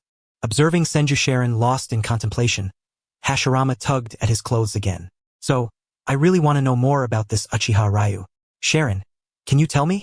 You don't need to pay attention to that blind man yet. If you see him, just run away. He is our opponent. Senju Sharon's gaze dropped. But you're right about one thing, he truly is an anomaly among the Uchiha. However, his hostility toward the Senju is no less than that of any other Uchiha. But the fact that he hasn't taken action against you Senju Sharon's eyes shifted. You should count yourselves lucky that you are weak and still children. Hashirama and Senju Kin exchanged glances, both somewhat puzzled. Enough thinking. You'd better spend this time training. Senju Sharon clapped his hands, drawing their attention back. He has spared you once or twice, but that doesn't mean he will every time. Nor does it mean other Uchiha will spare you. So if you have no missions, go train. Understood? Hashirama responded with a nod and pulled Senju Kin away. His resolve to become stronger and to one day seek out Ryu for a conversation growing firmer in his heart. The conflict between the Senju and Uchiha originally arose from an accident. If everyone could talk things through and clear up misunderstandings, perhaps peace in the shinobi world would not be so distant. Thinking this, Hashirama clenched his fist tightly. Though, in order to foster calm and sincere dialogue and usher in true peace, I must possess the strength to rival Uchiha Ryu. Unaware of how the two clans were scheming around him, Ryu was currently hurrying toward the land of snow with Uchiha Hero, preparing to put on a full performance. Unfortunately, the land of snow was vast and sparsely populated, with a harsh climate, leaving few available missions. Therefore, even though Ryu had instructed Mitsu to inquire about missions as soon as they left the Shrine Maideness Palace, it was only yesterday that they finally received a task, a low-paying, time-consuming, and laborious material collection mission.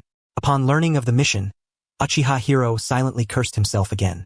However, Ryu appeared somewhat pleased and tried to console Hero, saying it was a good opportunity to train their sensory abilities. Fortunately, this was not an official mission. Uchiha Hero raised a hand to rub his eye socket. Being laughed at by the Senju again. TSK. What are you doing?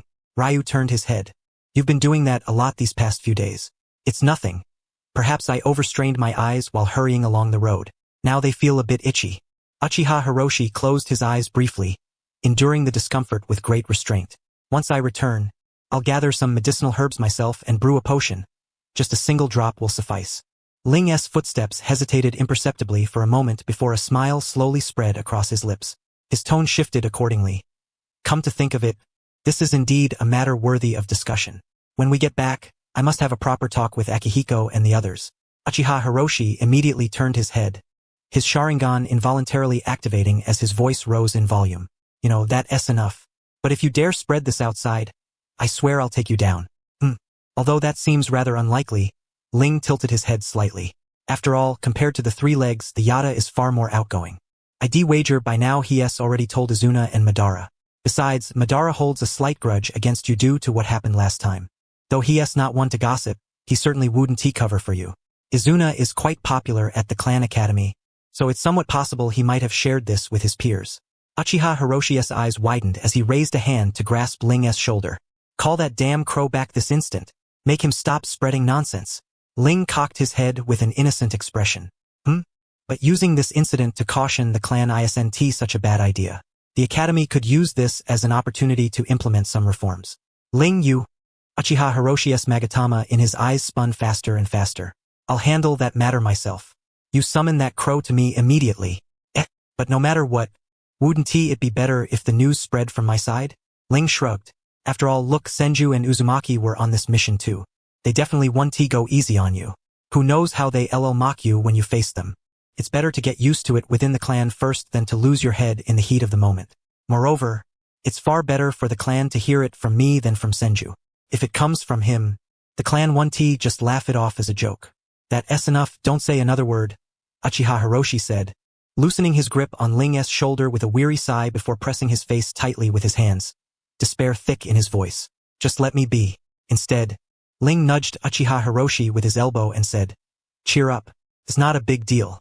At worst, your elder brothers and peers will tease you until the grave. Other clan members will laugh for a month or 2 at most. And if worst comes to worst, I'll help you take care of those Senju who mock you. They won't be laughing for long. But you should prepare yourself mentally for when we return to the clan. Sensing the increasingly chaotic chakra swirling in Uchiha Hiroshi's mind, Ling stroked his chin thoughtfully. He reached behind to his ninja tools pouch and retrieved the demon spirit orb used earlier by Hiragikyo to test them. Without hesitation, he grabbed the collar of Uchiha Hiroshi's coat and tossed the orb inside. Phew! A surge of chakra formed a tempestuous aura that radiated outward from Uchiha Hiroshi, so powerful that even the grass on the ground fluttered in its wake. Ling stepped back a few paces, only to be grasped firmly by the shoulder in the next instant. At the same time, Uchiha Hiroshi's voice, laced with a hint of gnashing teeth, rang out. You bastard! You did this on purpose, didn't you? Did you really awaken it? Just looking at Ling's smiling face made Uchiha Hiroshi's anger flare uncontrollably. You say it. I knew you weren't a good guy, he spat. Well, congratulations, Ling said, tucking the staff blade under his arm and raising his hands in applause, his voice sincere.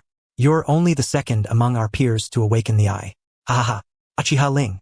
Had Ling been able to see, he would have witnessed the intricate and eerie patterns of Uchiha Hiroshi's Mangekyo Sharingan spinning faster and faster in his eyes, his face equally contorted with rage. Now, don't get so worked up. Ling appeared quite pleased, extending his hand toward Uchiha Hiroshi. Isn't this a good thing? By the way, hand over the demon spirit orb first. Gritting his teeth, Uchiha Hiroshi reached inside his clothes and produced the orb. After several expressions flickered across his face, he slammed the orb heavily onto Ling's palm. Don't let me see this cursed orb again, or I'll cut you open and sew it inside you. That hurts, Ling said as he tucked away the demon spirit orb, rubbing his hand instinctively. What hallucinations did you see to get this angry at me? Tell me. Shut up. All right. Ling raised his hands in surrender, but Kudenti helped, chuckling softly. Well, at least now we know the awakening of the Mangekyo Sharingan isn't triggered by killing close friends or family. It's caused by an intense emotion in a fleeting moment. With that, Uchiha Hiroshi's pupils returned to a deep, pitch black, and he calmed himself slightly. You used me as an experiment? It was just a whim to try it out. I didn't expect it to succeed so easily. Ling nodded slightly. It seems our Uchiha's usual reserved nature actually works in favor of awakening the eye. In short, the process of awakening the Mangekyo Sharingan is far simpler than I imagined. And with your example, Hiroshi, I'm more confident in guiding others to awaken theirs. But how to stir the right emotions? I suppose I must start with Madara.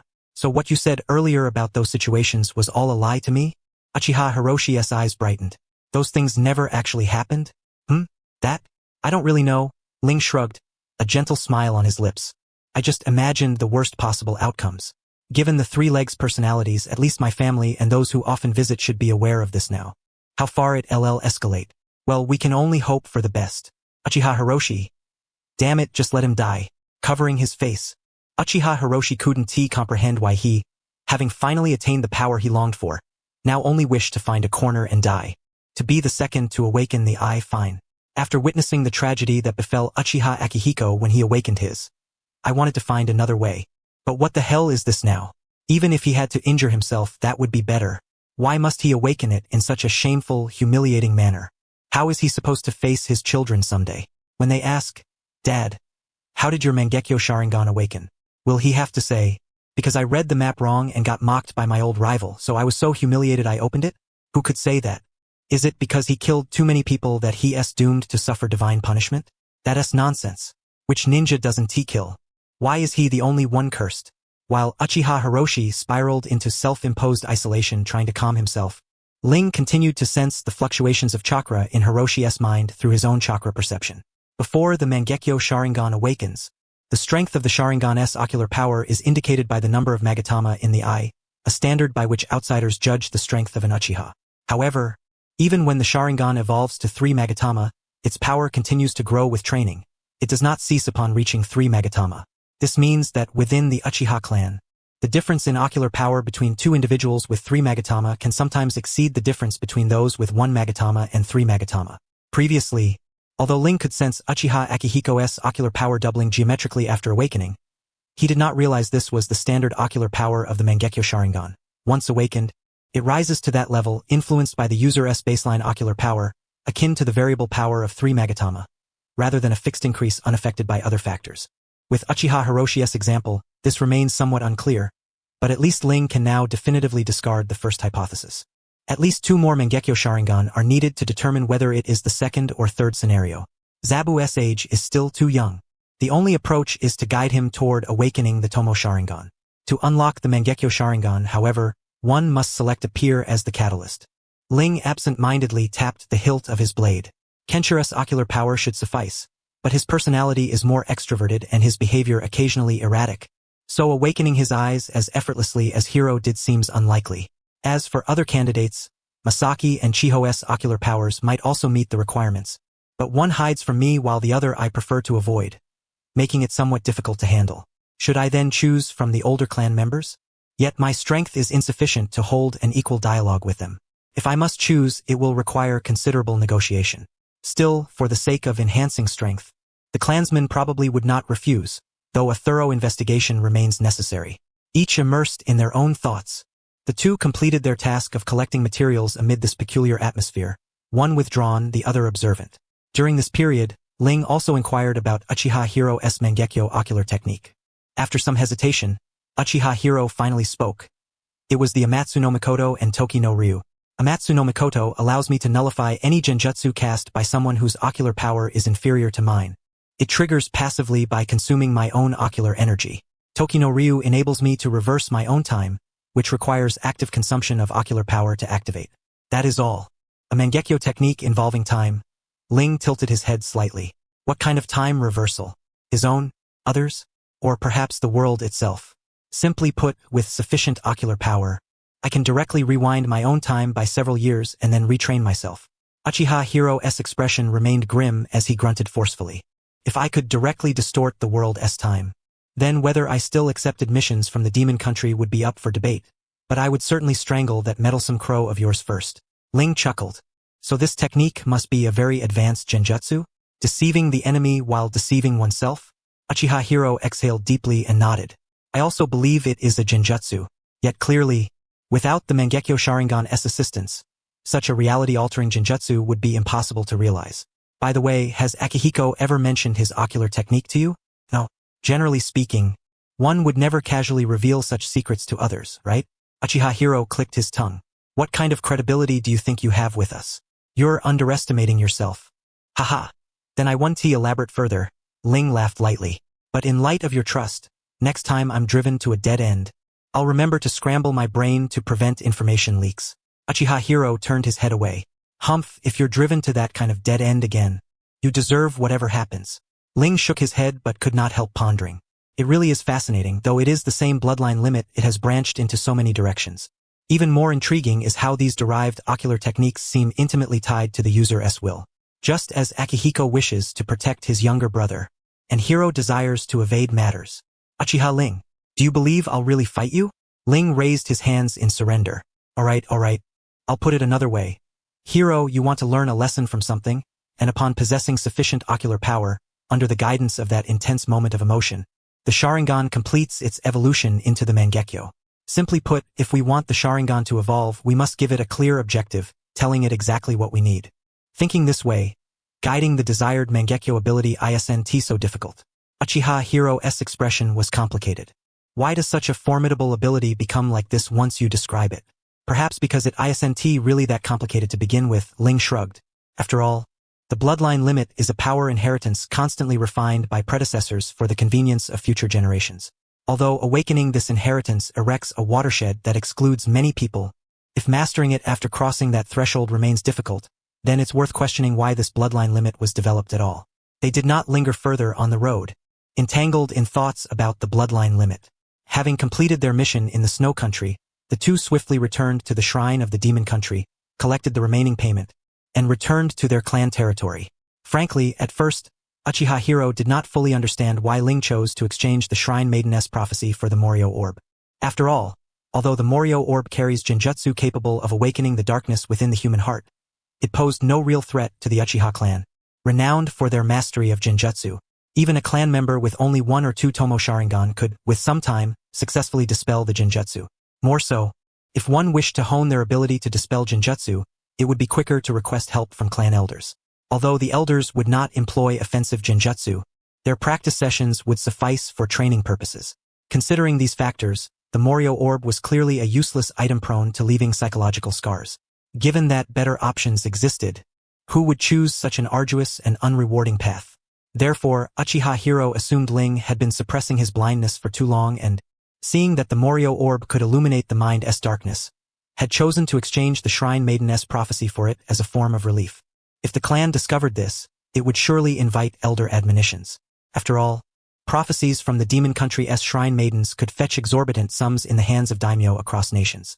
Such funds would loosen the clan's constraints in accepting missions. Having once competed for inheritance, Uchiha Hiro naturally considered these convoluted factors. But first, he simply did not want to fall behind and felt no strong sense of responsibility in these matters. Compared to these troublesome affairs, friendship mattered more to him. Secondly, this mission had been secretly intercepted through his connections, and only his family knew the details. Adjusting the mission's content upon return was not difficult. Even if exposed, it would only be a matter of higher-ups shifting blame. In such circumstances, the clan leadership would not publicize it to avoid unsettling the clan members. At worst, he would be scolded by his grandfather and father and endure some extra days of exploitation in the medical department. Barely a serious matter. Ling's situation was even more manageable. When he was with Captain Senju, the clan had already leveraged his injuries as soon as he showed signs of recovery. The elder responsible for this mission would naturally want to compensate Ling, likely making a show of concern before letting it go lightly. As Ling's father and clan leader, Uchiha Taijima would only be more lenient. In summary, the issue was not significant, probably, Yet these were thoughts held before his own awakening. After successfully utilizing the Morio orb to provoke negative emotions during moments of mental weakness and thereby awakening his eyes, Uchiha Hiro knew that all actions during this trip to the demon country had been secured. Whether it was unauthorized interception of missions, alteration of mission payments, or withholding information upon returning to the clan, none mattered. Could the prophecy from the demon country's shrine maiden, which sees life and death through, truly be more alluring to the Uchiha than obtaining a higher level of power? Impossible.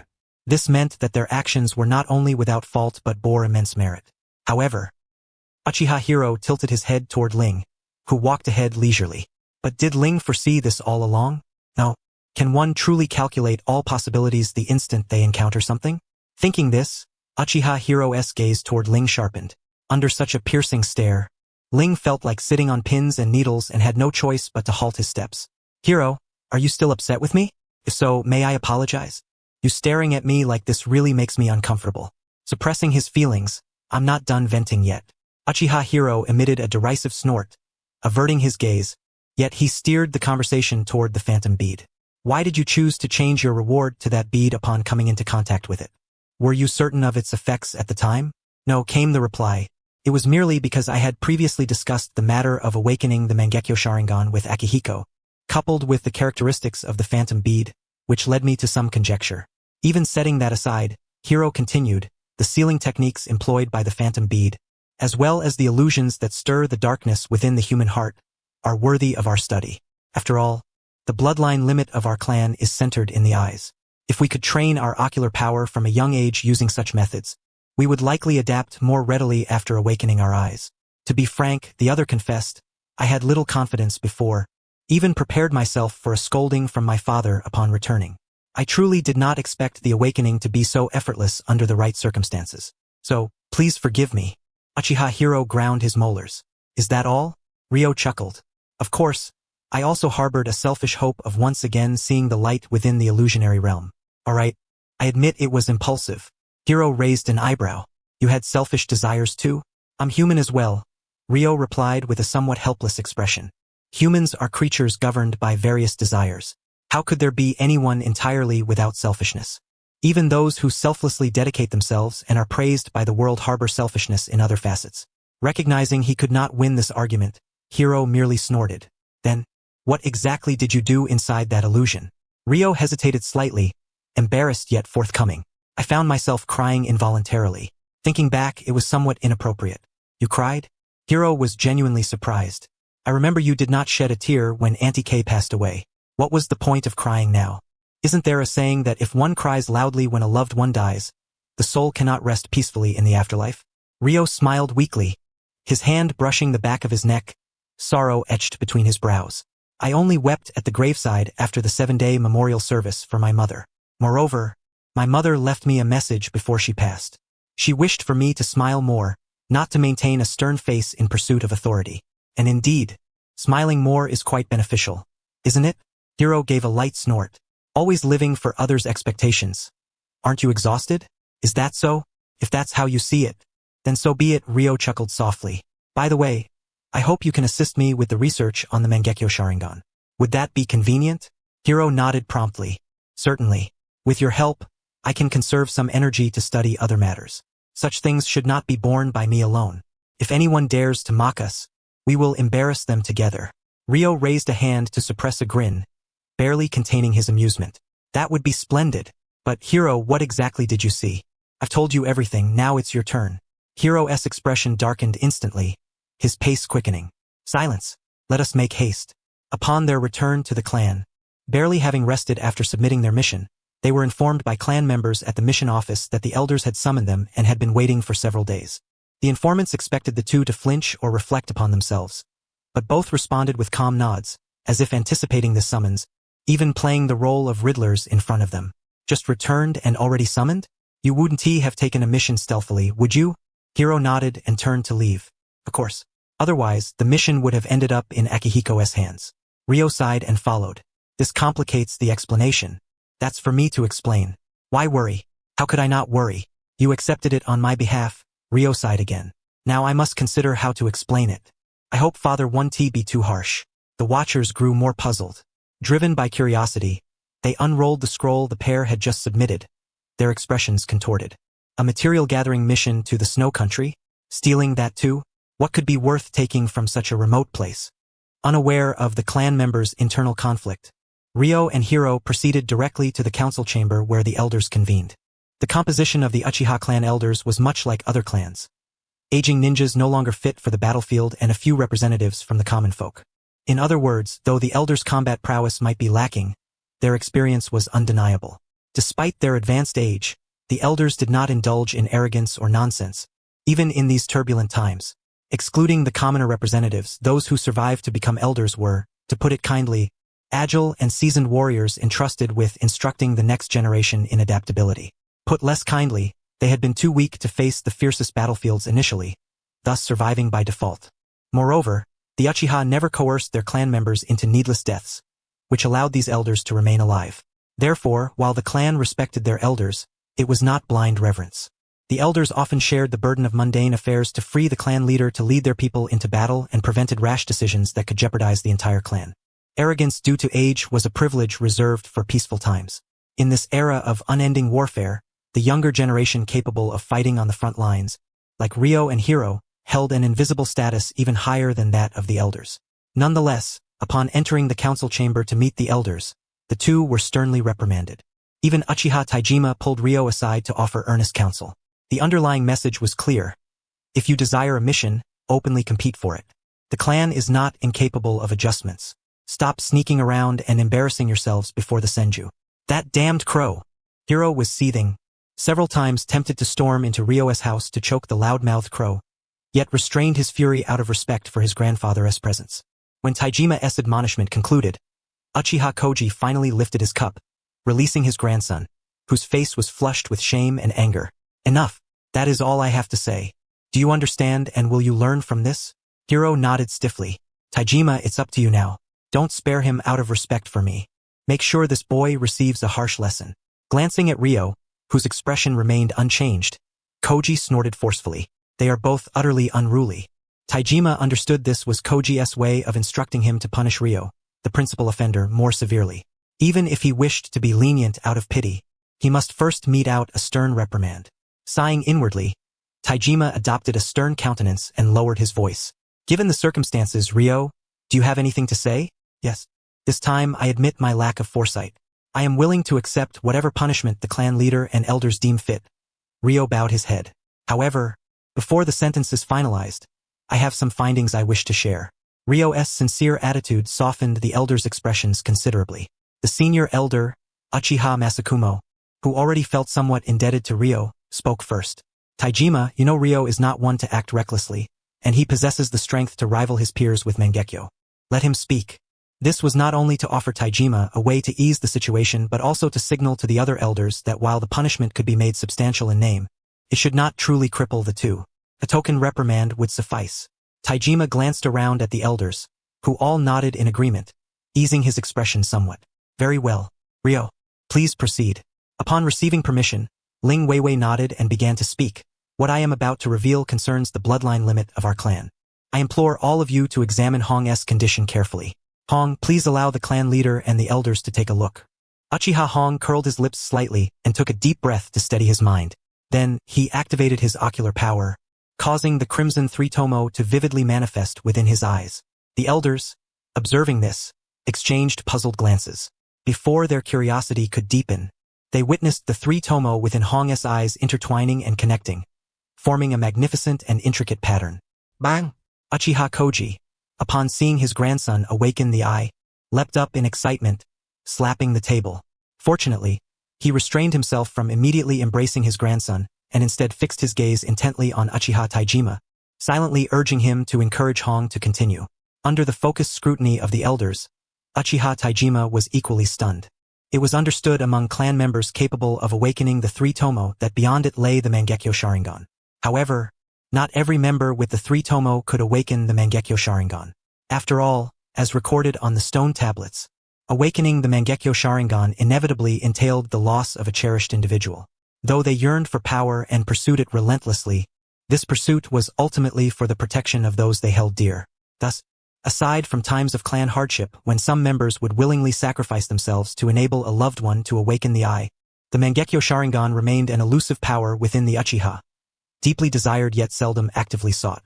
The previous generation S Mangekyo Sharingan wielder had already perished in battle. Uchiha Akihiko of Ling-S generation had only awakened his eye after witnessing his brother's death firsthand, and was still adapting to the new strength. Yet now, Uchiha Hong had somehow acquired the Mangekyo Sharingan without enduring such tragedy. Coupled with Ling-S earlier remarks, Uchiha Taijima abruptly turned to his eldest son, his voice trembling slightly. "Ling, you and your..."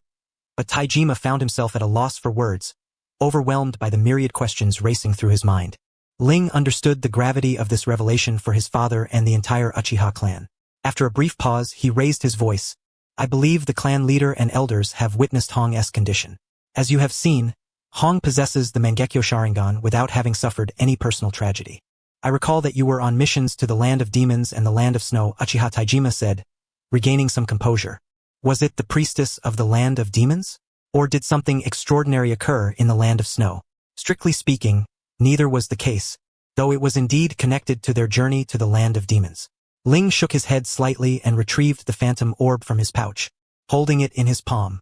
"This is the phantom orb we obtained from the land of demons. Hong's awakening is entirely dependent on this artifact."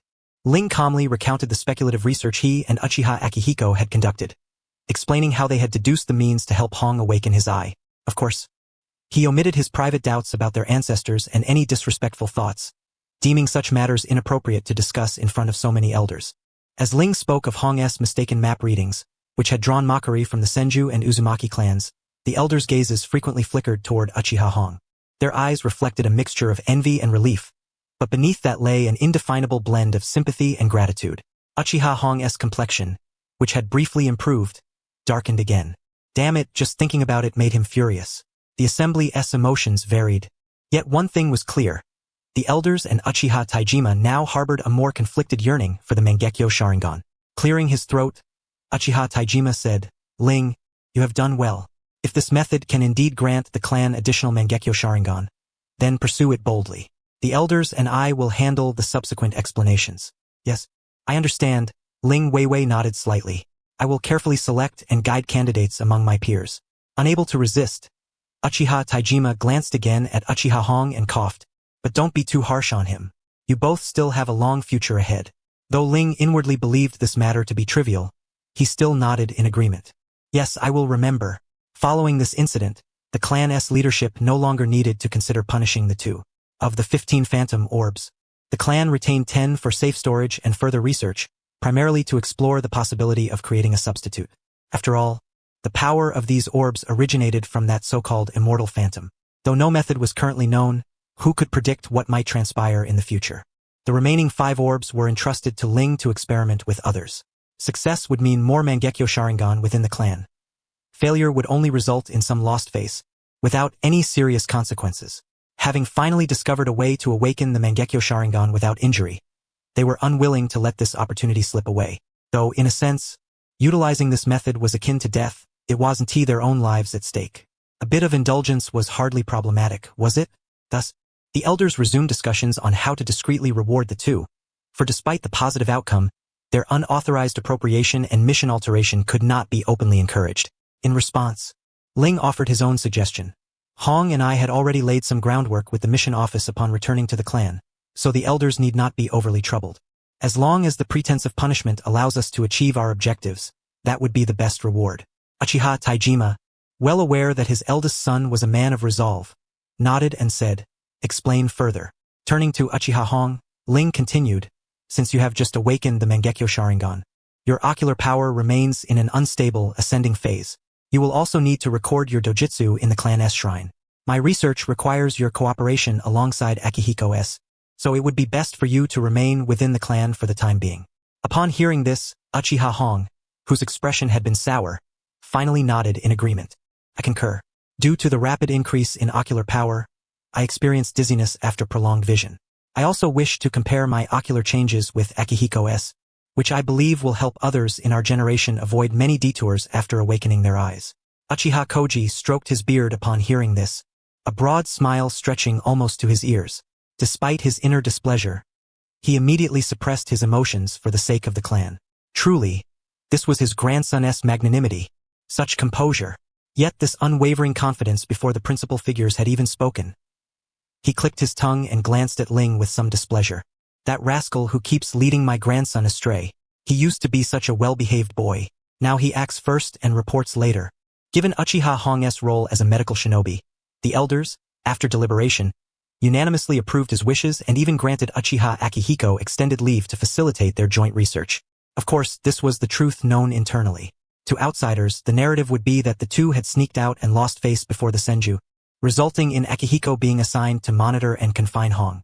With Uchiha Hong's situation settled, the elders' attention shifted to Ling. This time, Uchiha Taijima sought to avoid any appearance of partiality.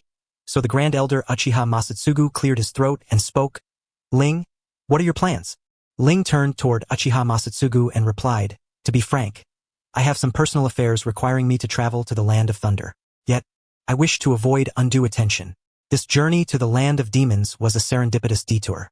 I wonder if the clan has any plans in the Land of Thunder that I might leverage for a pretext?" Upon hearing this, the elders' gazes shifted uneasily. Uchiha Akihiko's awakening and subsequent battle with Ling had occurred only recently. As the first Mangekyo wielder of this generation, the elders naturally treated him with great importance. Consequently, the reasons behind Uchiha Akihiko's awakening were no secret among the leadership. All the elders were well aware that Uchiha Akihiko had only awakened his Sharingan after being deliberately provoked by members of the Kagaya clan during a mission to the Land of Lightning, witnessing with his own eyes the brutal slaughter of his younger brother. At this moment, when Ryo, who had rarely ventured to the Land of Lightning before, suddenly brought up this point, naturally they would harbor some suspicions. Uchiha Taijima also cast a few more glances at his eldest son, who remained composed, before speaking first after a brief pause. Indeed, the clan has some affairs to attend to in the Land of Lightning. Uchiha Taijima lowered his gaze toward his eldest son and said, "You understand as well, the Uchiha ancestral land lies in the Land of Lightning. When the clan relocated to the Land of Fire previously, in the urgency to establish ourselves, some cumbersome matters were left unattended there. Now that the clan has firmly established its footing in the Land of Fire, it is time to settle those complicated issues in the Land of Lightning." Ryo pondered for a moment before responding. "Are you referring to the relatives left behind during the clan's initial migration?" "Indeed," Taijima replied, "but this matter involves many complexities. You cannot go alone. The Great Elder will lead a contingent. After handling the ancestral affairs in the Land of Lightning, they will proceed to the Land of Iron for resupply. If you truly wish to go, you should assemble a team within this period." Taijima's gaze grew intricate. "What do you intend to do? When the time comes, simply inform the Great Elder before departing. Just remember to return to the clan's land in the Land of Fire afterward." "Yes, thank you, clan leader," Ryo replied respectfully. "Very well. If there is nothing else to discuss, wait for me outside. There are no pressing matters today. After a brief consultation with the elders, I will come seek you." Ryo paused briefly, then smiled. "Yes, father." After leaving the council chamber, Uchiha Hiroshi took the lead in taking his leave, carrying the supervisory dispatch order approved by the elders to seek out Uchiha Akihiko, who was still resting at home. Ryo, who remained behind, did not have to wait long before Uchiha Taijima emerged from the chamber. "Let us go, we are heading home." Ryo responded and followed his father at a measured pace. "You handled this matter very well, Ryo. Thank you for your praise." Ryo bowed his head slightly, "But it is merely what is expected of me as a member of the Uchiha clan. You need not overpraise." No, Rayo. There has never been a notion that anyone must sacrifice for another, not even between clan members or between parents and children. Neither side is obligated to give more. Taijima slowed his steps, his gaze laden with concern as he looked at Ryo. "Of course, I am not denying your contributions to the clan, nor am I saying your intentions for the clan are misguided. But Ryo, I am your father. I have watched you grow and I know your character. You have pushed yourself too hard. Unlike me, you are still young. With your talents, you could carve out a remarkable path even without relying on the Sharingan. Your current actions are excessively radical and impatient. Ryo, even amid escalating conflicts, I would never wish to see my child depart this world prematurely, let alone for reasons born simply from inner unease and impatience." So father had long been aware. Ryo lifted his head, a faint, bittersweet smile gracing his lips, yet his expression was composed. "I must confess, it was only after encountering the Jewel of the Spectre during this mission that I realized these things. As you said, perhaps I have indeed been restless and impatient since losing my sight. But if I quiet my mind, I find it difficult to suppress the surging negative emotions within. Only by filling my thoughts with one task after another can I achieve a semblance of peace. If you can see my problems, then surely you can also see that Madara's combat talents surpass mine. Even without guidance, he will open his eyes and gain power in a few years. Yet, gaining power also means facing more dangers and contending with more people. Perhaps one day in the future, Madara will become an invincible force. But he is very tender-hearted and simple-minded. It is possible that day will come because he trusted others too easily and ended up battered and bruised. And Izuna, that boy is thoughtful of others and easily sympathizes with them. If Madara truly becomes clan leader, Izuna will surely force himself to do things Madara dislikes, even if he himself is not adept at them. But if it were only these things, I would not be so uneasy now. After all, this is part of growing up. They support each other and no major issues should arise.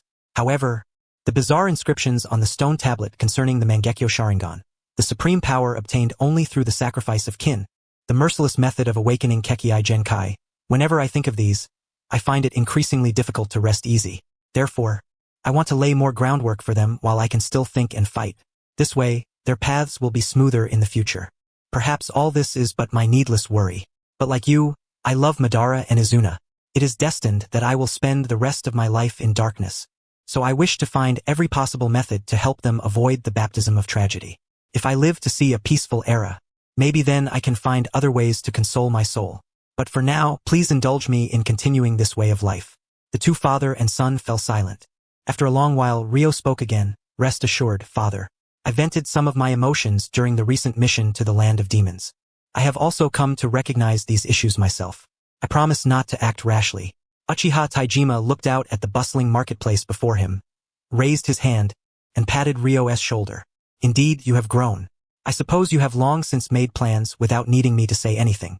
The aroma of the sake sold here today is quite pleasant. Let us buy some. Tonight, you will accompany me for a drink. Ryo was momentarily taken aback, unable to understand why the conversation had veered in that direction. Father, I am not really good at drinking. You are my child. Then just one cup. Taijima glanced at his eldest son, who wore a sheepish expression. Ryo, you know I have watched you grow. Ryo reached up to scratch the side of his face, somewhat embarrassed. Cough, then I shall follow father's lead. Have you encountered any difficulties in your training recently? Some indeed. But I have arranged a sparring match in the land of lightning. With more practical experience, I should be able to comprehend it fully. As father and son discussed training, the previously heavy atmosphere gradually lifted. Yet, during their evening drink, Uchiha Taijima found himself troubled by Ryo's condition while drinking.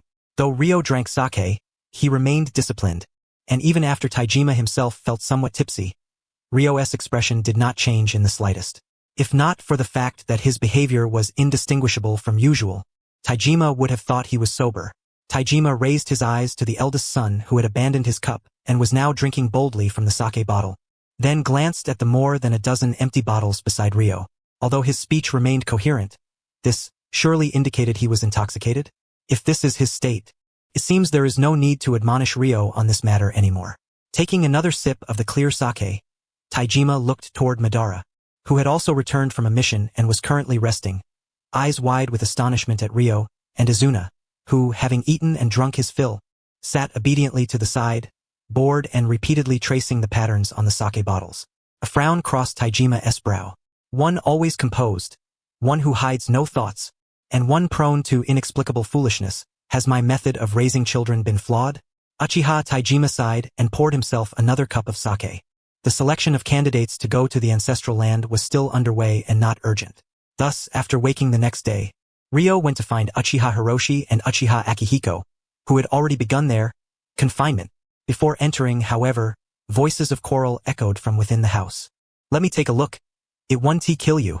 Uchiha Hiroshi, don't try to gouge my eyes. I'm telling you, I've already put up with you for long enough yesterday. I'm not going to gouge your eyes out. What are you afraid of? Besides, for whose sake is it? Among our generation, only the two of us possess the Mangekyo Sharingan. Do you expect me to just stare at myself in the mirror? Then why did you need to open your Mangekyo to examine me? Is it really necessary to use the Mangekyo for a simple checkup? Nonsense. Who knows if you might cast an illusion on me halfway through the examination? You're talking rubbish. Do I really need the Mangekyo to see through your Jinjutsu? Damn it, I can't stand this any longer. Uchiha Akihiko, do you dare to have a match with me? Ling, standing by the door, felt conflicted. Should he knock or not? Perhaps I've come at an inopportune time. Maybe I should just. Before Ling could decide, the door before him was violently flung open with a bang, abruptly silencing the quarrel between Uchiha Hiroshi and Uchiha Akihiko. Feeling somewhat awkward, Ling nervously tapped the hilt of his blade with his fingernail and chuckled lightly before speaking first. Well, how about you pretend I never came? You're already here, so you go first. Uchiha Akihiko pinched the bridge of his nose, suppressing his anger. Have you discovered something new about the Mangekyo? Before Ling could reply, Uchiha Hiroshi sniffed, the strong scent of alcohol evident. Hey, did you go drinking last night? Is it that obvious? Ling grabbed his clothes and took a sniff. I should have washed up and changed properly. Yeah, it's pretty obvious. Uchiha Akihiko nodded as well. But the scent didn't dissipate after washing. How much did you drink? I don't quite remember. But the sake we bought from the marketplace yesterday with father was all finished. Uchiha Hiroshi opened his mouth but after a long pause, managed to say, you didn't get the clan leader into trouble, did you? When I left home this morning, Madara told me father was in normal condition so he should be fine. Ling smiled lightly and raised his hand, pointing behind the two of them. By the way, if you don't want to fight anymore, could you let me in to talk? Interrupted by Ling, the two men lost the urge to compete and stepped aside to let him in. So, have you discovered something again? Uchiha Akihiko closed the door and followed Ling inside. And you actually helped Hiroshi awaken his eyes? How did you do it? Hiroshi never told me. There's nothing much to it, Uchiha Ling. Ling's words caught in his throat and abruptly changed direction. Cough. Let us not talk about it now, alright? Anyway, it won't be long before you get some leads from either the Senju or the Uzumaki. Why from those two families? Uchiha Akihiko asked. But seeing the dark expression on Uchiha Hiroshi's face, Uchiha Akihiko refrained from pressing further and instead brought the topic back. So, what exactly did you come to discuss this time? Well, I'm here to talk about the Mangekyo Sharingan. Ling faced the two men. Perhaps because Hiroshi's ocular power is still unstable and he is directly involved, he doesn't feel it much, but from my perception, the ocular powers of you two are worlds apart. It's normal for two people to have different ocular powers. I assent it? Uchiha Hiroshi raised an eyebrow slightly. If you mean quantity, I admit I'm not on par with this bastard, but don't think he can easily suppress me. Uchiha Akihiko's mouth twitched, but he said nothing. It's not about the amount of ocular power, but the feeling it gives. Ling shook his head gently. Compared to Hiroshi, Akihiko's ocular power feels more gloomy and ominous. Really? Uchiha Hiroshi grabbed Uchiha Akihiko's hand and examined it carefully, but soon said, I don't feel much difference. Maybe it's because he awakened his eyes first and is more familiar with the ocular power. No, the difference is significant, but since there are so few comparable examples, I can't be certain of the reason. Ling tapped the hilt of his blade lightly. It might be related to your chakra natures or your personalities, but I think the closest explanation is the difference in the way you awakened your eyes. In any case, if anyone else manages to awaken their eyes in the future, I hope you'll pay close attention to this aspect. Also, Hiroshi, when you go to the clan shrine's underground chamber to view the stone tablets later, remember to help me record 2 copies in sequence. Huh? Didn't you already have this bastard carve them for you? Uchiha Hiroshi frowned. Why do you need so many? Because I always suspect someone has tampered with the tablets. Uchiha Akihiko explained. I've investigated as well. No matter how much chakra is infused, it cannot affect the ocular power already inscribed on the tablets. Moreover, the tablets ensure that the ocular powers left afterwards relay the intended messages without interference. Although we don't know who crafted the tablets, such a clever technique is not recorded anywhere within our clan's history. It's very likely the ancestors of our clan in ancient times had outsiders create them, or it might be some ability of the eternal Mangekyo Sharingan. In short, with our clan's current means, it is impossible to affect the tablets. Upon hearing this, Uchiha Hiroshi understood and walked directly to the table to sit down, stretching out his voice. Oh, so you saw something quite disturbing on the tablets and suspected foul play? Got it. Then we'll do as Ling says. However, I think there's no rush with this matter. After all, if what you say is true, even if we find the culprit, we won't be able to deal with them. Right now, there's a more urgent problem before us. Ling was momentarily taken aback, unusually puzzled. A more urgent problem? Uchiha Hiroshi patted the table. The more urgent problem is that this guy, Uchiha Akihiko, refuses to cooperate with my research on the Mangekyo Sharingan.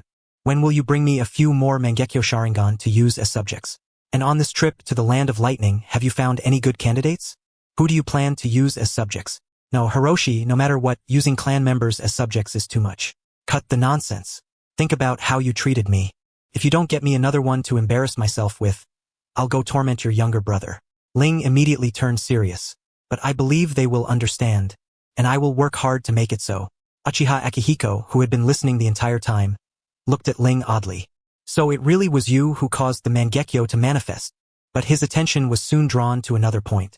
Ling, you're going to the Land of Lightning? Yes, there are some ancestral matters related to the Clan S territory that need to be handled, and I also need to improve my taijutsu there. Ling answered simply, then turned to Hiroshi. As for candidates, there S. Kensher, Masaki, and Chiho. After all, there aren't many peers with ocular powers similar to you two. Who do you think is more suitable? Kensher? Uchiha Hiroshi crossed his arms and thought for a moment. That shameless fellow. Do you really have any control over him? After a brief silence, Uchiha Akihiko spoke. Chiho may be talented, but she is a girl. It's not appropriate for you to treat her that way. Then Masaki? Ling thought. Without having to divide my attention between Chiho and Kensher, I could take it easier. Let us go with Masaki. Uchiha Hiroshi decided. He is the only one left among our peers who might awaken his eyes. I have to torment him. No objections. Uchiha Akihiko considered further. Kensher and Chiho's personalities probably won't feel embarrassed easily. If we want to experiment on someone, it's better to choose the relatively sensitive Masaki. Besides, Masaki has some psychological shadows related to Ling from childhood. With that premise, Ling's guidance will save time. Thus, the three of them settled on their next fortunate or unfortunate subject. However, after deciding on the candidate, Uchiha Akihiko couldn't help but complain to Uchiha Hiroshi. If you hadn't held me back, I would have gone to the Land of Lightning with you this time. For what? To rush in recklessly and then beg Ling to bring back a pair of eyes for me? Uchiha Hiroshi scoffed. If you have that kind of energy, you'd better cooperate with my research. Cooperate with you? Your research is nothing but deliberate revenge. Now, let us talk calmly. No fighting. Ling raised his hand to stop them. And Akihiko, I agree with Hiroshi. When you mentioned the Land of Lightning just now, your brain's chakra fluctuations were intense. So even after this mission is over, I hope you can refrain from going there for a while. Uchiha Akihiko frowned deeply at these words. Ling, you know I can't just let them off so easily. Indeed, I am aware. Therefore, this time I shall assist you in retrieving intelligence on the Kagaya clan and further train your taijutsu, so that you may be better prepared to exact vengeance upon them in the future. However, until you have complete mastery over these eyes, you must not venture into the Land of Lightning. Ling, do you truly expect me to stand idly by while my enemies roam free? Recklessly seeking revenge before fully controlling your body is nothing but a death sentence. The Kagaya are far from an obscure, insignificant ninja clan. Do you honestly believe that the mere power of your Mangekyo Sharingan alone can annihilate their entire lineage? Ling raised his voice slightly. Akihiko, do you wish for Akiyuki's sacrifice to be in vain? Besides, Kazuhiko is still young. Do you intend to burden him with such a heavy fate? Mentioning his younger brother, Uchiha Akihiko's voice abruptly ceased. His hands clenched tightly and then loosened repeatedly before he finally exhaled deeply. You are right. At least not now. Kazuhiko has yet to awaken his eyes. If I were to die now, even with the clan's preservation methods, these eyes would last at most a year. Therefore, I must survive until Kazuhiko awakens his own. Ling responded, that is not what I meant. Well, it is good that you can see it that way for now. Afterwards, Hiroshi proposed the idea of exchanging eyes between the two of them to see if the dojutsu would still be retained, but Uchiha Akihiko categorically rejected this notion. Akihiko's exact words were as follows. Exchanging eyes is easy to say, but right now only the two of us possess the Mangekyo. If you swap yours, wouldn't you just be studying me? Moreover, your primary goal is to practice surgery, correct? Seek out other clan members with such needs. I still need to familiarize myself with combat techniques involving the Mangekyo.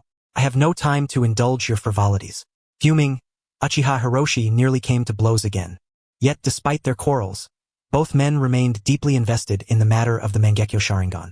Hiroshi also promised that once he had sorted through the changes within himself, he would visit the stone monument beneath the shrine. Ling pondered once more and, finding nothing further to say to the two, took his leave and proceeded to the council hall to present his desired squad members to the elder. Uchiha Masaki and Uchiha Madara. Uchiha Masataka stroked his beard thoughtfully before turning to Ling and asking, I understand your choice of Masaki, who is equally outstanding among your peers, but Madara, may I inquire as to your reasoning? Yes, Ling nodded slightly. First, Madara's ocular power has steadily increased since he first entered the battlefield. As you know, when an Uchiha first awakens their eyes, it is easy to suffer mental shock and, after the initial surge, fall into unconsciousness or exhaustion. I wish to avoid such dangerous situations as much as possible. Secondly, it relates to the information I obtained from the monument. It stated that if a member of the Uchiha clan awakens their eyes before the age of 10, there is a high likelihood of developing bloodline disorders. Currently, the youngest with the strongest ocular power is Madara, so I intend to keep him close and observe what changes occur in our clan's bodies at the moment of awakening. Lastly, this is a small concern for my younger brother. It seems Madara, due to his extraordinary talent, struggles to get along with his peers, growing increasingly cold. I thought it best to integrate him into our generation first, then gradually encourage interaction with others his age. I humbly seek your approval. Uchiha Masataka regarded Ling with a meaningful glance. Very well, I understand. I shall make the arrangements. After reporting the selections to the elder, the only remaining matter was to await the squad's assembly. Yet, Ling felt that idly waiting was not ideal, so he inquired how much longer it would be before departure. Upon receiving the answer, he decisively took his younger brother on several short missions outside the clan, hoping that if Kazuhiko were to awaken his eyes during this period, he would not have to take him to the land of lightning. Regrettably, although Madara's mental strength had greatly improved, he showed no signs of awakening his eyes during these short missions. Upon returning from completing the tasks, Ling was intercepted at the mission office by Uchiha Akihiko and Uchiha Hiroshi, both wearing stern expressions. Neither paid the slightest attention to Madara's immediate agitation upon seeing them. They each took Ling by one arm and began to lead him away. Ling was bewildered for a moment before realizing what was happening and urgently called out to stop them. If it weren't for sensing it was you two, I would have thought I was being abducted within the clan territory, Ling said, straightening his clothes and sighing. Even if you discovered something, there's no need to be so urgent, is there? It concerns the monument. Akihiko lowered his voice. Someone has tampered with it. Ling's movements froze and his expression instantly turned icy. No wonder. Wait here. I will inform Madara and come right back. Make it quick, Hiroshi clicked his tongue. Someone actually infiltrated the shrine, a group of. Ling ignored Hiroshi's muffled curses and, after briefly sensing for direction, headed toward Madara. Brother. Madara's voice bore a hint of displeasure. Ling reached out to ruffle his brother's hair, the sternness on his face softening somewhat. Enough sulking. Akihiko and the others have urgent matters. Can you handle the mission handover? Madara furrowed his brow further. I can do it alone, but brother, if your peers always come to you with everything, then what use are you to them? In that case, I might as well come alone. It's more comfortable. Ling's brows knitted with a trace of sorrow. Madara, the saying human strength is sometimes limited exists for a reason. Even if your talent enables you to handle every emergency, there will be times when you need companions. Madara, one who travels alone without comrades is destined not to go far. If possible, I hope you can find a friend of equal strength and kindred spirit, even if they are from another clan. Madara glanced at the two anxious figures waiting at the street corner and subtly curled his lips. Brother, you worry too much. At least among those of the same age, my achievements do not match yours. And making friends with outsiders is simply impossible. Ling was at a loss for words, but before he could respond, Madara gently pushed him. Brother, you should attend to your matters. Although those two are not your equals, they usually act with decorum. Their abruptness today must mean something serious has happened. If you wish to talk with me, we can wait until tonight when we return home. For now, you should focus on them. Very well. Madara, I'll leave the mission handover to you. Madara nodded. Safe travels, brother. Watching Ling quicken his pace toward the two men at the street corner, Madara exchanged a few brief words with them before his expression turned cold and resolute. He then followed them, channeling chakra to ascend to the rooftops and vanish from sight. Only after the three had disappeared did he lower his gaze to the mission scroll in his hands, sneer softly, and enter the mission office. Unaware of Madara's subsequent reaction, Ling simply followed the two men via a shortcut to the shrine. After notifying the clan guards, he proceeded directly to the underground chamber where the monument was enshrined. Once out of the clan's sight, Uchiha Hiroshi spoke first, his voice low. The day after you took your brother on the mission, Akihiko showed me the bamboo carving he had previously given you. To be honest, I didn't suspect anything amiss at first. I thought it was simply the radical ideas of our ancestors altering the information recorded on the monument. After all, everyone knows that the minds of our clan members are somewhat affected after awakening their eyes. But when I saw the things recorded on the monument using ocular power, I knew something was wrong. Akihiko is not a sensory ninja, so he might not have noticed, but I am different. The moment I used my Mangekyo Sharingan to read the monument's contents, the malevolence embedded within nearly made me sick to my stomach. Wrapped in such malice, I could not continue reading alone. I had to bring Akihiko over to watch with me, just in case. But after we finished and I began to carve the record, Akihiko told me that several of the Mangekyo techniques recorded later were abnormally blurred. When we questioned the clan members guarding the perimeter, they said no one else had come since Akihiko's last visit. Yet the altered monument cannot be faked. Someone must have entered. Hong was absolutely right, and Uchiha Akihiko also nodded in agreement. Moreover, the technique of recording with blurred ocular power was quite ingenious. It appeared as though it had been weathered by the passage of time. Had I not inspected it recently when it was still relatively clear, and considering you had me inscribe it twice more, even if this time I noticed differences, I certainly would not have paid them any mind. Ling wore a solemn expression as he placed his left hand upon the stone tablet. Yet, in his perception, it was merely an ordinary stone slab. Upon realizing this, Ling understood that to discern the tablet's anomaly more concretely, one would require the Sharingan. However, his grip on the hilt tightened involuntarily. After drawing a deep breath, Ling spoke in a low tone exactly which ocular jutsu has been blurred. It's those few ocular techniques that manifest in a relatively peaceful manner, along with a small number of offensive ones. Uchiha Hong cast a glance at the veins bulging on the back of Ling's right hand. If you don't return soon, we're considering reporting this directly to the clan. Reporting to the clan is indeed necessary, but a mere report won't suffice. Ling withdrew his hand, his countenance regaining its usual composure, though the corners of his lips, which normally bore a warm smile, now twisted downward into a harsh angle. The ancestral shrine has always been a place to pay respect to our forebears. Even if it does not house critical records, it is suffused with various jutsu and is under the constant watch of clan members. Evading the vigilance of the clan guards is one thing, but circumventing the array of jutsu is quite another. From this, we can deduce two possibilities. The first is that someone within the clan, harboring resentment, concealed the awakening of their Mangekyo Sharingan and, being intimately familiar with the shrine's earth element jutsu, took advantage of an opportune moment to subtly alter the inscriptions on the tablet. That's unlikely. Uchiha Akihiko shook his head. There are few earth element users in our clan, and among our peers, Hong is the sole individual. Even if one were thoroughly versed in the jutsu, it would be impossible to enter undetected without damaging the seals in the slightest. At best, a silent disruption followed by repairs upon departure. Such actions would inevitably leave traces. Hong and I immediately inspected the seals upon sensing something amiss. All the jutsu links remain intact, and the surrounding rock formations show no signs of chakra-induced alteration. Then it must be the second possibility. Ling exhaled. There exists one, or perhaps a group, possessing inexplicable stealth techniques, profound mastery of jutsu, and potentially wielding the Mangekyo Sharingan, who are targeting us Uchiha with great malice. Though it pains me to say so, I would rather believe the threat stems from within the clan. A disgruntled member tampering with the tablet, because the unknown is far more unsettling. So, how do we inform the clan now? Uchiha Hong anxiously raked his hair. Do we find someone to redesign the seals? Or should we simply alter the tablet ourselves? Our clan has never excelled at jutsu, and this elusive enemy comes and goes without a trace. Even if we modify the defensive seals, it won't amount to much. Uchiha Akihiko frowned. However, tampering with the tablet itself is something we can attempt. I have researched before. There is a sealing technique called transcription seal, which requires the Mangekyo's ocular power to activate.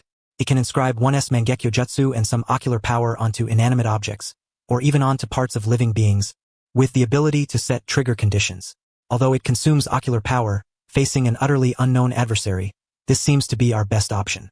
Unfortunately, my ocular techniques are not offensive, so even if inscribed on the tablet, they would have little effect. What about you? Same here. I lack offensive ocular jutsu. Uchiha Hong shrugged. And even if we did possess offensive techniques, it would be difficult to catch such a stealthy entity, wouldn't it? Look at the seals around here, unchanged. If it weren't for the altered inscriptions, who would suspect anything amiss? The opponent is so meticulous. Do you really think a single offensive ocular technique would suffice to capture them? That's rather naive. Furthermore, with their ghost-like abilities, even if we set up ocular jutsu, they likely detect and evade them, rendering the consumption of ocular power for inscription a futile loss. Oh, and another thing, I'm not biased, but honestly, if it weren't for Ling, would the two of us have any other interaction beyond sparring? Would we casually wander over here repeatedly with nothing better to do? And even if we discovered the tablet's issue, would we promptly communicate with each other? Uchiha Akihiko's brow furrowed tighter. Yet he concurred with Uchiha Hong's words. The two indeed did not get along well. For example, now both were studying the Mangekyo Sharingan but had not shared their respective ocular techniques, at most exchanging insights on using Susanoo. The Uchiha clan is naturally proud, and those capable of awakening the Mangekyo Sharingan are the elite among the elite. Standing at the pinnacle, their pride would never permit them to yield first, even to a fellow clan member they respect. At this thought, Uchiha Akihiko and Uchiha Hong exchanged a glance, each seeing disdain and helplessness mirrored in the other's eyes, silently sighing inwardly. Although we lack offensive ocular techniques, before informing the clan we can indeed tamper with this tablet. Upon hearing this, Uchiha Hong looked up toward Ling, who was leaning on his sword staff with a stern expression. Tamper with it how? Leaving a few trigger seals on the tablet? If we're to do that, better let the elders handle it. After all, our clan's half-baked sealing techniques don't differ much regardless of who performs them. If we lack suitable seals, we could even capture a few Uzumaki shinobi for interrogation. Uchiha Akihiko stroked his chin. After all, their clan is unparalleled in this aspect. Though the most critical issue is that sneaking into their territory to steal anything is a nightmare. Guards stationed every few steps, patrols everywhere. Didn't something happen before? Someone tried to infiltrate the Uzumaki domain but was trapped by their sealing jutsu before even entering. My elder brother mentioned that. Uchiha Hong turned his head. Apparently, some items needed for a mission were inadvertently carried away by the Uzumaki clan. One of our peers, confident in his concealment skills, attempted a stealthy theft. But as he neared the vicinity, he triggered a seal of unknown origin. If not for timely rescue, he would have been captured alive. Uchiha Akihiko shook his head. I truly don't understand how they managed to live with such dense sealing jutsu throughout their territory. Just thinking about it makes me feel trapped. Kind of like our clan's territory covered in genjutsu? Uchiha Hong added hesitantly, but quickly shook his head. If that were the case, I'd probably apply for a long-term mission just to avoid coming back. Even if I could break the seals, no one enjoys that kind of environment. Uchiha Akihiko nodded, his gaze falling upon Ling, who, after speaking, faced the tablet, lost in thought. So Ling, what do you think? Are we really going to set up sealing jutsu? No. As you said, relying solely on our clan's sealing abilities is far from sufficient to catch such a stealthy foe. Ling raised his hand to caress the tablet again. By the way, how taxing is it for you to inscribe ocular jutsu onto the tablet? Compared to wielding Susanoo or Mangekyo ocular techniques, it's negligible. Uchiha Hong folded his arms. To put it in perspective, the ocular power consumed by Susanoo in 1 second would be enough for me to inscribe all the information recorded on the tablet with ocular power. So you want us to directly inscribe something else onto the tablet using ocular power? Ling nodded slightly.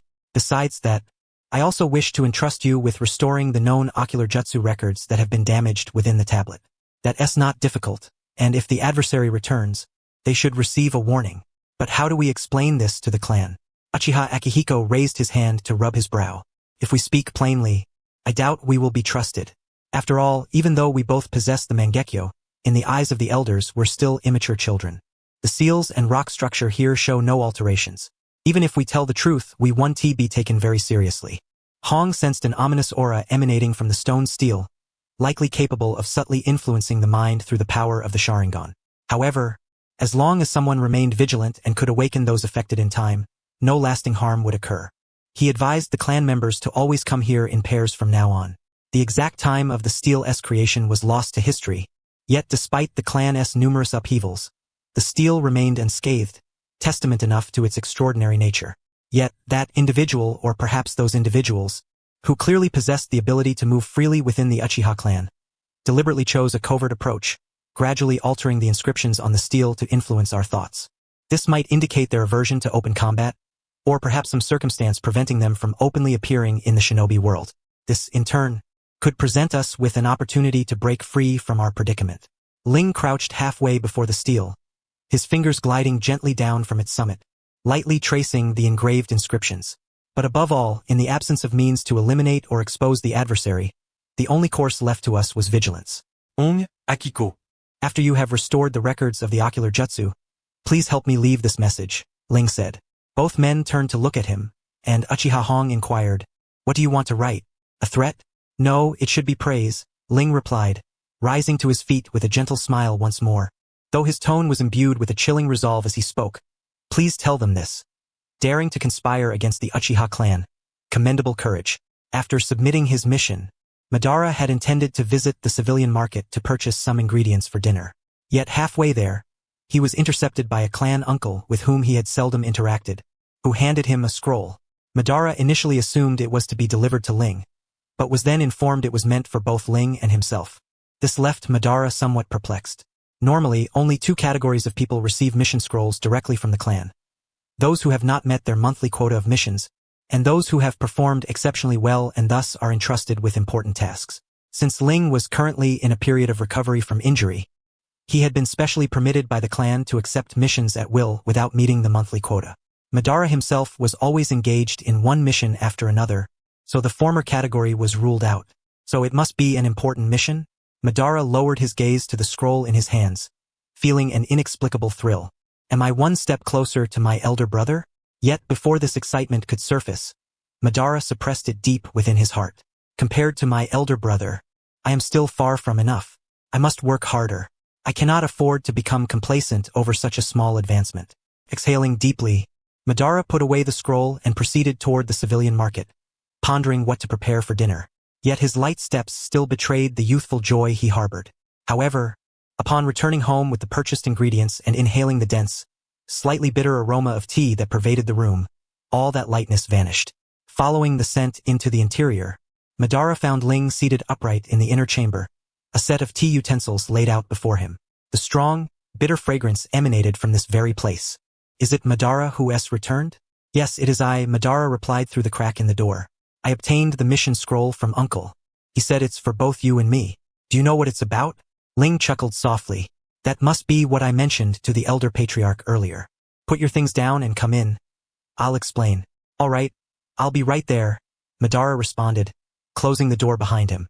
Yet as the door shut, his brow furrowed.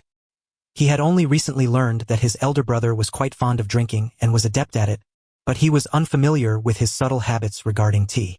However, he knew well that Ling brewed light, fragrant floral teas when joyful and crisp, slightly sour fruit teas when trapped in a stalemate. This particular tea, brewed so strongly that it lost its original flavor and exuded a bitter scent, Madara recalled Ling had only prepared twice before. Once when he first went to the battlefield, and once upon their mother's passing. Neither occasion marked a happy state of mind. Did something happen with those two guys? Madara thought, placing the ingredients in the kitchen with a worried expression. If only I were stronger, maybe I could help. Brother. Madara turned to see Izuna leaning against the doorframe, a faint smile softening his usually expressionless face as he beckoned to his younger brother. What is it? Do you need my help? I send T-brother out on a mission with elder brother? Izuna came to Madara's side. Did something happen during the mission? Elder brother seemed a bit frightening when he returned. Sorry, Izuna, I'm not really sure, but it probably isn't mission related, Madara sighed. I'll try to ask. Could you help me wash the ingredients? I'll start cooking after I talk with elder brother. Izuna obediently nodded. Madara smiled and ruffled Izuna's hair, intending to find Ling. But as he reached the door, he paused and turned back. By the way, do we have any sweets at home? Elder brother said it's better to eat something sweet when feeling unwell. Oh, I know. Father bought some red bean yokan yesterday. Izuna pointed to the cabinet above. They're all there. Let me see. There's only one piece. Madara hesitated. Father will want some too, right? Give it to elder brother first. Father one tea mind. He ate a lot yesterday. It's fine if he doesn't have any today. Izuna looked up at Madara, standing by the ceiling. Madara considered this and agreed. He reached into the cabinet and took out the neatly packaged red bean yokan. Then I'll give it to elder brother first.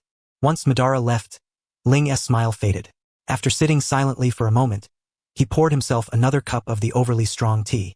Having shared the plan with Uchiha Akihiko and Hong, Ling did not linger in the clan shrine but returned straight home. The realization of his worries was no cause for joy. Rather, he was consumed by anxiety over the hidden hand lurking in the shadows. How many people were there on the other side? How could their abilities be countered? Why did they target the Uchiha clan? And who were they? Each unsolvable question cast a shadow over his heart. Yet more critical was his own helplessness in the face of the situation. The enemy is right before my eyes. Yet I am powerless, Ling murmured as he traced the patterns on his teacup, his lips pressing into a faint line. What use do I have now?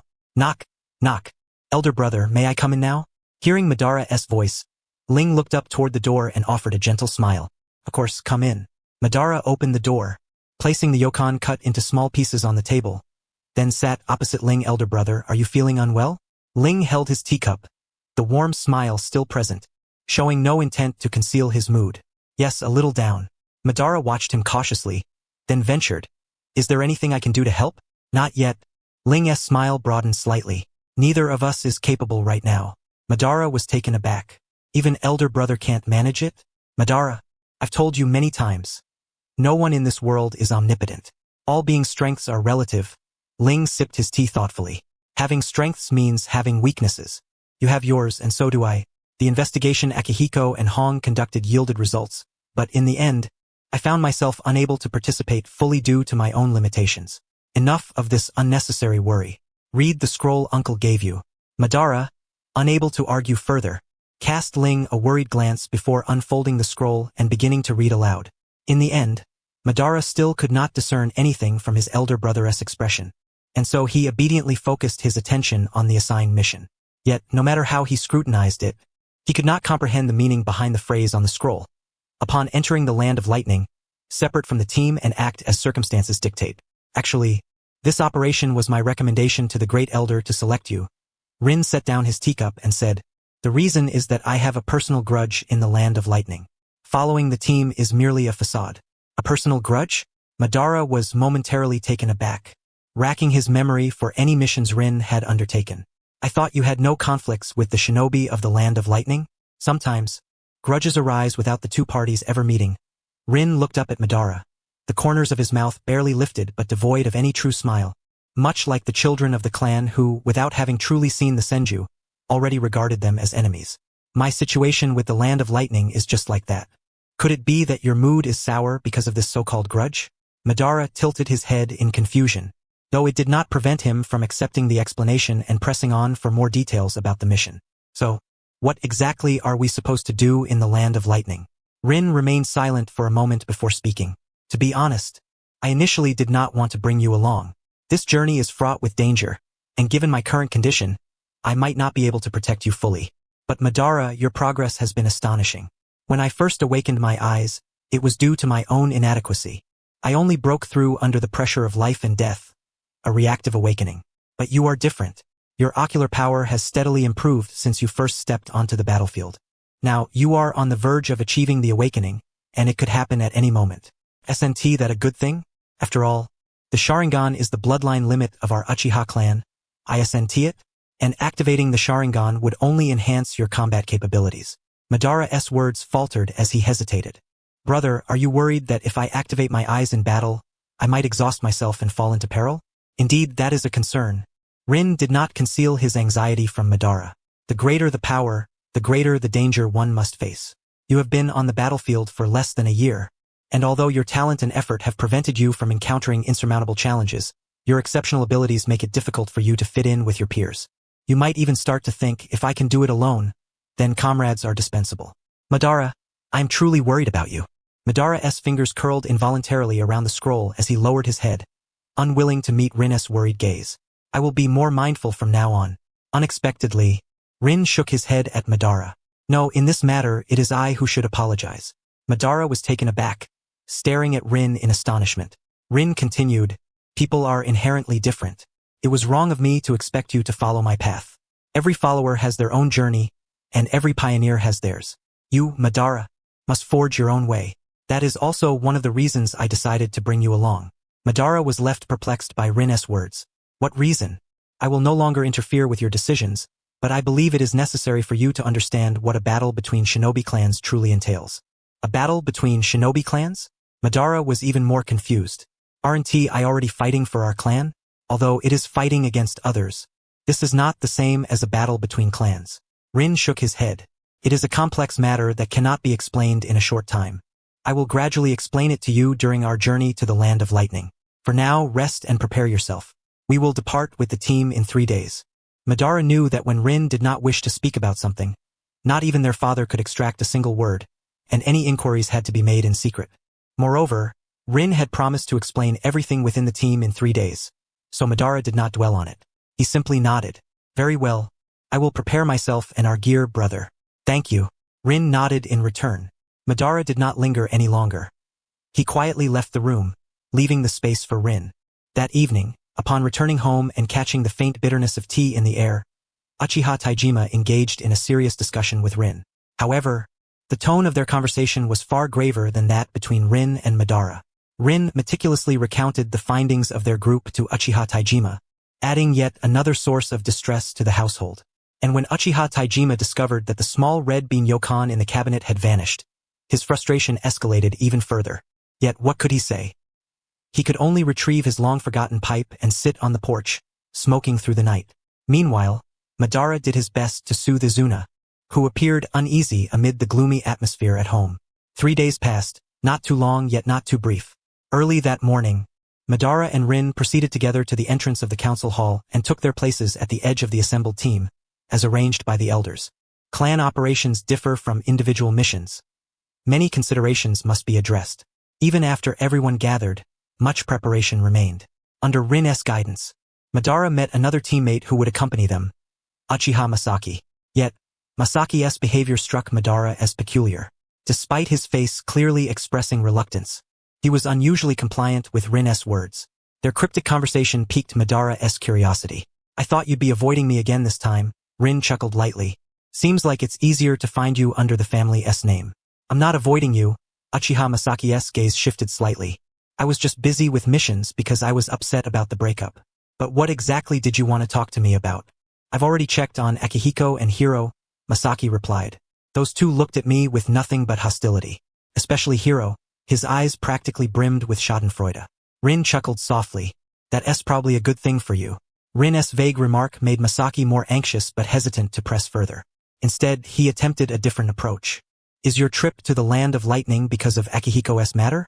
Rin smiled. "After all, he sent us such a generous gift. As a great clan, it would be uncultured not to reciprocate. If you want to back out, it's not too late. I can talk to the Great Elder and have someone else replace you." "No, going to the Land of Lightning won't be so bad." Masaki's reluctance was almost etched on his face, but his voice remained calm. "But are you really sure this is a good thing?" "Yes, it is." Seeing Rin's nod, Masaki relaxed somewhat and folded his arms, remaining silent. After their conversation, Madara finally spoke up. "Brother, can you now explain the difference between battles between shinobi clans and ordinary battles?" Rin nodded slightly, but before he could answer, Uchiha Masaki's expression turned surprised. "Your little brother has been on the battlefield less than a year, right? And you're already telling him these convoluted things?" "Yeah. You know my condition isn't the best." Rin gestured to his eyes with a smile. "And I've recently uncovered many unsettling matters. Madara's nature is rather simple." "Madara simple?" Masaki's voice involuntarily rose. "I've made him cry several times over mission matters." That was Uchiha Atsushi's own foolishness. Madara crossed his arms and looked at Masaki with some impatience. "Besides, you pick a fight and then lose, only to go back and tattle? Where do you get the nerve? Look at your brother's temper. It's exactly like yours used to be." Masaki rubbed his arms, grumbling about how Madara resorts to violence at the slightest frustration and speaks overly harshly. "But I've only clashed with Masaki twice, right? Once over a mission. Once because you like Chiho." Rin tilted his head. "Though compared to Madara, you really are the more innocent one." Madara noticed the fleeting displeasure on Masaki's face and recalled what Uchiha Kenji had told him earlier.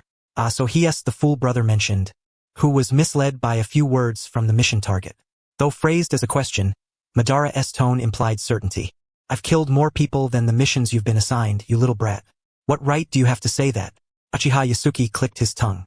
"If you weren't Rin's younger brother, I would have humph." Madara showed no sign of backing down either. "Then come at me. Even if you defeat me now, I will reclaim my standing on my own later. Unlike Uchiha Atsuki, I don't just lose and run to my brother to complain." "You're such an insufferable brat," Yasuki muttered. All right, Rin said, rubbing his temples with a slight headache. "Madara, you shouldn't speak to your elders like that. And Yasuki, you've got to tone it down too. Just look at the things you sometimes do. I don't even want to mention them." The anger brewing in Uchiha Yasuki's chest immediately stalled. He snorted and turned his head away, refusing to speak further. Rin shook his head and turned to face Madara. "Let us discuss how conflicts between shinobi clans differ from ordinary disputes. I wonder if you've ever encountered this," Rin continued, "when opposing clans receive conflicting missions but choose to avoid confrontation upon meeting each other. Or perhaps you've just completed a task and are weakened, while the other side is at full strength yet still avoids conflict. Madara furrowed his brows slightly, pondering for a moment before nodding in agreement. Yes, I have encountered such situations. Have you ever considered why they choose to retreat? Rin asked. This time, Madara answered without hesitation, of course. It's because I am stronger than they are, and I would never leave the enemy to see me weakened after exhausting my strength. No one can be on guard forever, Rin said with a somewhat helpless smile. Let me put it another way. Even if they are truly no match for you, and you never allow yourself to reveal weakness, you are still a newcomer to the battlefield despite your talent. Are they really powerless to defeat you? As far as I know, Rin continued, there are many bounties on our Uchiha clan in the black market. Even the bodies of those without the Sharingan can fetch hundreds of thousands in high prices. Under such circumstances, what reason would they have to spare you? Madara was no fool and quickly grasped Rin's implication. Because I am an Uchiha? Rin nodded slightly. Then, Madara, have you considered why they would choose to forego conflict simply because you are an Uchiha? Madara's brows furrowed once more. Because our clan is stronger than theirs? That is only part of it. Rin smiled and reached out to ruffle his brother's hair. But the most important reason is how our clan responds when faced with such threats. Guess what happened to the last person who dared accept a bounty to target the Uchiha in the black market? Since you say so, his fate must have been grim, Madara said, tilting his head slightly. He was likely killed by members of our clan, wasn't he? I never witnessed it personally. Rin withdrew his hand, his lips curving downward slightly. I found it in the historical records of our clan. Back then, the Uchiha were merely a clan with a modest reputation, known locally but not across the entire shinobi world. Our rise to fame was largely thanks to a powerful outsider, a wandering shinobi who loved to travel the lands. By chance, he saved one of our clan members who was training outside, and was invited to visit our clan. During his stay with the Uchiha, he sparred and exchanged skills with our strongest shinobi. Naturally, he learned about the Sharingan. He admired its power and beauty and asked if he could describe the Sharingan's allure and strength to outsiders. We agreed. Not long after our consent, that shinobi left to continue his travels. But we never imagined that this agreement would invite malicious covetousness of the Sharingan from outsiders. The person who coveted the Sharingan was not strong but very wealthy. He spent a fortune posting bounties in the black market and hired other shinobi to attack the Uchiha clan. Unprepared, many young members training outside the clan had their eyes gouged out alive. After their eyes were removed, their limbs were severed, and they were sold a second time to be desecrated. By the time our clan discovered this, at least 30 members of varying ages had been killed. 2/3 of them were children just beginning to experience the battlefield, about the same age as you, Madara. Madara's fists clenched unconsciously, his voice hoarse. What happened next? Afterward, that man was tracked down by our clan. Uchiha Yasuki chuckled, adopting a deliberately intimidating tone as he took up the story. We went to his doorstep and subdued his entire family. In front of him, we gouged out the eyes of every member of his family, adults and children alike, one by one, and forced them into his mouth. Then we slowly severed their limbs, fashioning them into wooden stakes without polishing, which we drove through their lower bodies so the stakes would pierce their necks or mouths, letting them bleed to death. As for the instigator, we inserted fine needles one by one into his eyes until the eyeballs were thoroughly destroyed. Then we cut open his chest and abdomen, drove nails through his organs to pin him to a wooden stake, and stripped the flesh from his body piece by piece. To prevent him from dying prematurely, our elders continuously applied medical ninjutsu to keep him alive. He endured the screams of his family members while suffering this torment. Only after all his family had perished was he permitted to breathe his last. After his death, those who attacked the Uchiha clan for the bounty were systematically hunted down and avenged by our elders. So, you arrogant brat, do you understand why no one dares to provoke the Uchiha? Stretching the word out, Uchiha Yasuki's smile bore a hint of menace. Do you understand now why no one provokes the Uchiha, you arrogant brat? Madara, who had been chilled by the tale Rin and Yasuki recounted, immediately rolled his eyes, as if he were so easily frightened. Rin did not immediately notice the minor quarrel between the two and simply nodded slightly. Indeed, as Yasuki said, after that incident, the Uchiha clan gradually stepped into the public eye and no longer secluded itself. The infamous title of madman was also bestowed upon us from that time onward. I can understand the sacrifices our ancestors made for us, Madara said with a conflicted expression, but how does this relate to the conflicts between shinobi clans? Uchiha Yasuki laughed heartily. You may be talented in combat, but you're rather naive about this. Yasuki placed a hand on Rin's shoulder, smiling cheekily. Looking at you, you really are quite innocent. Madara's brow twitched. He bit his back teeth silently. vowing to land a solid punch on this guy's face once he was strong enough. Yasuki, stop teasing Madara. Rin sighed helplessly. You weren't much better yourself back then. Or did you want me to talk about your affairs with Madara? Uchiha Yasuki's laughter choked off immediately, his voice turning plaintive. I say, Rin, with so many of our peers around, why do you always pick on me? If you want to take advantage, find someone else. When have I ever singled you out to bully? Rin looked even more helpless. After a light sigh, he raised his hand to his forehead. Really, where was I? Uchiha Yasuki muttered quietly. You were saying my brother has no sense at all. Yasuki, Rin cleared his thoughts and turned back toward Madara. You asked how this relates to conflicts between shinobi clans, right? Yes, Madara nodded. I just can't understand why we Uchiha are called madmen and how that relates to shinobi clan conflicts. In that case, Madara, I want to ask you, why was our clan oppressed in the first place? Rin's expression remained neutral. Was it because we shouldn't have repaid the kindness of that person? Or because we shouldn't have allowed him to transmit our clan's information? Or perhaps because we lacked the strength to oppose others? No, Madara said, curling his fingers slightly in thought before shaking his head. That person saved members of our clan. Repaying kindness was only right, and information like that would eventually spread anyway. That's not the issue. As for strength, since our clan was able to carry out such retribution against those who harmed us, we obviously were not weak. Then why is it that we, who are by no means weak, have become mere objects in the eyes of others, traded for rewards? Madara furrowed his brows deeply, his expression fraught with inner conflict. Because we lack fame? Precisely, but that is only part of the reason. Ling Weiwei nodded gently, adding that another principal cause was that at that time, the Uchiha clan did not contest. Not contest? Madara tilted his head in puzzlement. How could not contesting be a reason for being infringed upon? If Madara cannot fathom it, he might try to put himself in my position, Ling said with a light smile. Look at what happens when I choose not to contest. When you did not contest, Madara recalled his experiences from childhood. People would come looking for trouble. So how did you respond? Ling inquired. I fought back every time, he replied. And after fighting back, they would see me and take a detour to avoid me. At this point, Madara began to understand. So, brother, your journey to the Land of Thunder is not solely to avenge a friend, but also to admonish the Kagaya clan? Exactly. Ling smiled softly as he nodded. As I told you before, Madara, great ninja clans usually refrain from interfering with each other's training squads to preserve their strength. Even the Senju clan, our near-mortal enemies, would not attack our clan's younger members when they go on training expeditions outside the clan, except during times of war between the clans. After all, attacking the young members of another clan not only signals a declaration of war against that clan but also signifies contempt towards them. In such moments, there must be no retreat. If you show weakness, if you remain silent, then the enemy you face will no longer be just the provocateurs. All those who harbor grudges will join them in assaulting you, tearing you apart. Even those with no enmity toward you would not hesitate to trample you. This is the nature of warfare among the shinobi clans, silent and unseen at the outset, yet any lapse in vigilance can lead to complete annihilation.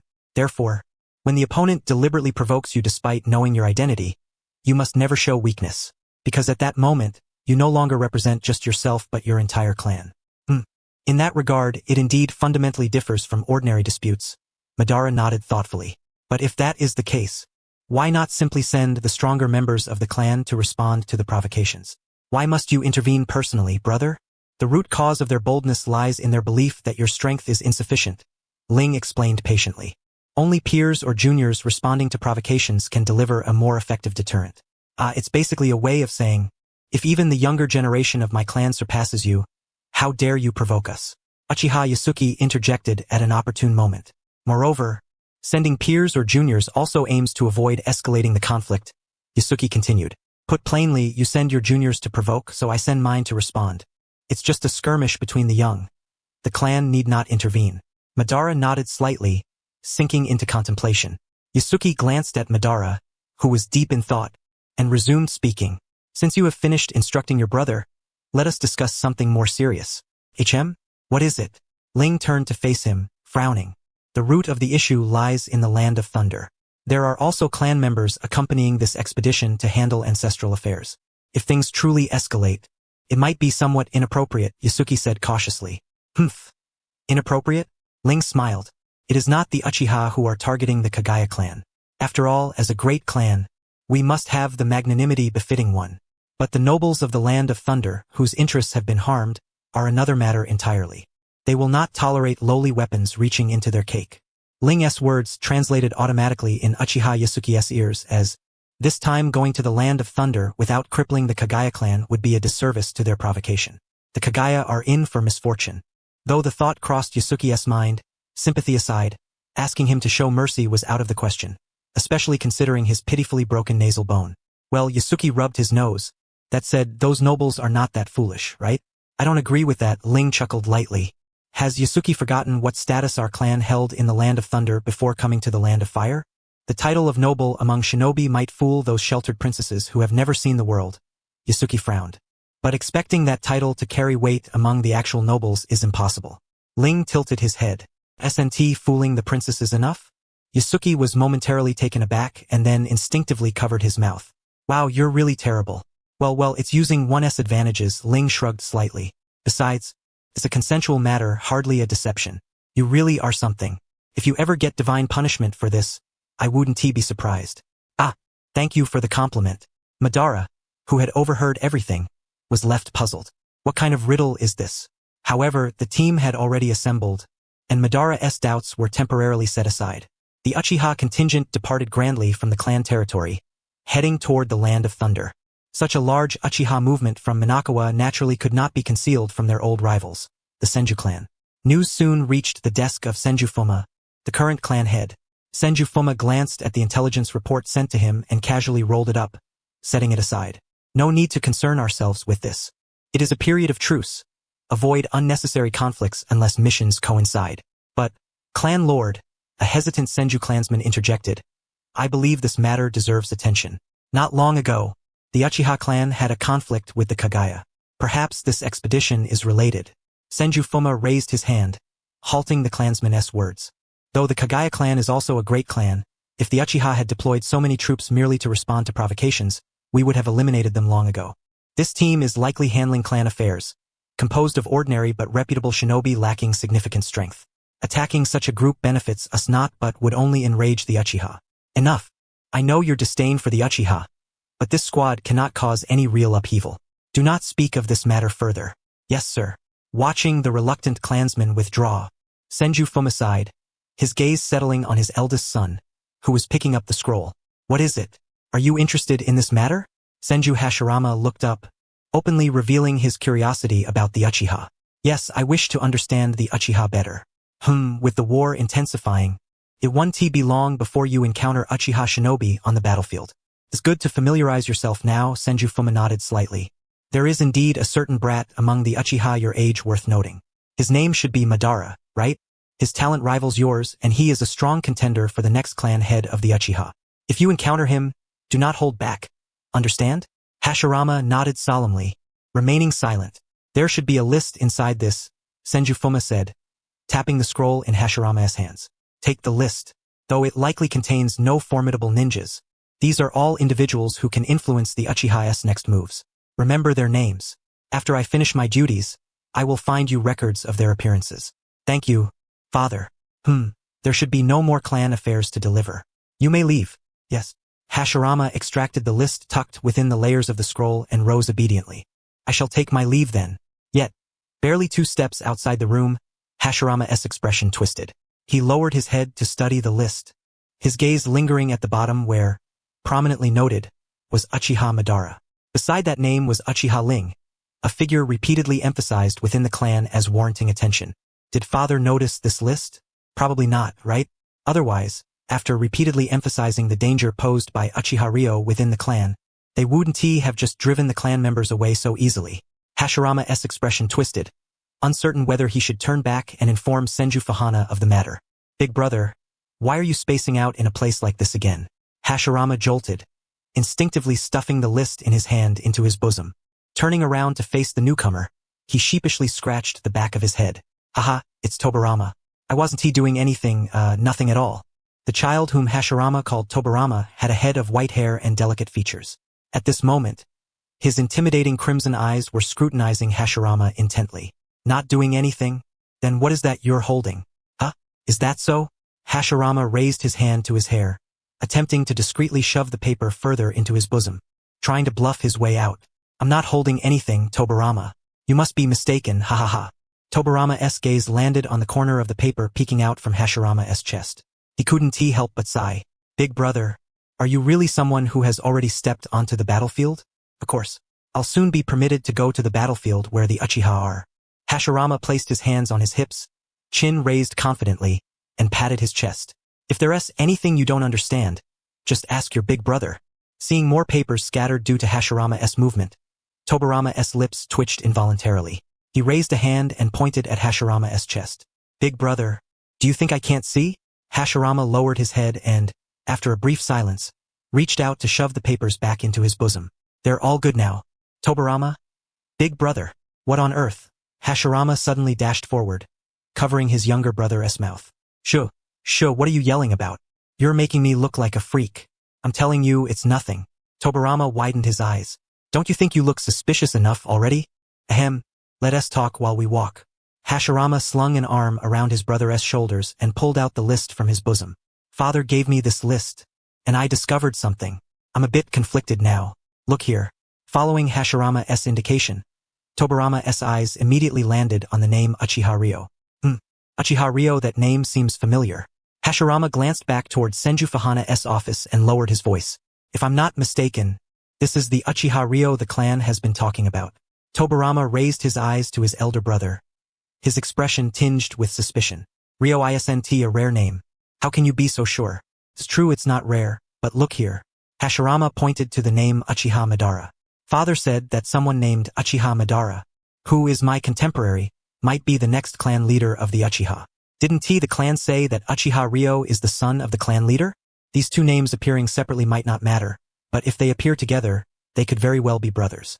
The Uchiha clan has always valued family.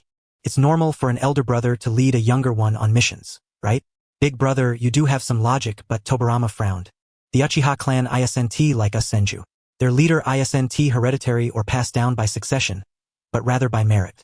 That Uchiha Ryo isn't the heir just because he is the clan leader's son, but because he is extraordinarily powerful and happens to be the leader's son. What you said is possible, but the probability is very low. Moreover, such a large-scale operation couldn't possibly escape the notice of the Senju clan. How could they let us so easily uncover what the heir intends to do?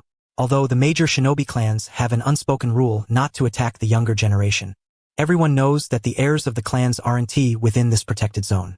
Otherwise, why would everyone keep the information about their heirs so secretive? Is that so? Seeing his elder brother's stunned expression, Tobarama sighed. Although your guess is unlikely, it's still possible. At this point, it's better to inform father. Tobarama, I don't want to tell father. Tobarama's face instantly went blank. What are you trying to do now? Hashirama draped an arm over his brother's shoulder and quickened his pace. I want to go to the land of thunder and see this Uchiha Ryo. After a brief silence, Tobarama reached out to touch Hashirama's forehead, then nodded thoughtfully. He brushed Hashirama's hand aside and started walking back. I'll speak with father and have him send a team to take you to the land of thunder to find these two. Wait, Tobarama. Hashirama grabbed him and pulled him back. Calm down, hear me out. Big brother, there's no way I can help you with this. Tobarama's face hardened. Don't you know the relationship between our clan and the Uchiha? But Tobarama, that Uchiha is different. Hashirama firmly held Tobarama, who was trying to walk away, and locked eyes with him. Although I've only seen this one Uchiha so far, I'm certain he is not like the others. Tobarama, unable to break free, crossed his arms with a dark expression. Different? All I know is that the Uchiha are madmen, and we should avoid madmen. But that Uchiha Ryo really is different. You know about the conflict between our two clans, right? Big brother, can you stop talking nonsense? Receiving his brother's disdainful glare, Hashirama cleared his throat. Tobarama, do you know Kin, who is my contemporary? After a moment's thought, Tobarama spoke. The one with no ninja talent who always seems insecure? Hashirama nodded. That is him. Kin always trains in secret to keep up with everyone else. He once encountered Uchiha Ryo in the remote mountains of Nankagawa. Tobarama's impatience slightly subsided. So? Just because you feel pity for Kin doesn't mean you should think this Uchiha is kind. No, there is more. I also met him during a mission. Hashirama shook his head slightly. Though he bore murderous intent toward our group, he showed no hostility.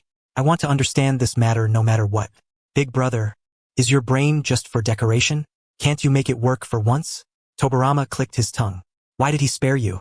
He didn't know I was the heir. I was in a training squad, too weak to catch his attention, so he let me go. Being friends with the Uchiha might be safe and reliable, but do you really believe they would show mercy to their enemies? Big brother, do you believe what you're saying? Please, Tobirama, I know this is really dangerous, but I want to observe that person further. So help me think of a way. Big brother, you really have to rely on me. Hashirama clasped his hands together and bowed to his younger brother. If you help me, I want to go to the gambling den for a whole month. I'll even let you manage all the mission money. Tobirama's face darkened further. What was his brother implying? That he shouldn't be watching him and letting him be a gambling mark? So he's the one who caused this mess by trying to control him? Moreover, Hashirama's habitual naive and idealistic tendency to see the best in people. When will he ever change that? Other clans might be forgiven, but this is the Uchiha. Our two clans' relationship is so strained that they're on the verge of attacking even the younger generation on external missions. Yet my brother still believes this Uchiha is different from the rest. He must be mad. Thinking this, Tobirama cast a sidelong glance at his clasped hands and the pitiful look on Hashirama's face. What could you possibly do if you meet that Uchiha? What exactly do you want to do? I want this world to be free of war. Hashirama's expression grew solemn. Ending the conflict between the Senju and Uchiha clans is the first step I want to take. From the fact that Uchiha Ryo spared kin, it's clear that, compared to other Uchiha, at least his attitude toward the Senju is relatively peaceful. So I want to meet him personally again and see, once I have the strength in the future, whether it might be possible to stop the clan war starting from him. Tobirama's brow twitched. He desperately wanted to grab Hashirama by the collar and ask how much nonsense had filled his head to make him say something so naive as wanting peace. When shinobi are a profession sustained by war, what would they do after peace? Starve? Drink the northwest wind. Please, Tobirama, do help your brother. Tobirama exhaled deeply, a hint of impatience crossing his face as he turned away.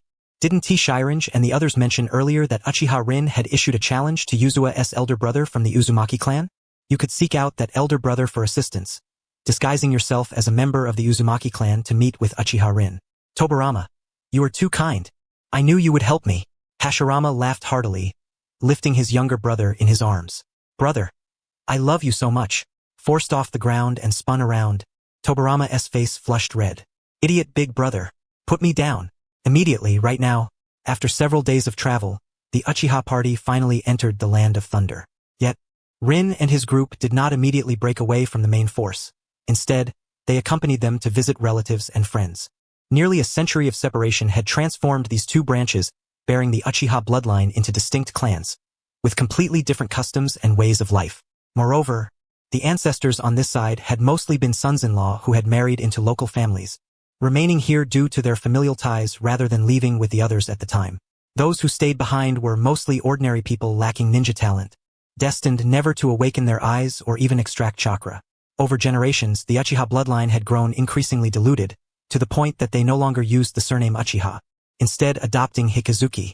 Precisely because of this diluted bloodline, the Hikazuki clan rarely saw anyone awaken the Sharingan. Even on the rare occasion that someone did, the clan leader here would immediately send word to the Uchiha in the Land of Fire, who would swiftly dispatch people to take the awakened individual and their entire family away. Though such actions might seem cold-hearted, family one moment, then cast out the next simply because of a slight difference, they were undoubtedly the right choice. After all, the Hikazuki clan had long lived apart from conflict, and in this chaotic era, their meager strength was insufficient to protect those who awakened the eyes. They lacked military power and the prestigious Uchiha name. For them, the Sharingan was not a treasured heirloom but a death sentence. However, this method was not without risk. In the present age, even without enmity, one might be attacked simply for passing by and displeasing someone. The Uchiha's influence could never be absolute.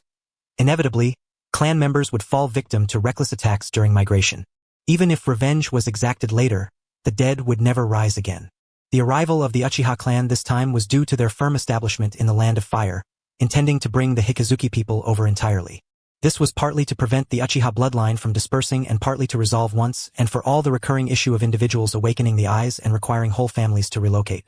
Yet, before the Uchiha led the team here, they had not anticipated how well the ancestral branch in the Land of Thunder had developed, having risen from an allied ninja clan to local minor nobility. Since the opposing side had already become a registered noble family in the Land of Thunder, the relocation plan naturally fell through.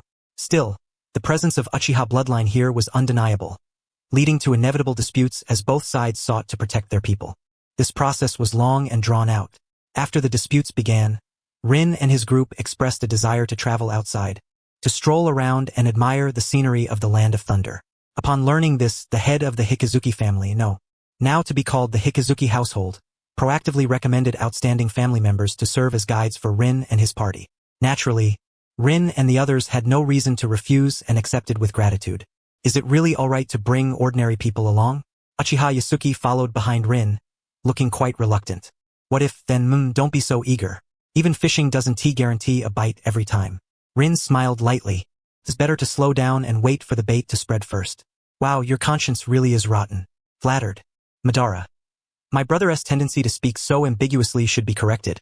What kind of riddle is this?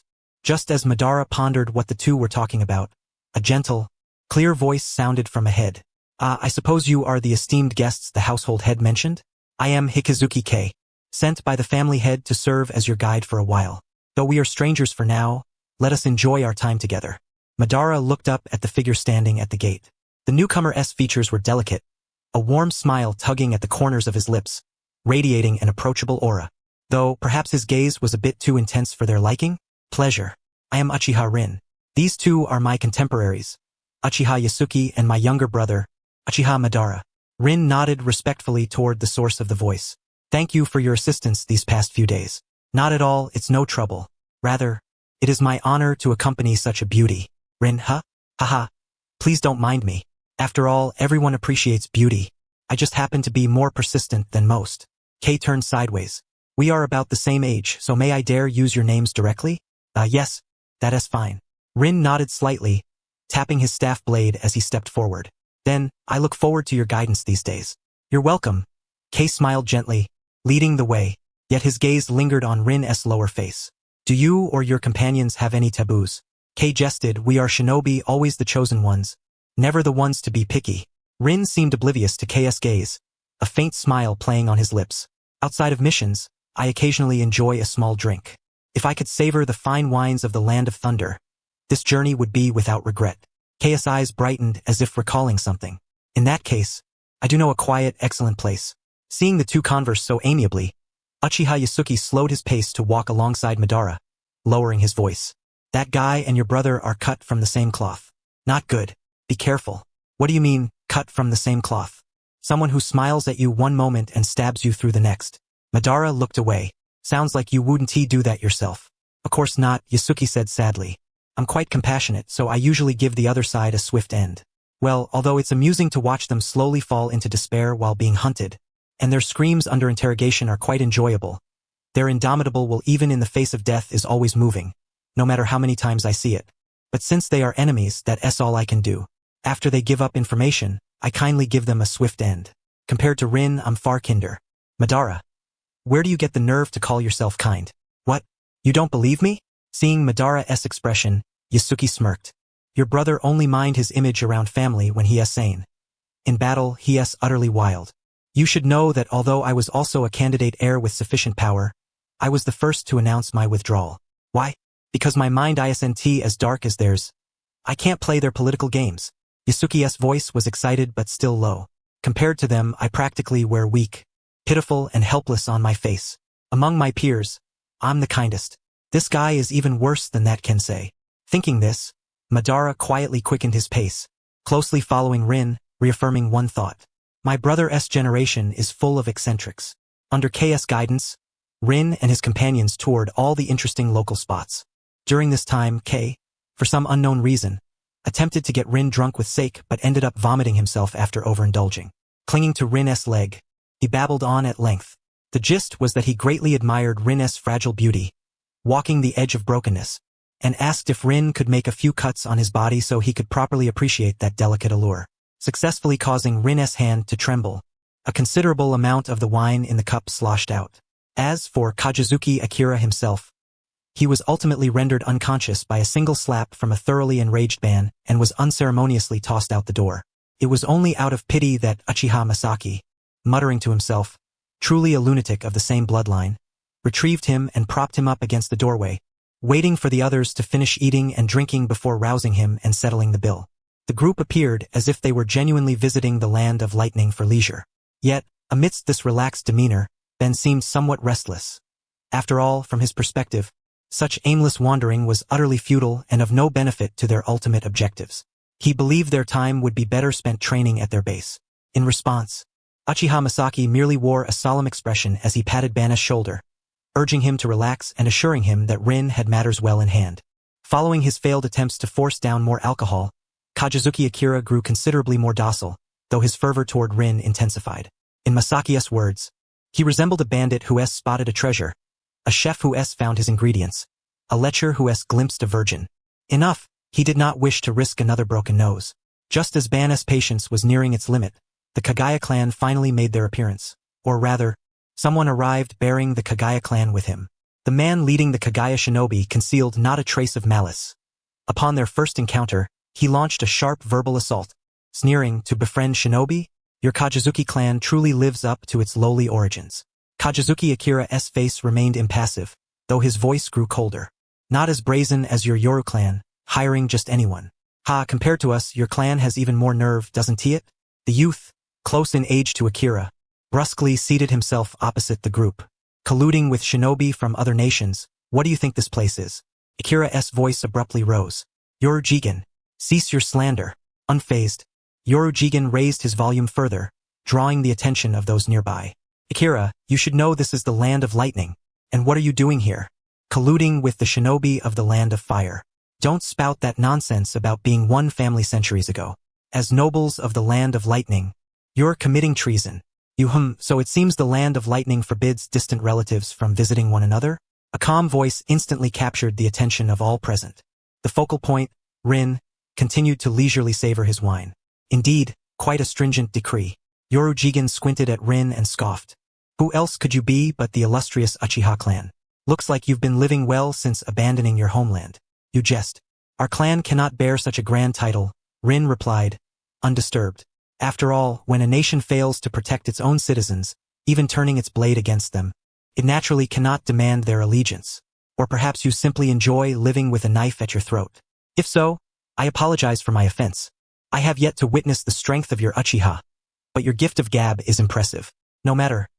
I admire your kind." Yoru Jigen laughed, not with anger but with malicious intent. "I recall your last visit to the land of lightning ended in conflict with our shinobi. Didn't it? TSK. Not a good omen. There's an old saying, enemies should be reconciled, not made worse. Conveniently, I brought some people today and will act as mediator. Why don't you toast each other and settle this? What say you, Tanikuin?" Before Rin could respond, a Kagaya shinobi standing behind Yoru Jigen stepped forward, seized a sake jug and approached Rin. "Indeed, enemies should be reconciled. I'll toast you first." The smile at the corner of Rin's mouth remained unchanged as he reached out to take a sake jug in return. "Toasting is fine, but let us forego settling grudges. I have no desire to befriend wolves and tigers." A fine compliment indeed. Kagaya Tani did not rush to clink glasses. His eyes brimmed with malice as he scrutinized Rin. "That pale jade skeleton of yours is quite formidable. Is it a hidden trump card of your Uchiha clan?" "I see. Was Shuhiko's incident your doing?" Rin's smile faded slightly, confirming that visiting the land of lightning had indeed been a wise choice. "That bloodline truly resembles ours. Doesn't it?" Kagaya Tani raised his sake jug. "Could it be that you covet our bloodline limit and have mimicked its development? Our Uchiha have no habit of shattering our clansmen's bones to awaken bloodline limits." Rin replied with a light laugh, raising his jug as well.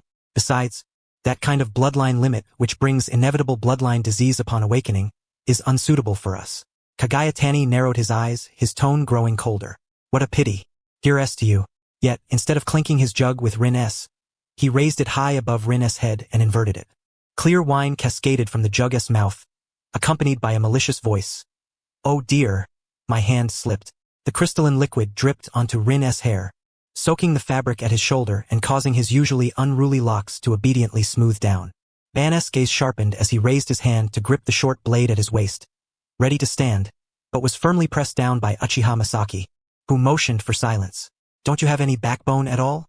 Ban wanted to say, but upon meeting Masaki's expression, his voice faltered. What kind of expression was it? Eyebrows lowered, eyelids half closed, a look of compassion. Yet, the slightly upturned pupils revealed a flirtatious appraisal, and the faint, enigmatic smile at the lips subtly conveyed the owner's inner pleasure and anticipation. Ban managed only a syllable before halting, instinctively shifting his body away. This brief interlude went unnoticed by the others. As the rich aroma of wine permeated the silent space, the atmosphere between the two factions grew increasingly tense.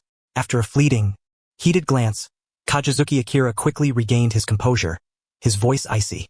Yorujigen, do you truly believe that your clan can transform from a mere chicken to a phoenix simply because the daimyo married a princess to you? That's far better than you lower nobility who want everything but get nothing. Akira narrowed his eyes, about to continue, but Rin raised a hand to stop him. Shaking his head slightly, he flicked a few drops of wine away. Oh dear, what a waste of such fine wine. Kagaya Taniya's eyes narrowed, his interest piqued. He reached for the sake jug again. Indeed, my fault. I'll toast you once more.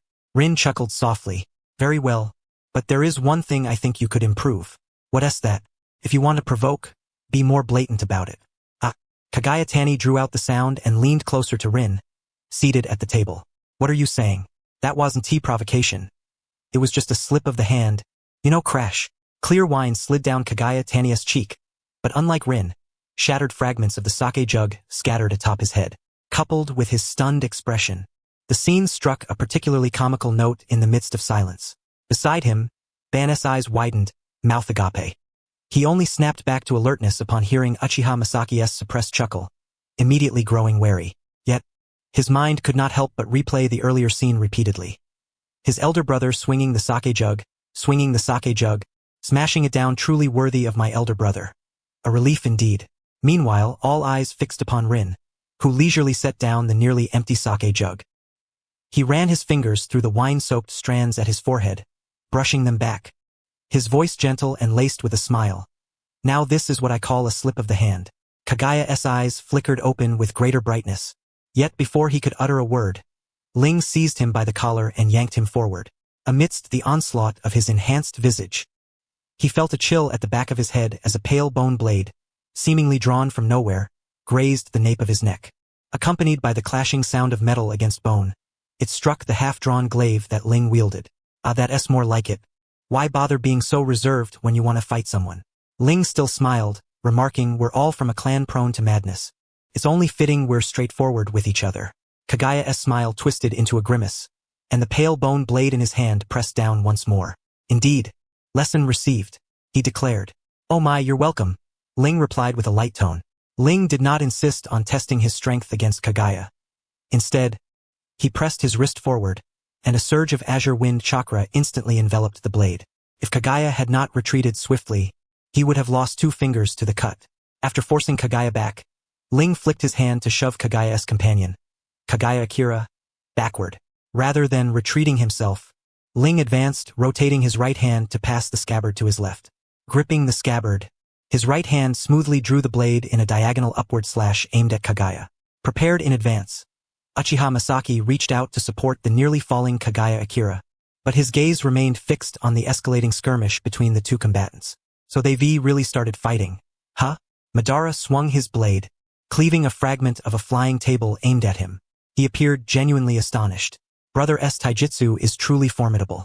Hey, being the best of our generation isn't just talk, Uchiha Masaki said as he pulled the still somewhat stunned Kagaya Akira behind him. A crimson hue subtly glimmered in his eyes as he observed every move of the two fighters, though he focused more on the other Kagaya clan ninja accompanying them.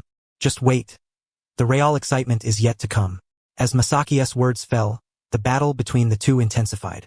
Kagaya's form had transformed drastically. Pale bone spikes erupted from various parts of his body. He resembled less a man and more a monstrous creature. Compared to the grotesque appearance of Kagaya, Ling, who faced him blade to blade, seemed far more fragile. Yet in this deadly duel where a single lapse could mean death, it was the seemingly weaker Ling who held the upper hand. The blade wrapped in wind chakra severed the pale bone blades multiple times and struck Kagaya's body, only to be blocked by bone membranes formed beneath his skin. What's the matter? What's the matter? Ling chuckled, elongating his tone, while his blade technique grew more ruthless. Isn't your Kagaya clan always proud of their taijutsu supremacy? Why are you now so defensively cautious under the hands of a blind man like me? At this moment, Kagaya was at a loss for words. Though employing one-handed swordsmanship, Ling's strikes were heavier with each blow. Kagaya had to divert his strength to form bone membranes beneath his skin for defense, which in turn weakened the bone blades he generated, gradually placing him at a disadvantage. His first strike was never meant to achieve much. Naturally, he did not condense the sharpest bone blade.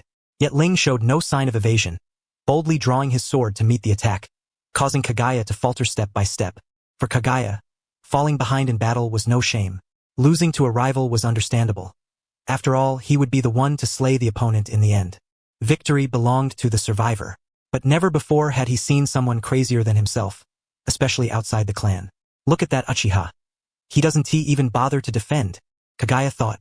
Is he really an Uchiha? Aren't they supposed to specialize in genjutsu? Oh, he is blind? Fine then. But damn it. Being this good in taijutsu after losing his sight is even stranger. His gaze sharpened with resolve. If that was the case, then there was only one option left. Ling, locked in combat with Kaguya, found himself in a delicate state.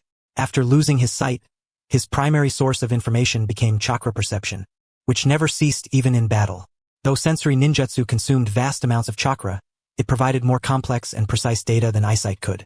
For instance, Ling would never have chosen such an aggressive style before. The Kaguya clan's unique bloodline made their entire bodies weapons. To engage them in close quarters was to risk fatal wounds at the slightest mistake. But now, every clash between his blade and Kaguya's bone blade was clearly relayed back through the sensory ninjutsu, revealing the flow of Kaguya's chakra. He could sense where the opponent's chakra concentrated, which parts of the bone blades were most fragile, and even which muscles tensed in preparation to strike. Thus, despite fighting blade to blade for over a dozen rounds without sight, Ling remained unscathed. This was the advantage of possessing superior battle information, though the downside was equally apparent. An overload of data in a short time could overwhelm the brain's processing capacity, making it difficult to discern the most relevant details. Yet this posed no problem for Ling, or rather, for an Uchiha adept at wielding the three-tomo Sharingan. When employing the Mangekyo Sharingan in combat, although their eyes allowed them to perceive subtle enemy movements and even replicate techniques by observing hand seals, it was ultimately their brains that conducted the analysis. Indeed, prioritizing the development of sensory ninjutsu was the right choice. Ling felt a faint surge of joy within. Although I cannot see, the information I gather has increased, and it does not hinder my combat abilities. However, this also narrows my perception radius, making it difficult to focus on allies. After this, I should attempt solo assault or flanking missions to adapt, and record these experiences to teach the clan's sensory ninjas, expanding their combat repertoire. Ling furrowed his brow as he sensed a sudden surge of chakra in Kaguya's hands, and his offensive movements slowed. Recalling the Kaguya clan's ability to manipulate their own bones, Ling silently amplified his sensory ninjutsu's chakra output, severed the bone blade once more, and left a fresh wound on Kaguya's body. Almost immediately after the bone blade was cut, Kaguya abruptly stepped back, 10 fingertips all aimed at Ling. You pieced, D. He spat. 10 bone bullets. At the sound of his words, pale bone joints burst through the skin at his fingertips and shot toward Ling at a terrifying speed. Madara, witnessing this, involuntarily exclaimed, "Brother, watch out." Clang, clang, clang. The crisp sound of impact echoed across the battlefield. The 10 formidable bone bullets failed to harm Ling. Instead, under his defense, they scattered in all directions, piercing the walls with smooth, rounded holes. Whether by coincidence or design, most of the bone bullets deflected by Ling's blade flew toward other Kaguya clan members.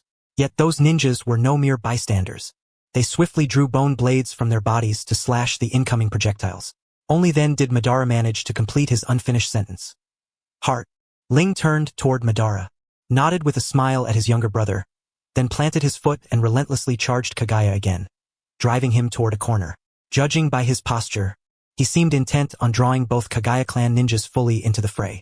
Rest assured, this level of challenge is nothing for your big brother, Uchiha Masaki chuckled, though his eyes betrayed a hint of complexity.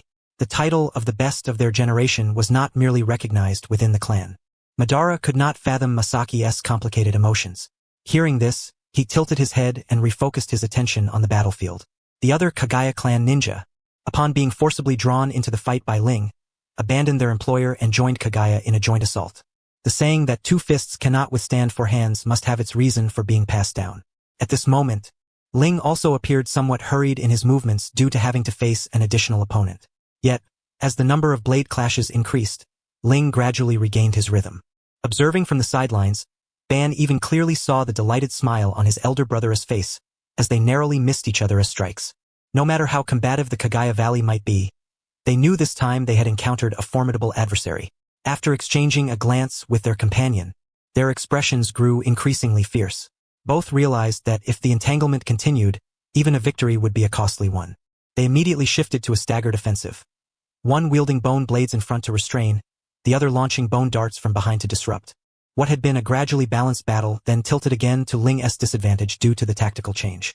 Ling once more deflected the incoming bone darts with ease, his smile unwavering, though faint sparks of electricity began to shimmer over his body. Is it all right for you to focus on me like this? Your client has no one to protect them anymore, you know? The Kaguya Valley dismissed Ling's threat with a snort. Humph. If you're not afraid to leave the entire Uchiha squad in the land of lightning, then go ahead and try to make a move. That statement was incorrect. Ling's smile grew even more joyful at the corner of his mouth. It was you who insisted on increasing the client's reward last minute. And when the client refused, you killed that poor soul out of spite. We Uchiha only drew our blades to aid the oppressed. Kaguya Valley furrowed his brow. Their clan was mad, not stupid. Threatening the client with an increased penalty halfway through? Were they idle? Wouldn't it be better to finish the job quickly and then challenge someone to a duel? But just as a scream pierced the air alongside Ling's deflection of a bone dart, Kaguya Valley sensed something amiss.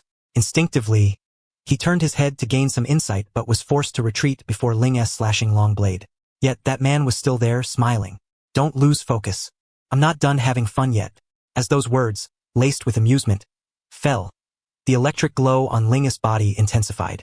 The dazzling blade light completely enveloped the two Kaguya warriors, leaving them no moment to spare their attention elsewhere. Kaguya Akira had obediently shrunk behind Uchiha Masaki and banned since Ling had thrown him aside, showing no shame in being protected by someone younger. After all, he was fully aware that any one of these handsome distant relatives could single-handedly defeat him. But at this moment, hearing the increasingly pained screams of Yazuki Jigen, Kaguya Akira's curiosity could no longer be contained. Carefully peeking out, he caught sight of Ling discarding the sheath of his left-hand sword, which stirred some confusion within him. Before that confusion could fully rise, he saw Ling slash back the Kaguya Valley again, then plunge his left-hand fingers directly into another eye socket. Amid the agonized scream of the Kaguya ninja, Ling gouged out both eyes and quickly withdrew. Discarding the crushed eyeballs in his hand, Ling's smile remained. If you can't even protect your client, then whether you have these eyes or not makes no difference, don't you agree? Kaguya Akira paid no heed to the curses from the Kaguya ninja. His gaze was fixed on Ling's mocking and teasing smile. Slowly, he raised his hand to cover his chest, his face tinged with a faint blush. Is this the legendary mad and beautiful Uchiha? Being used like this is worth it. Kaguya Akira's increasingly heavy breathing caught Ban's attention. When he turned his head and saw Akira's expression on the verge of fainting from excitement, he instinctively wanted to step back a little further. This is bad. Just as Ban decided to retreat slightly, Uchiha Masaki pushed Kaguya Akira toward him. Watch over this guy and me. I'm going to join the fray. No sooner had he spoken than he strode onto the battlefield, coordinating with Ling to further corner the two Kaguya ninjas, leaving Ban and Kaguya Akira exchanging glances. After a brief moment of hesitation, Ban resigned himself and took a step forward. Suppressing his inner discomfort, he stood before Kaguya Akira in place of Uchiha Masaki, silently praying that this fight would end soon. He truly did not wish to remain with such madmen any longer. Meanwhile, the moment Uchiha Masaki joined the battle, he immediately targeted the Kaguya ninja whose eyes Ling had gouged out. Realizing this, Ling decisively switched to the other opponent and soon removed another pair of eyes. Thereafter, as if by tacit agreement, whatever Ling did to one Kaguya Valley, Uchiha Masaki mirrored on the other. Together, Ling and Uchiha Masaki gradually stripped flesh from the two Kaguya warriors, then stabbed their blades along the joints, severing limbs. Finally, they cleaved open their chests and abdomens, broke their necks, and pinned their eviscerated bodies with their own bones above Yazuki Jigen, who had long since perished by bone darts.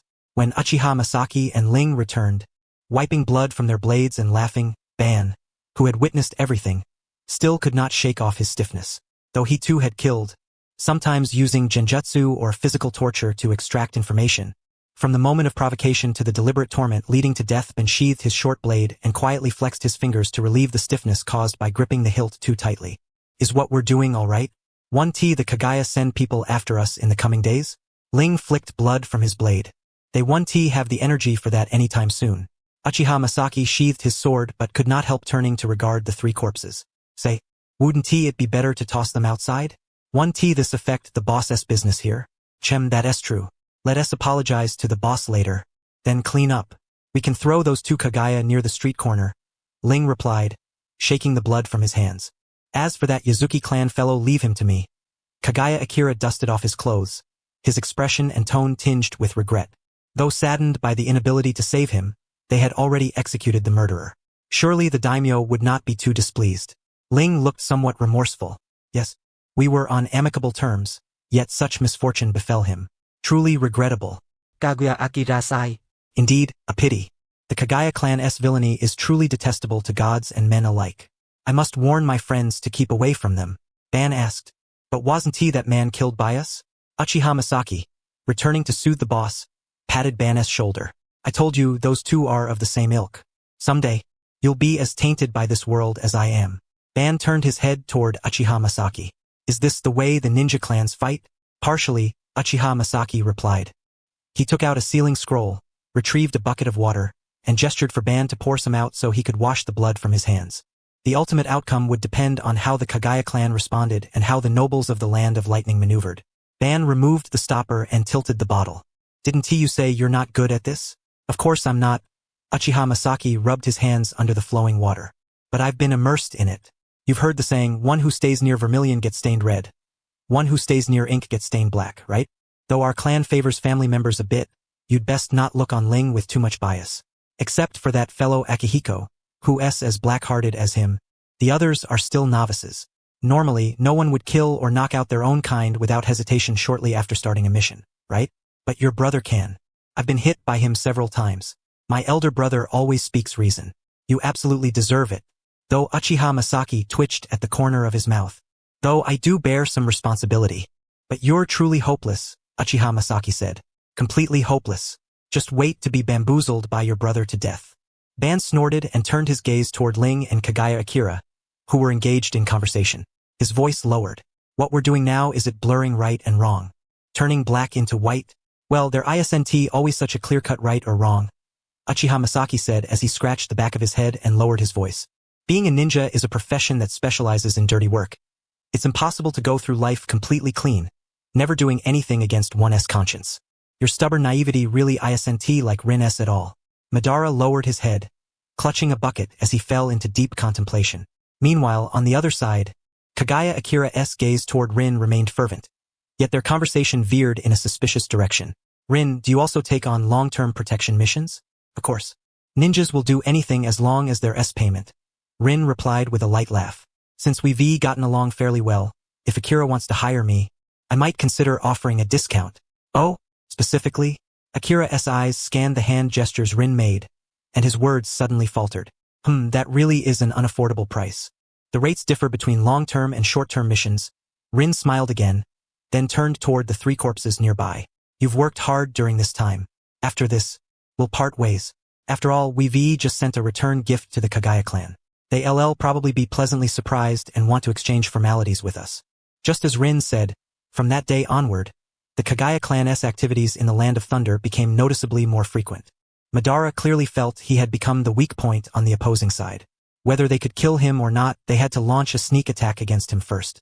Sometimes, they would suddenly disregard everything and charge straight at him in the middle of his fight with Rin and Uchiha Masaki, and all he could do was flee for his life. This was the first time since going on missions that Madara felt like a burden. He couldn't detect enemies promptly, struggled to evade attacks, and even when launching full-force assaults, the opponents would mockingly dodge him. Under such intense pressure, Madara's growth was terrifying. From initially being knocked back and disarmed at the first clash, to now not retreating an inch even with a cracked tiger's mouth, and even managing to parry several blows, all this took only a few days. Uchiha Masaki commented that although the two brothers had nothing alike in personality, their combat talents were frighteningly identical. I figured it out. Your brother brought me along with no good intentions, Uchiha Masaki said irritably as he carefully bandaged Madara's tiger's mouth, which had cracked for the umpteenth time in recent days. Isn't this blatantly making me your babysitter? Madara glanced up at Uchiha Masaki, unusually refraining from retorting. Even he wanted to scold himself. Rin, sitting nearby while maintaining the blades, chuckled softly upon hearing this. Thank you for your hard work. I can manage my own wounds now, but tending to others' injuries is still somewhat challenging. Uchiha Masaki curled his lips. I say it's about time, right? We've been chased by those lunatics for half a month now. I heard in town yesterday that the daimyo intends to reform the ninja clans of the Land of Thunder. Rin said with a smile, wiping the blade with a soft cloth. Although the Kagaya family's pace is slower than I expected, managing this in just half a month is commendable for those usually sluggish nobles. So before the decree is enforced, we'll still be pursued for several more days? Uchiha Masaki groaned, covering his face as he crouched. I'm just an ordinary, traditional Uchiha. Why do I have to suffer like this with you? Madara raised his head again at those words. Aren't you number one as well? Oh, that Uchiha Masaki mustered his spirit. I only have an advantage in the number of jutsu I know and my chakra reserves. Compared to those guys who only know how to grind, it's nothing special. I'm a very typical Uchiha ninja, and I'm completely unskilled at hard work. But if that's the case, you can't be called number one, right? Madara tilted his head. Just like you said, your brother is not only the number one among the clan's peers. You must have good reason to be called the number one in ninjutsu too. Well, Uchiha Masaki rubbed the back of his neck and averted his gaze as if recalling something. If I had to say, it's that I can learn in a glance what others need days to study. I'm the kind of person who thrives on talent. Madara? Listen to yourself. Does that sound like human speech? Uchiha Masaki's words were too much, and the others had envied his outstanding memory quite a bit back then. Rin sheathed his blade, full of helplessness. That probably saved you a lot of training time. That's why I say I'm bad at hard work, Uchiha Masaki muttered. Not to mention who would bother to train hard for things they can learn just by glancing? If you guys didn't keep pushing me, I wouldn't practice beyond the basics at all. And then their hero always picking fights with me just because I learned something new. I'm bad at hard work already, and with him messing around, I'm even less motivated. Madara's expression grew stranger. But rather than envy the other's talent, he felt more an urge to slap this guy right in the face. Rin shook his head. It's precisely because you keep saying things like that hero always clashes with you. What about chakra? Madara stared intently at Uchiha Masaki. How much chakra do you have? I'm currently barely on par with the Senju of my generation, but not among the elite. The elite in their clan have double the amount of chakra compared to ordinary ones. It's just too unfair. Madara's expression stiffened completely. Can't you ever tell the truth? This time, it was Uchiha Masaki who looked puzzled, his voice carrying a tone of self-righteousness. I'm telling the truth. Aren't I? I don't lie to my own people. Madara. This guy must be the most annoying among my brother's peers, right? He never speaks like a normal person. Are there any normal people among my brother's contemporaries at all? Then why did you say my brother is not only the number one among the clan's peers? Madara asked. Of course, because Rin has never lost to anyone his age. Uchiha Masaki crossed his arms, looking even more baffled. Has your brother never told you about his missions? He talks about points to watch out for during missions, how to choose tasks suitable for himself, but he never mentions the kinds of opponents he encounters. Madara lowered his eyes to ponder for a moment. He only talked about how to analyze the opponent's combat habits based on attacks and how to respond. Uchiha Masaki looked quite conflicted. After a moment, he turned to Rin. Rin, can I talk about your stuff? Of course. I don't mind being talked about. Rin lifted his head, his voice full of resignation. You don't have to be so afraid of me anymore since you no longer pity the enemy. No way. Uchiha Masaki unintentionally raised his voice.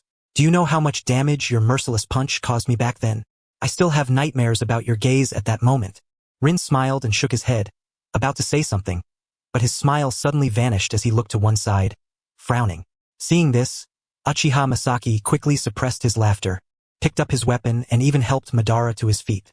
The Kagaya mad dogs are biting at us again? Sort of. Rin's expression grew strange as he shook his head. I didn't expect they'd run into each other. This is really going to be interesting. Can't these Kagaya lunatics see we're actively avoiding them? Have they finally dug their brains out and decided not to use them? The red-haired youth, bearing many wounds and looking somewhat exasperated, kicked a corpse on the ground. They provoked the Uchiha just a few months ago, and now they're provoking the Uzumaki so soon. Are they trying to exterminate the clans? Don't say that, yo. The slightly shorter red-haired boy wiped blood off his blade, only the hem of his clothes stained with enemy blood. They've been fools for more than a day or two, and they're already dead. So stop complaining about them unless you want to drag their souls back from the afterlife and whip their corpses. Do you think I'm one of them digging out brains? Uzumaki rolled his eyes fiercely as he used palm healing techniques on his wounds. Because I find them annoying, do you think I'd bother to drag them back from the afterlife just to whip their corpses? Am I that bored? Aha. That ceremony was indeed so intricate it could give one a headache. Yet if young Uzumaki truly desires to undertake it, he certainly can he not? Why don't you just shut up? Young Uzumaki snapped, casting his gaze toward the last member of the squad. Hey Hashirama, you weren't hurt, were you? The half-grown youth who had been addressed blinked in momentary surprise before nodding apologetically. No, I'm fine. Sorry for causing trouble for Brother E and Brother Yang. It's nothing. Besides, the two of us are both intrigued by the Uchiha. Young Uzumaki waved his hand dismissively, his wounds fully healed, yet he wondered aloud, but why would you be interested in the Uchiha? Could it be that Lord Hashira has now sent you to the front lines of the battlefield? No, probably not for a while yet. Hashirama chuckled awkwardly, scratching his scalp, which itched slightly due to the dye. Actually, I'm not really interested in the Uchiha. I just… if you're unwilling to say, then so be it. But stop digging for answers, Uzumaki interjected, ruffling the boy's hair. Even if you don't say it, I can guess a bit. Hashirama must be captivated by Ling, right? We understand that feeling. After all, I'm captivated too. Huh? Captivated? Hashirama looked up in astonishment, stammering. See, captivated? Indeed, though we haven't clashed many times, I'm completely drawn to him. Uzumaki stroked his chin thoughtfully. No, rather, it's that kind of warm, sincere Uchiha that naturally wins people over. I assent it? Hold on, young Uzumaki stood up, stretching his joints. I'll wholeheartedly agree that Uchiha Ling's features are exquisite. There's really nothing to criticize about his appearance. But if you say he's warm and sincere, then are you blind? And every time you meet I assent it on the battlefield, do you call chasing after you with a blade warmth? Or that every strike is lethal sincerity? You who haven't fought Ling wouldn't understand. That kind of forthright Uchiha is truly rare. Uzumaki shook his head regretfully, swiftly dealing with the corpse and using Earth-style ninjutsu to bury it. He was someone who, even if he sincerely wished to end your life, bore not a shred of hostility. Hashirama was taken aback, unable to resist asking, even on the battlefield, he only had killing intent without hostility? Oh, so Hashirama, you're also attracted to Ling for that reason. Uzumaki raised an eyebrow, his smile broadening with delight. Exactly. He is a person who almost never harbors hostility toward others, though when it comes to taking lives, he never hesitates. As he spoke, Uzumaki revealed the scars on his left arm and chest to Hashirama. Here, his souvenirs to me. Hashirama's voice faltered as he looked at the two scars. Such wounds truly bear no hostility? Yes, absolutely none. Isn't that remarkable? Uzumaki lowered his shirt. We've only met 3 times, really. After the first fight ended in a draw, I lost the next 2. The most recent was nearly 2 years ago on the battlefield in the Land of Grass. I was at a disadvantage at every turn, and just as he was about to slice open my chest and end my life, he chose to sheath his blade and retreat, even though I nearly shattered his spine with 1 strike while he helped another clan member on the brink of death. Hashirama carefully observed Uzumaki's expression, noting no trace of hatred, only a mixture of nostalgia and emotion. He was puzzled. Brother E, don't you hate him? My feelings toward him are complicated, Uzumaki smiled. The first time we fought, I regarded him simply as an opponent neither of us could best. But by the second time, I almost lost an arm because of my ingrained assumptions. At that time, I did hate him, which is why even after my left hand healed, I began training in dual-wielding swords, determined to avenge that humiliation. But who would have thought that the third time we met, he could still say with joy, I didn't expect to see you again. Shall we exchange names? I'll remember you. If this chaotic era ends in our lifetime, shall we have a drink together? From then on, I was utterly captivated by him. Such sincere emotions should not be neglected. So I went back and studied many dangerous sealing techniques, planning to subdue him in our next battle, share a drink, and then send him on his way. Unfortunately, he went and blinded himself after that. Seeing Uzumaki's wistful expression, Hashirama grew more confused. Generally, wouldn't such words on the battlefield be considered provocation? What is there to be happy about? Noticing Uzumaki lost in thought again, young Uzumaki kindly interjected to explain to Hashirama. Our Uzumaki clan possesses a sensory ninjutsu called Kamakura Mind Si. When the eyes are closed and the Mind Si is opened, abnormal movements within a radius of several dozen kilometers can be sensed through chakra. And when the specific chakra is known, not only can we detect the flow of chakra within the opponent's body, but also their pulse rate and muscle exertion. When close enough, we can even perceive their emotions. Thus, besides using it to sense nearby chakra for intelligence, we apply it in combat as well. However, using Kamakura Mind Si in battle consumes a great deal of energy and risks exposing vulnerabilities, so it's usually reserved for reconnaissance. Only a few clan members master its combat application, and E is one of them. That guy can't resist others' goodwill. Once he senses it, even if the other is an enemy, he absolutely must respond. And as you've seen, he has now completely fallen. Hearing young Uzumaki's explanation, Hashirama twitched the corner of his mouth. And what about brother Yang? Why are you interested in the Uchiha? Me? Young Uzumaki rubbed his chin. I'm not interested in the Uchiha. I want to marry an Uchiha as my wife. Hashirama leaned back in shock, his voice trembling. Marry an Uchiha as your wife? Young Uzumaki was unfazed by Hashirama's astonishment, waving his hand casually. Stop stammering. You heard right. I want to marry an Uchiha as my wife. Hashirama swallowed nervously, opening his mouth several times before managing to speak. But why? Why? Young Uzumaki scratched his head. What kind of question is that? Who doesn't like a beautiful Uchiha? Aside from their bad temper, foul mouth, and painful hits, the Uchiha are beautiful and unconditionally devoted to their family. They're the ideal marriage partner, 100 times better than those purely violent women from our clans. Besides, the Uchiha are enemies. If you take one back forcibly, you don't have to care much about her opinions. Moreover, the offspring might inherit the ridiculously powerful Sharingan, giving a huge boost in battle. So, snatching an Uchiha as a wife is fantastic, alright? Hashirama involuntarily stepped back. Ha ha ha. I was just as shocked the first time I heard that theory. The Uzumaki finally snapped out of his reverie. But come to think of it, Yang isn't wrong. After getting to know the Uchiha personally, you realize they really are suitable partners. Though if it's a spouse, I think mutual consent is best. Well, I'm just saying. Whether we can even get one alive is another matter. The Uchiha's nasty temper. Young Uzumaki sighed, but soon perked up, rubbing his chin. And there's one more thing I care about. Given the physical constitutions of our clans, the Uchiha tend to be smaller and more delicate compared to us. That petite, easy to pick up and carry feeling is quite nice. That's true. Uzumaki nodded in agreement. The Uchiha's stature and appearance really do awaken a protective instinct in others. Hashirama swallowed again and took another step back. Heaven have mercy. His interest in the Uchiha is definitely not in that way. Uzumaki was about to say more, but suddenly turned his head sharply to the other side, his eyes blazing with battle fervor. What a coincidence, Yang. Find something to cover Hashirama's face. Upon hearing this, Uzumaki pointed a finger to his forehead, closed his eyes to sense the surroundings, and after a moment, he curled his lips in disdain, removing his windproof scarf and tossing it to Hashirama. Tch, it's all men here. I came with you thinking I'd meet my future wife. Hashirama raised his hand to catch the scarf, wrapping it around his neck with a hint of puzzlement. If it's Uchiha Rin, there's no need to cover your face, right? Besides, I've already dyed my hair. If I'm not mistaken about the chakra fluctuations, there should be someone named Uchiha Masaki nearby Rin. His memory is exceptional.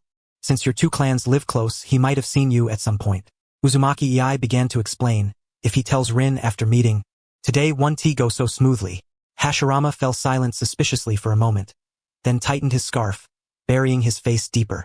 I think Uchiha Rin might not need anyone to tell him that I'm a Senju. Haha, Rin isn't that rigid. I think as long as we fool his clan members, it makes sense. How can be so sure? Uzumaki gave a thumbs up. Intuition. Although intuition is sometimes useful, look at the occasion. Hashirama silently covered his face, beginning to seriously reflect on whether coming to find Uchiha Rin so hastily was too impulsive. Yet, at this moment, the arrow was already on the bowstring, ready to be released. There was no time for hesitation. Taking a deep breath, Hashirama took out a kunai, gripping it tightly. I hope they ignore me. No, I'd rather the number of arrivals not be too many, or being treated as the breach point would be troublesome. As footsteps approached, Hashirama finally made out the three figures walking through the woods. The leader was none other than the one he longed for, Uchiha Rin. The other two seemed to be of his generation. One had his hand on the hilt of a short blade, looking vigilant, likely Uchiha Madara. The other was the Uchiha Masaki Uzumaki had mentioned. Hashirama quietly glanced at that man, only to meet his scrutinizing gaze. A jolt ran through Hashirama's heart. But the man merely cast a few glances, as if he had seen something unsightly, quickly withdrawing his eyes. Hashirama even heard the man's unhidden grumble. Has Uzumaki stopped using seals and started just scaring people? That hairstyle is just bizarre. That would be one thing, but right after Uchiha Masaki said that, Uchiha Madara, who was likely Hashirama's most competitive peer, also glanced at him. Hashirama clearly saw his pupil contract sharply, trembling slightly. Hashirama. What's wrong with a watermelon haircut? He really likes that style. You Uchiha all have hedgehog haircuts. Hashirama stubbornly sulked there, but Uzumaki-i's eyes gleamed as he drew his twin blades. Rin. Long time no see. Long time no see, ei. Rin smiled as she drew her staff sword. I didn't expect Mikio really passed on the message well. That's a bit beyond my expectations. Of course, how could I not respond to such sincere feelings? Uzumaki-i's battle spirit surged. Come on, Rin. Let me see if you still deserve the title undefeated. I still have that title? Rin frowned, tapping the tip of her blade on the ground. I've never even heard of it. Of course you haven't heard it, because we gave it to you ourselves after gathering intelligence on you. Hashirama clearly saw Rin's obvious surprise upon hearing Uzumaki-i's words. But soon faint sparks of lightning appeared around her, a smile curling at the corner of her lips. That's quite the compliment. As Rin's words fell, the atmosphere between the two clans' squads instantly became tense, ready to ignite. Despite his intense inner anxiety, Madara couldn't suppress a strange feeling. That buzzcut Uzumaki just said what? How could I not respond to such sincere feelings? Do you even know what you're saying? Although Uchiha and Uzumaki relations are not as tense as with the Senju, they're still hostile, alright? And what feelings exactly are you talking about? Most importantly, why aren't you refuting this, brother? Could it be that such dialogue is common in battles, but he's just inexperienced and finds it strange? If Hashirama could hear Madara's thoughts now, he would wholeheartedly agree. He also felt something was off. However, regardless of Madara's inner thoughts, and whether Hashirama agreed with him, the protagonists at this moment were neither of them, but the two wielding weapons and confronting each other. Upon seeing the tangible lightning chakra enveloping Rin, Uzumaki-i's expression shifted from initial excitement to calmness. Realizing that waiting any longer would only strengthen Rin's momentum, he ceased holding back and charged at Rin with all his might. Rin reacted swiftly, slanting her long sword to block Uzumaki-i's twin blades swinging up and down. You're anxious, huh? Well, that just gives me more time to prepare. Hearing Rin's teasing tone, Uzumaki-i smiled. No way. I was hoping we could share a drink this time. Don't say that my little brother is still watching. Rin struck fiercely, forcing Uzumaki-i back, though her smile remained gentle. Could you leave me some face? Don't say that I have a kid with me too. Uzumaki-i crossed his twin blades, evading Rin's long sword and closing in, his voice equally amused. Don't I deserve some face? If one only listened to their conversation, they would assume these two were longtime friends. Yet, in reality, every strike precisely targeted the other's vital points, each blow seeking to render the opponent incapable of resistance. First, Rin's blade slashed open Uzumaki-i's chest, aiming to end his life, but he dodged just in time. Then, Uzumaki-i's twin blades, covered in black runes, sought to seal Rin. Their speed was so swift it left afterimages. However, Madara noticed that rather than worrying about Rin's safety, Uchiha Masaki was clearly more wary of the Uzumaki ninja observing from the other side. Trying to ignore the buzzcut peer, Madara shifted his gaze toward another Uzumaki ninja. Before he could scrutinize that, Uzumaki strode forward. Uchiha Masaki's Sharingan snapped open instantly. Uzumaki, yo, if you come any closer, I want to be polite. Oh, don't be so tense. Uzumaki yo stopped, grinning. I'm not EI, and my mission isn't done yet. I don't want to waste energy fighting you here. Then stay away. Uchiha Masaki radiated resistance. I have nothing to say to you, pervert. Wasn't it just last time you tried to steal my girlfriend? Given our clan's relationship, that's normal, right? Besides, I didn't succeed. Do you have to hold such a grudge? Uzumaki yo crossed his arms, grinning mischievously. By the way, you didn't bring your girlfriend this time? Uchiha Masaki's face darkened, his voice grinding with anger. How dare you speak? If you were really stealing women, I wouldn't be this angry. No choice, you Uchiha are all so beautiful. I didn't expect to catch you back then. Uzumaki yo chuckled, looking rather simple and honest. And honestly, you're pretty light to carry, almost like a girl. Madara was stunned, his expression complicated as he looked at Uchiha Masaki. Then Uzumaki yo, unsure where to begin his criticism. This is all wrong. I senti it? Why would an Uzumaki looking for a wife end up stealing one from the Uchiha? Madara instinctively took a step back, glancing toward the buzzcut figure hiding his face. Could this watermelon-headed guy also be? Hashirama, who had been closely watching this side, suddenly lost his composure, his voice breaking from nervousness. I'm not. I didn't. Don't jump to conclusions. But Madara took another step back, eyes filled with clear distrust and vigilance. Hashirama felt like he was going insane, letting out a lament and clutching his head. He should have waited until he was strong enough to come on his own. Look at the deadly situation now. Compared to the overly cheerful atmosphere here, the two engaged in combat were growing increasingly fierce in their attacks. Confronted with the long blade descending toward his head, Naruto Uzumaki once again raised his sword to block as before, yet the weapon in his hand failed to convey any tangible force in return.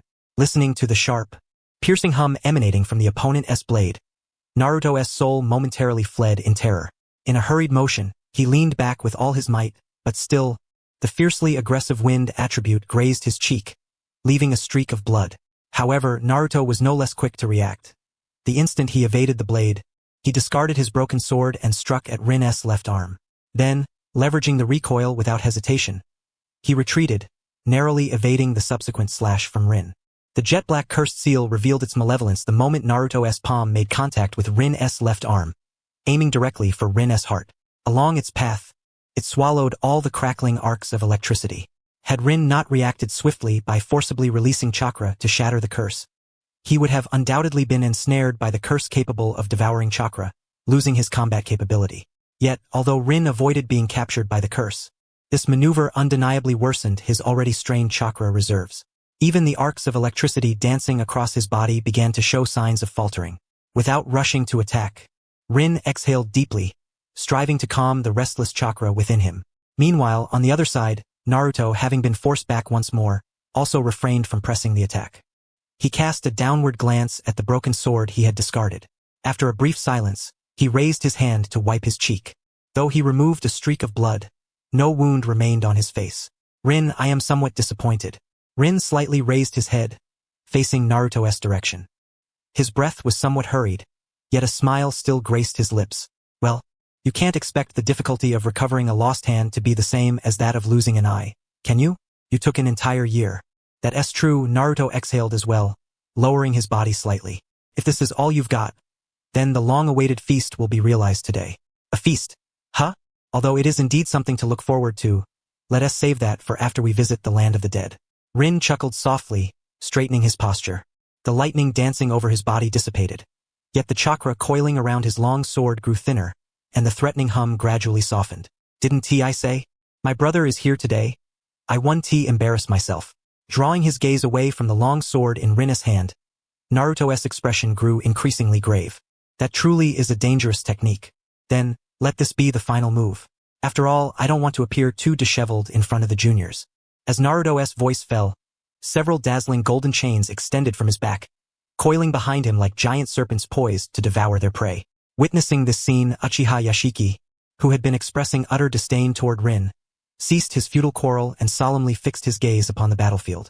Madara, watch closely. Only the Uzumaki who can wield the adamantine sealing chains can be considered a true Uzumaki. Whoever we encounter on the battlefield, one by one, if we can kill them, we will. A true Uzumaki?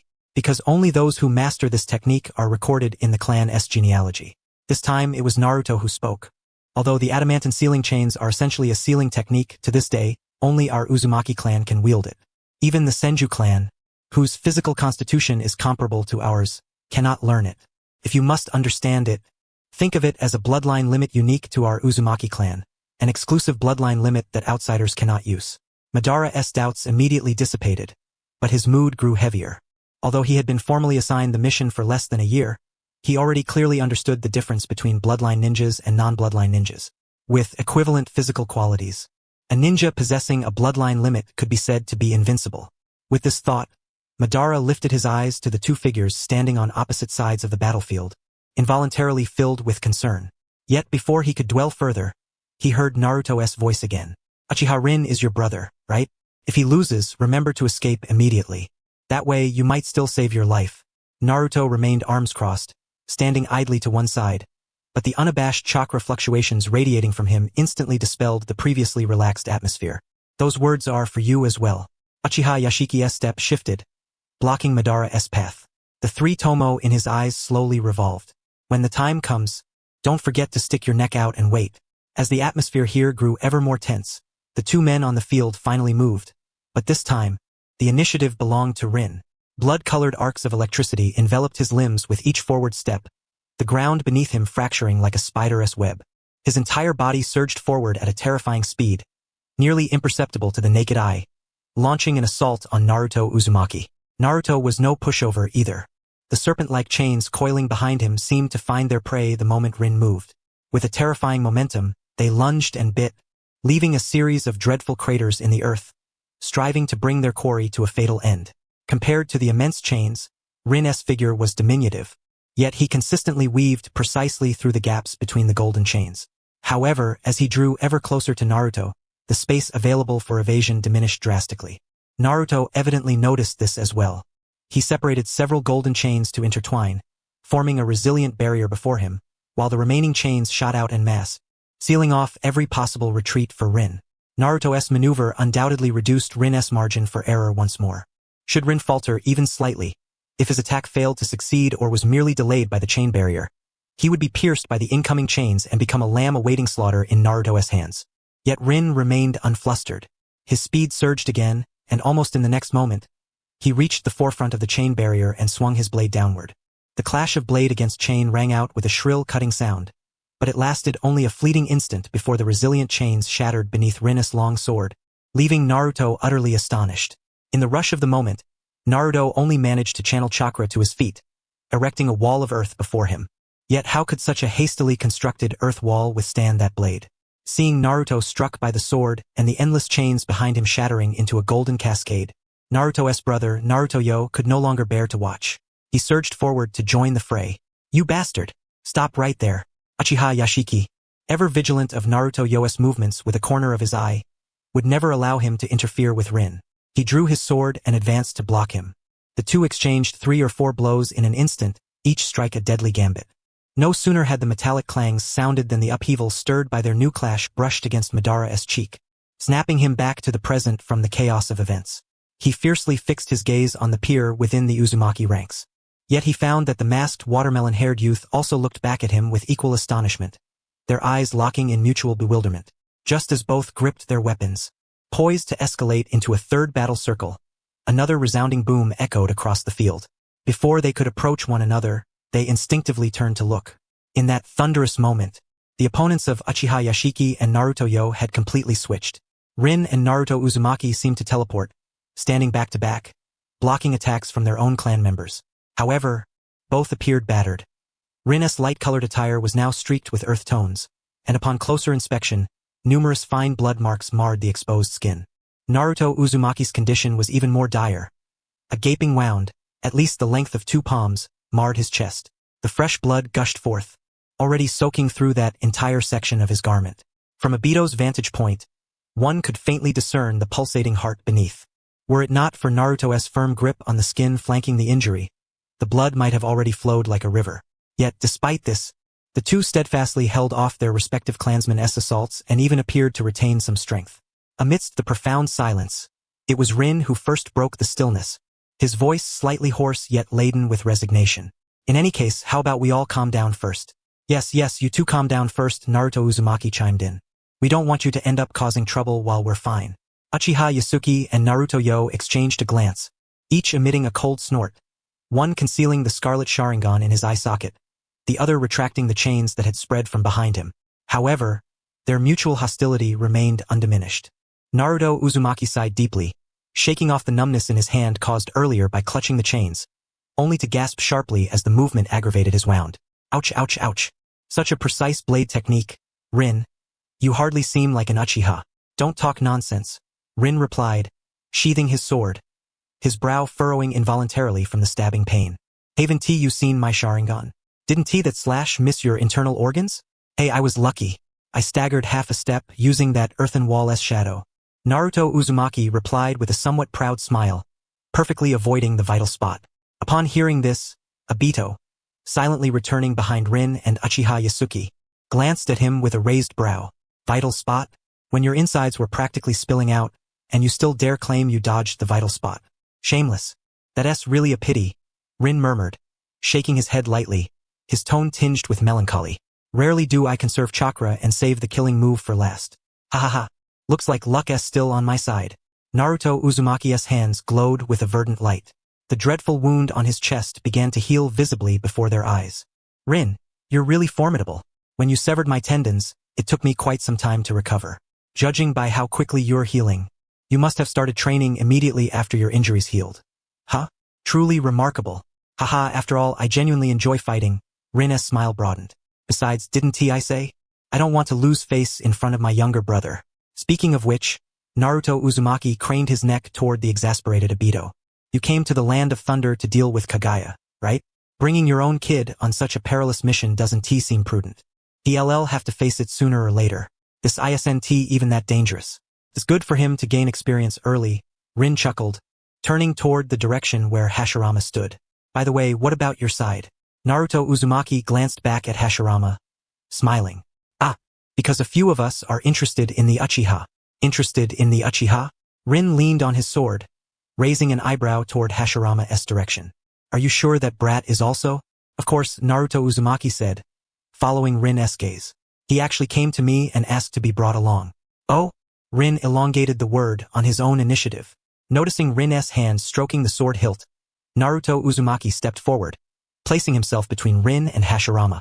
Come on, cut me some slack. I rarely bring juniors along. It wouldn't look good if one of them died. Besides, Rin, you're bringing your brother too, right? Let us avoid mutual destruction. Shall we? At worst, I'll let you bite me once. Considering you still have to deal with Kaguya. That's hard to refuse. Rin finally ceased stroking the hilt, a mischievous smile tugging at his lips. But since I'm being so generous, why don't you trade some intel with me afterward? No problem. Naruto Uzumaki laughed heartily. But I'll reject anything that concerns principles. I'm not shameless to that extent. Rin chuckled as well. Rather than that, let me bite you first? Naruto Uzumaki rolled up his sleeve, generously exposing his arm to Rin. Go ahead. Obito was aware that some members of the Uzumaki clan possessed unique constitutions, capable of bypassing hand seals or even requiring no consent to have chakra drawn by others through biting for healing purposes. Yet, at this moment, watching Rin bite into Naruto Uzumaki's arm without hesitation, his mind was overwhelmed by an irrepressible chaos. Putting aside why these two, who had just been fiercely fighting to the death, could now coexist harmoniously, Obito was particularly unsettled by Naruto's instantaneous use of a sealing technique earlier. Such proximity from such a person was hard to accept, not to mention that they were essentially enemies. Don't be puzzled. Your brother and I can be considered the most familiar strangers. When we say one move decides the winner, it really means one move, Naruto Uzumaki said, lowering his sleeve, his smile growing even broader. But even toward enemies, I can maintain calm yet vigilant trust. Rin, I'm truly growing fond of you. You always manage to overturn my perceptions in ways I cannot emulate. Obito's eyes briefly flickered with apprehension. Did this man even know what he was saying? If their genders were reversed, such words would definitely be mistaken for a confession. Rin shook his head helplessly. Thanks to you, I'm confident I could handle another battle immediately without faltering. That's good. I'd be deeply disappointed if I didn't get to personally kill Rin in the end. Naruto Uzumaki laughed heartily. But Rin, though today's fight is paused, there is still something I must declare to you. What? Naruto Uzumaki's smile vanished. If that's your killing move, the next time we meet on the battlefield, you will die. The best outcome would be us perishing together. I know. I'm not that naive. Rin still smiled lightly. If I want to go to the battlefield, I need to further hone my sensory ninjutsu to avoid harming our clansmen. That's good. After all, I wouldn't want to drink with you in the afterlife, as you said. Naruto Uzumaki's chest wound had already crusted over and stopped bleeding within moments of treatment. That wouldn't meet my expectations. But that's not necessarily a bad thing, right? Rin turned his head slightly, the amusement in his voice growing more evident. Drinking with someone you get along with is quite enjoyable. Hashirama remained dazed, unable to fully recover from the shock of the recent events. From childhood, he had always been ahead of his peers in strength, even able to hold his own against some older opponents for several rounds, buying time for reinforcements or even escaping directly. But today, just as his attention lingered on Naruto Uzumaki being felled by a single slash and the thought of rushing to assist barely surfaced, Naruto exploded into action in a burst of anger and shock. Opposite him, Uchiha Yasuke revealed the hidden fangs beneath his casual demeanor, and their close-quarters combat prevented Naruto from advancing even an inch. Such a formidable clash convinced Hashirama that no matter whom he faced, he would be slain the moment they locked eyes. Yet these two, Naruto Uzumaki and Rin, both wounded, readily intercepted them. Hashirama could not clearly see Rin's injuries, but the unmistakable pallor of his cheeks told of considerable exhaustion. Even in such a weakened state, he joined the fray instantly without a tremor in his defensive movements. Naruto Uzumaki's wounds were even more apparent. An injury exposing his internal organs was hardly minor, even considering his extraordinary regenerative ability. Yet, with such a grievous wound, he single-handedly blocked Naruto Yo's Congo barrier. The lethal assault, despite Uchiha Yasuki and Naruto Yo sensing a change in their opponents and restraining their force in time, could only be partially deflected. In other words, Naruto Uzumaki and Rin had taken a full-strength strike head-on. Afterward, both lowered their weapons simultaneously, suppressing their animosity with great effort. Yet what troubled Hashirama most was the demeanor displayed by Uchiha Yasuki and Uzumaki Yo as they watched the battle unfold.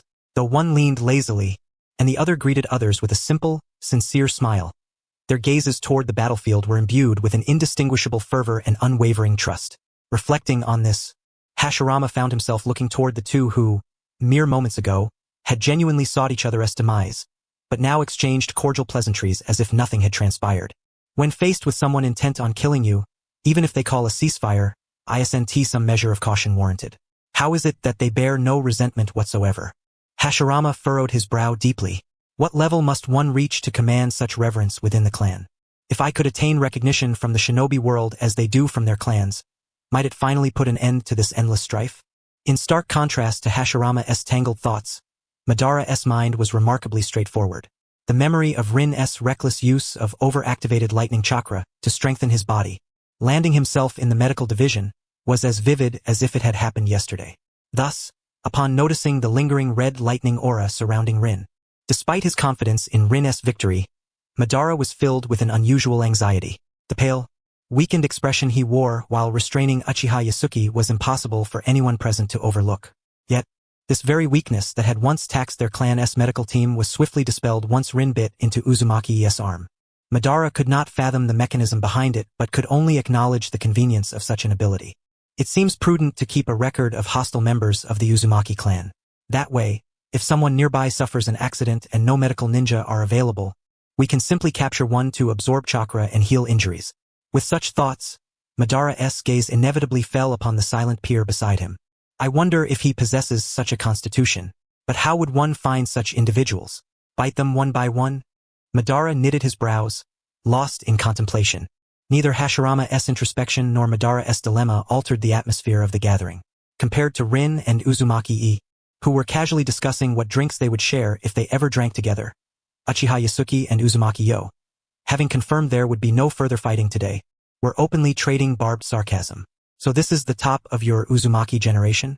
Yasuki stood with a languid posture, arms folded, chin slightly raised, his peach blossom eyes casting an appropriately indifferent glance toward Uzumaki.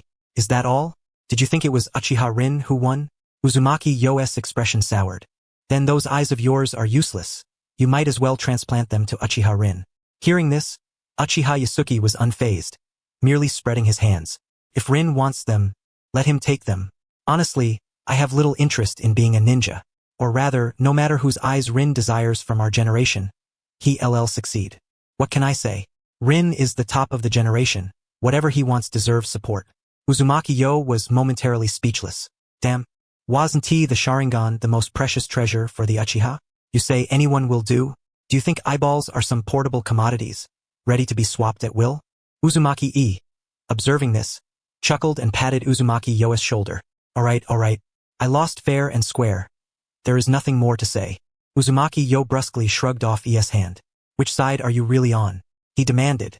Yi lafet heartile. The Uchiha are great in every way, just unfortunate that they can talk. Uzumaki Yo snorted coldly, unwilling to continue. Yet, at that moment, Uchiha Yasuki was unwilling to let him off so easily. Ah, look at you and look at him. Truly, you lack all self-awareness. Yasuki, enough, Rin sighed softly. Today was technically a draw. Uchiha Yasuki shrugged toward Rin. I know, but don't you find it amusing? Poor Uzumaki, unable to argue his case and too frustrated to fight, crying and throwing a tantrum. So pitiful. Madara swore he distinctly saw a vein throb at Uzumaki Yo's temple. He stopped his thoughts and lifted his gaze to Uchiha Yasuki, certain of one thing. This man's personality was simply rotten to the core. Well, forget it. You can't win against him anyway, so why bother? Uzumaki withdrew his hand. If need be, we can always find an opportunity to snatch him back again. Then perhaps we could use sealing techniques to modify the body. Wouldn't that make everyone happy? Seeing Uchiha Yasuki's face darken instantly, Madara silently turned his head toward the warmly smiling Uzumaki. Subconsciously, he edged closer to Rin's side. It seemed the notion that sheer strength alone could solve all problems was too naive. One must also know how to handle the perverse. Sensing the inexplicable unease Madara conveyed, Rin raised a hand to soothe his younger brother's head. His smile gentle. Let us leave the idle chatter here. Though I don't mind. It's not exactly good for Uchiha and Uzumaki to be seen mingling so closely. Indeed. Then how about an exchange of information? Uzumaki looked at Rin. A question and answer exchange. How does that sound? Fine, I'll start. Rin paused briefly. Hearing no objection, he continued, what was your reason for seeking me out? Do I even need to say? Uzumaki chuckled. Of course, it was a mission. The response was rather perfunctory, but Rin showed no reaction, merely nodding and motioning for Uzumaki to ask his question. What's the story with your eyes? As you can see, Rin's smile was gentle, they're blind.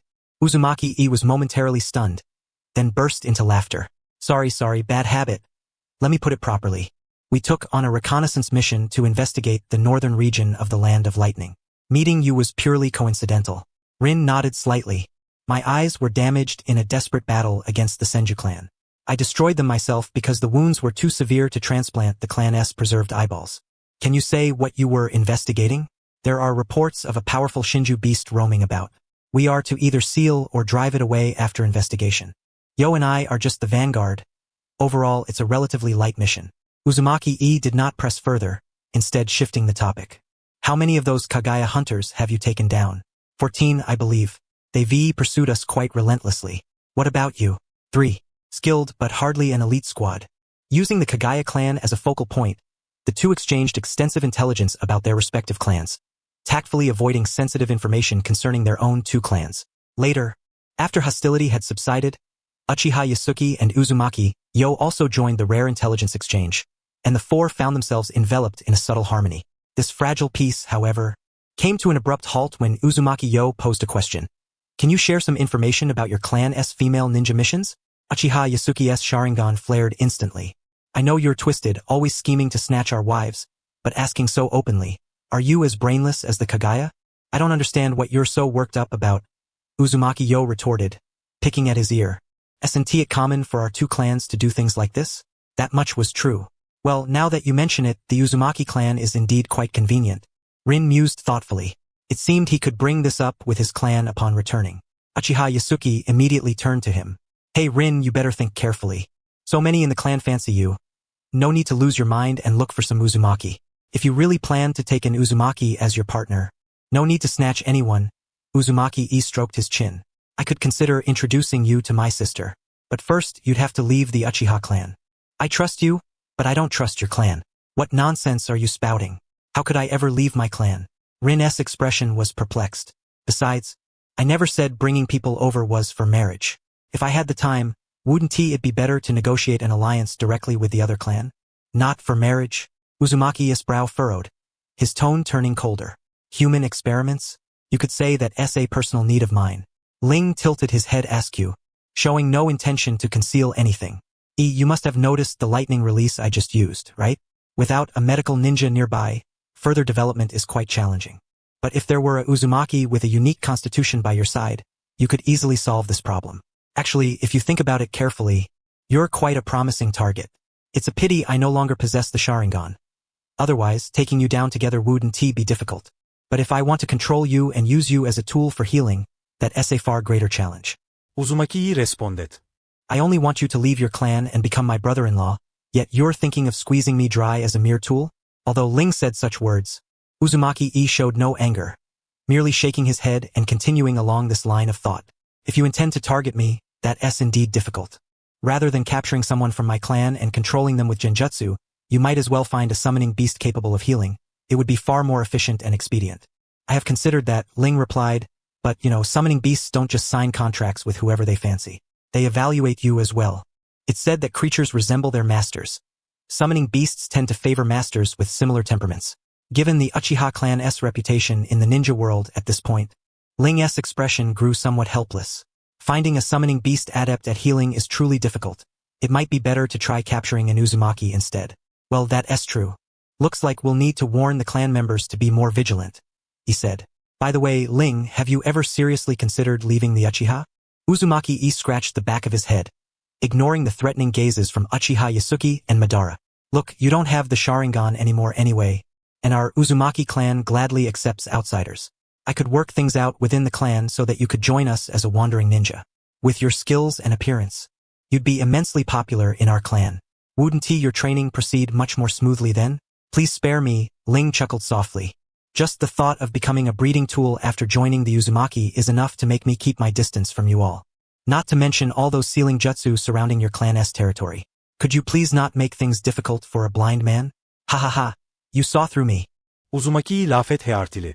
But Ling, you're a sensory ninja, right? Although it's not polite to say, in the current circumstances, SNT chakra personality more attractive to you than mere looks? If that day ever comes, I'd rather choose the Senju. After all, although the Uzumaki chakra is warm, its offensive power is no weaker than ours, the Uchiha. That's true, he said, glancing at Madara, who had been radiating cold vibes at him since earlier, and smiled. Hey kid, your brother is an extraordinary ninja. As his younger brother, you must not bring him shame in the future.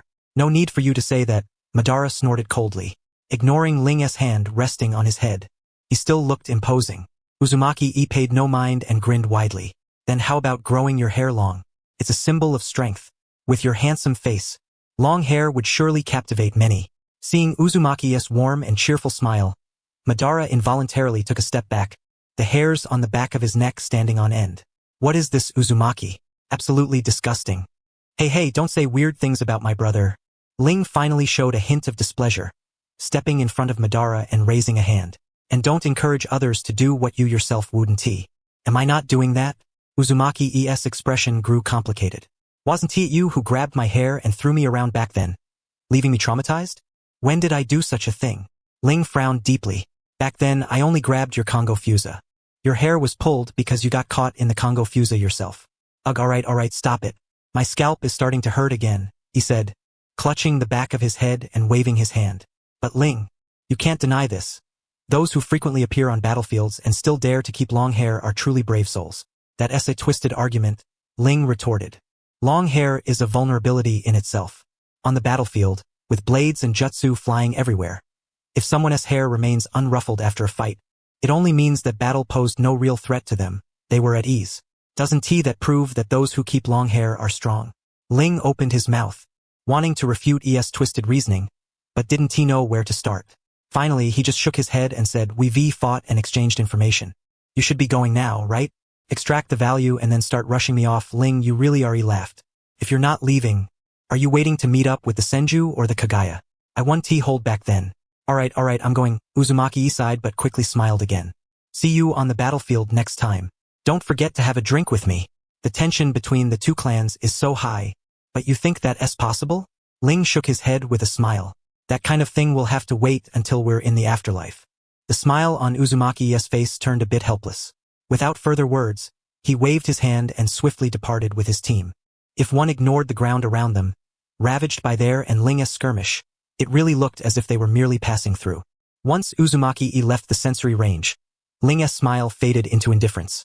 Yusuke, lead us back to the nearest town. The Kagaya pursuing us was killed by recently. The next team 1T arrived so soon. Let us find a place to rest. I understand. We're guarding against the Senju, right? Uchiha Yusuke clicked his tongue. One after another, they're so persistent. Madara instinctively followed the two but couldn't help asking.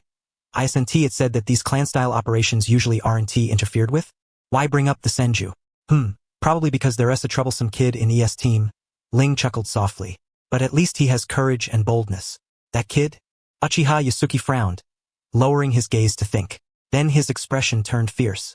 If that's the case, why didn't they just attack earlier? Madara puffed up his cheeks unconsciously. This world, where he alone fails to keep up, is truly awful. But it's meaningless, right? Ling laughed lightly. If a fight breaks out, the best outcome is that only one of you or Uzumaki returns alive. Such a mutually destructive scenario is better avoided.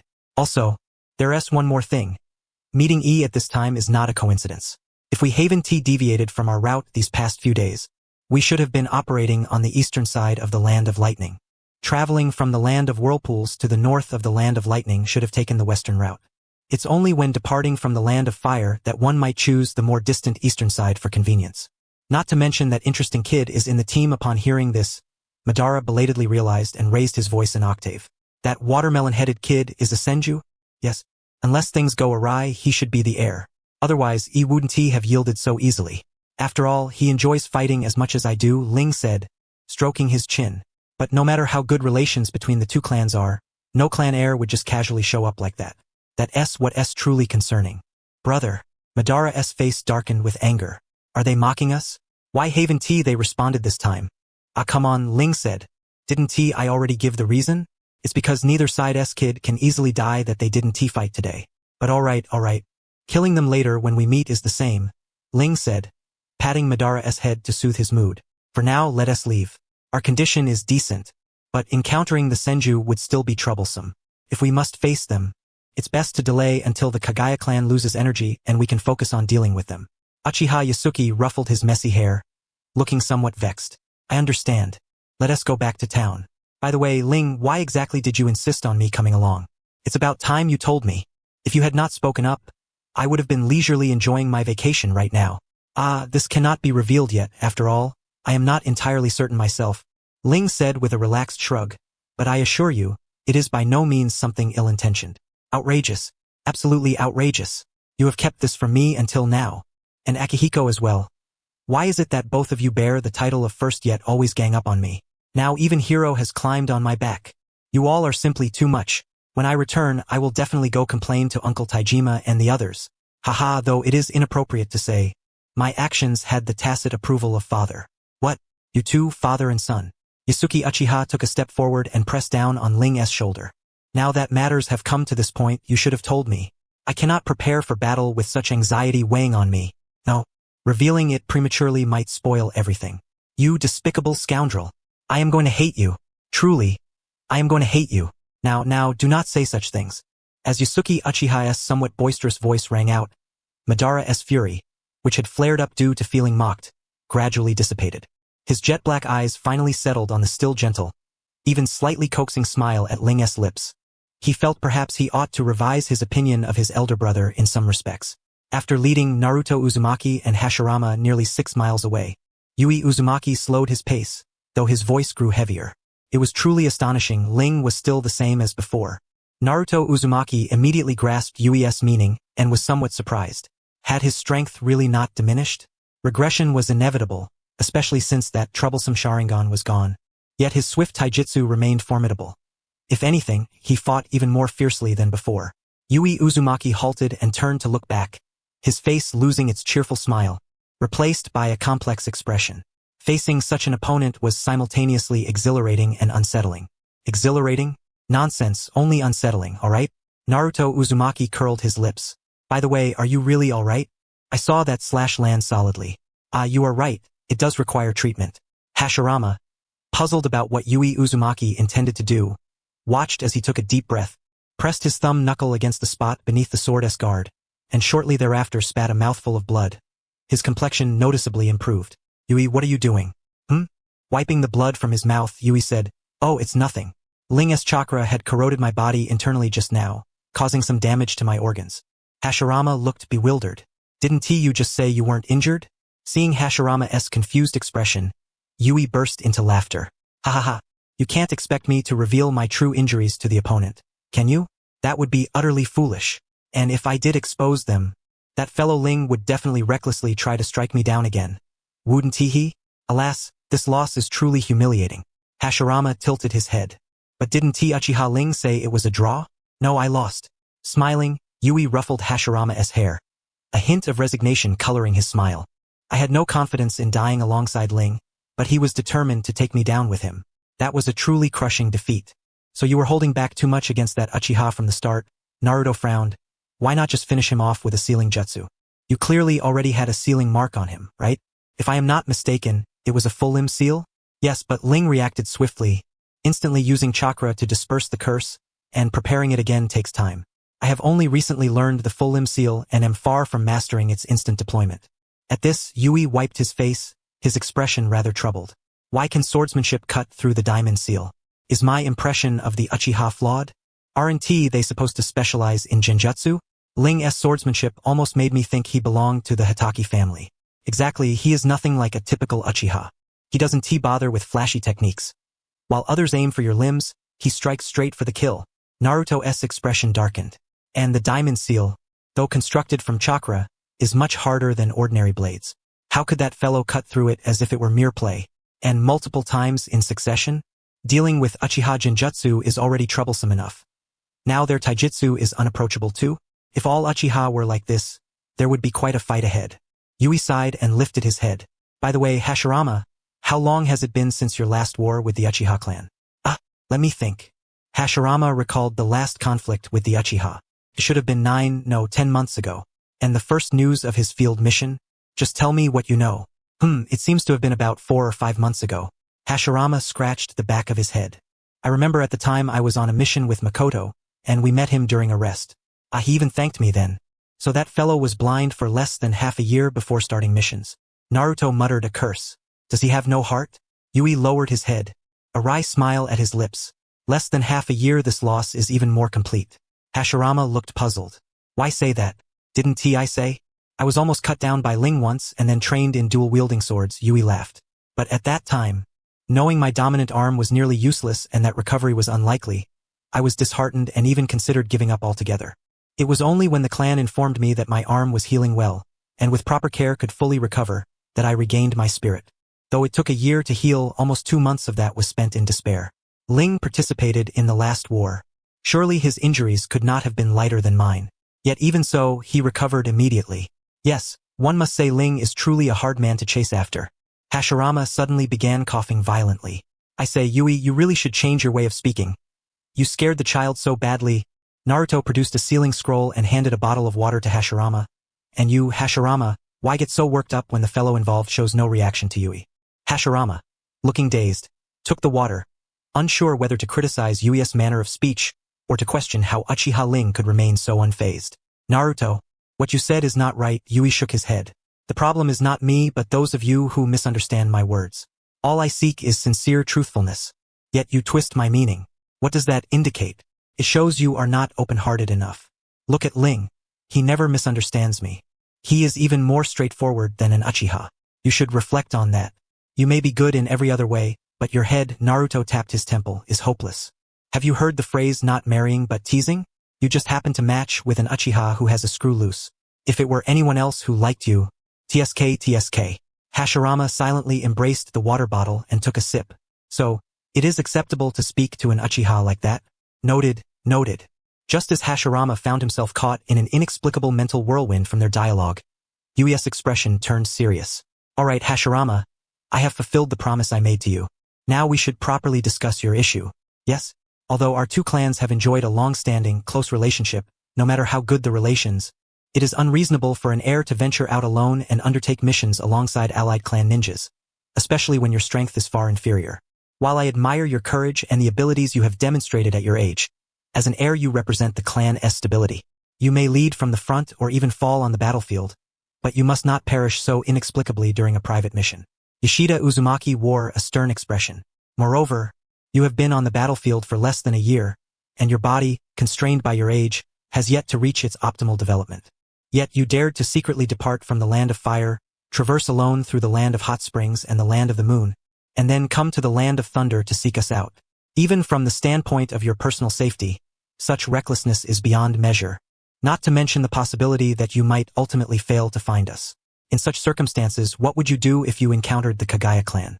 The only thing you could do is pray that they would forgo tormenting you and instead dispatch you swiftly and decisively. If we had not received the summoning beast's message and proactively altered our route to come back, you would most likely already be a lifeless corpse. Hashirama lowered his head obediently and admitted his fault. Before he amassed sufficient strength, he vowed never to act in such a manner again. Trust is another matter altogether. Just look at the expression of that peer from the Uchiha clan. He is utterly misunderstood. Indeed, recognizing one's mistakes and correcting them is commendable. Yoshida reached out to ruffle Hashirama's hair and smiled once more. But upon reflection, Hashirama, you truly are remarkable. At your age, I was still diligently following the clan's training regimen, lacking such boldness and daring. In this regard, you have completely surpassed me. Ha ha ha. Once you mature, the Senju will enjoy at least a decade of stability. Yutan Uzumaki promptly raised his hand and turned Hashirama around. Though this fellow's martial prowess is formidable, his mind has been compromised by trying to emulate that Uchiha. You can selectively heed his words, but refrain from engaging in such reckless deeds again. Hashirama's lips twitched slightly as he glanced at the still laughing Yoshida and gave a faint affirmative sound. Yoshida paid no mind to the teasing from his clanmates. Very well. The contest with Rin is concluded. The lesson for Hashirama delivered. Now we must swiftly proceed to Thunder Gorge and hand him over. We must hasten this step. For once the Kagaya clan can no longer hold back Rin's pace. Trouble will surely come our way. Rin is exceedingly perceptive. Who knows? We might even get to see a second round of combat with him unleashed. Ha ha ha. Hashirama's eyes widened in disbelief. You want to fight a second time after being gutted like that? Yoshida shrugged off Hashirama's shock with a smile, patting his shoulder. So, little Hashirama, how do you feel having finally come face to face with the Uchiha you've longed for? Share your thoughts. Unexpected, Hashirama frowned. I'm not sure if it's just my imagination, but I didn't sense much murderous intent from Uchiha Rin, even though he seemed genuinely intent on killing us. Well, given his personality, it's inherently difficult to come to blows when there are children involved. Yutun stroked his chin. Last time, when I was leading the training expedition, I encountered the Uchiha squad led by him. The two clans were at war then. I expected a fierce battle, but instead, he only confiscated our supplies. At most, some harsh words were exchanged by the Uchiha following him, but no actual fighting broke out. Such hostility was merely superficial. Hashirama's eyes brightened. So, this Uchiha Rin is a man of peace?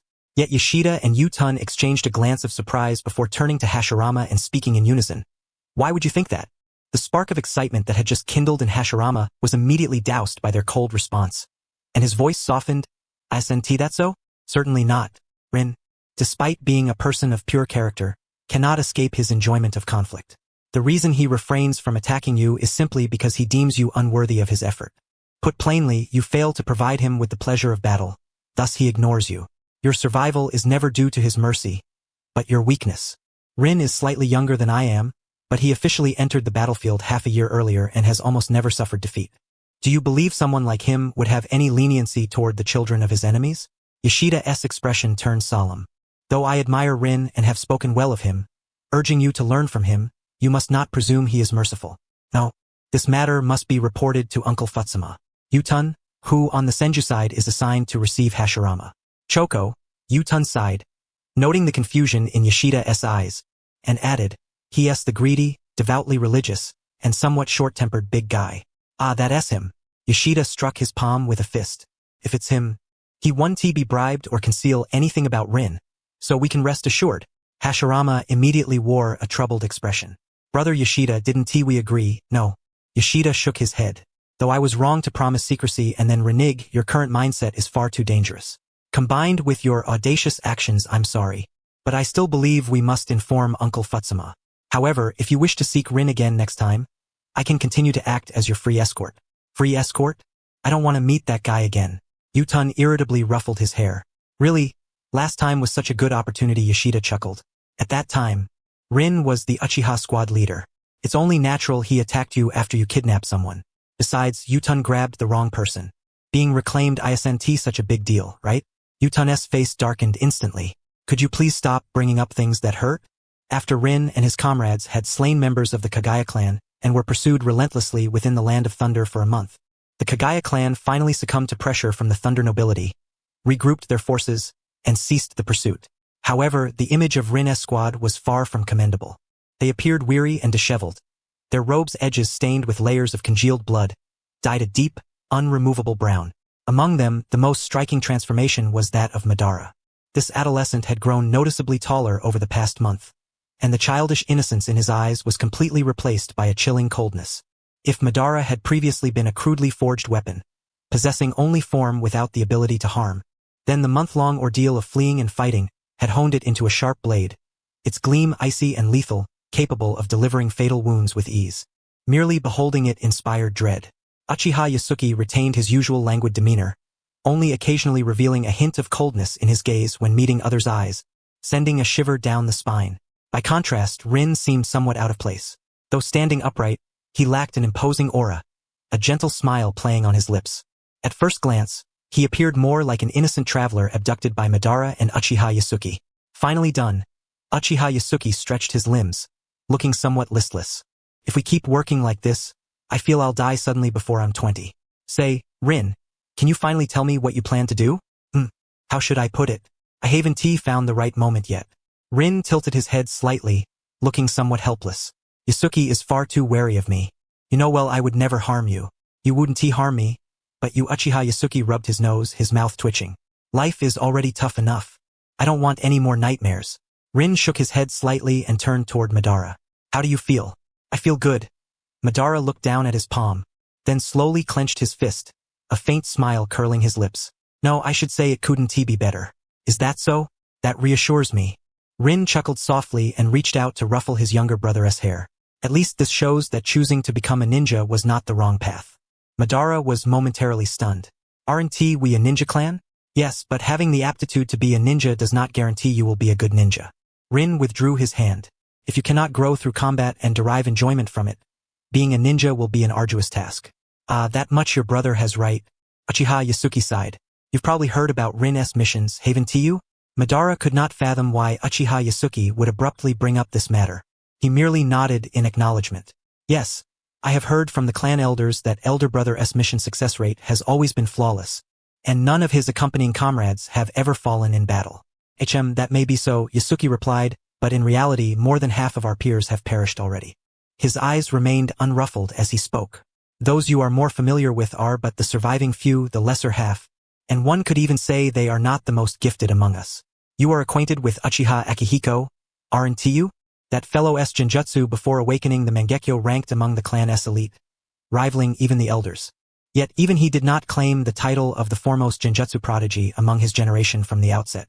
And yet, another individual with even greater talent than he perished utterly due to overconfidence in his own gifts. You understand what I mean, don't you? Indeed, I understand. Madara exhaled deeply, suppressing the exhilaration within at the prospect of growing stronger. I shall endeavor with greater diligence to become mightier. You need not bear too much pressure, Yasuki assured him gently. Since you can already savor the joy brought by combat, growing stronger will naturally follow in due course. Besides, elder brother is still here. It is acceptable for you to lean on him a little until your body fully matures. Ling chuckled softly, raising a hand to tap his temple. However, you should refrain from adopting some of elder brother's bad habits. Madara immediately furrowed his brow. Elder brother, please do not jest about that. It is no jest, merely a statement of fact. Ling's smile softened. Life is full of unforeseen twists. Having spoken thus, Ling did not wait for Madara's rebuttal, but turned toward Uchiha Yasuki. After returning to replenish supplies, I intend to investigate the northern region of the Land of Lightning for several days. Will you accompany the clan to the Land of Iron for resupply, as Madara will, or will you come with me? Am I allowed to choose? Yasuki's voice faltered, becoming tentative. May I return? Right? Indeed. Considering how wary you are of me. Yasuki, I have no means to do anything to you. Ling's smile took on a resigned tone. If you wish to know more, you may inquire of Akihiko, though he likely will not reveal everything. Then I shall return. Also, I have no interest in any of your schemes. Please do not let me know of them. I have no desire whatsoever to be made your laborer. And compared to me, Uchiha Yasuki exhaled with relief, his gaze falling upon the staff sword in Ling's hand. This blade is the real problem, isn't it? Can it still hold up? Indeed. Ling sighed, wearing a troubled expression. Although the chakra conductivity remains decent, the blade is somewhat chipped and unsuitable for intense combat. At least the Kagaya clan's martial prowess cannot be underestimated. Would you like me to commission you a new one? Though chakra steel is expensive, your earnings have not been spent on much besides drinking and gifts for your family, right? Yes, please. Ling nodded slightly. Just have it crafted in the style of the current staff sword, but the casing can be a bit longer. Though somewhat disheartened that Ling did not intend to bring him along on his upcoming mission, Madara was well aware of how much he had burdened the two in the past month. Thus, he listened attentively to Ling's specifications for the weapon, quietly calculating whether his modest savings could cover the cost of a custom blade. This way, if Ling's weapon suffered wear in the future, he could promptly assist with repairs. Although elder brother's strength surpassed his and his conduct was more prudent, and though their peers unconditionally obeyed his commands and gladly aided his endeavors, still, no matter what, one must be cared for, right?